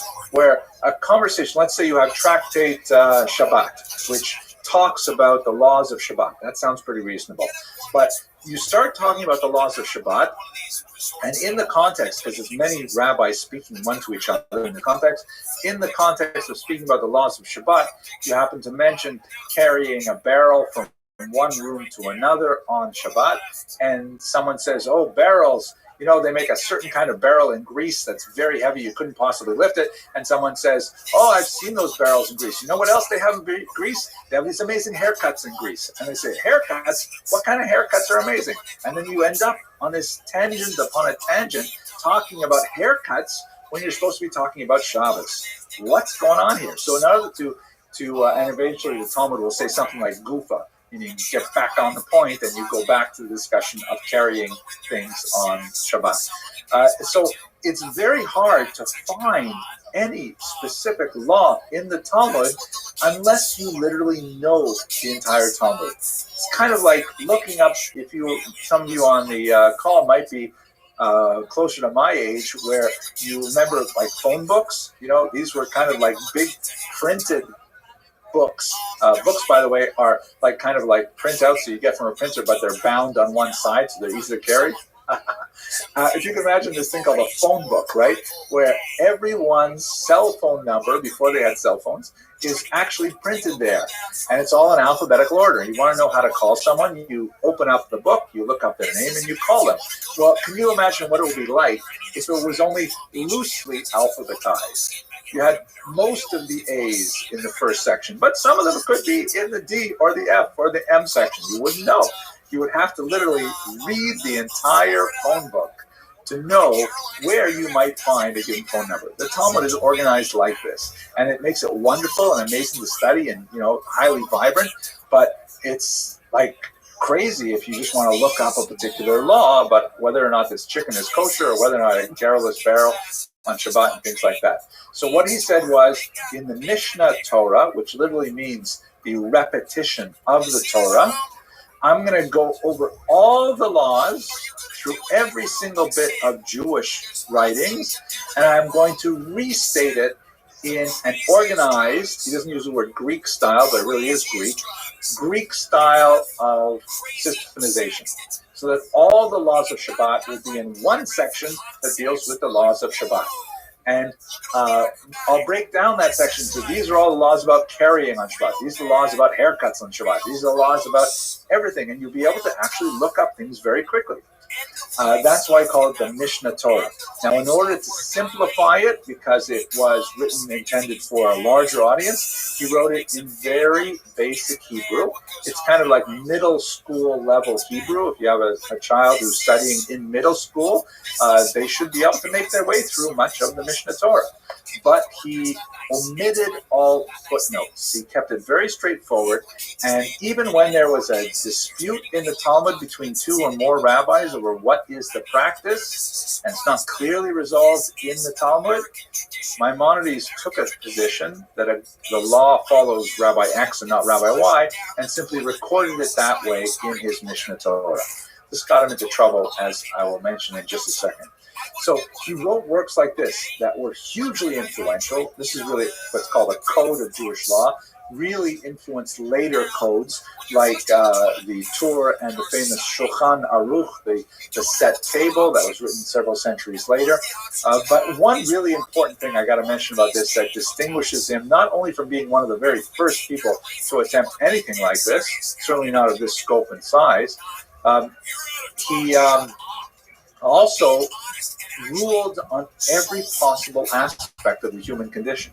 Meaning later codes of Jewish law were much more modest in scope. They only dealt, for example, with the laws that apply to the post-temple era, because there's a lot of laws about how to offer sacrifices and a lot of agricultural laws and things like that would not apply necessarily when Jews are living in the diaspora. So they're much smaller and much more focused in nature. Maimonides ruled about everything. He ruled about the time when the Jews still had their temple and lived in the land of Israel. He ruled about the times of the Messiah. What would happen when the Messiah came? The other later codes generally didn't go into this in great detail, if at all. He ruled on all kinds of matters of personal opinion. Like there's actually a whole book called Hilchot Deot, which literally translates as the laws of having an opinion. Right? And it talks not only about opinions like political opinions, it really focuses on, what is the right diet, what is the right attitude to other people, how do you focus your emotions, things like that. You don't normally see emotions legislated in a law code, but that happens in the Mishnah Torah because the Mishnah Torah and the Maimonides approach was, let's do the whole thing all at once. And that way, if you want to know the whole Torah, just start on page 1 of the Mishnah Torah and go through the entire thing, which is, by the way, a revered Chabad practice in the 21st century. It started in the 20th century, where, they'll finish the entire Mishnah Torah either in a yearly or a triennial cycle, and it's an amazing achievement. So that's one area of his work, one category of his work. The other category, this, by the way, is you can see the entirety of it. It's a massive thing. This is like a 14-volume set, and these are big format volumes, right? This is a huge thing. The other area in which he's made tremendous contributions, and this is perhaps felt more in the outside world with influence on the scholastic philosophers, Thomas Aquinas and others, is he wrote a few works, the most important of which is clearly this one, that are designed for a very different audience, designed specifically for those intellectuals who are looking for philosophical guidance in what is the meaning of Judaism, what is the meaning of life, what is the meaning of our existence as a whole. So this book is the Moreh Nevuchim, the guide for the perplexed, or the guide for the wandering, the guide for the lost, the teacher of the lost, in which he addressed a specific individual, actually, in Judeo-Arabic, not in the more plebeian basic Hebrew that had a longer-lasting impact on the Jewish community in many ways. The Moreh Nevuchim went through all kinds of very difficult philosophical conundrums that really take their inspiration from many of the rationalist ideas of the Greeks, in particular Aristotle. Maimonides was very much enamored of Aristotle's thought. He only differed from him in certain key areas of philosophy. Otherwise, he felt that he was an incredibly enlightened individual and, in fact, had a lot to offer the world. The Moreh Nevuchim was also quite popular among the reading public, but both of these works got him into trouble. So much so that in southern France in particular, there was a tremendous amount of controversy directed against Maimonides in his lifetime and lasting for several centuries afterwards. The low point of it actually resulted in the public burning of Maimonides' works by the Dominican friars at Jewish suggestion. Really? I can't believe I said that, but that's what it was. In Paris in 1232, Maimonides' works were consigned to the flames because other Jews had denounced it as heretical to the church. And the church was actually invested in this, and so therefore they seized the opportunity to actually destroy works that they felt were heretical. 10 years later, they would do the same, by the way, to 24 wagon loads of very precious Talmudic manuscripts, a date that is still observed by some French Jews as a fast day to this day. And apparently the books were burned on exactly the same spot where 10 years earlier Maimonides' books had been burned. It was a very dark and tragic period in Jewish intellectual history to think of Jews denouncing the work of the great eagle such that they would be destroyed. Now, what were the objections? There were two major objections that we'll focus on for the brief time we have. With the Mishnah Torah, Maimonides was accused of hubris, of excessive arrogance and pride, which if you actually read Maimonides, you know how far he distanced himself from arrogance and strove for humility and achieved tremendous humility in his own person. And they argue that the reason why we see this is because, first of all, he's taken on this massive task of restating the entire Talmud, the entire corpus of Jewish law, and he doesn't provide footnotes. He doesn't clearly indicate when he disagrees with a different Talmudic figure. We'll see a little later an example of this shortly, where he simply encounters Rabbi's argument in the Talmud, and he evidently chooses that one rabbi is correct, the other rabbi is not, because he only presents the correct opinion. Now, in Maimonides' defense, he wanted to write a simple book for more common readers, such that, he didn't want to burden the text with tons of arcane, essentially what will become footnotes. He simply said, this is the law, follow this law, do not follow these other opinions, or he didn't actually say don't follow these other opinions, he only included the laws that he felt should be followed. And that's not at all the nature of Talmudic debate. It has lots of back and forth, and in a sense it was kind of like an attack on the entire rabbinical industry, because he said, you know what? I'm sure you guys are enjoying your Talmudic arguments in the yeshiva, and they're wonderful, and I love them too. So you know what? People need a guide, and so therefore I'm just going to write all of the laws down here, which laws we follow, and I'll leave it like that. And other rabbis, particularly in southern France, said, oh, you can't do that. You're shutting out the entire debate that is endemic to the Jewish intellectual tradition. Now, ironically, the critics in many ways won, and Maimonides won. Maimonides won because we are still studying his work 1,000 years later, and the critics won because what ended up happening is there became another rabbinic industry of writing commentaries on Maimonides, some of which were composed by people like Rabbi Yosef Karo, who later went on to write the Code of Jewish Law. So there were even more commentaries available now on Maimonides himself. So ironically, both sides kind of came out ahead in the end, because we still have a long-standing body of questions about Maimonides' work. The criticism against his philosophical works, like the Guide to Reflects, were in some cases even sharper, however, because Maimonides does not make a secret of his devotion to the thought of Aristotle. He felt that Aristotle had a lot of really bright ideas. And by relying on Aristotle, it's kind of like saying, hey, the Greeks have wisdom too. And Greek, by the way, for much of the medieval period was considered synonymous with non-Jewish, right? Like Greek wisdom was the pinnacle of non-Jewish wisdom.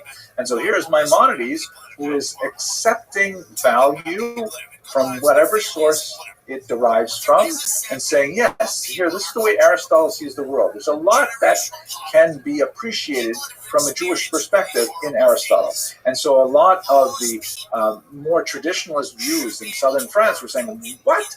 Oh my gosh, this is a rabbi who is quoting a pagan? This can't be. We've got to, chuck it over the board, or as we find later, actually burn Maimonides. Maimonides' reliance on Aristotle, or his willingness to borrow from Aristotle, would of course be later replicated by many non-Jewish thinkers who read Maimonides and said, wow, really smart. We should spend a lot more time studying Aristotle, and so on. So those are two reasons why he got into quite a bit of controversy that lasted for several hundred years, although the Moreh Nevuchim is still considered a tremendous classic 1,000 years after its composition. Okay, now let's actually look at some of Maimonides' work, and I want to tell you a little bit about why this is so personal for me. Those of you on this call, I saw the list of who signed up, and I appreciate you being here. You know that I have been involved for about a decade in a long-standing project at this time of year precisely to be engaged in Maimonides on Teshuvah.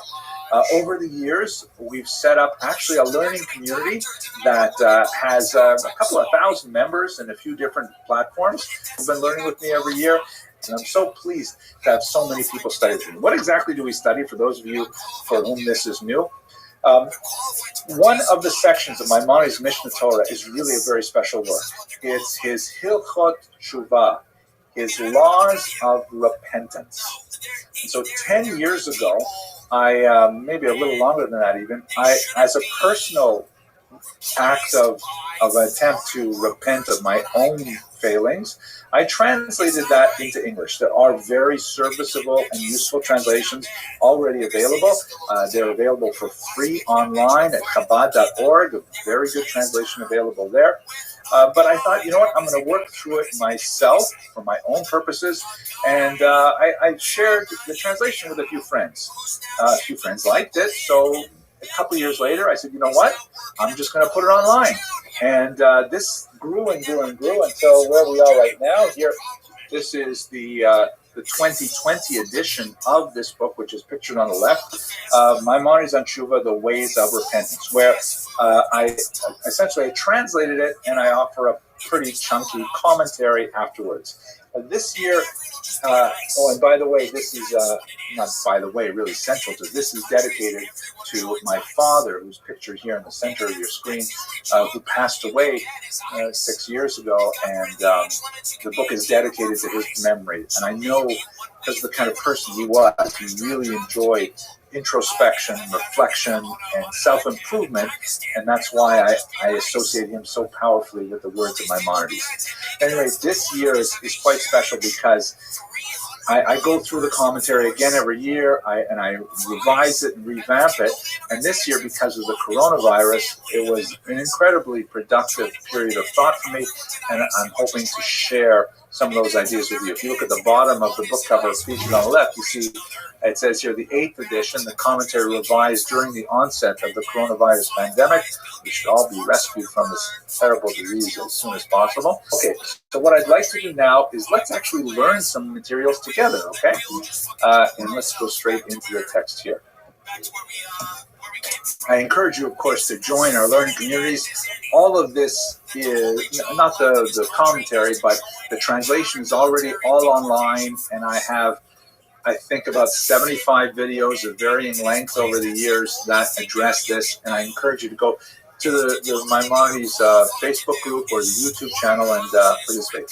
So here's the very beginning of Maimonides on Teshuvah, and I just included the English part. These are the words of Maimonides himself. My commentary is in a smaller font on the right, and I just showed you 2 pages here. So Maimonides says that every commandment in the Torah, whether it's a commandment to perform some act or a commandment to refrain from some act, if a person transgresses and fails to perform or actually performs a forbidden act, then they have to confess before God. And they have to do tshuva. Now, I've used this word tshuva many times. I get a feeling that almost all of you are very well familiar with this term, and because so many of you are familiar with the Rambam. But what tshuva basically means, I translate it as repentance, but that's not a good translation. The word tshuva in Hebrew really means to return, to come back, as a word to recenter, to get back to one's core priorities in life. That's what tshuva is. To return to one's beloved, return to one's family, return to God, return to one's true self. That's really what the concept of tshuva is. There are many mystical concepts as well, which we discuss in the book and elsewhere, but for now, that's a simple definition that's definitely an improvement on repentance, which sounds more like a nasty thing. So if you look at the second paragraph, he says, how should a person confess? Well, a person should say, please God, I have sinned. I have wronged, I have rebelled before you, and I have done such and such. Now note that there are several different verbs going on here. And in fact, later on, he will break down what does it mean to sin as opposed to wrong, as opposed to rebel. You know, like they say, I'm not sure it's true, they say that the Inuit have 26 different words for snow. I think Jews have about 26 different words for sin, right? Different shadings of how bad the act was. At any rate, the essence of confession is this. It is reflecting on your own life, reflecting on the past year in particular as we go into Rosh Chodesh Elul, and identifying what you did wrong. If we go to the last paragraph here, he says that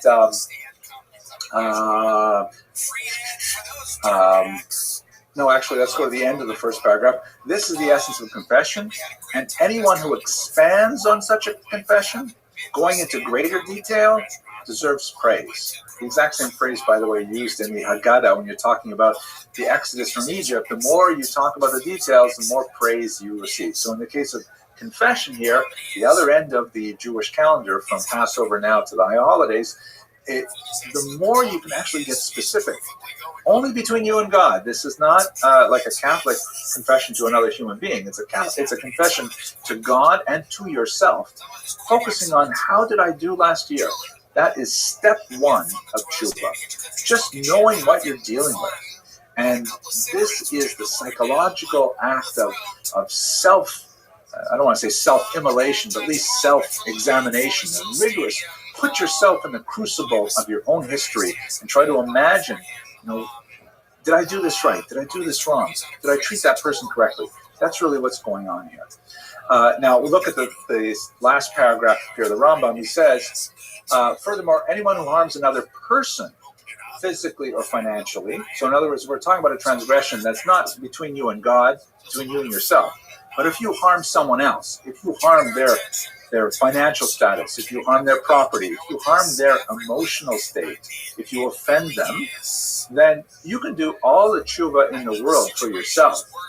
You have to make amends, right? He continues, even though he may repay what he owes, you can, give money back to that person. And in fact, later on, the Rambam will say, unless you take care of that, you're not walking into Rosh Hashanah with a clean slate. Hashem, as your Lord God says, well, I see you've done confession, very nice, but you still owe $10 to your neighbor. You didn't pay him back for that. But even when you've got that done, if you haven't confessed it, if you haven't articulated it to yourself, you haven't made any progress, and tshuva will be held back. So you really have to go through this process first and foremost. That's the beginning of the laws of tshuva. And I think one of the most amazing things about this book, and why you don't have anything like it in the later codes, is because Maimonides will now go through step by step. How does one do tshuva? How does one repent? How does one apologize? How does one make amends? How do you do it if the person is far away? If you don't know who that person is? What if you offend? Like, what if you say something wrong about a whole community? You have to do tshuva to that entire community. How do you do that? How does one possibly achieve those things? And then this is an amazing step-by-step guide to how to make yourself a better person. In my humble opinion, it is the first guide of this nature, of this complexity and this detail in the entire Western religious tradition. I am not anywhere near as well versed in the Eastern religious tradition, but I'd like to argue that Maimonides is probably first there too. This is a step-by-step, physical, concrete guide to how to make yourself a better person. You can see why I like reading this every year, right? And I actually approach the month of Elul with a lot of excitement and enthusiasm, because I know this is going to be the month where I'm devoted to trying to figure out how to get past those obstacles I created for myself over the past year. Let's have a look at an example of this. So here, this is actually from chapter 4. There are 10 chapters. And I should also mention, by the way, oh my gosh, this is such a phenomenal book, because in order to treat this topic specifically, it's not like talking about carrying barrels and what kind of barrels and what's in the barrels and how far you're carrying it.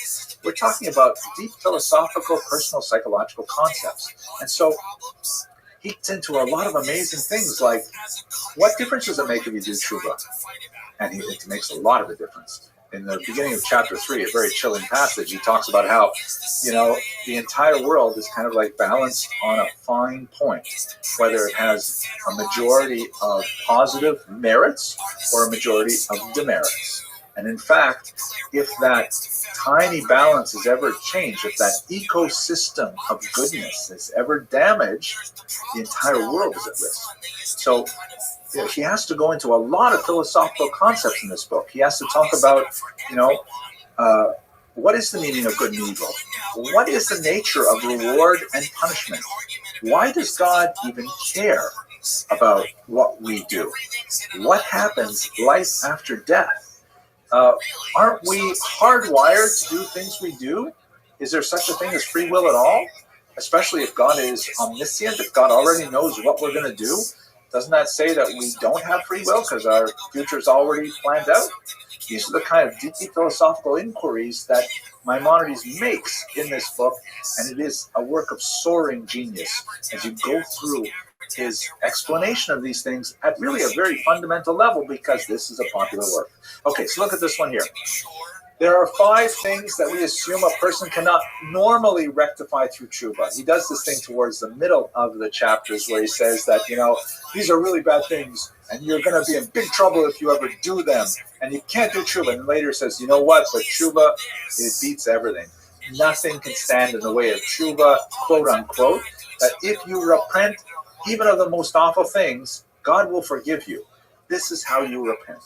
So here's an example. He starts out by saying you can't normally rectify through tshuva. Later on, there is a way to do it. He'll talk about it. Because these are things that people don't take seriously. And people do this sin. They don't even catalog it in their brain as a sin. So when they come to do tshuva, they can't think of these things. 5 different things. First, one who eats as a guest at the table of a host who cannot afford the meal. This is a minor form of theft. The guest says, I didn't do anything wrong. I didn't eat anything that he didn't offer me.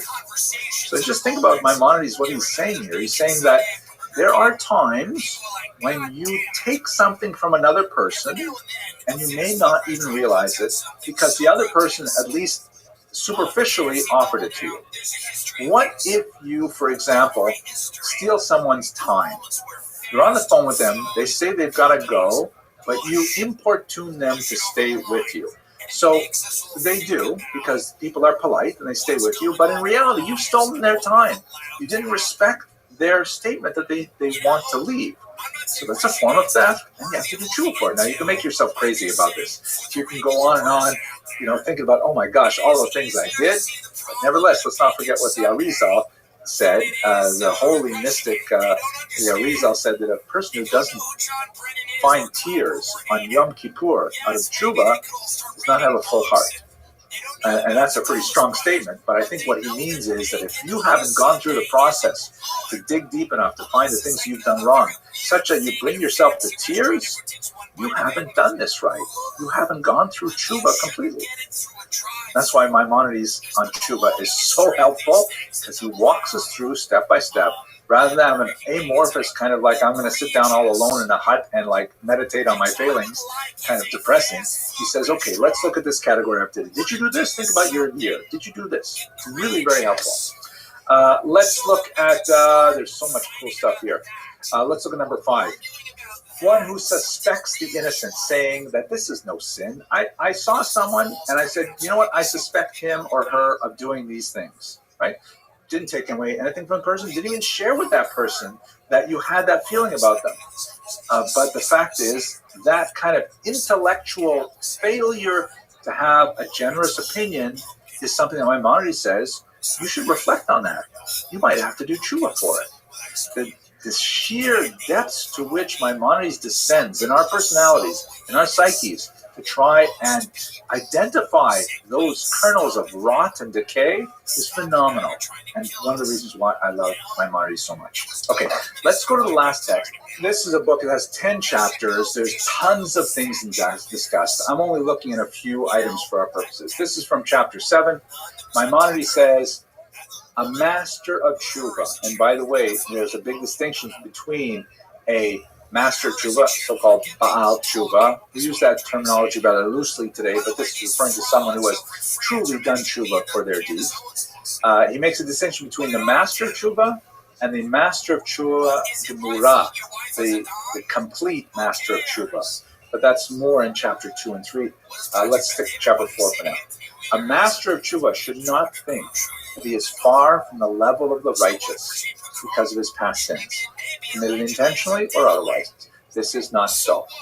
Rather, the master of tshuva is beloved and cherished by the Creator, as if the sins had never happened at all. Furthermore, the reward is greater, for the master of tshuva had tasted the taste of sin and separated from it, conquering human nature.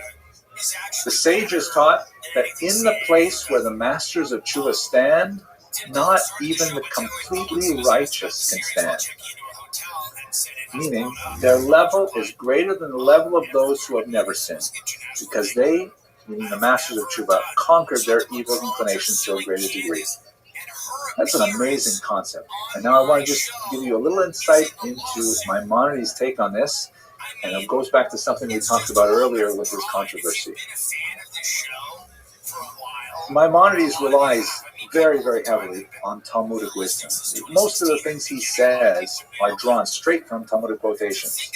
But scholars of Maimonides know, and there are many on this call, scholars of Maimonides know that looking very carefully at Maimonides' text and what he omits, sometimes how he reorders information, is extremely instructive and shows you the depth of his point of view. So this passage here about the master of tshuva, in a place where a master of tshuva stands, not even the completely righteous can stand, that's in the Talmud, yes. And you know what? There's another opinion there too that says, no, not at all. The completely righteous are way more righteous than the master of tshuva. Why would you say that someone who did a sin and now repented, very nice, sure, I love that, but why would you say that's better than a person who never sinned at all? How can you say something so, extreme? Maimonides doesn't even quote that opinion, right?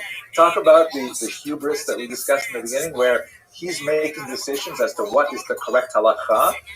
He doesn't even bother telling us that there are some people who feel that some rabbis who feel that the completely righteous are on a higher level than the masters of tshuva. Maimonides says clearly, no, I'm sorry.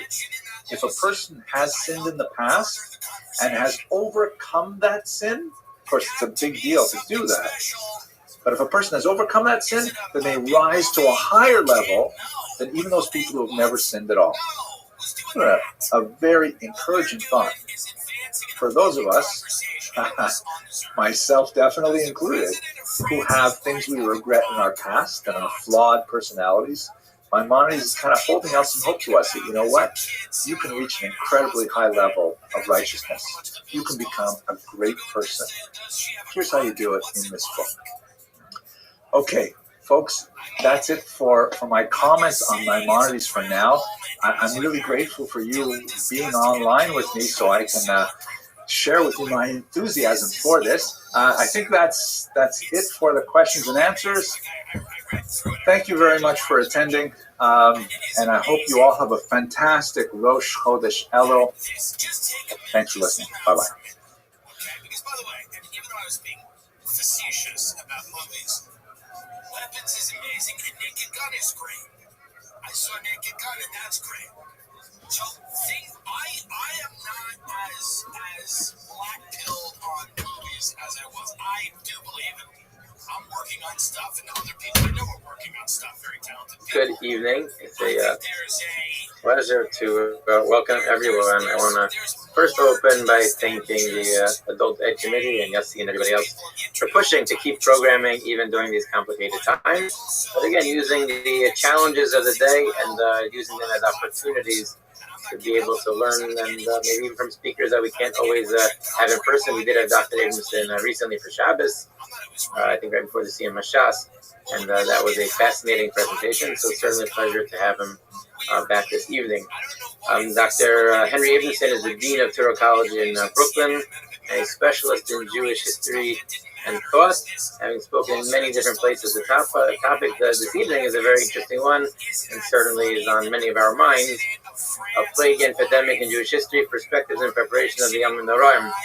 As much as we feel like we are in a situation that we have never experienced beforehand, it's not the first pandemic in history, and it's not the first pandemic that has affected Jewish history.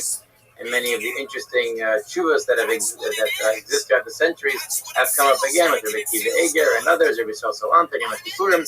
There are so many fascinating topics that unfortunately are coming up again, but maybe give us the chizuk that the same way that they arose to and from those situations, and hopefully was behind them and they were able to move forward, that Mirza Hashem soon we will be able to as well. Thank you so much, Rabbi, and thank you, Mr. Tzvi, for organizing this talk. I'm really very honored to speak with such a Choshev Oilam, such an impressive gathering of people. And, I'm a historian, so I spend most of my time thinking about things that already happened. They're all far-fallen, already over with. I don't know how well I'll do with the chizuk part of it, but Mr. Tzvi did ask me to try and spin this talk a little bit in that direction. So towards the end, hopefully I will share at least what I get chizuk from.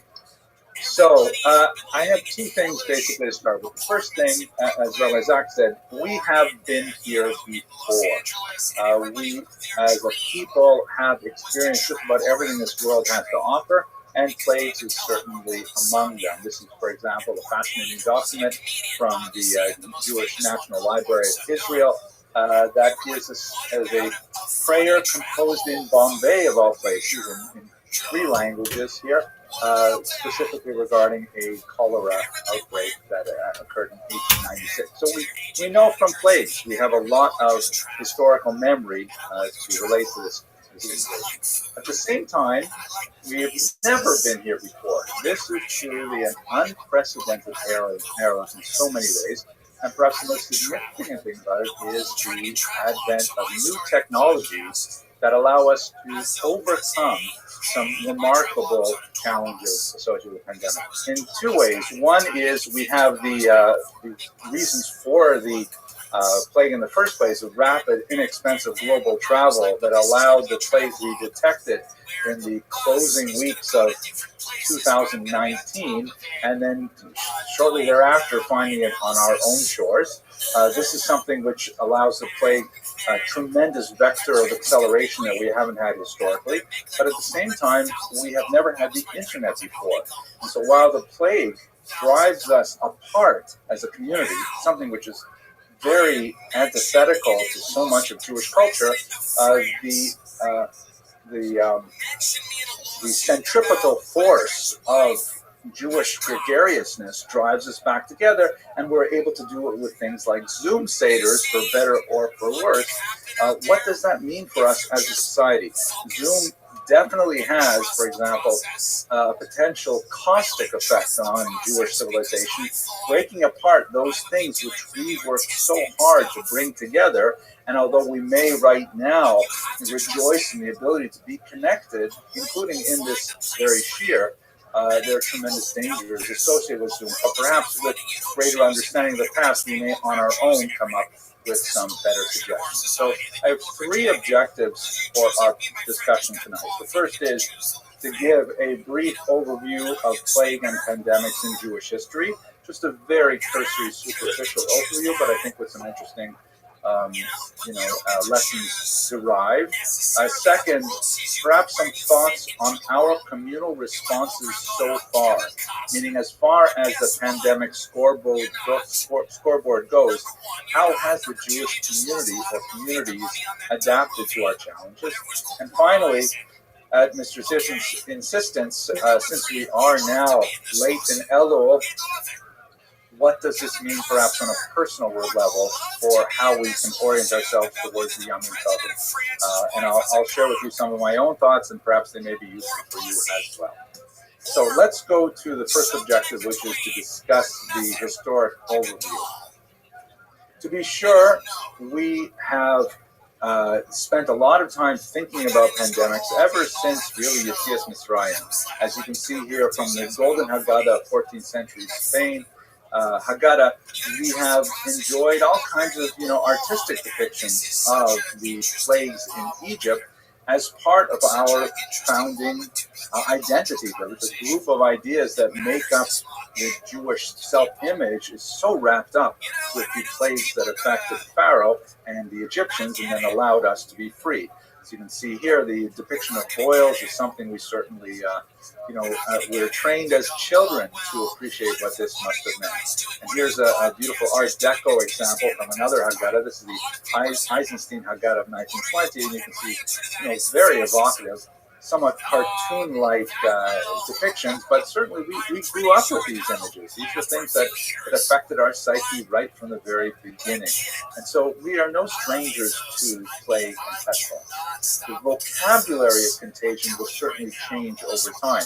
Beginning with our earliest text, the Bible in particular, there's a lot of discussion of different kinds of nega, different kinds of plague, taras, and so on.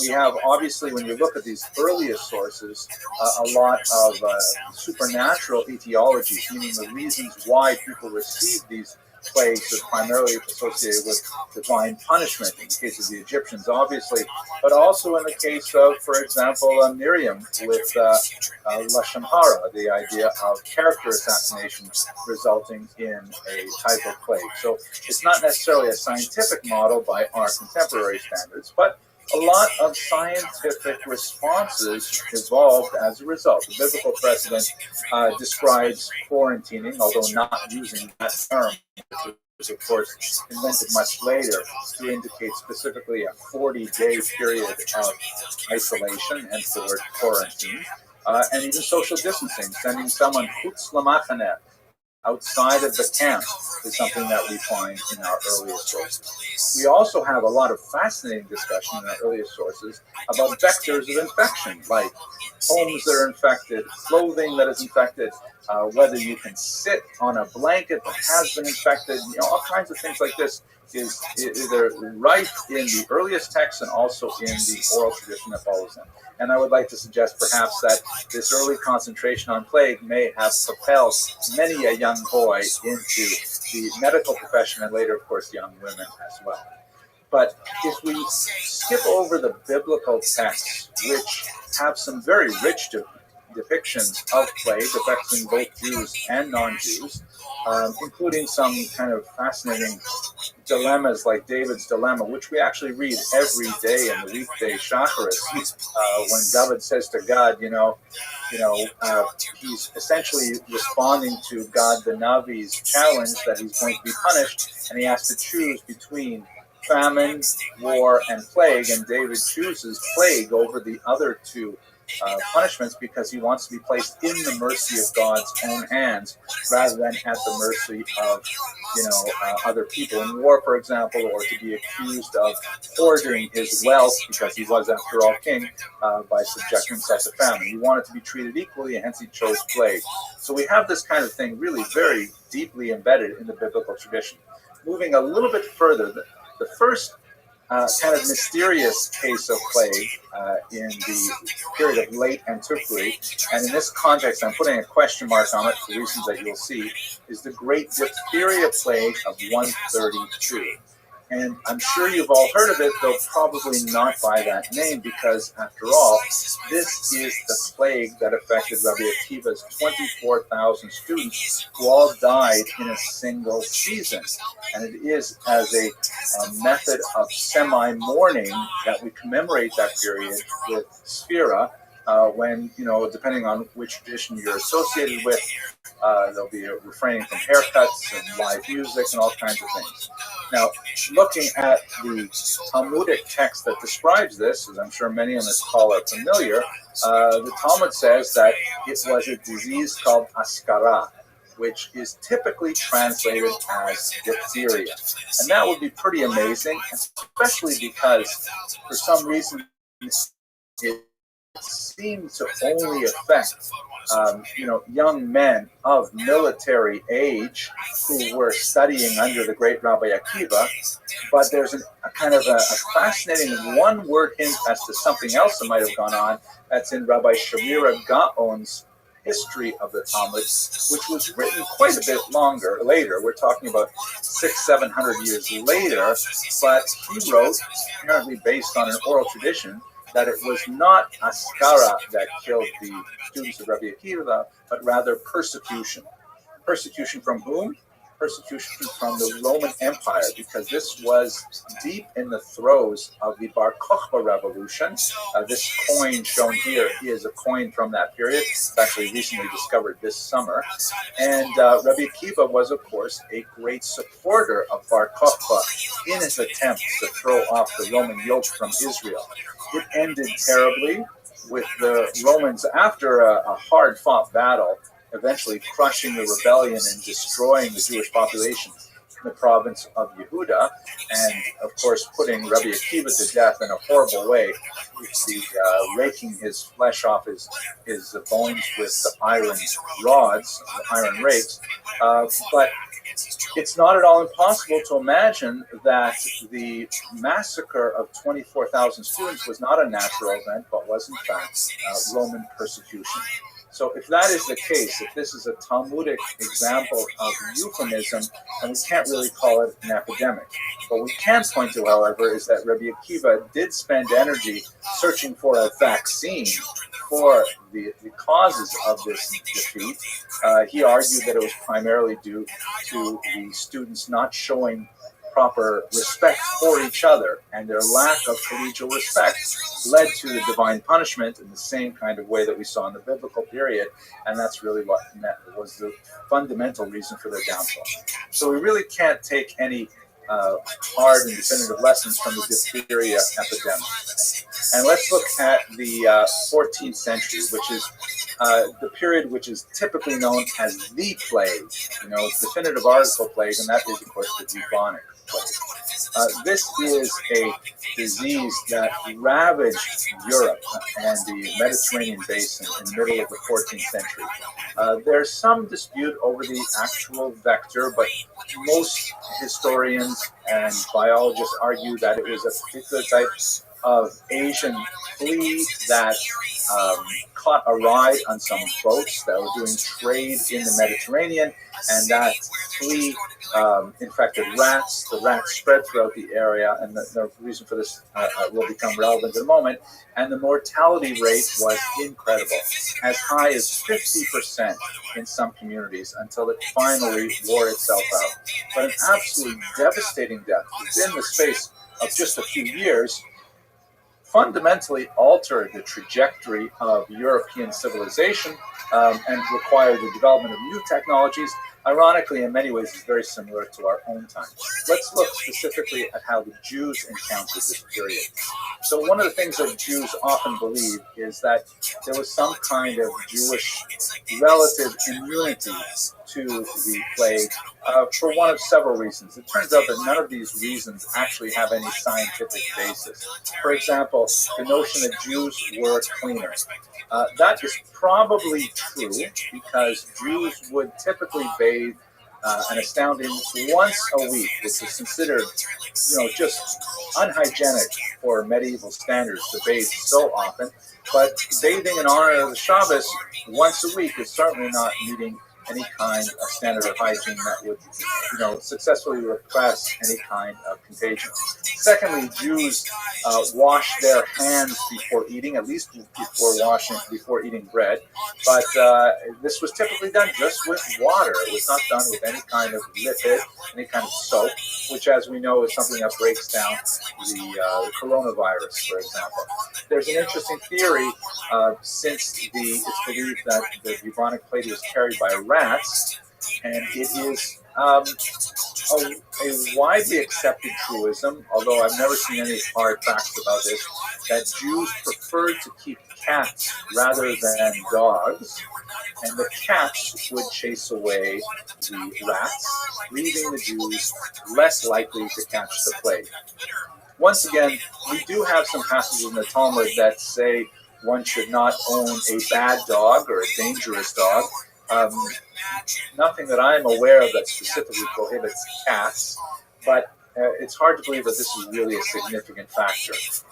What was probably true is the opposite, that the Jews likely suffered much worse than non-Jews because Jews are historically quite urban in nature. We like to live within walking distance of a synagogue, walking distance of a mikvah, walking distance of at least one Chinese restaurant, hopefully a pizzeria as well. These are the kind of things that we live for. And so Jews living in urban centers are subject to what's called the urban penalty by sociologists. The close contact that Jews had with one another in the cities, villages, and towns made them much more susceptible to communicable diseases like this. So it's more likely than not that Jews actually suffered worse than non-Jews in the Black Plague, but we simply don't have good data on that.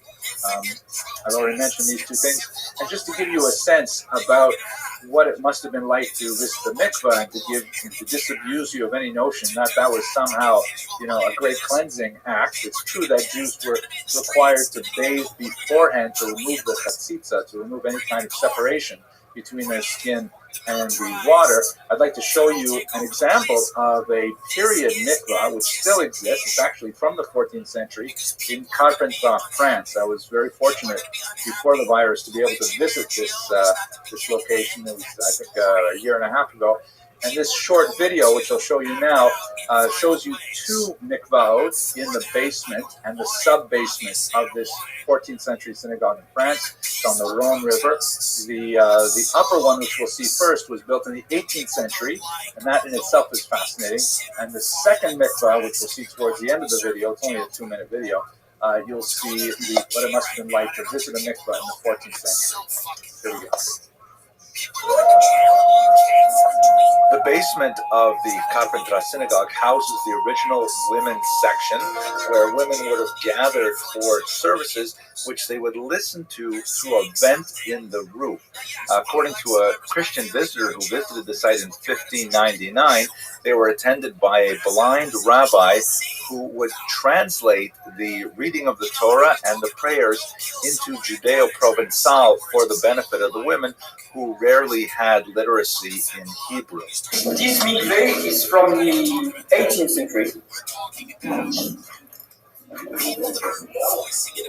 Okay, and the mikveh used in the 18th century and onward was more similar to modern-day mikvahot, which would be heated and filtered and using water in a separate container, which we'll see shortly, that was actually conformed to the requirements of Jewish law, whereas the place where people would immerse was primarily a more comfortable place with heated and clean water. Okay, so this was the 18th century, the water from the mikveh. So you put some wood under, and you make it heat, and then the water goes. In the basement of the 14th century Carpentras synagogue is the community mikveh, or ritual bath. You can see that the water is still quite clear. It's spread from an artesian well. The light dusting on the top of the water is from the flecks that come off the limestone walls. Originally, of course, you would have descended here in candlelight, which must have really heightened the mood of solemnity associated with the ritual immersion, since no natural light can descend into the space. So 20 months, now the guy said I don't want immigrant trafficking in kids, but I've said that no. Is it the most articulate thing this black man said? The Carpentras synagogue also featured two ovens, one for weekday use and one for Passover matzah. But the most amusing thing about the Carpentras synagogue are the discoveries associated with the new excavations, and these are fantastic. I'll tell you about them in the next video. Okay, so you get a sense of what it must have been like to immerse in the mikvah in the 14th century. In no way would it be a sufficient barrier against contagion. Now, what definitely Jews did feel during the 14th century was a social upheaval that went along with the devastation of the Black Plague. Whole troops of penitents, Christian penitents, who viewed the plague as a massive punishment from God would travel around Europe. They were the so-called flagellants. You can see here that they're actually whipping themselves as a form of penance for their imagined sins. Here's another example of flagellants from that period. And they would go around looking for, people to repent and to force them to repent. And the Jews were often a likely target, as we shall see. Here's some absolutely terrifying examples of the artwork that came out of the Black Plague.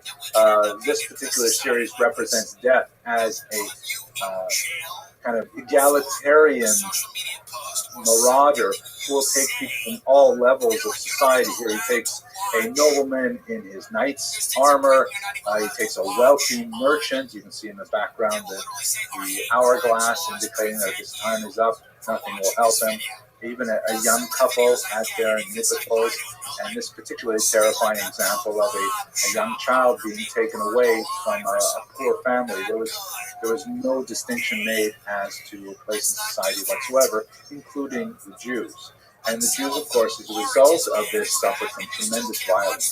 The Jews were typically blamed for the spread of the disease because it was widely believed that the Jews had entered into a pact.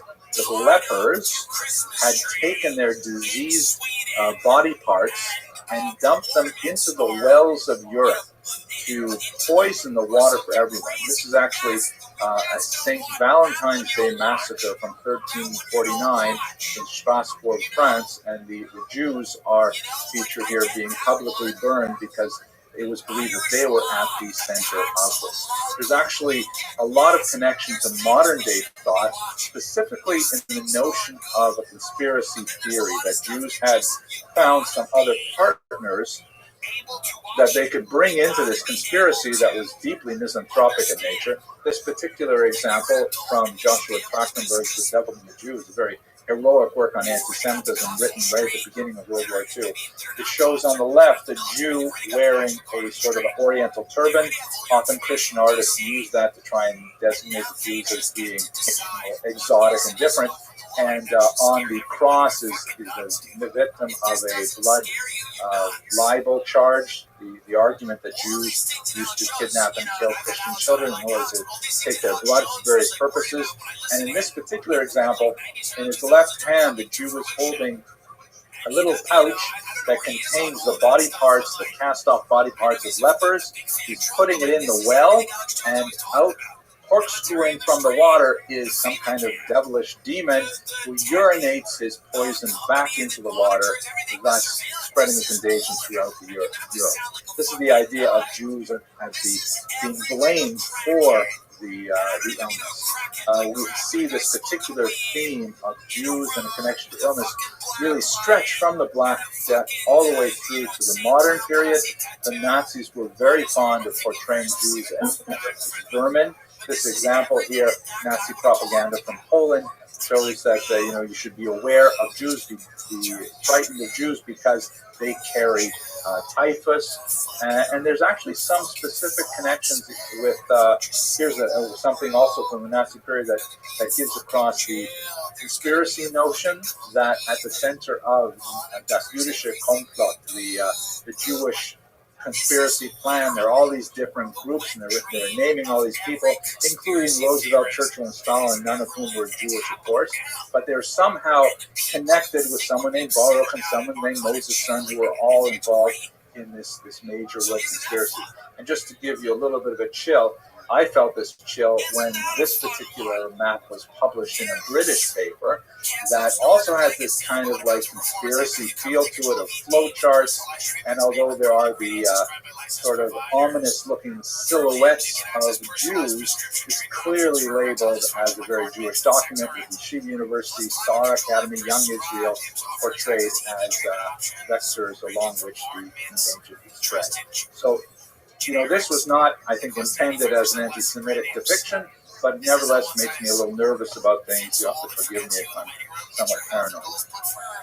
So this is the experience primarily of Jews in the Black Death, and it resonated really for centuries afterward. The idea of the Jews to blame for disease, Jews acting in a conspiracy, these are things which we felt even in the 20th century in our own time.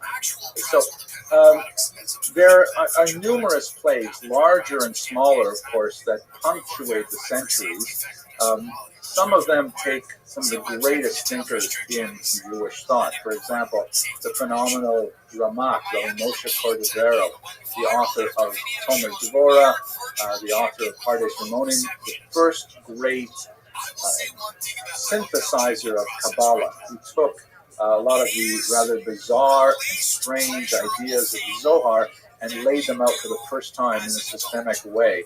His death was in the 16th century in Sfat. Of course, he was one of the major figures of the great resurgence of spirituality in Sfat, and he was lost to a plague. Similarly, the incredible Ramchal, Rabbi Moshe Chaim Luzzatto, who lived a life of phenomenal genius and intellectual productivity, very prolific career, yet hounded by his critics right across Europe, from northern Italy until he finally found refuge in Amsterdam. And then, although he was bound by oaths that he was to take by two Bate Din not to engage in Kabbalistic study, and teaching in particular, until he was 40 years old and until he lived in the land of Israel, he undertook to take his family from Amsterdam to Israel at the age of 38, and he died there of a plague, probably cholera, just a few months shy of his 40th birthday, truncating an otherwise brilliant career. So there's so many individuals from various points in time in Jewish history that succumbed to plagues. It's definitely something which has taken some of the best minds. But we're trying to look more at sort of communal reactions, communal responses. And I think one of the places where we see this especially is in the 18th century. This is a brilliant title by Eli Fisher, a scholar in Israel, Love in a Time of Cholera. I hope some of you appreciate that title. And in particular, you see a huge spread of like searching for Kabbalistic segulot or remedies, sort of like devices to try and protect people from the plague. This was especially strong in the 17th century. Again, Europe at that time was reeling from the debacle of the Shabbatai Tzvi false messiahship, and many Jews were turning to these kind of extra-rational Kabbalistic devices. Very well placed in Jewish intellectual history, however. The amulets are pretty much as old as Jewish writing.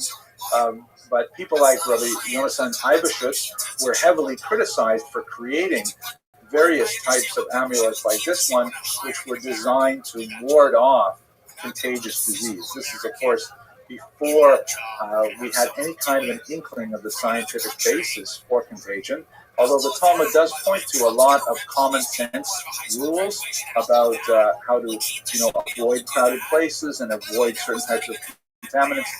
Nevertheless, there was no real communal strategy other than sort of isolation and the use of these amulets, for which, by the way, Rabbi Eibeshutz also suffered tremendous persecution.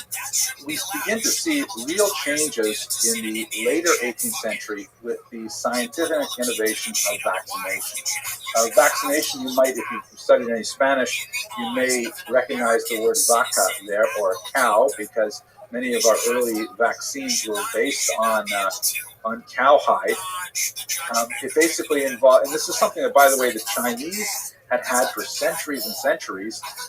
They would take, for example, the carcasses of diseased animals, and they would grind their flesh sometimes into dried out powders, and they would inhale the powder to try and give themselves natural or an acquired immunity.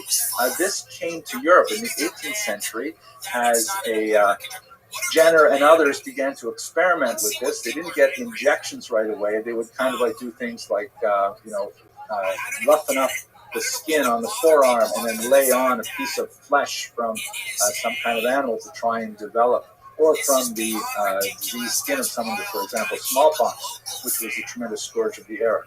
And as this began to become much more prominent, Catherine the Great, the Tsarina of Russia, mandated the first wide-scale inoculations. We begin to see that Jews are coming around to this new science as well. In a famous work, the Ale Trufa, a very early modern work of medicine by Rabbi Avraham ben Shlomo Nansich, he specifically argued for vaccination as early as 1785. This was after tragically losing 2 of his own children to smallpox. And the sort of the Jewish rabbinic mindset adopts this very early on. You see very strong leadership, particularly in Germany. The Tiferet Israel, a very, really the premier example of kind of Yekish values of modernity and Torah simultaneously, strongly urges Jews to adopt this new methodology. And of course, we have great figures like Jonas Salk, shown here, an American who discovered the vaccine for polio. And this is something that is very entrenched in Jewish thought, and I'd like to come back to it a little bit later. But the adoption of science and of data-based approaches to contagion and to disease becomes very prominent in the early modern period. Jews are early adopters of this, and they believe in science, and the background of Jewish culture is really quite amenable to the adoption of science. All of the Kabbalistic remedies and things like that are not necessarily invalidated by science, but they can, sort of support science or vice versa. But there's no question that Jews begin to believe in science as a valid reaction to contagion. At the same time, you have more standardized responsive literature that clearly indicates that social distancing techniques should be employed. In the infamous cholera epidemic of 1831, and this is, by the way, before it was discovered that cholera was a waterborne disease, and if you could track down the source of the bad water, you could really take care of the disease as a whole. When people didn't know where it was coming from, Rabbi Akiva Eger put out some really fascinating social distancing regulations. He argued that minyanim should not be larger than 15 people at a time. And amazingly, he also argued that, if necessary, in the Congress Poland at the time, the non-Jewish police authorities should be brought in to enforce maximum minyan size. Could you imagine, calling the police to make sure that we don't have more than 15 people in a given minyan? But that is precisely what Rabbi Akiva Eger argued for. He also introduced a fascinating chiddush, which I didn't realize until I started doing research for this, which has become the de facto custom of Ashkenazi synagogues. The custom was, and of course if you read Shulchan Aruch and the Ramah and so on, there's a lot of regulations about this that seem kind of strange when you think about our current practice, but the custom was, particularly in the Posen region, that only one person said Kaddish per davening. And that meant that if you had multiple people who were in a velus, they had to, figure out Kedima. They had to figure out who had priority over the other. But according to the questions that were put to Rabbi Akiva Eger, the demand was so significant after the cholera epidemic that he ruled that many people can simultaneously recite Kaddish. And that is, in fact, the dominant minhag in Ashkenazi shuls today, that everybody who is an Avel says the mourner's Kaddish together. And you can have, Rahman al-Islam, 20, 30 people saying Kaddish at the same time, and that's largely because of this cholera epidemic and Rabbi Akiva Eger's response to it. Also very well known, although somewhat disputed in its details. There are a few different accounts, and it's hard to exactly tease out what are the particulars. But apparently, the most popular version of this is that on Erev Yom Kippur, which is of course a fast day, Rabbi Yisrael Salanter got up, and because of the cholera epidemic, he made kiddush in front of the entire congregation and ate in front of everyone in order to indicate that the impetus to preserve one's health actually overrules the laws of fasting on Yom Kippur, and he demonstrated it with his own body in order to make sure that no one would have any questions about it. And perhaps here I should return to really something I wanted to say earlier about the Jewish mindset that I think predisposes Jewish civilization towards a science-based approach. It's very clear to my reading at any rate, of halacha, that we have this concept of chamira sakata misur. I'm sure the Rav, perhaps in the question and answers, he can give us much more enlightenment on this. But the concept is that danger is more serious than prohibition. In other words, a physical danger to life or health takes priority over a religious injunction. There's a whole simon, a good chunk of a simon in Yoredea, in the Shulchan Aruch, Code of Jewish Law, that goes through all kinds of bizarre practices that would normally be forbidden. But if they have a chance of being an effective therapy for an illness, then they should be adopted, because of this concept that a danger to health is more serious than a religious injunction. I think, it reminds me very much of my own grandparents and my own parents. I think this is kind of drilled into our Jewish psyches from our childhood, that you have to take care of your health first.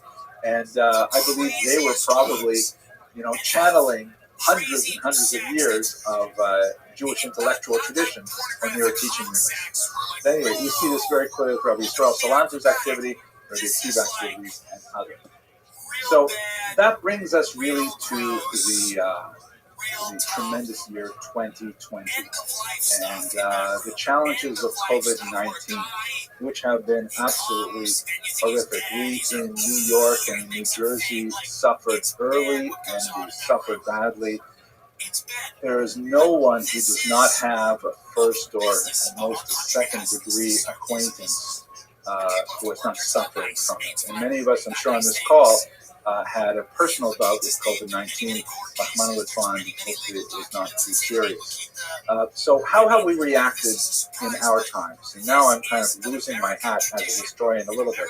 I think one of the most fascinating aspects of COVID-19 in Jewish history is that the prevalence of worldwide rapid communication allowed poskim like Rabbi Herschel Schachter, shown here, an extremely important American posek, to not only respond to questions related to this illness, but to even proactively legislate, which is, by the way, something which is not typically the way halacha works. Halacha, Jewish law, typically responds or reacts to a situation. Someone has a question and a posek provides an answer. But given the rapid exchange of information globally and the incredible need for information to be disseminated as rapidly as possible, a lot of the answers were coming before most people even had the questions. And Rabbi Schachter was especially prolific. I just read in the forward, there's a great journalist there named Avital Chizik Goldschmidt, who wrote kind of a journalistic book review of a new book that just appeared. It's a 600-page compendium of halacha on COVID-19, entirely in Hebrew, and it includes psak from Rabbi Herschel Schachter and many others. But think of it, COVID-19 has been with us since the spring, and we already have a major authoritative 600-page guide how to deal with COVID-19. This is not typically the way that halakha faces itself. This is a dramatic escalation for the sake of human health, and I think that's really very impressive. And in that, of course, there are many surprising leniencies and for many surprising stringencies. For example, this amazing letter that came out in May from the Young Israel of Deerfield Beach. And once the decisions were made to restrict the number of people in a minyan, here's a letter written, I think the signature was the the executive board, and I presume that this is the president and perhaps the chairman of the board, writes, "Dear Young Israel Deerfield Beach members, listen to the tone of this. It is with complete disgust and revulsion that we are forced to share with you that in spite of our own Mora D'Asra, meaning the leader of our community, the legal authority, clear legal guidance, and those you, Young Israel, Judah, and so on, there were a number of people who blatantly violated our shul's policy and indeed participated in a rogue minyan, right? Like this is the ultimate breakaway minyan this past Shabbos. This level of raw chutzpah and dangerous, bold and italics, suffix, pikuach, nefashos, potential danger to life cannot be tolerated. This type of behavior on the individuals that perpetrated must be responded to with significant consequences, and therefore, the people who went to that rogue minyan will be stripped of any current positions in a shul, denied any forms of kibbutz and any honors, including aliyahs, bali kriya, etc., banned from our local Chinese eatery. Incredible punishment. Who could withstand such punishment? But nevertheless, this gives an indication of the strength of emotion. But on the one hand, people here who went to the rogue minyan, after all, they are thinking that they are fulfilling God's word by attending a prayer quorum, but at the same time, by violating the community standard as set down by the Rav, they're crossing a red line that incurred such a public rebuke that was posted all over the internet. So these are some of the social challenges that we are facing in our own society that may have, some political background to them, but I do believe that this concept of a health danger is more serious than a religious prohibition is ultimately what's going to drive us through. What I'd like to do now, and now I'm definitely, my historian hat has almost completely fallen off my head because I'm going to address Mr. C's suggestion that we see if we can derive some direction for ourselves going into the Yomim Noraim. I want to mention, of course, that this is not my comfort zone. I typically, I feel more comfortable talking about things that, are written down in books, and now I'm sort of thinking about things of the future. But I will share with you 3 things that I do at this time of year, and they've changed a little bit as a result of COVID-19. The first thing that I do, which I'm not going to share with you in great detail, but is that my wife and I, every Elul, we write a new tzavah, a new will.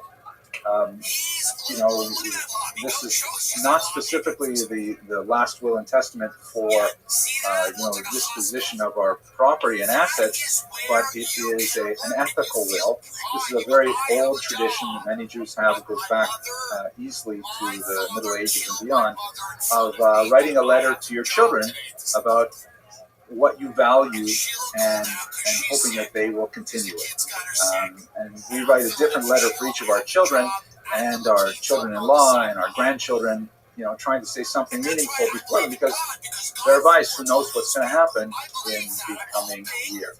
By the way, just a small side point, I can't help mentioning this to you. Perhaps the most famous tzavah of all time, the famous ethical will of all time, is that written in the around the 12th century by Rabbi Yehuda HaChassid, very important Ashkenazic figure. And he wrote a long ethical will, which is studied to this day. I have a printed, bound copy of it in my own library, in which he includes all kinds of specific, commandments for his children. One of which is that none of them should ever marry a spouse with the same name as one of their own parents. And this is a widespread thing, right? Yaakov will never marry Shendel if Yaakov's mother is also named Shendel. Shendel, the Kala, will have to get another name like Shendel Chaya or something like that in order to. And there's no basis for this anywhere in the recorded tradition, neither in the written Torah, the oral Torah, the Kabbalah. Nobody's ever found a source for this. So the reason I'm telling this is because the Kutzker Rebbe, a very important 19th century Hasidic rabbi, he once wrote that if Rabbi Yehuda Chassid had known how seriously people would take that particular rule that he wrote down in his tzavah, he would have included the 10 Commandments as well. Right. That's a joke. I can't tell if you're laughing, but I'm laughing at the Kutzker. Thank you for laughing. So anyways, that's the first thing I do. I won't tell you too much about that. The second thing I do, which I'm very proud of, I think it's a good thing for me, is I go back to the Rambam. The Rambam, Maimonides, wrote the first guide to tshuva, the first guide to repentance, the first how-to guide. There were scattered references everywhere throughout the rabbinic tradition, but no one had brought these ideas together and systematized them and organized them and gave practical, numbered lists of how to do it. An amazing to-do list that I strongly believe every person should really study in the month of Elul. It's a brilliant, brilliant book, deeply philosophical, goes into all kinds of areas. Now, I've been doing this for close to 20 years, and about 12 years ago, I decided on my own, sort of like my own project, is I would translate it into English, which I did, and I shared it with some of my friends. My friends liked it, so the next year I improved the translation. A couple years later, I actually put it on the internet, and it ended up becoming popular. So now with the tremendous facility of internet-based publishing, this is the 2020 edition of this translation and commentary. And as you can see, the 8th edition here, it says commentary revised during the onset of the coronavirus pandemic. So I'd like to share with you two little bits that I received in my own yearly reading of the Rambam, because I went through it this year after the horrible spring that we went through. And I think there are two major takeaways that I get from it. At the very beginning of this book, he says, and I'll just translate from the Hebrew, Kol ha-mitzvot sheb'Torah, every mitzvah that's in the Torah, ben aseh ben lo saseh, whether it's a thou shalt or a thou shalt not. Im avar adam alachas mehen ben bezadon ben bishkaga. If a person transgresses any of them, whether intentionally or not, kishiyas et shuva v'yashuv nechetol chayev yisvados l'fnei hakel baruch hu. The first thing a person has to do is confess to those sins. The first thing you have to do is you have to take stock. You know, this is really the beginning of tshuva. Take stock of your year and figure out, where did I go wrong? What did I mess up? I mentioned I do three things in the month of Elul. The first thing is the tzavah to my children, with my wife. The second thing is I go through the Rambam a little before Elul, obviously. The third thing is I have my Musar checkup with Rabbi Yaakov Trump. No relation. This is my Rav at the Young Israel of Lawrence Cedarhurst, and I usually make a good hour, 90-minute appointment with him to say, okay, Rabbi, time to give me Musar. I messed up so badly over the years. So I went through some things with him to try and work out some of my own ideas and to try to work through some of my own conflicted attitudes. And one idea that came through as we were talking this Elul was something that I've really been thinking about a lot. This is from the commentary that I put in this in my Maimonides on Tshuva book, and you'll see I kind of like every new piece I've given this little cute coronavirus icon to. So what I really think about a lot in this confession aspect of it, and I think it's useful for you as well, if I may be so bold, is I found it very productive to review my year and think about, what did I waste my energy on? Was it something important? I mean, when people are getting sick and dying, when you hear about people who are perfectly normal on Monday, on Wednesday they're in the hospital, and then they die on Shabbos after that is a major centering moment where you have to say, what was I so worried about this little argument or that little fight or this tiny amount of money? And I think the confession that I'm really going to focus on when I go into Yom Kippur this year is to think, was I thinking about Narishkeit in the face of such tremendous events going on around? Second element that I'd like to share with you, this is the final element, is in this amazing section of the Rambam. This is the beginning of chapter 3. And I'm sure many of you, if you've ever looked at this section of the Rambam, you'll be familiar with it because it is absolutely chilling. He writes, I'll just read in English, every single human being has both merits and demerits. One whose merits exceeds his demerits is righteous. One whose demerits exceeds his merits is wicked. If they're equal in number, if you're 50-50, you're an intermediate. Right? The Rambam doesn't learn the same way that the Baal Tanya does, but we'll leave it for now, or at least it's not in the superficial reading. It's the same thing with an entire nation. If a country has majority merits, great. Majority demerits, not so great. And so it is with the entire world. And the Rambam continues, a couple of halachos later, he writes that the right attitude when you're going into Rosh Hashanah is you have to regard yourself not as being righteous. Don't say, oh, I'm all good with my righteous things. I must be in the majority. You have to think that, wait a second, I'm an intermediate. I am right on the knife edge of too many demerits. And that any action I take right now could tip the balance, not only for me, but for the country, and in fact for the entire world. And so Maimonides brilliantly and chillingly places really the fate of all humanity in our individual hands with this halacha, empowering us and charging us that during the period of Rosh Hashanah and Yom Kippur in particular, Yisrael Simei Tshuva, we really pay tremendous attention to our interactions with others and to be sure that we are building up assets for ourselves and for the entire world. And now, one of the things I reflected on, here's my commentary, Tegel commentary. When I used to read this for so long, for many years, I always thought about the Cold War, and I always thought about how the United States and the USSR were always perched on the edge of disaster. If someone were to flip the switch and they had mutually assured destruction, that's what would happen. And that was kind of like, a science fiction kind of imagination. But with coronavirus, the way in which this disease communicates itself is so capricious and so facile that, people are worried about touching each other, standing within 6 feet of each other, breathing on each other, hearing the shofar, all kinds of things. It's so tenuous, so touch and go. Every little action can be, so to speak, the straw that breaks the camel's back. And so, just like in the beginning, in the first halakha, he's saying, take stock of yourself, take stock of what you wasted your energy on. In this particular halakha, I'm thinking everything counts. Every decision is so crucial. And that's terrifying, but at the same time empowering. And that's what I'm going to go into Rosh Hashanah and Kippur with. With that, I've come to the conclusion of my presentation, and I'll be happy to take some questions. But I want to first wish all of you Ksiva Chasima Tova. Hope that in the course of our learning this together, hopefully we'll all merit a Shana Tova Mutuka with lots of Hariyut, Shidduchim, Parnasah, Allah Gute Sachen.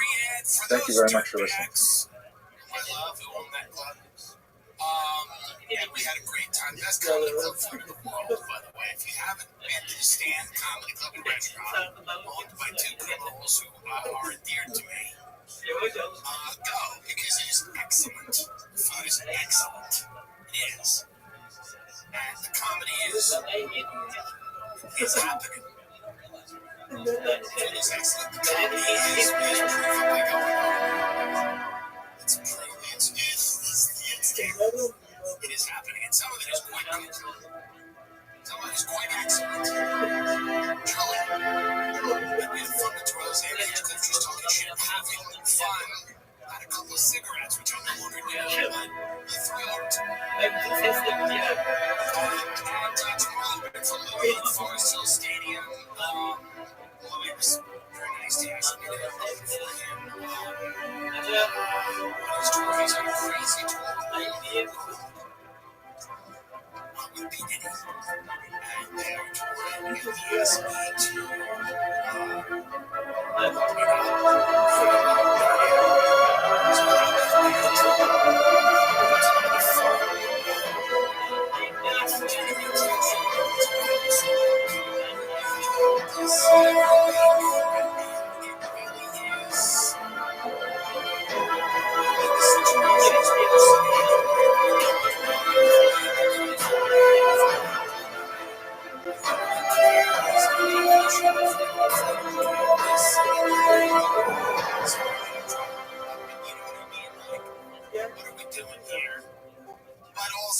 you gotta say something about it because it's not good.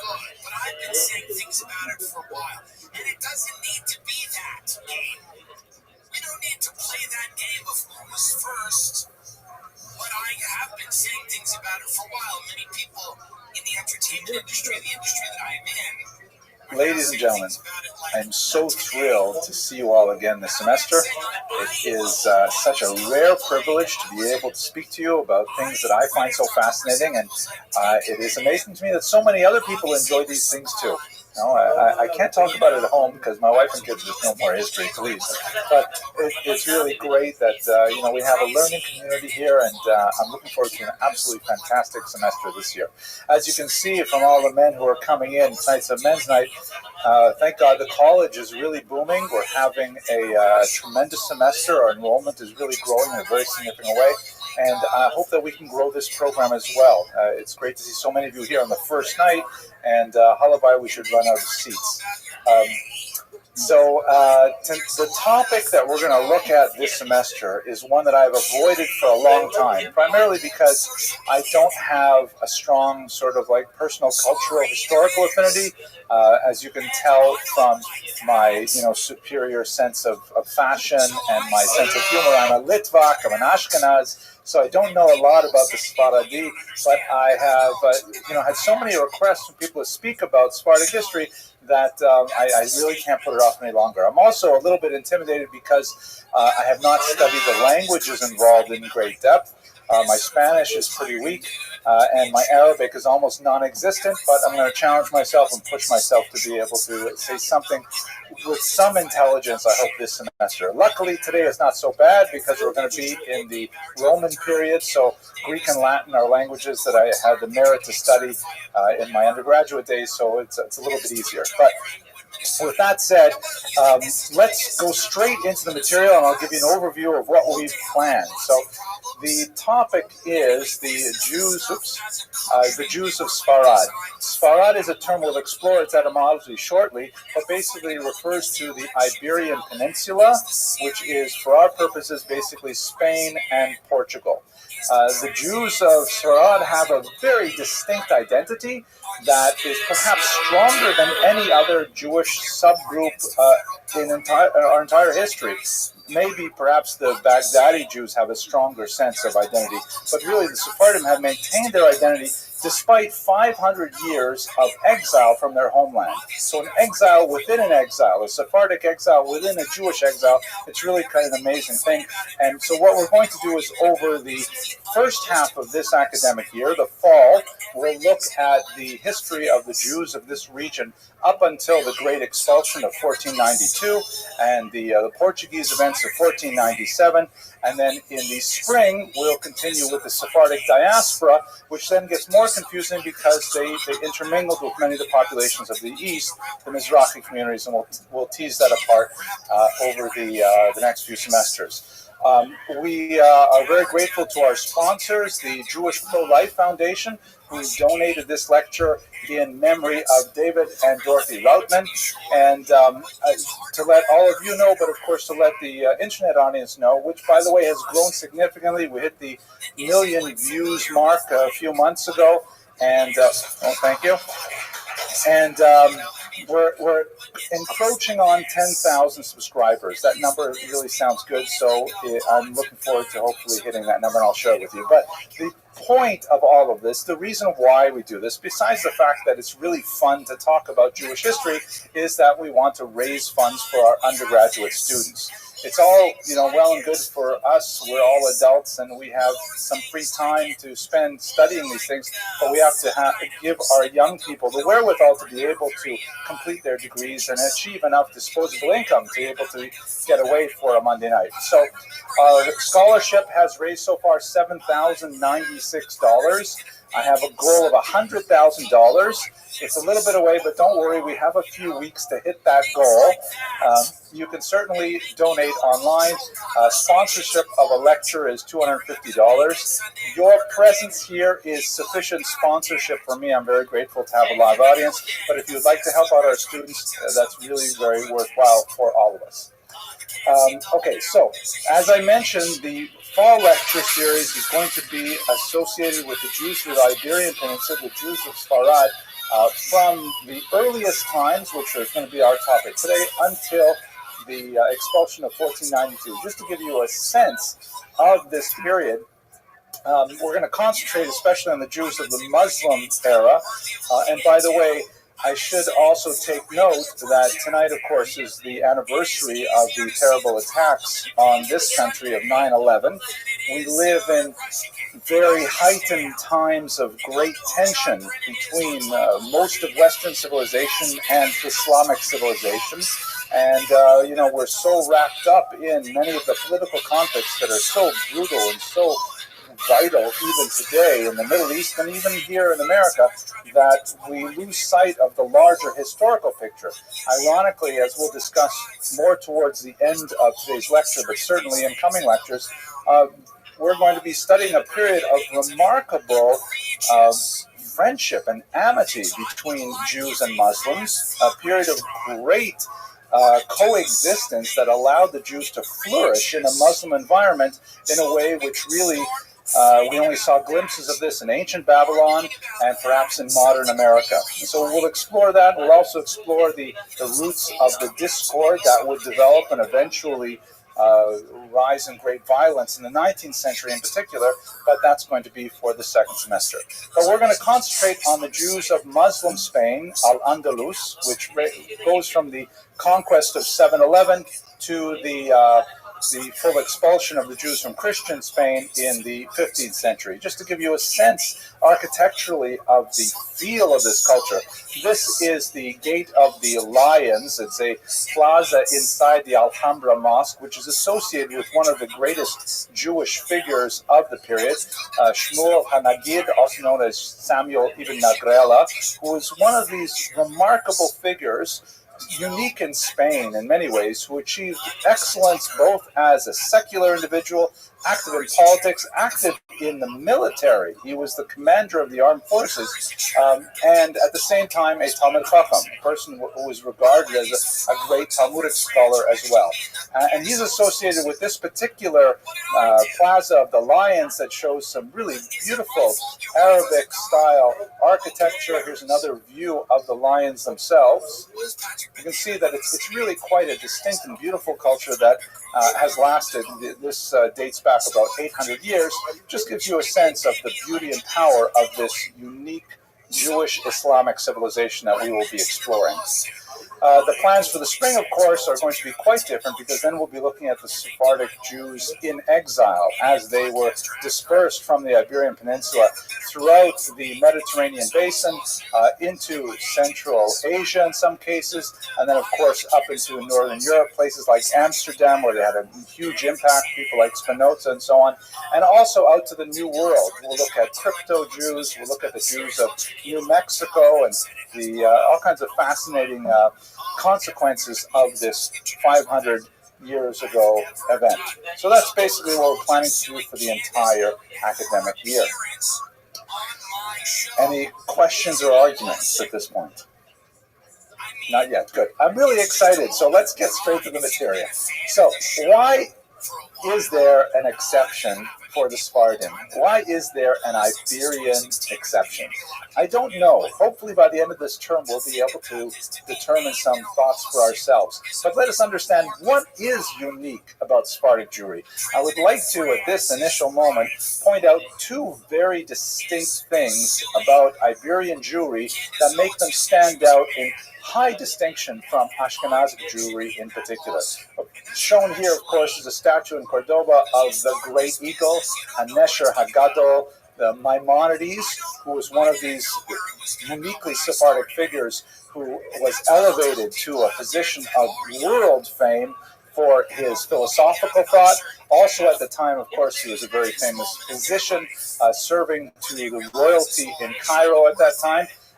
But his roots were in Spain. He referred to himself as Hasafaradi, the Sephardic one, because he was very proud, like many Jews for hundreds of years, of his Sephardic heritage, even though he was exiled as a result of a brief but powerful period of Islamic extremism. So he's an exceptional figure, but he's not exceptional within Spain. Why is that so? There are really a number of figures that are associated with this unique confluence of secular and religious authority and capacity that we find in Spain. We definitely find, I think, do I zoom in? Yes. Here, this is, for example, the Spanish government, even though they have expelled the Jews, they're still proud of the Rambam. They still put him on their stamps like this to indicate that, there's this unusual aspect of Sephardic Jewry that they're able to excel in both of these areas. They're able to find a unique balance between the secular and the religious that is a very hard balance to strike anywhere else. In Ashkenazic lands, you do find Jews who excel in the secular, particularly when you get to the early modern period, the Enlightenment. Then you find an explosion of Jews who are very prominent in the sciences, in all the humanities, the arts, and so on. But you don't find those people, those Einsteins, as it were, also being Rosh Yeshiva. You don't see them leading major congregations, writing works of religious significance, and so on. But you do find that in Spain. That's a very special thing, and we'll look at many of these figures, such as the Rambam, Shmuel ibn Avrela, Yehuda Halevi. We can go on and on, looking at these figures who excelled in both. And it's also interesting and not so well known that sometimes their exploration of secular culture was quite surprising by religious standards. For example, the aforementioned Shmuel ibn Agrela, one of the things, by the way, in Islamic Spain, poetry was something that was valued with tremendous status. Like today, we tend to value movie stars, right? Matt Damon, Ichves. Will Smith. I mentioned Will Smith because a lot of my undergraduates say I have a striking resemblance. But there's we respect these people as creators of high culture. In Spain, it was all about poetry, and the poetry was culturally part of the mainstream to a degree that it's hard for us to even imagine it. They would have poetry slams. They would have parties where they get together and they would challenge poems where they would see who could make up the best poem on the spot. They would commission poems that would be written and recorded and retold for the benefit of the masses. And Jews were deep into this poetry, Arabic language poetry, which they innovated using Hebrew meter and rhyme, and vice versa. Hebrew poetry was also, significantly advanced by its encounter with the Arabic.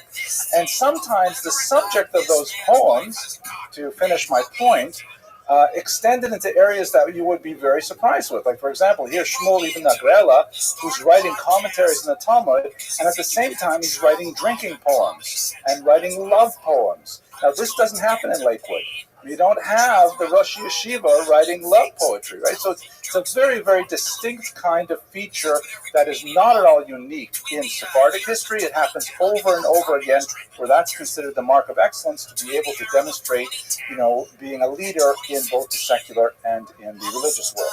Secondly, and perhaps related to that, what is the contrast between Sephardim and the other major ethnic group in the Jewish world, the Ashkenazim, is the degree of insularity as a value. We could look at different points in Jewish history to try to find the origins of this distinction, but for sure there's a vector for Ashkenazic Jews that looks inward, whereas for Sephardic Jews it looks outward. And perhaps the key date would be 1096, the horrendous Rhineland massacres associated with the First Crusade. In those massacres, which occurred in northern Germany, the heartland of what is Ashkenaz, Jews chose, under duress, quite often to commit suicide and even kill their own families, their own children, rather than submit to baptism. And this was kind of like a turning point, as many scholars have identified, Robert Chazen first among them, as, this is a cultural marker for Ashkenazi Jewry, that when stressed, we will go to the max, even to the point of giving up our lives. horrible chronicles from that period continue to be remembered in synagogues today. We read the Av HaRachamim prayer every Saturday, which memorializes those martyrs of the 1096 massacres. So Ashkenazic Jewry, certainly from 1096, but one could arguably say earlier, begin to look at the outside world as fundamentally toxic, as dangerous, and that all things of value must be inward focused, and that Ashkenazic culture begins to fold within itself, writing commentaries upon commentaries, so that we look sort of like as an inward turning helix of some kind. That's a bad metaphor, but maybe I'll edit it out of the internet version. Sephardim don't do that. Sephardim, on the other hand, when pressured, and their pressure was to an extreme degree, they begin to find ways of accommodating that pressure. They say, rather than giving up our life, we will find ways of persevering in hiding. And of course, the greatest example of this is the Inquisition, which ultimately was, found its endpoint in the expulsion. This is a picture of a Jew in the Inquisition being forced through a ritual of humiliation, wearing the San Benito and the large dunce's cap, which was a hat worn to humiliate people who were accused of Judaizing. We'll obviously have more time to speak about this towards the end of the term. But for Sephardic Jews, the idea was when we're pressured like this, to commit suicide would be a complete denial of all of our values. We must find ways to cope with the threat by becoming crypto-Jews, by hiding what we need to, by maintaining perseverance for generations upon generations, a tremendous level of spiritual heroism in its own right, but that's a strategy of coping with the outside threat. And that's a way of mimicking the outside world, of disguising one's true identity in order to adapt to the threat, whereas for the Ashkenazi Jews, it would be martyrdom or nothing. It's a very different kind of direction that Ashkenazic and Sephardic Jews took. So there's just a couple of ideas behind the Iberian exception. What I'd like to do over the course of this class is, I forgot one more detail. Sorry. Another difference that is extremely important to remember when we're talking about Sephardic Jewry is the fact that for most of its history, Sephardic Jewry was on the periphery of the Jewish world. And there are a lot of things that you can do when you live on the periphery that you can't do if you live in the center. So what is the center? Obviously, in the ancient period, the center would be in biblical Israel. But shortly after the exile of the first century, the main center shifts over here to the region between the Tigris and Euphrates rivers, here in what would be lower Iraq and Kuwait. That's where the great Talmud academies are, Surah, a little bit higher up, Pumbedisa. That's really the main axis around which the Jewish world moves intellectually. Other major centers, of course, would be in Alexandria, later in Cairo, a developing center in Greece and in North Africa, but primarily the center of the Jewish world is over here and even further to the east. Spain is way out here at the other end of the Mediterranean. It's a long sea voyage, an even longer and harder overland voyage. And so Spain, even though it's quite an ancient community, as we shall see today, it nevertheless is very far away from the center. And as a result, the method of adaptation to threats, to opportunities, it can be quite different from what happens in the center. One of the telling stories of the 12th century in particular is Spain's intellectual self-emancipation from the rest of world Jewry, as Spain finds its own voice and its own unique way to identify its Jewish heritage and begins to express this in the so-called golden age of Yehuda Halevi and others. So we'll explore that later on in the term, but it's very important to remember that for most of its history, Spain was in the periphery, far away from all of the activity in the rest of the Jewish world. Jews evince a remarkable degree of consistency. The legal code is, it's hard to say universally maintained, but nevertheless universally respected throughout the entire Mediterranean basin. But if you have a shaila, if you have a question, and this is a few years before email was invented, you have to send a message. When there's no official postal service, you have to essentially leapfrog it from one Jewish village to another, and you have to wait years till the message gets to the academies in Babylon and then gets back to you in Spain. So it made sense that Spain would slowly develop its own intellectual tradition. Yeah, okay. So what are the major periods that we're going to explore? Here's our historiography. We're going to look at the ancient period. That's the earliest settlement, which is your question exactly, up until the Muslim conquest of 711. Which is a date which has been enshrined in American culture. You probably didn't know this, but all of those fast food places, one across the corner, named after the Muslim conquest of Spain. And who knew? So that's going to be today's lecture, and next week's lecture will be focused on those two periods. Then we're going to look at the Muslim period, which goes from the early 8th century to a period called the Reconquista, which is broadly defined as several centuries worth of Christian reconquest, hence Reconquista, of the Iberian Peninsula from the Muslims. And it takes place over a series of centuries as they're slowly driven to the south. And then we're going to look at the Christian period. We're looking at the Jews primarily in northern Spain from the 13th century, when the Reconquista really gets moving, until the expulsion of 1492. That's our periodization for the semester. Okay.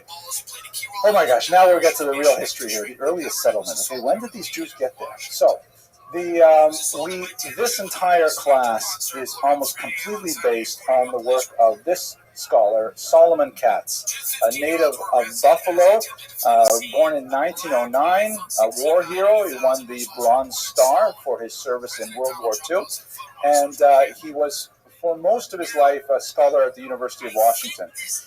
I read for this class, reread actually, a book he wrote in his early 20s, which was all about the Jews of Visigoth and Gaul.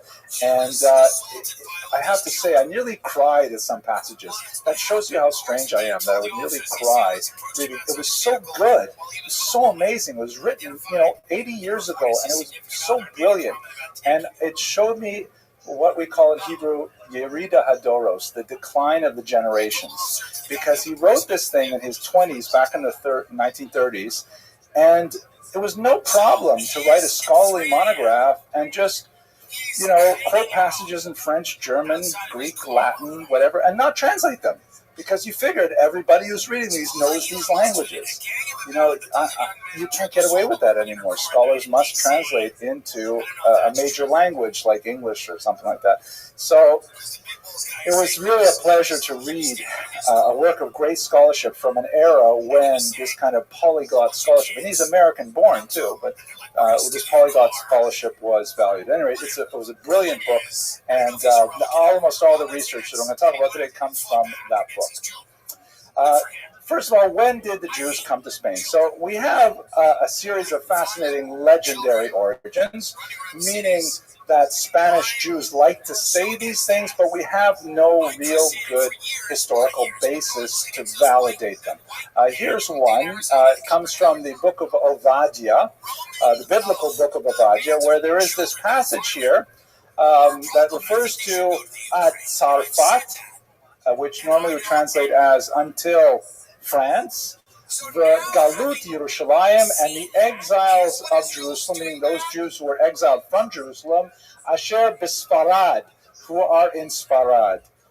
Like, wow, that's it. It's all over, right? There's a reference right there in the Bible about the Jews being exiled from Jerusalem. You can place this because we know the author of the book of Obadiah. We're talking about the first temple. We're talking about 6th century BCE being exiled from Jerusalem to Spain. My gosh, that is an amazingly early source. What's the problem with this source? Very good. Who says that Sfarad refers to Spain, right? That's the word we use now for Spain, but who says that's what the biblical book of Obadiah refers to? There are lots of words that can change meaning over time, and as Jews began to explore Europe, they applied words, place names from the Bible to various places for who knows what reason. There's no reason to say specifically that the Sfarad referred to here refers to the land we call Spain. So we know that the Jews, from Ovadia, we do know that the Jews who were exiled in Jerusalem went to a place called Sfarad, but that could be, I don't know, the island of Cyprus. It could be Boca Raton. We don't know. It just says Sfarad. So the problem is etymological. Who says that Sfarad refers to Spain? Hang on a second. I'm going to show you one more example. Here's an example from the Talmud, the same kind of problem. This is Tractate Yevamot. It's a little better. It says here, Afilu Sfinot, even boats, Habaot Megalia, that come from a place called Galia, Le Aspamia, to a place called Aspamia. So Aspamia sounds even better because that there is a place name that sounds much better called Hispania, which would be Spain. And we'd like to say that Aspamia is Spain. But as Dr. Katz demonstrates with absolute clarity in his book, you can find about 8 different place names that are very similar and actually are more logical, closer, more closely related geographically. So there's no real way to tie either of these kinds of places to Spain. They may be etymologically related, but not necessarily historically. Please. So we don't have good connections, but here's one fun one, by the way. The Spanish term don, which means like Lord, sounds a lot like the Hebrew term Adon, which also means like Lord or Sir. So you have these kind of fanciful things, which is interesting, but no real proof. Let's go to something a little more serious. In the 16th century, an early Jewish historian named Moshe Ibn Shem Tov Ibn Habib claimed to have seen an inscription, meaning like a gravestone, written in Hebrew that had the text that read in English, "This is the grave of Adoniram, servant of King Solomon, who came to collect taxes and died here." Now, that would be an amazing inscription that would really help us date a Jewish community in Spain to the reign of King Solomon, because if he is collecting taxes in Spain, and so much so that we have this rather unusual name, Adoniram, who is actually acting as an envoy, it sounds like it's a really good proof. And in fact, Moshe Ben Shem Tov believed this inscription, and he wrote about it. The problem is we've lost the inscription, and there are a lot of doubts about the veracity of this account. So it's hard to rely on this sort of statement. Without the inscription existing and without modern standards of evaluating evidence, we just don't know if we can rely on it. It is a suggestion, though, of an origin of Spanish Jewry that goes back perhaps 3,000 years, rather dramatic. Finally, this is our scientifically best and earliest example of the Jewish settlement of Spain, and it goes back to a little baby girl in the village of Adra, where an inscription was found in Latin that read, that was discovered in the 18th century, and that's already in the Age of Enlightenment. We have a lot more confidence in the scholarship that happened then, and a transcription from the Latin text was made by a scholar named Juan de Mariana, and the text read as follows. And here you can see it's somewhat, it's broken up, and we don't have all of the letters intact. We have a blank couple of lines, then we have the phrase Nia, and then there's a little sort of an asterisk, it's actually a circle. Salomonula, the MO is wiped out, but it makes sense from context. It would be of Solomon. An una mens quattro di una Judea. It translates from Latin, here lies, we assume is what it's written there because of the gravestone, some little girl named something ending in Nia, daughter of Solomon, aged 1 year, 4 months and a day, a Jewess. And this particular inscription, although the inscription itself is lost, the source is fairly reliable. It dates back to the 2nd century of the Common Era. So the 100s. We know for sure that there was at least one Jewish girl daughter of Solomon, who died at a terribly young age and was buried in Spain. Her name might have been Junia, maybe Anya, Vicinia, something like that. But this is our earliest example, a reliable scholarly example of Jewish settlement, and it dates back to the 2nd century. Quite old. Okay, but there's more. It gets so cool. Now here's the problem. As I mentioned earlier, we have a tremendous paucity of Jewish records, and our source base is quite biased. This is partially due to the fact that Spain is, once again, the periphery, right? There was like no Chinese restaurants anywhere in the entire peninsula. So who moved out there? You only had these scattered settlements. Almost everything we know about Spanish Jewry comes from church records. And we'll look at some of them. So here's a fascinating passage from the book of Romans in the New Testament.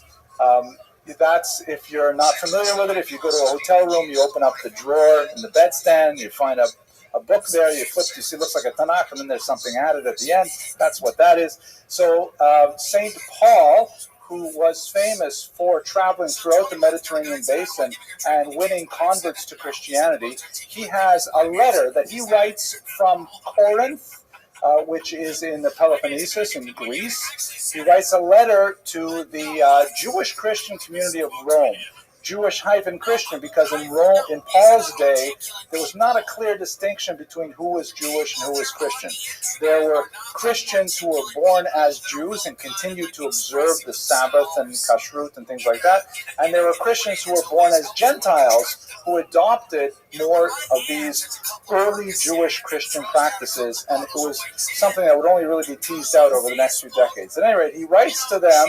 He says, look, I'm sorry I haven't come visited in a long time, and I really, really want to come, and I will do it whenever I journey to Spain. And he clearly says Spain using language that was common for that time. And at the end he also says, therefore, when I have performed this and have sealed to them this fruit, meaning I have talked to them about the value of Christianity, I shall go by way of you to Spain. So let's think about this for a second. What does this say about the possibility of a Jewish community in Spain? It doesn't mention Jews in Spain. Okay, so we know there were definitely enough Jews there that we saw that young girl's inscription, but why would he be going to Spain in the first place? To convert Jews to Christianity. That was his big deal. That's much of what he did.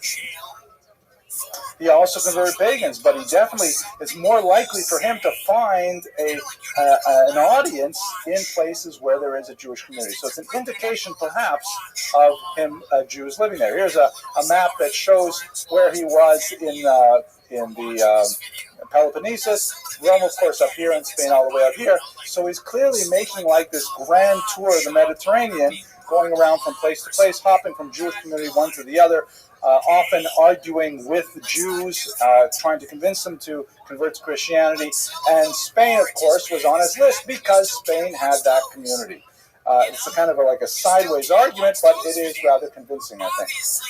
When we look at the Synod of Elvira, this is an early church gathering in Spain about the year 305. It actually happened very close to this ancient structure, so we actually have a picture of imagining what it must have looked like. We have 3 church rules that were imposed that clearly refer to Jews, and they say something about the community. But when we look at these 3 sources, you'll see that it's kind of hard to imagine what the community was like when looked through the hostile lens of the church. But let's have a look at those 3 rules. So here's the first one. Canon 16 reads, Catholic girls may not marry Jews or heretics, incidentally, etc. So there must have been some kind of problem of Catholics marrying Jews. We can understand that. By the way, the distinction between Jews and heretics goes back and forth through much of this period. Sometimes they're considered one category, sometimes 2 categories. But okay, we can understand this, and this can be kind of like a statement of faith, right? Even if there are no Jews there, you could still say, like in Japan, they sometimes have anti-Semitism. There are hardly any Jews in Japan, but you can still be anti-Semitic, or Bosniak, as they say in Japanese. Here's another one, though. Look at this. if any cleric or layperson, meaning like not an official functionary of the church, eats with Jews, he or she shall be kept from communion as a way of correction. So what do you make of this? What would this say about the Jewish community of Spain? That's a very good point. I think what it basically means is that, yeah, Christians are eating with Jews, and clerics, priests, are eating with Jews, that they're getting along well enough that they can have brunch together. And the church is saying, look, we've got to stop this, because who knows, one thing leads to another. Eventually there's mixed dancing, who knows? So this indicates that the Jewish community was at least significant enough that they are eating with clerics. Now here's my favorite. Check out this next one. This is great. Okay, landlords are not to allow Jews to bless the crops they have received from God and for which they have offered thanks. Such an action would make our blessing invalid and meaningless, right? This is the church writing this canon. Anyone who continues this practice is to be expelled completely from the church. So it's a kind of a harsh punishment, yeah, no allowing Jews to bless your crops. But what does it say about the Jewish community? What does it mean? What does it imply? That they were strong in what sense? I mean, if you had like Christian peasants, and it's the beginning of the planting season, they say, oh, look at that, we're planting now, we better do everything right. Whatever, what's the typical Spanish name? Maria says to Juan, you better get out there and find a Jew to bless our crops, because we want to make sure everything grows right. It speaks to a great integration of the Jews and the Christians, to the degree that the Christians will rely on the spiritual activities of the Jews. And they don't see it as a contradiction. They don't see it as a problem. The church has to spell this out and say, listen, if you're getting one religion at a time, you can't get blessings from the Jews and get blessings from us. I'm sorry. It's not like you double up the blessings. You choose one or the other. That's it.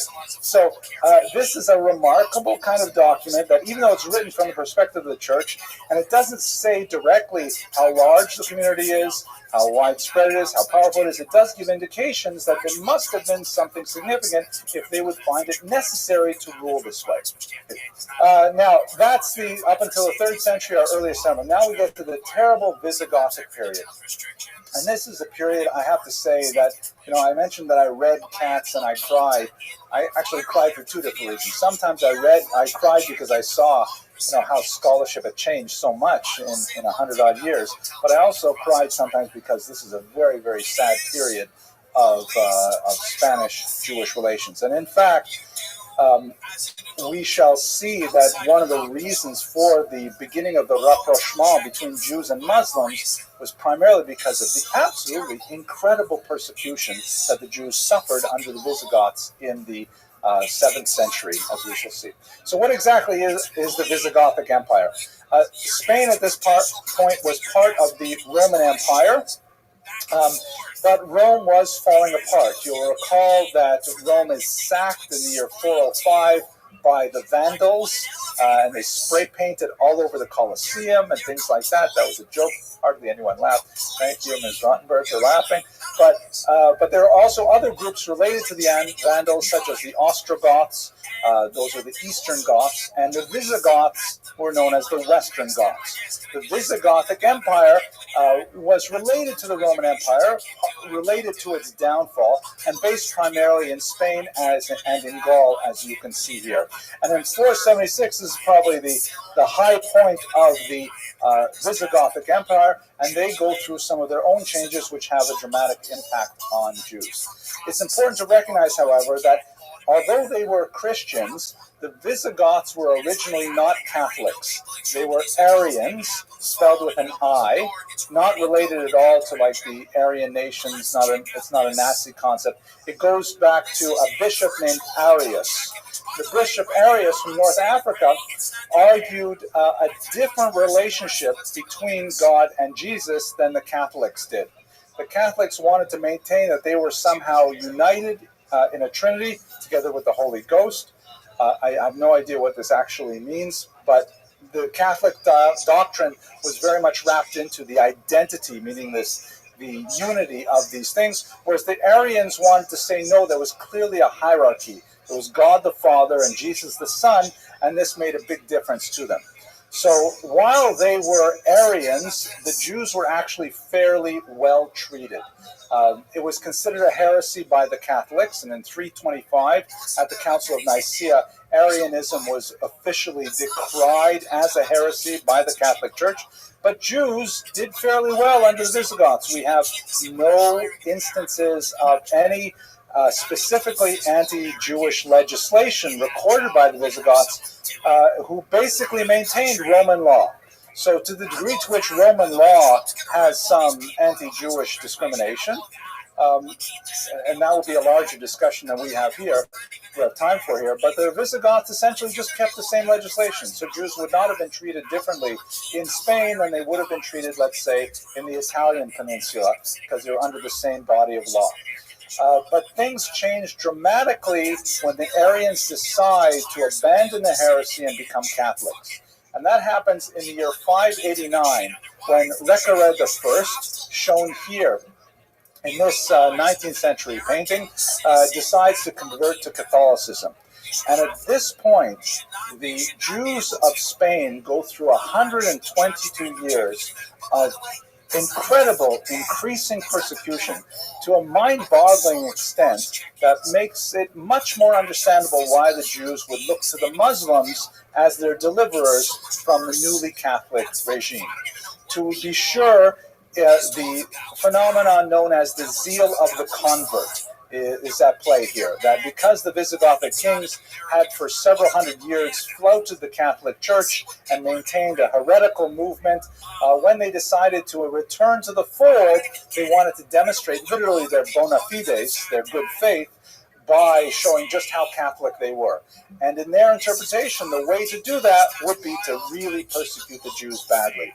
And this is, in fact, what they did. Through a period of increasing legislation against the Jews, it's hard to even imagine how it was actually implemented, but implemented it was. Montesquieu, the French philosopher, wrote, and his insight is brilliant here. He says, tous les maximes, tous les principes, tous les vues de l'Inquisition. That all of the maxims, all of the perspectives, everything was similar to the Inquisition itself. I said that in French because I really liked how Sam Katz did everything in different languages and stuff like that. But basically, you can read that because it's almost totally English, right? But essentially, it's true, and in fact, if we jump much further in history, the great Holocaust historian Raoul Hilberg traced the development of Nazi ideology to the Spanish Inquisition, which can really be brought back to the Visigothic period after the conversion of Recared I. The period that we're going to look at now extends from 589 with Recared's conversion to 711, and it is just incredibly hard to imagine how this actually happened. Again, we do not have any Jewish sources to describe how Jews managed these draconian laws. We only have the laws themselves. And there are certain standards that we can use to evaluate law statutes for historical information. For example, if you see, I think if we were to go back over 500 years in time and look back at this period and say, wow, look how often America had to pass drug-related legislation. Look how many times they had to reiterate extreme jail sentences for people who abuse drugs. What would you say about the legislation? If you didn't know anything else, didn't read any newspapers, didn't get any social history, all you had was the laws on the books, what would you say about drug use in America? That it was exploding, right? That they had to keep reiterating these laws because people were flouting them. So we see from the laws some sense of how society must have existed. In the case of the, we'll see. So let's look at some of these. First of all, Recared, against the wishes of many churchmen, forcibly baptized the Jews to Christianity. Now, many churchmen, Gregory the Great among them, for example, indicated that it was against church law to forcibly convert Jews to Christianity. And in fact, it defeated the whole purpose of the existence of the Jewish people in Christian thought.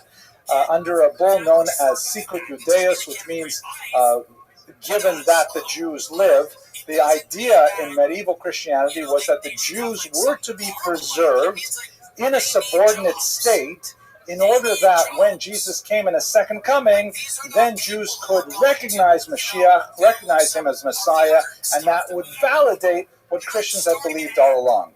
If all the Jews were to be killed, God forbid, then there would be no one around to validate that, to act as a witness. It was also known as the doctrine of witness because the whole point of allowing the Jews to live was to preserve them from a later period. That's just a theological argument. There are, of course, social and economic and other arguments. But basically, for most of Christian history in Europe, Jews were tolerated as a lower class population, persecuted from time to time, but never the subject of genocide, and rarely the subject of mass forced conversions, because it contradicted church law. There's a lot to say about this, but we don't have a lot of time. Reccared, however, broke from this, and he insisted on forced baptisms of Jews. Originally, he only insisted on the children of mixed marriages, which also shows that there were mixed marriages, probably involving women converting to Judaism. But later he extended it even, under his successor Sisebut, it was actually extended to all Jews, that all Jews were forcibly converted. We know that many Jews fled to nearby Gaul, which would be in the region of what we would today say France. Others, though, decided to, like we see with the Inquisition, decided to convert because they hoped that this would pass and then they would be able to practice their Judaism secretly. If it was just a conversion in name only, how serious could it be? So you see already the presaging of some of the patterns of response to threat that we see later in Spain. But once, and this again sounds like the Inquisition, once the Jews were baptized, they were not trusted to be real Christians. Reccared, and by the way, one thing I do like about the Visigoths, the kings have really cool names. I will give you a few really cool names. I like that about them. But Reccared, he instituted oaths that, for example, if a baptized Jew, who technically should be a full Christian, is called to court, no, he had to take an extra oath because he could not be trusted as a true Christian. But they did have leniencies because these newly Christian former Jews did not enjoy eating pork, so they actually had laws in the book saying that these newly Christians don't have to eat pork because they don't enjoy it. But the fact that they have to say that they don't have to eat pork means that there must have been a significant number of them. Punishment for a series of crimes, such as being caught lighting candles for the Sabbath, or not working the fields on Saturdays or things like that, arranged. There was lashes. Typically, the number would be 100 lashes. Confiscation of property. Exile. And then this mysterious term, decalvatio, which scholars debate what this exactly means. The literal translation of the Latin means to make bald. So some theorists think that it must mean scalping, as this individual from the 19th century was scalped, which was practiced in North Africa, not by the Visigoths, but by the Berbers. But scalping in North Africa was not called decalvatio, and it was quite often fatal. Whereas in Visigothic Spain, people who suffered decalvatio tended to survive, so it might have referred to shaving the head as a kind of a humiliation, or perhaps pulling the hair out of the head. We're not sure. It's certainly not a nice punishment, and it was meted out several times to the same individuals, so it could have been merely shaving, or it could have been something much more violent. Punishment for conversion to Judaism, however, is pretty stiff and terrifying. Typically, conversion to Judaism happens in the relationship with marriage, and the punishment for such conversion for males, to use the term that Solomon Katz refers to, would be amputation of the virile member, and for females, it would be amputation of the nose. So very horrific kind of punishments that were imposed to try to stop mixed marriages. And then there are a whole series of bizarre laws that are passed talking about forbidding the observance of Shabbat that required Jews, again, who are technically Christians now because they have been forcibly baptized, but these new Christians had to report to a priest prior to the onset of the Sabbath and then during the Sabbath to make sure that they were violating the Sabbath. And when there were holidays like Pesach or Sukkot, if you wanted to leave town, the laws actually stated you had to report to priests along the path to your destination, like you were on parole, and make sure that you were in fact not observing a holiday. Now you try to think about this, it's mind-boggling. Was it actually enforced? It's hard to imagine that it would be, but one indication of the reality of it is other laws that specify punishments for Christian accomplices, meaning priests who are lenient with Jews, who do not want to work the fields on Sabbath, and others who accept bribes in order for the Jews to be, removed from these various punishments. These kinds of laws, like the drug laws we talked about earlier, indicate that there was a significant-sized Jewish community, that they were technically Christian, but secretly flouting a lot of these laws through the payment of bribes. Again, it's hard to read Jewish history through these kinds of documents, but you get a sense of how horrible it must have been to try to live a Jewish lifestyle under this kind of legislative environment, where there was so much corruption, and that just to do the simplest Jewish thing, you had to pay a bribe or suffer potentially horrific punishments. So that's this awful period from 589 to 782. 589 to 711. And that's the point when Jews call out to Muslims south of the Iberian Peninsula in North Africa and actively assist in their conquest of Spain. That'll be the topic for us next week, but before we go there, let's just look at a few little bits of information we can get about their culture and their economy from the tiny amount of scattered sources we have from this period. I mentioned already the weakness of the sources, that almost everything we have comes from non-Jewish sources talking about the Jews. But we do have a few inscriptions and a few other pieces of data that give us a sense of what the internal Jewish life was like. We know that their language was originally Hebrew, indicating also quite an ancient civilization. We know because, for example, the Christians report that there was I'll have to show you in a second, that when certain churchmen died, the Jews liked them so much that they attended their funerals and honored the churchmen by chanting psalms, Tehillim, in Hebrew. So at least they had literacy enough to read Hebrew. There are a few examples of this nature. We also see in the earliest inscriptions trilingualism. So this is a Tortosa gravestone. It's badly damaged. It was used for a long time as a paving stone. Many of these early stones were. And you can see at the very top there is a Hebrew inscription, which doesn't say a lot of tremendous information for us, but it fits with a lot of traditional Hebraic forms that are associated with funerals. Then it continues in Latin and finally in Greek. A few interesting things like the 5-pointed candelabrum you can see over here, which is actually a very traditional Jewish symbol in a lot of ancient inscriptions, not the 9-pointed candelabrum of Hanukkah and not the 6-pointed candelabra of the temple, but a 5-pointed one, perhaps to distinguish that it's not trying to reproduce the temple, but the idea of a menorah is a very ancient Jewish symbol. I mentioned already at the funeral of Hilary of Arles that the Jews sang psalms there. Under Erwig, again, these cool Visigothian names, he demands 100 lashes for any child over the age of 10 who studies Torah. So the punishment, of course, is draconian, but it also tells us that there must have been children who were studying Torah.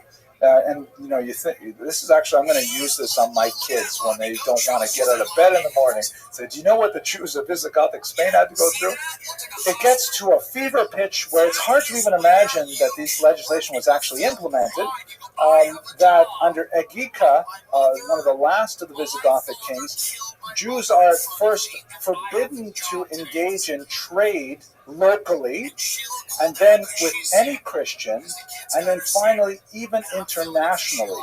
That the Jews are not, how are they supposed to make a living if they can't do business with anyone, literally? So it was completely intolerable. We will say next week, I'll talk about what few sources we do have about the trade that they engaged in at that time. Laws banned agricultural work on Sundays, which culminated in the confiscation of lands, also indicate, by the way, that Jews were agrarian, that Jews must have been farming at this time, which is not typical for much of the period. Okay. The Jews were finally, not surprisingly, accused of treason at this time. This is a statue of King Wamba. Wamba. And apparently this is not a very accurate depiction, because Wamba, according to Cass, is probably not his real name, but it was a diminutive. Wamba means pot-bellied, and he looks pretty buff here in this 18th century statue. But under King Wamba, Hilderic from Nimes to the north tried to mount a rebellion against Wamba and the Visigoths, and Jews, when they heard about this, they fled there hoping to join his side. Unfortunately, the rebellion was unsuccessful, and the Jewish plan to overthrow Wamba was foiled. In 693, another similar rebellion was put down. Once again, Jews now looked to the south, trying to get Muslims to join them in overthrowing the Visigoths, once again put down. It was only in 711 that we finally have the Muslims coming across the Straits of Gibraltar into the region, where they were welcomed by Jews, and it was the Jewish participation in that conquest of Spain is something that we will spend our time on next week. But once again, ironically, on, of all days, 9/11, when we explore a period when the Muslims actually came to the rescue of the Jews, and the Jews lived for 500 years in relative stability with them in Spain, it gives you just a sense of the scope of Jewish history, and that we should try to understand things within this larger culture. I thank you very much for your attention and your endurance, and I look forward to a fantastic semester with you. Hello, everyone. I hope you enjoyed that lecture. I myself had a fantastic time preparing the research for it, and it was great to see so many of you in the live audience again after the hiatus of the summer. And for all of you out in internet land, I hope you found that a very satisfying intellectual experience. It's an important time of year right now. I'm recording this in September of 2017, just before Rosh Hashanah, the new year, and it occurred to me that I should probably stick some kind of call to action on the end of this video, because we're living in very difficult times, and my small contribution, which I'd like you to share in, is to try to spread a little bit more knowledge and a little bit more awareness of the fascinating aspects of Jewish history that made such a huge contribution to world culture, and I hope they're useful for you and useful for your friends. So here's 3 quick ideas how you can take this to the next level. The first is, don't keep this video to yourself. I mean, I assume you're watching it on some kind of social media, so please hit that share button. And more than that, why don't you just write a little, blurb at the top that says something like, "This guy is such a jerk, but I love his ties," or something like that. But say something, share it with your friends, and let them see it. Maybe it'll help spread goodness in the world, or at least knowledge. Second, if you are in the greater New York, New Jersey area, why don't you come on down and visit us and attend the live audience. The lectures are free, open to the public, and I'd love to have you in the audience. You can ask some really hard questions. I may not answer them, but I'll probably edit them out of the internet version. And third, this is perhaps most important, why don't you consider supporting our undergraduate students? A big part of the reason why we give these lectures is because we want to try and promote the study of Jewish history here at Touro College, and we need your help. So please click on the link that's provided and consider donating to our scholarship fund so we can make it easier for our students to attend college here. And I guess that's about it. I hope you all have, as the reading goes, a Chesima Tova. May you be written and sealed for a good new year, and I look forward to speaking to you next week. Take care. At an American kind of motor lodge. Well, they should. Well, they're not going to be doctors, and they're not going to work at Goldman Sachs. I'm sorry. But you're not qualified to do that. You're not qualified to do that. Okay, ladies and gentlemen, it's so great to see you again. I am so pleased to be continuing this series on the Jews of Sfarad. Tonight we're going to look at another period of Sephardic history that's not very well studied. I was pleased with the response to the Jews of Visigothic era. We're going to look at a foundational couple of centuries when the Iberian Peninsula population of Jews began to move from being a peripheral and minority and highly dependent culture to becoming eventually an independent and distinctive and ultimately one of the high points, one of the golden ages of all of Jewish history. So these 200 years, which are going to extend from the year 711, which is the date of the Muslim conquest of the peninsula, to about 910, which is the birth of Chastai ibn Shaprut, a truly remarkable character that we will speak about next Monday night, next week, God willing. That's what we're going to focus on today. And I'll also draw to your attention that the format of the class is a little bit different today as it was last week. For the past several years, I've tried to focus my presentations around the life and works of a particular individual. Not so much because of my training or inclination. In fact, I would rather not do that. I was trained as a social historian that tends to look at like movements and masses of people and things like that. But people like to learn about individuals. They like to attach the grand arc of history to a particular life. And so that's what we've been doing, and thank God for many years with some success. So this is another week where we're just going to speak in episodic points about several individuals, but primarily we're going to concern ourselves with the development of an entire population over 2 centuries. Next week, we'll go back to our regularly scheduled programming. We'll ask the question, who was Chastai ibn Shaprut? And I'm confident you'll find that the answer was completely fascinating. Okay, so let's go straight to our material today. First of all, the good and welfare. Tonight's lecture is sponsored by my good friends Vic and Catherine Crespin. Vic and Kathy were my students when I lived in Florida for quite some time, and they're personal friends as well as lifelong students. Vic, in particular, is very attached to Sephardic history, and so he was especially motivated by this series. They, like actually the Brays, who also made a donation to our Student Scholarship Fund, did so in connection with Hurricane Irma that affected Florida so badly, and everyone there should recover from the storm as much as possible, as quickly as possible.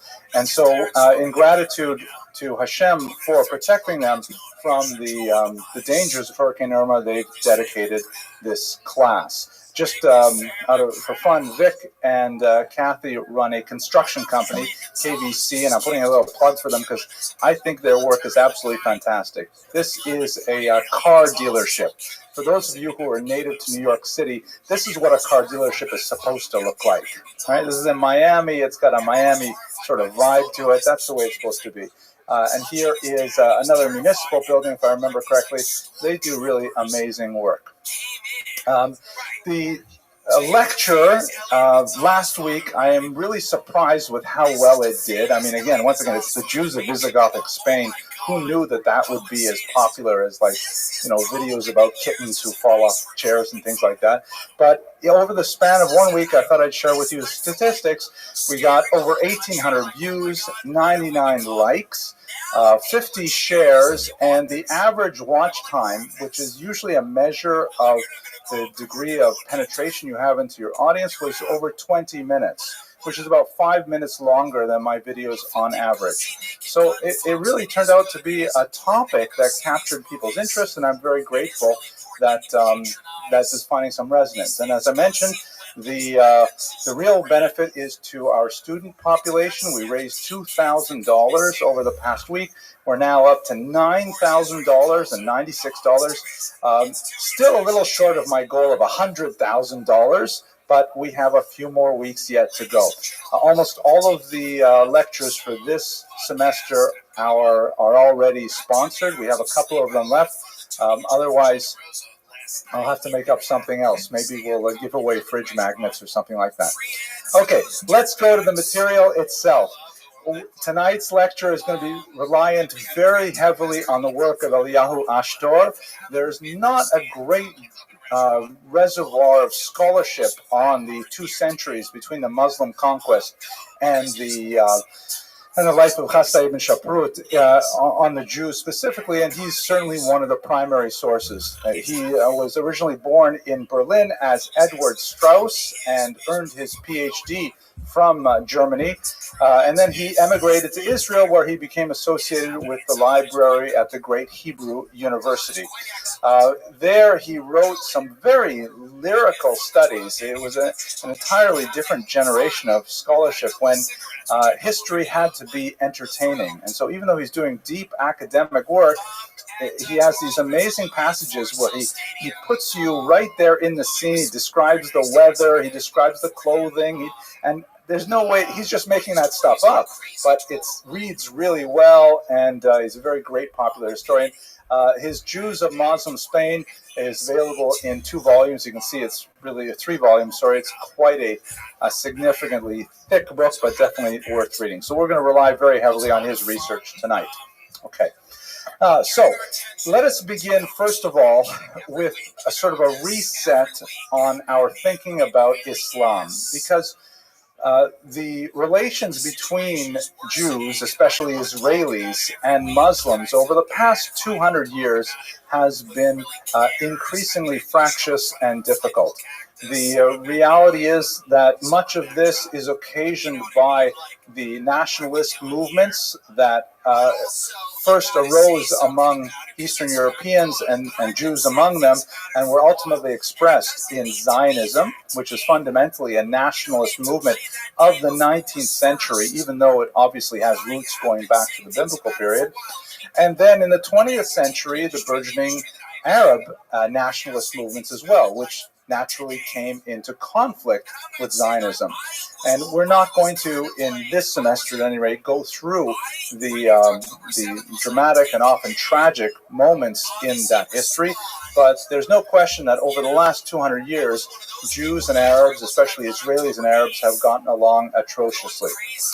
When we take a broader historical viewpoint, however, Jews have actually fared, on the whole, much better under Muslim lands and under Muslim control than they have under Christian control, for a whole series of reasons that I'd like to explore over the next 2 slides before we get to Spain. So we have to understand that the period that we're going to be discussing today, and in fact for the next few weeks, is a period when Muslims and Jews were actually quite close. Not to say that they were beloved of each other and that they were tolerating each other's differences without the occasional punctuation of violence or polemic. But compared to the experience of Jews in Christian Europe, it was actually much, much better, and allowed for the flourishing of Jewish culture at a few key points in Spanish history in particular. Let us examine some of the factors that would lead us to this conclusion. First of all, we should bear in mind, and this is especially true in Spain, that we have 3 cultures in a triangular conflict in the Iberian Peninsula: the Jewish, the Christian, and the Muslim. And when you look at the 3 points of the triangle, it's not like, what do you call it? Is it isosceles when they're all identical?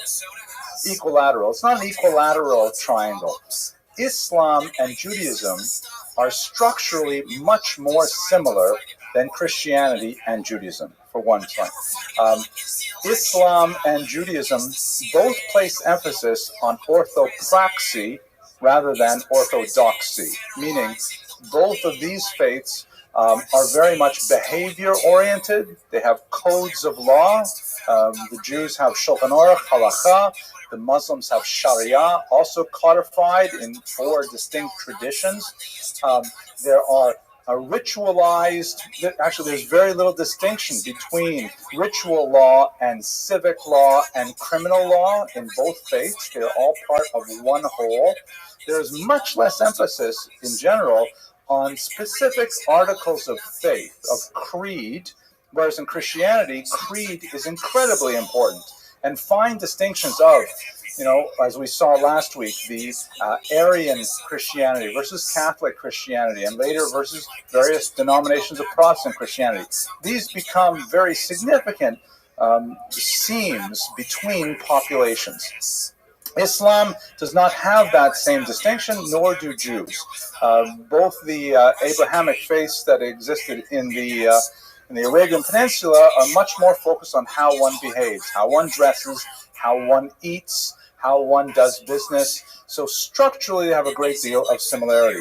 Furthermore, to a large degree, many of these similarities are actually imitations. I mean, Islam, which began in the 7th century, borrowed openly from Jewish practices in a lot of different ways.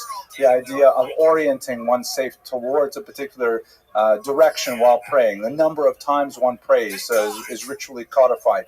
The idea of tzniut, of modesty in dress, particularly female dress. The idea of a dietary code, kashrut or halal. All of these things are mirror images of each other. So in other words, Muslims and Christians in many ways have a shared cultural vocabulary. It makes it much easier for them to communicate with each other. Christianity, on the other hand, developed in an entirely different direction, focusing much more on ideas of belief over very fine historical and theological points. The status of the Virgin Mary, for example, the status of the Immaculate Conception, all kinds of theological debates that often are dizzying for the average person, not easy to pin down, but very easy to associate with heresy and apostasy and things like that. So in other words, structurally speaking, Muslims and Jews have a lot more in common with each other than Christians and Jews. Second very important point, the familial relationship is much closer chronologically and philosophically between Jews and Christians than it is between Jews and Muslims. What do I mean by that? Christianity emerged out of Judaism. Christianity was originally a Jewish movement. All of the early founders of the Christian church were Jewish, and it slowly, over the space of about 10 or 12 decades, became a Gentile movement in which most Christians were actually of non-Jewish stock. But in the first 100 years of Christianity's existence as a movement, it was very difficult to determine exactly what was Jewish and what was Christian. And so as it emerged, the very closeness caused a degree of antipathy, where in order to define themselves, Christians had to contrast their behavior, attitudes, ideas with the mother faith. I think I've given you all in previous classes the cholent metaphor, right? I don't want to redo the cholent metaphor. I see some people shaking their heads. You'll have to review older videos on that one. But basically, in their desire, think of it as a mother-daughter relationship, in the daughter's desire to establish independence, she has to assert why she is different, why she does things differently than her mother does. And that sometimes creates a certain kind of negative tension. As the very perceptive and heroic theologian Rosemary Radford Ruether once put it, anti-Semitism is the left hand of Christology. And what she meant by that was, in an attempt to elevate Christianity as a faith, with the right hand, it was necessary with the left hand to denigrate Judaism. So that's by nature of the very closeness of Judaism and Christianity, they have a much more negative relationship with each other. Islam, on the other hand, which was born 6 centuries later, is like a grandchild, and the grandchild does not necessarily have. Put it like this. Let's put it like this. Let's say the Zaidi comes over from Daheim. He comes over from Europe, the grandfather, and he's very observant and keeps the Sabbath and keeps the dietary laws and things like that. And the son, who was born here in America, has already tossed a lot of those things overboard, like he tossed his tefillin overboard, and so he's constantly irritated by his father's piety, and his father, of course, is nonplussed by his son's irreligiosity. But the grandson the grandson has no inbred hostility to religious behavior, and he looks at his Zaidi and he says, oh, isn't that cool? Look what Zaidi does on Shabbos, and look what Zaidi eats, and look how Zaidi prays. So the grandson doesn't have the same degree of hostility to the Zaidi the way the son does. So Islam in this relationship is like the grandson, who looks to Judaism and doesn't see it as a threat to his own identity. He sees it as possibly, hey, maybe Taka, we could get something from them. And so the possibility of a synergy between Islam and Christianity and Judaism is actually much more possible, both for the structural reasons and for the chronological reasons. And in fact, later on in this course, when we look at some of the interesting blends of Sufi thought with Jewish thought in surprising places, like, for example, the influence of Sufism on the Rambam's own illustrious son, Abraham, be fascinating. So with these two factors in particular, Jews actually had a much more of a possibility of achieving some kind of modus vivendi, if not even a rapprochement, with the Muslims. Made it much more possible. Not to say that there were not moments of violence, not to say that there were not moments of discrimination and persecution, but on the whole, it was definitely much better in Muslim lands. I recall a few years ago, I was looking at a bibliography of anti-Jewish polemics, and it was for much of the medieval period. I wish I had remembered the title.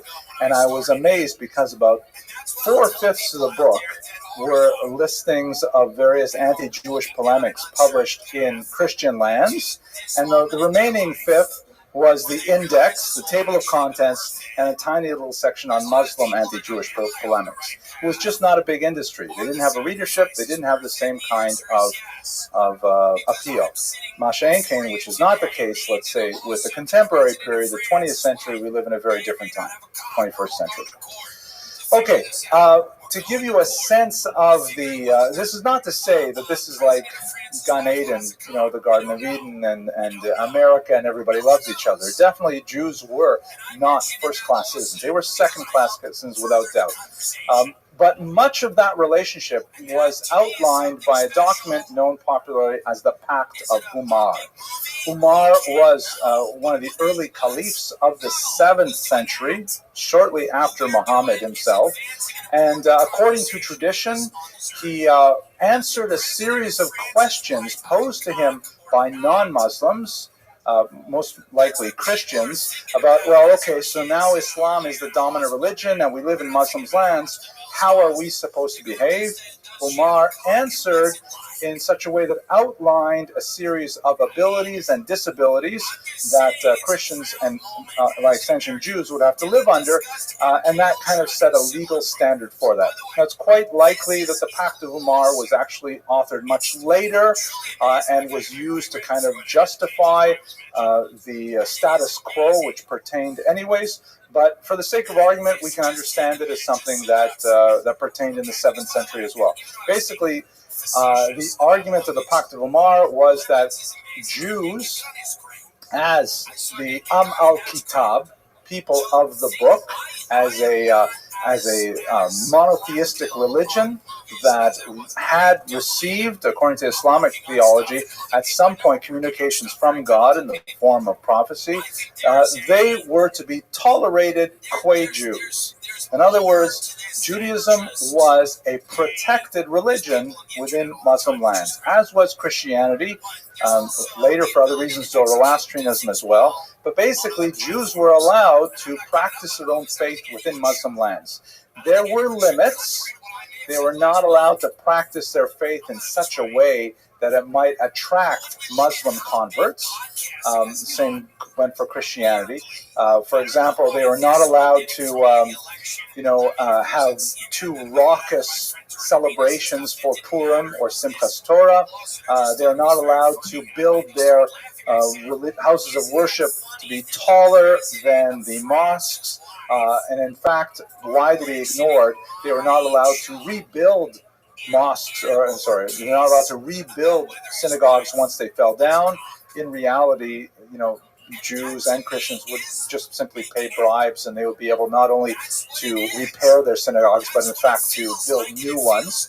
Although that was not universally true, in some places Well, I'll get to that in another class. At any rate, they were to be maintained in a second-class status at all times. At some points, there were discriminations in terms of modalities of dress, of occupation, and things like that. Sometimes irritating symbolic, discrimination. But for the most part, it was something that Jews could live with. Christians also lived on this. They were known as dhimmi, or protected peoples.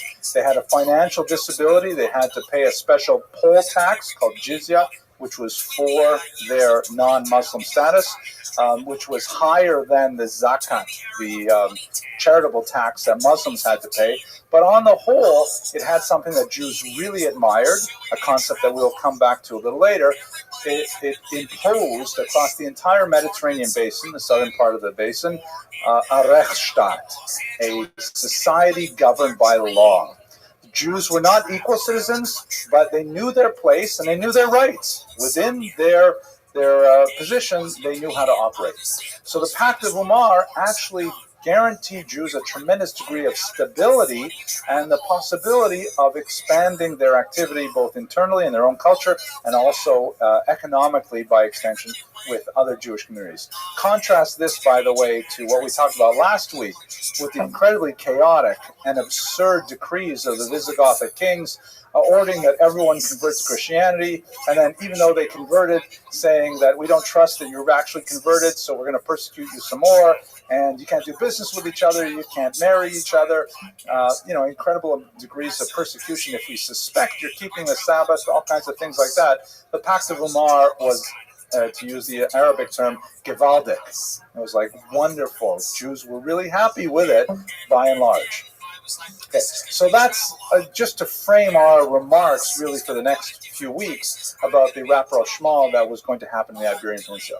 So the first thing we should understand is, what was the role of the Jews in the Islamic invasion, which happens at the Strait of Gibraltar, which is actually an English sort of mispronunciation of the name of the first conqueror. But basically, Spain fell like a house of cards early in the 8th century. The Muslims, you can see from this map, actually you can't see most of it, but they're moving across the coast of North Africa with tremendous rapidity. Actually, let me go back to the big screen. Look at this. This is the expansion of Islam. This is where it starts out in the first half of the 7th century. Then it expands to this region here between 632 and 661. And, just a little over 100 years later, it's already into Spain. Just imagine the scope of this conquest. It was overwhelming. There are many reasons that we could point to for this rapid conquest, but clearly one of the things was that most of these societies were very poorly constructed, had very limited ideological underpinnings, and so they were ripe for conquest by the Muslims. Spain in particular, nobody was really a big fan of the Visigoths. Christians included were not big fans of the Visigoths, and so they were not able to mount a serious defense against even a very small contingent of Muslims who made their way across the border. Now, in Christian historiography of the Middle Ages, in seeking to explain the debacle of such a rapid collapse of this Christian kingdom, they pointed quite often to the Jews and argued that the Jews had secretly conspired with the Muslims to invade, and they assisted them actively, and it was really the Jews who were the traitors who made this possible. Modern scholarship has, without a doubt, demolished that argument. The Jews did not extend an invitation. On the other hand, when the Muslims came, they were certainly not displeased to have the Visigothic rulers evicted from the peninsula.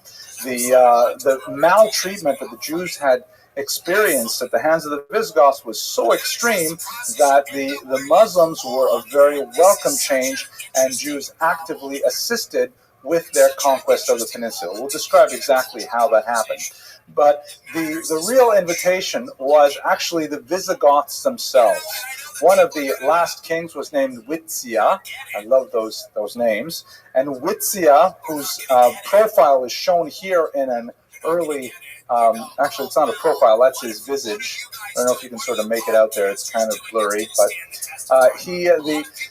when Vitsya died, there was a dynastic struggle, and a certain number of his sons were shut out of the annals of power. And so they conspired with each other to invite the Muslims to take over the peninsula and to support them in the reestablishment of the Visigothic rule.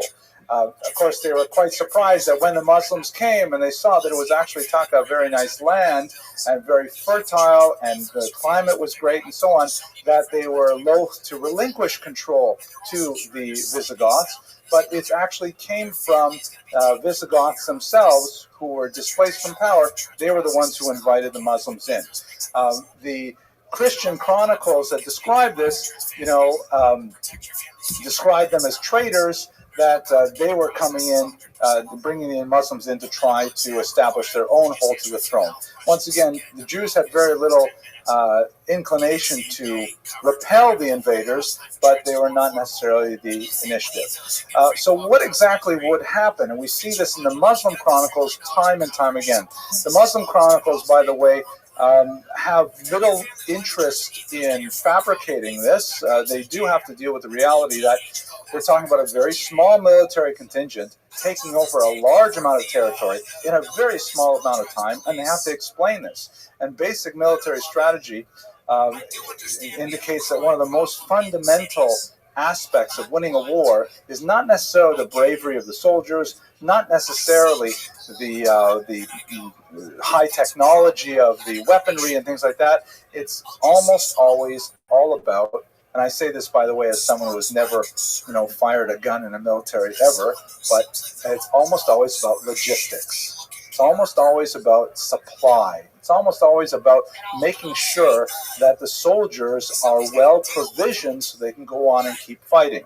If there's no food, the war is going to end very rapidly. So you have to have a tremendous amount of organization to make sure that the food supply, is constant, and that there are reinforcements always available. So basically, if you have a very small amount of soldiers invading the peninsula, and you've got to go from city to city, how are you going to possibly maintain this? Especially if you have to leave behind soldiers to guard every single city that you go through.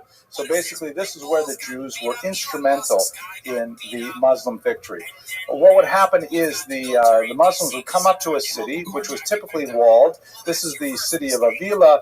The walls here are constructed a few centuries after our period of time, but they do give us some sense of what it must have been like to approach a walled city. And the Muslims would have to somehow gain entry. They would use various engines of war that were portable, such as battering rams, catapults, things like that. They would take advantage of local vegetation, trees, to try and launch themselves over the walls and things like that. But once they were able to gain entry to the city, and according to the Christian chronicles, perhaps with the assistance of the Jews living inside the walls themselves, then they would have to take over the city and then move on to the next one. How can they retain control of the cities they conquer unless they have allies and assets that will maintain the new Muslim status quo? So the Jews were very happy to act in this capacity. Jews who are highly urbanized peoples in general, we have to live, as I like to say, within walking distance of a synagogue, walking distance of a mikveh, walking distance of a Chinese restaurant.